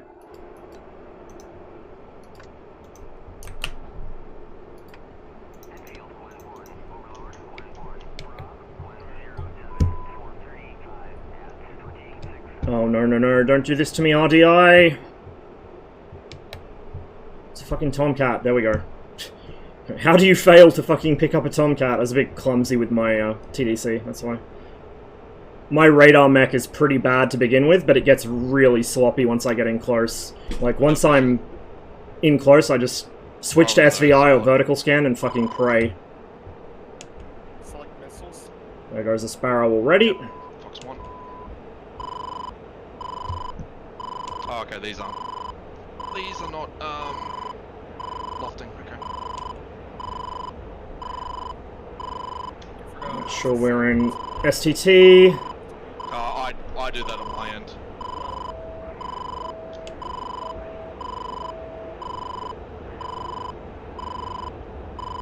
Don't crank anymore.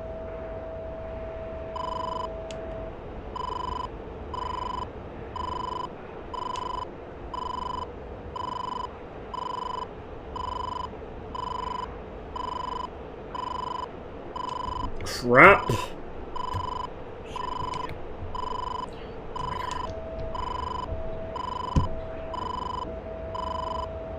This is something the Tomcat guys on Enigma server need to learn, is just being oppressive with Sparrow shots. Because you have so many of them, you may as well use them to just keep the other guy defensive and keep his head down. You do this against a MiG-29, it's really going to struggle. I'm probably going to eat this Sparrow here.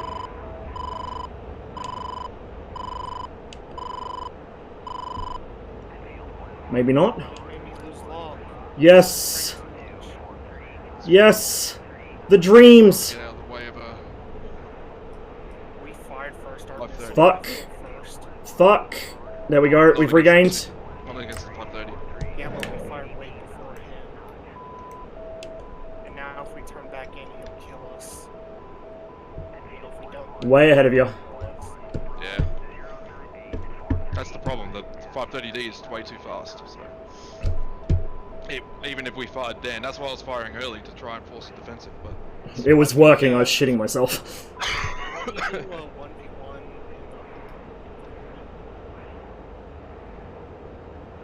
I don't know how to Mirage, so... Select roll. ready when you are, Ross. Fights on. I'm so used to fighting AMRAMs, I have to learn how to fight against the Mirage. Yeah, it's like a whole other skill set, hey. You wouldn't think it's this different, but it really is. Yeah, It's well, just a that's- missile update, that thing's so fucking dangerous. yeah, exactly. The different missiles is really what's getting me. Actually, having to support your own missiles, though, like, it really limits your defensive options, and especially for me, because I've only got 2 of them.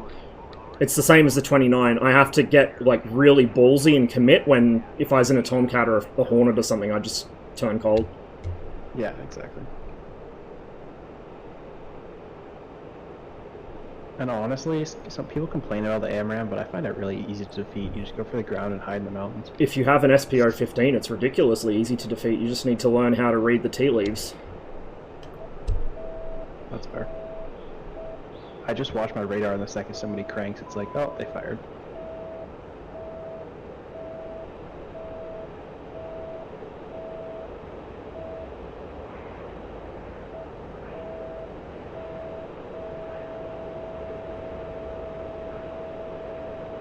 So that tone you're hearing is the radar seeker on the missile saying, hey, I see the target. The left missile has him, that's why left is circled. That's the thing with this sort of fighting, it's never always in Now both missiles see him.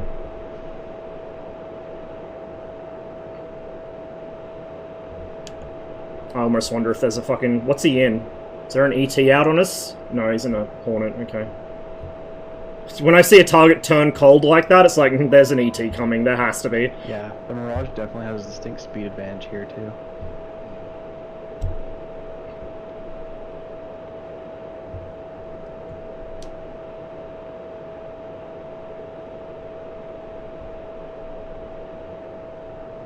That was weird. The 7Ps on the Tomcat weren't lofting, unless you didn't put 7Ps on it. They might have been 7M. I think I'm locked on the wrong thing. I'm pretty sure I'm locked on the AWACS. I thought M's. Yeah, you were. So the M's don't loft the Mike hotels. Oh, he's behind me. Oh, the MHs do. Yeah, the MHs do. Gotcha. Okay. And on the Tomcat, to loft them, you have to flip the ACM switch. Or the ACM switch on the front dash. If that's down, they'll loft. If it's Update up, rate on the RWR is not the best. Okay. Where is he? Where is he? Does the F-16 have any Fox ones? No, it doesn't. Okay, that's what I thought. Oh Came no. in too late for that. They just basically built. Oh no. Oh no. Camera at that point. Oh Yeah, heck. they didn't want to do Fox 2 English airplane. Right.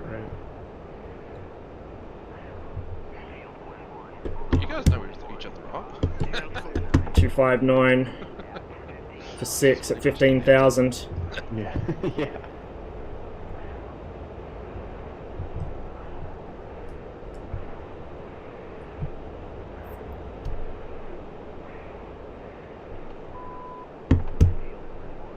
I don't know what. Merged.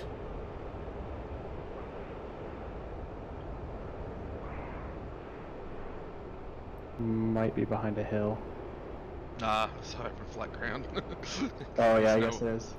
And plus the Xbox is at 30,000. I'm pretty sure I heard him for a second there. Yeah.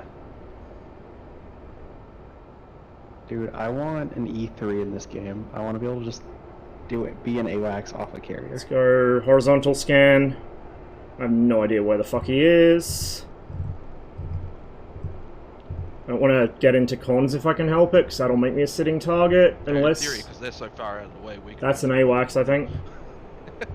Yeah, I guess so.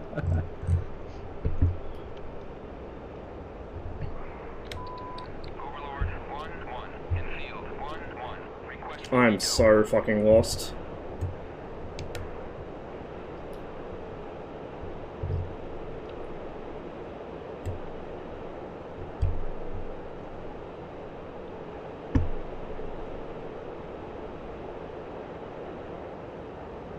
Probably should have used a different radar scan mode when I popped up under him like that.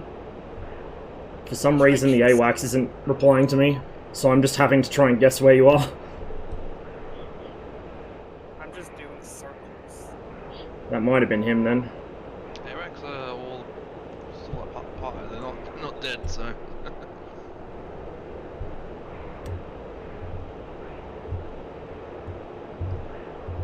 It's funny, I can see both visually from each other. When I'm Right there. rotating. F-18.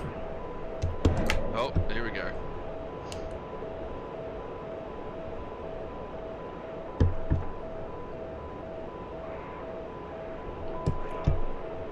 Let's do that again. Yeah. Jesus, that man. That just has turned a... into whoever sees who first. Alright, I'm hitting fly. God, that missile has a massive engine on it. It's insane. That's why I wasn't liking my chances of my Sparrow hitting his plane first before the 530 got to me. But it's just like... The French solution to the MiG-25 problem wasn't to build a faster jet, it was to just build a bigger fucking missile.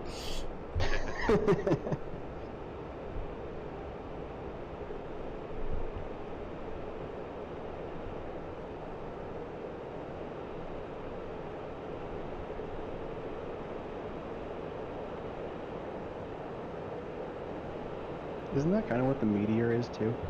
Pretty much, yeah. Yeah. Two different engines on it. He's over there.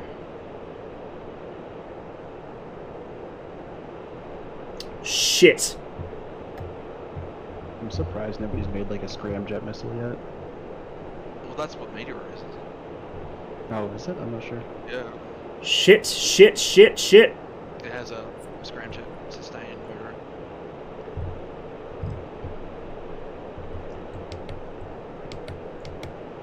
Oh, it is. Cool. Fuck, fuck, fuck, fuck, fuck, fuck, fuck. Oh, I'm screwed.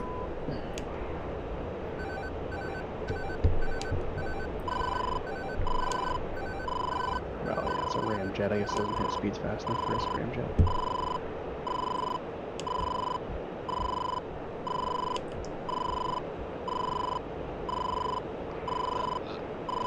That's gonna be what happens. He's up there. It's trying to live out its dreams of being an astronaut. Crap. It's a big boy missile, but it's not as big boy as a Phoenix, unfortunately. That was the Sparrow.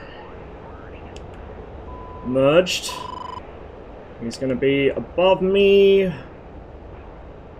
There he is. Yeah, way too fast.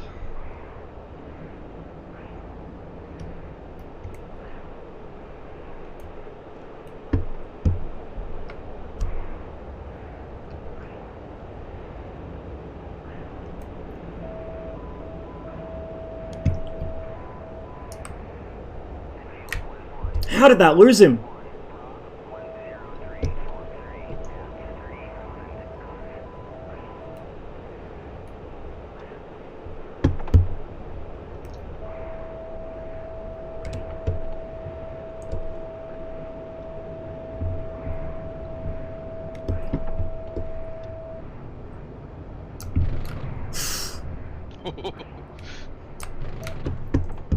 Yep, I there would he have goes. killed. I swear I would have killed you sooner, but I forgot to buy to switch to aim 9. I would have had you. Oh. I'll go with yours.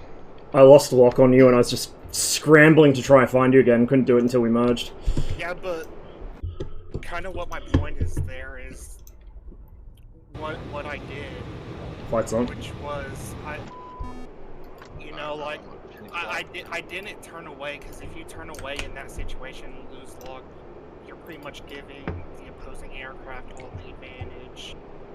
But I got first shot off, and he was forced defensive, so he couldn't turn in on a shot.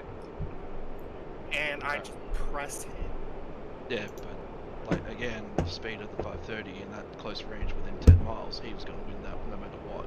So our best option was to just ditch it But momentarily. I was gonna win if, one, my missiles didn't go stupid, or two, if I'm not an idiot and remember which button select sidebar first. Ross, ready? Hang on. I was already in. I've locked Oh, something. sorry, I didn't hear your call. My apologies. Alright, I'll reslot. Sorry we took up some Alright. of the fights. Briefing screen and fly. All good.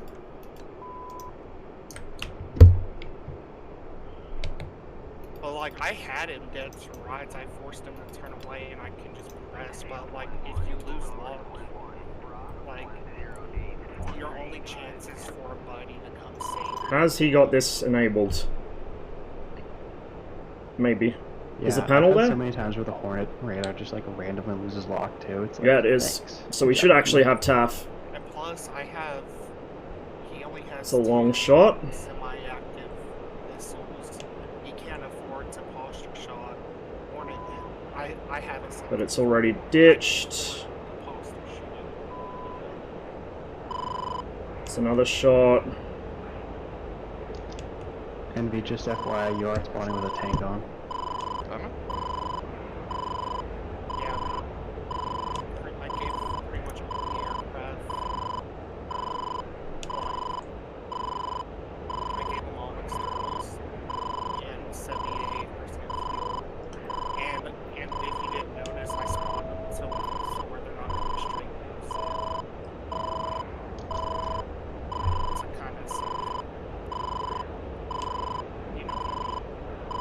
Yeah, that's a better way to do it. Come on, come on, come on, come on, get the nose up. Okay.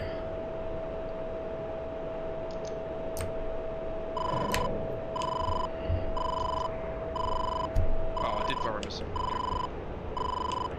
It's fine, we can hear when you shoot, so he knows exactly when your previous missiles are going stupid. Yeah. Boom. I didn't think I fired a missile when I did. I didn't hear the chunk of it coming Yeah, off. that's what happened to me that one Whoa. time when I fired too. I was like, oh, where'd it go? I didn't hear it. Whew. Yeah. Well, with Sparrows, like, you gotta remember they're drop fired, so they come off the aircraft. We get him? Yeah, we got him. Yeah, but they're usually loud motherfuckers when they drop too. And the 530 is Yeah. scary and close. I never hear them. Oh really? I always hear the engine fire. I mean- I usually don't hear him because I got the music going. I'm reslotted. Reslotting and fly. I mean, I pretty much just trust that the missiles come off, you know? There. Yeah, that's fair. Because it's DCS, it's not like real life where you'll have like a hang fire or something. There we go. Plus in real life, Well, I too think you quiet. can actually feel it when it falls off.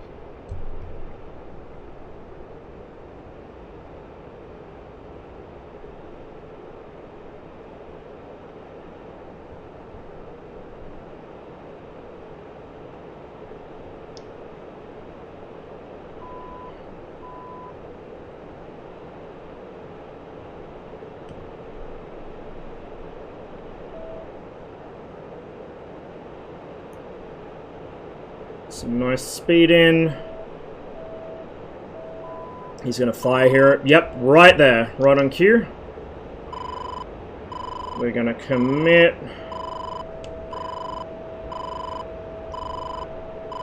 It's a little long, but we'll try it.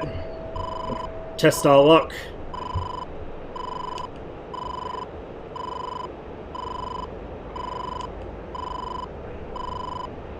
We're extremely fast down here.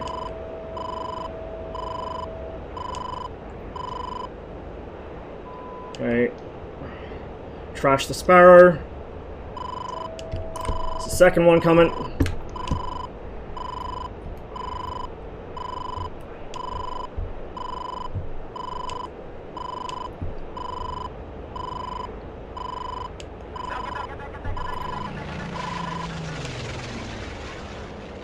Trash that one. Hey, Threefer, thanks for the raid, man. Hope you had a good stream. We'll get some Mirage practice in. Now I'm completely lost. Yeah, hope you had a good stream. Hope everyone's having a wonderful day. Are the AWACS just not? Oh, Yeah, I don't think they are. Oh, you know what I bet it is? On the red side, I have an A50. I bet the Hornet can't see the A50. No, it was working before. Oh, it was? we're a bit fast. Yeah, it was working before. I need to get rid of some speed. She doesn't bleed speed like she used to, so you can't become the air brake anymore like you used to in the Mirage. You can't just do a stoppie behind someone. You gotta pre-plan your shit a little better. Yep, there you go.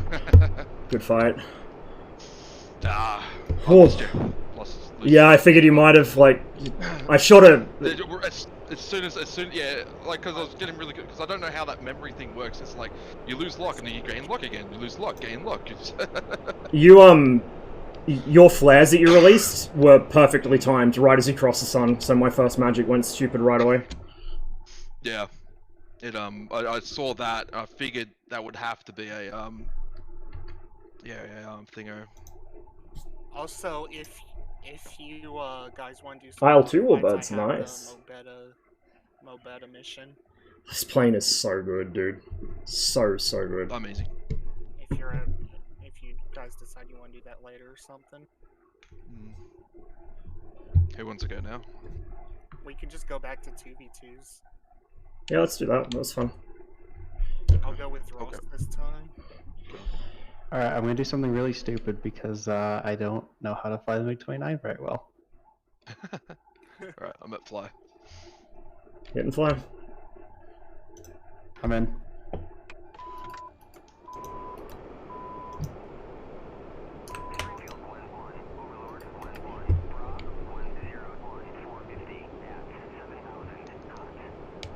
Yeah, Starlink's working now.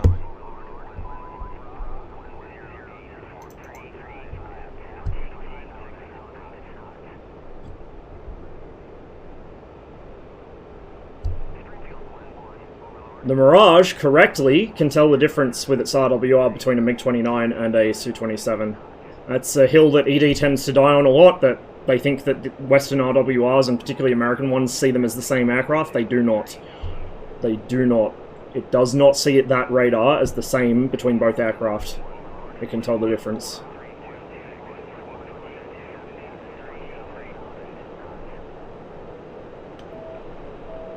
I'm on the 29.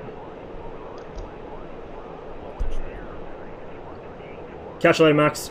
Sleep well.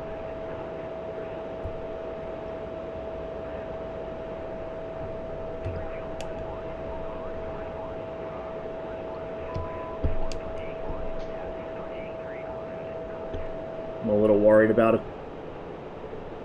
ET or something here. Oh god, my TDC somehow got unassigned, so I was trying to assign that mid-flight. We just lost contact.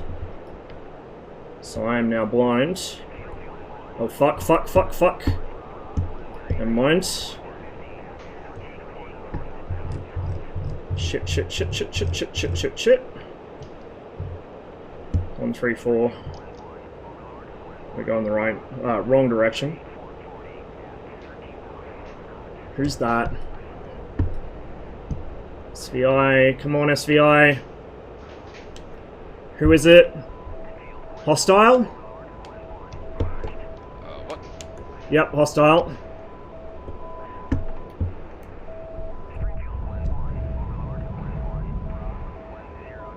I flew into the ground trying to reassign some controls. Yeah, I was wondering what happened to you.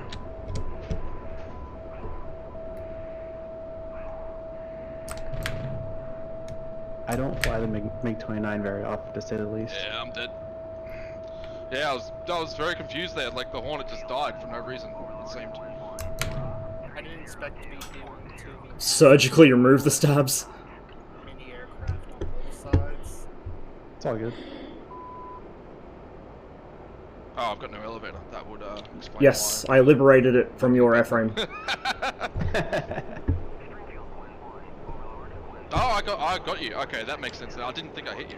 It's just like, Am I the last man up? yeah. Yeah. Alright, reslot. I'm ready to fly. I'm ready.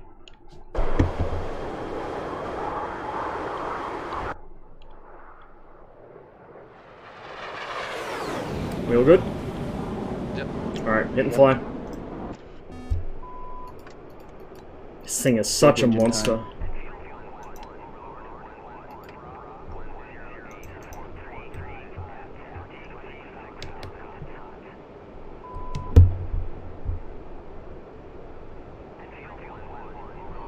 I think I'm on trail, but I'm not sure. Find out when I STT it. Range sheet change, depends. Usually within 10-15 miles, unless I know exactly where they are.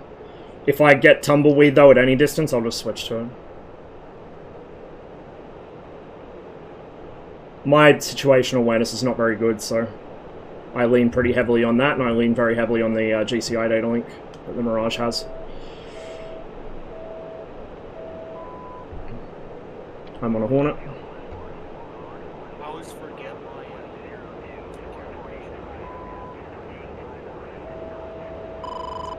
Missile out on me. Do the 27Rs just have trash range? No, they're not bad. You need a lot of speed, though.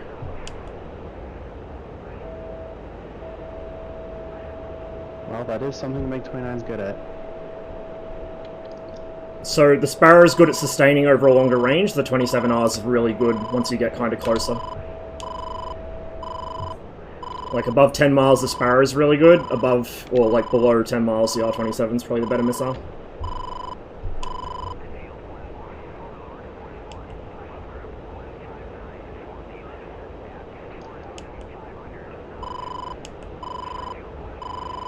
Shit.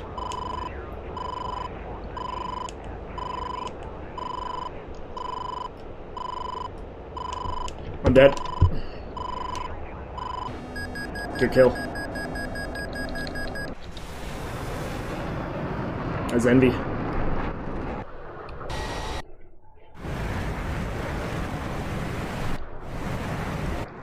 Oh. But one-on-one here. No, it's still you and Gerbil. Okay. Oh, actually, you guys are on the same team, aren't you? Yep. No, we're I'm not. still in. Wait, you're still in? Where are you? Oh yeah, I see you. Sparrow. I love watching sparrows in flight. The way they track is just beautiful.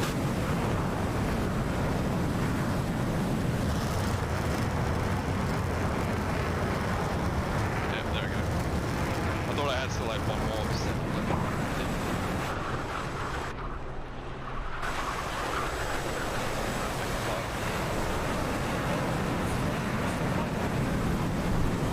I'm up. No, I'm up. I just don't know where you are. Look for the explosions. I'm probably gonna run out of fuel.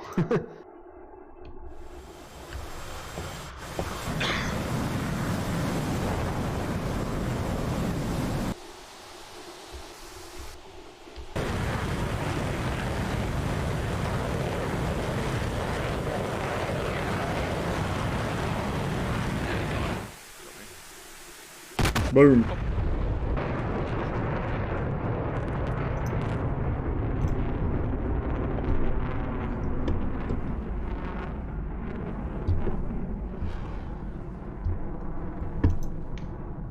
Ready? Alrighty. Go 1v1s per round. Go 1v1s per round. I need to adjust some controls real quick. Okay, Ross, it's all you. Alright, I'm hitting flight. Oops, zoomed in.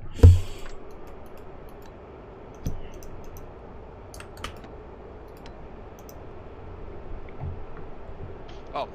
I thought you were going. Yeah, I just pop in. I only just spawned anyway. No. Yeah.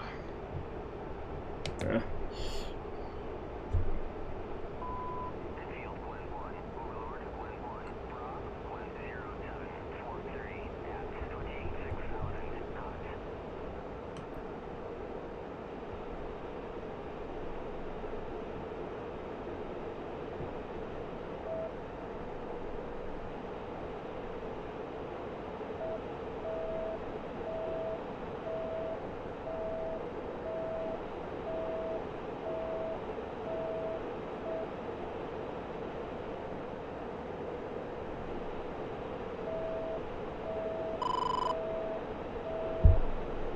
Sparrow out on me.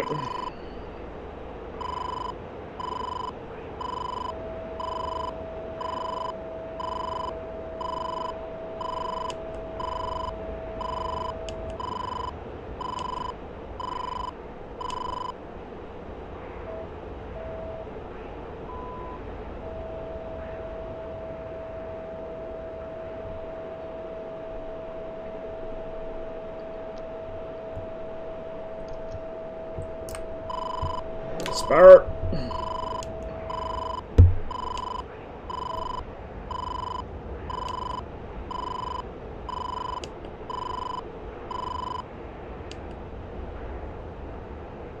Defeated, I think. There we go. 7p went up. I'm high. I didn't lose lock, but I it still got went him. up and high for some reason. If you... Hold on, let me double check. Oh man. This thing is just a monster. Oh, My main issue is getting close enough to do that without getting popped. if you... It's either the Ray Okay, I'm ready. or one of the other ones, but they'll switch the... either Raid or the other one on that same switch. I'm ready. Getting fly. That'll switch you between loft and direct fire. Yeah, cage on cage.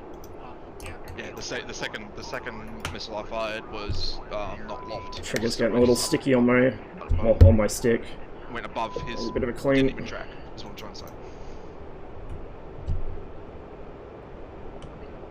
May as well just STT him now, since it's 1v1. Don't need to keep my SA for any other potential threats. And it seems to hold lock a little better through STT when I'm maneuvering.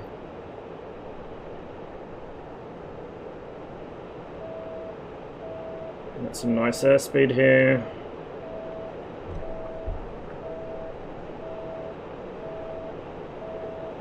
Pretty much on a collision course at the moment.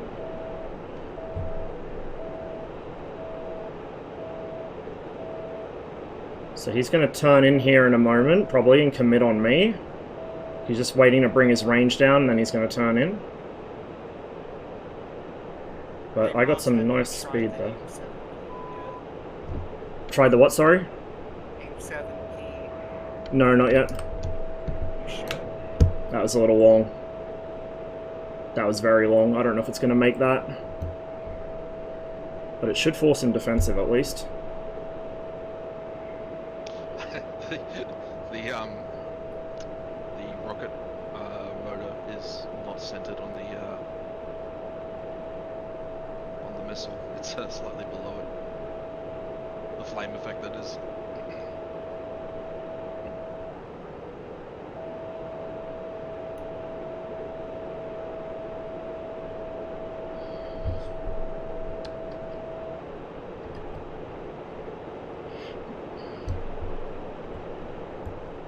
Pretty good steady lock on him. So that 530 just self-destructed. It's a separate bind. We're overspeeding. Like how to look the radar? Yeah. Return to search. Yeah, return to search, that's a bind. I was just, I've just gotten into the habit of hitting the EVR mode, and it'll just... You lose all your radar settings if you toggle the power to it, though. Yeah, but it takes like 2 seconds to do that.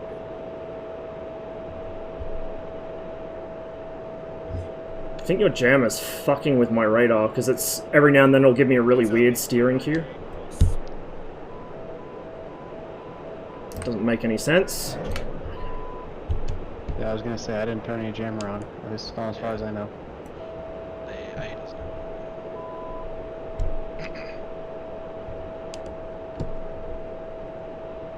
Boom. Oh my god, I saw the missile coming at me in the last second.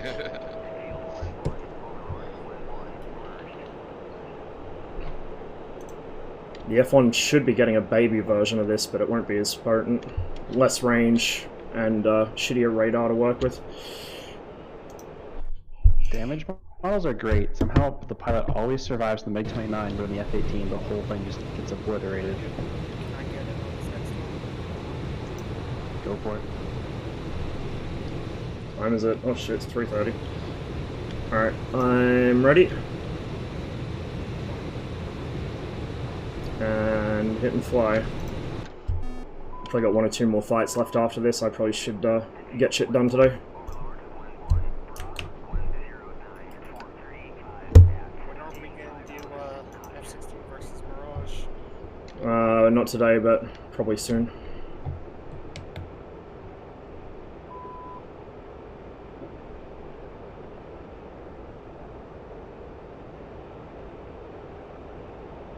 Class is starting tomorrow morning, and probably an armor mission tomorrow morning as well. So there'll be a very short stream, which is just the armor mission, as long as I'm awake in time. But, yeah, Monday streams are going to go back to being just armor and nothing else for the time being. And I'll probably stream later in the week.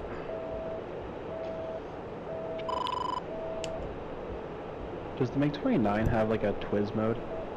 Yep.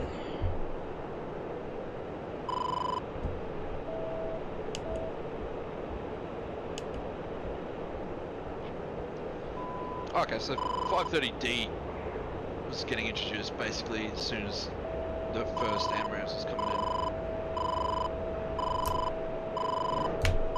1988.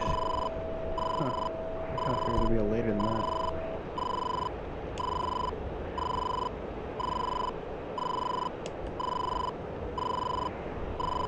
Ah, 1990 was 20.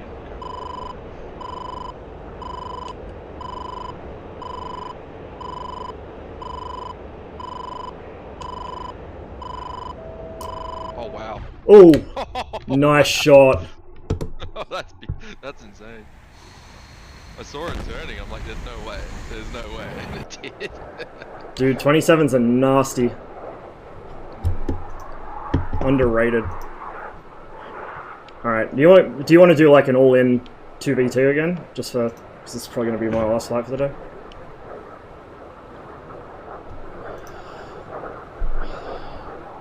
Hopefully, next DCS stream I get up early enough that we can actually jump on a PvP server with a whole bunch of people in it and play this thing.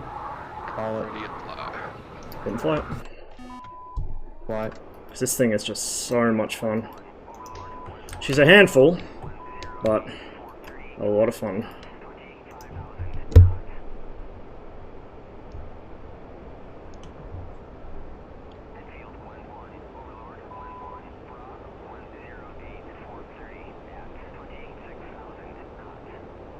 I'm on the Hornet.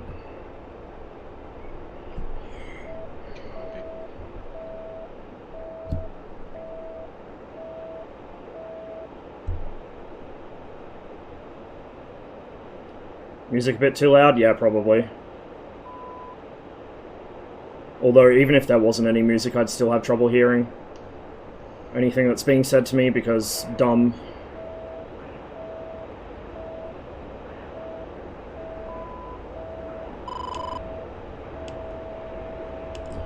Defending.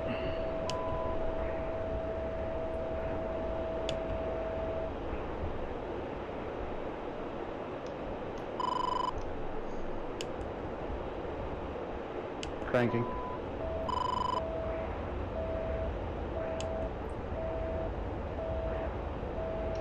Hornet's shooting at me, Ross. I want to get in there. Yeah, the Sukhoi's got me.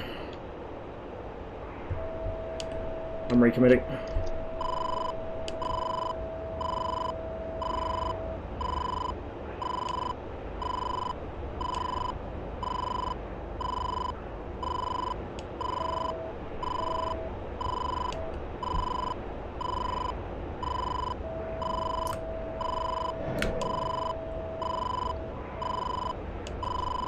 Defending. Excellent.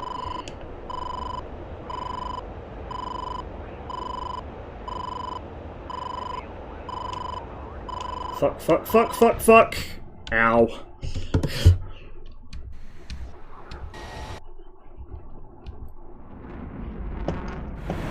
Thing is nasty. Yeah, the R27s are not too shabby, honestly.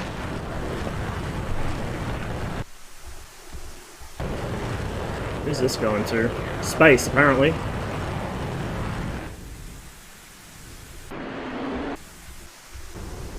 Those are all dead missiles.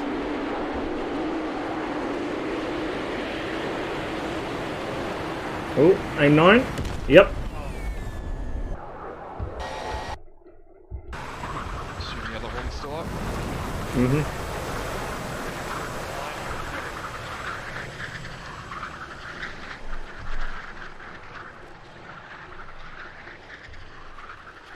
How'd we go? Not bad. I'll take it. I'll take that. Oh, here we go. What's being shot at here? That was stupid. Oh shit, I just shot this missile. Ah! See, this looks like it actually has a proper exhaust with actual shock diamonds. See, this is good. This is how you do it. Right there. To tie in with what I was saying earlier in the stream. That's how you do shock diamonds in a jet exhaust or a rocket exhaust. So ED are getting pretty good at it. Just the AI still use the old ones that look crappy. I think that one's headed for the AWACS.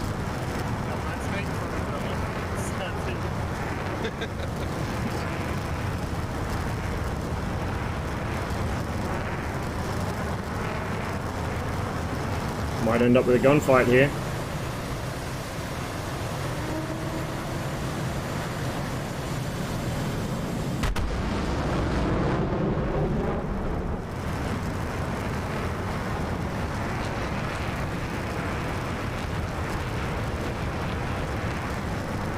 Here comes the gun solution. I'd say, actually, the F1 Afterburner is the same one the AI uses, so it could be a lot better. I'm pretty sure, from looking at videos and screenshots of it, it looks like the AI Afterburner. Which is just like a cylindrical texture, an animated texture, but...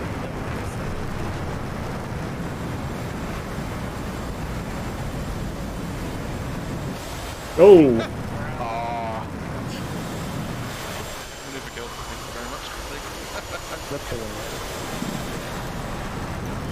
And that'll do me. Thank you very much, guys. Good fights. Thank you. Thanks for the flights, guys. Not too easy. I enjoyed having that practice, so anytime, man. Just send me a message. I'm down for it. Yeah, it was fun. Alright, I'm gonna duck out of Discord. Thanks for coming along, guys. Catch you later. Yeah, thanks, Ross. Have a good one. I will find someone I can send you guys to, and then I am going to attempt to be a constructive adult for the rest of my day. We already know that's not going to happen, but we can pay lip service to it at least. So that was a pretty decent run of things, I think. I definitely want to fly the Mirage even more now. That thing is so fun. So fun.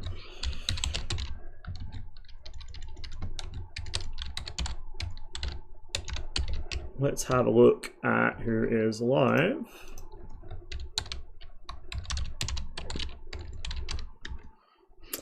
I kind of, like, if I wasn't going to my first class of the course tomorrow, I would actually probably just stream longer, but I should probably not destroy my voice completely. Tempest's on. What's Tempe flying? Tomcat. Gudauta playing Halo with Maria. I don't think I've rated Maria before, actually, so that's what we're gonna do. Drop some viewers on her.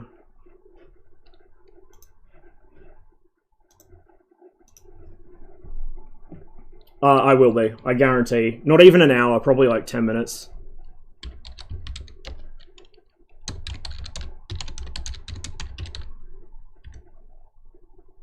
Yeah, not bad at all, Saber. You did well in that. Alright, guys. I am probably going to be streaming tomorrow morning just for the armor mission, like I said. Other than that, stream will be later in the week. Don't know what we'll do, but we'll see. I'll catch you then. In the meantime, enjoy Maria's stream, and have a wonderful rest of your day. Oh, and the Su-15 mod, I'll drop in my Discord at some point.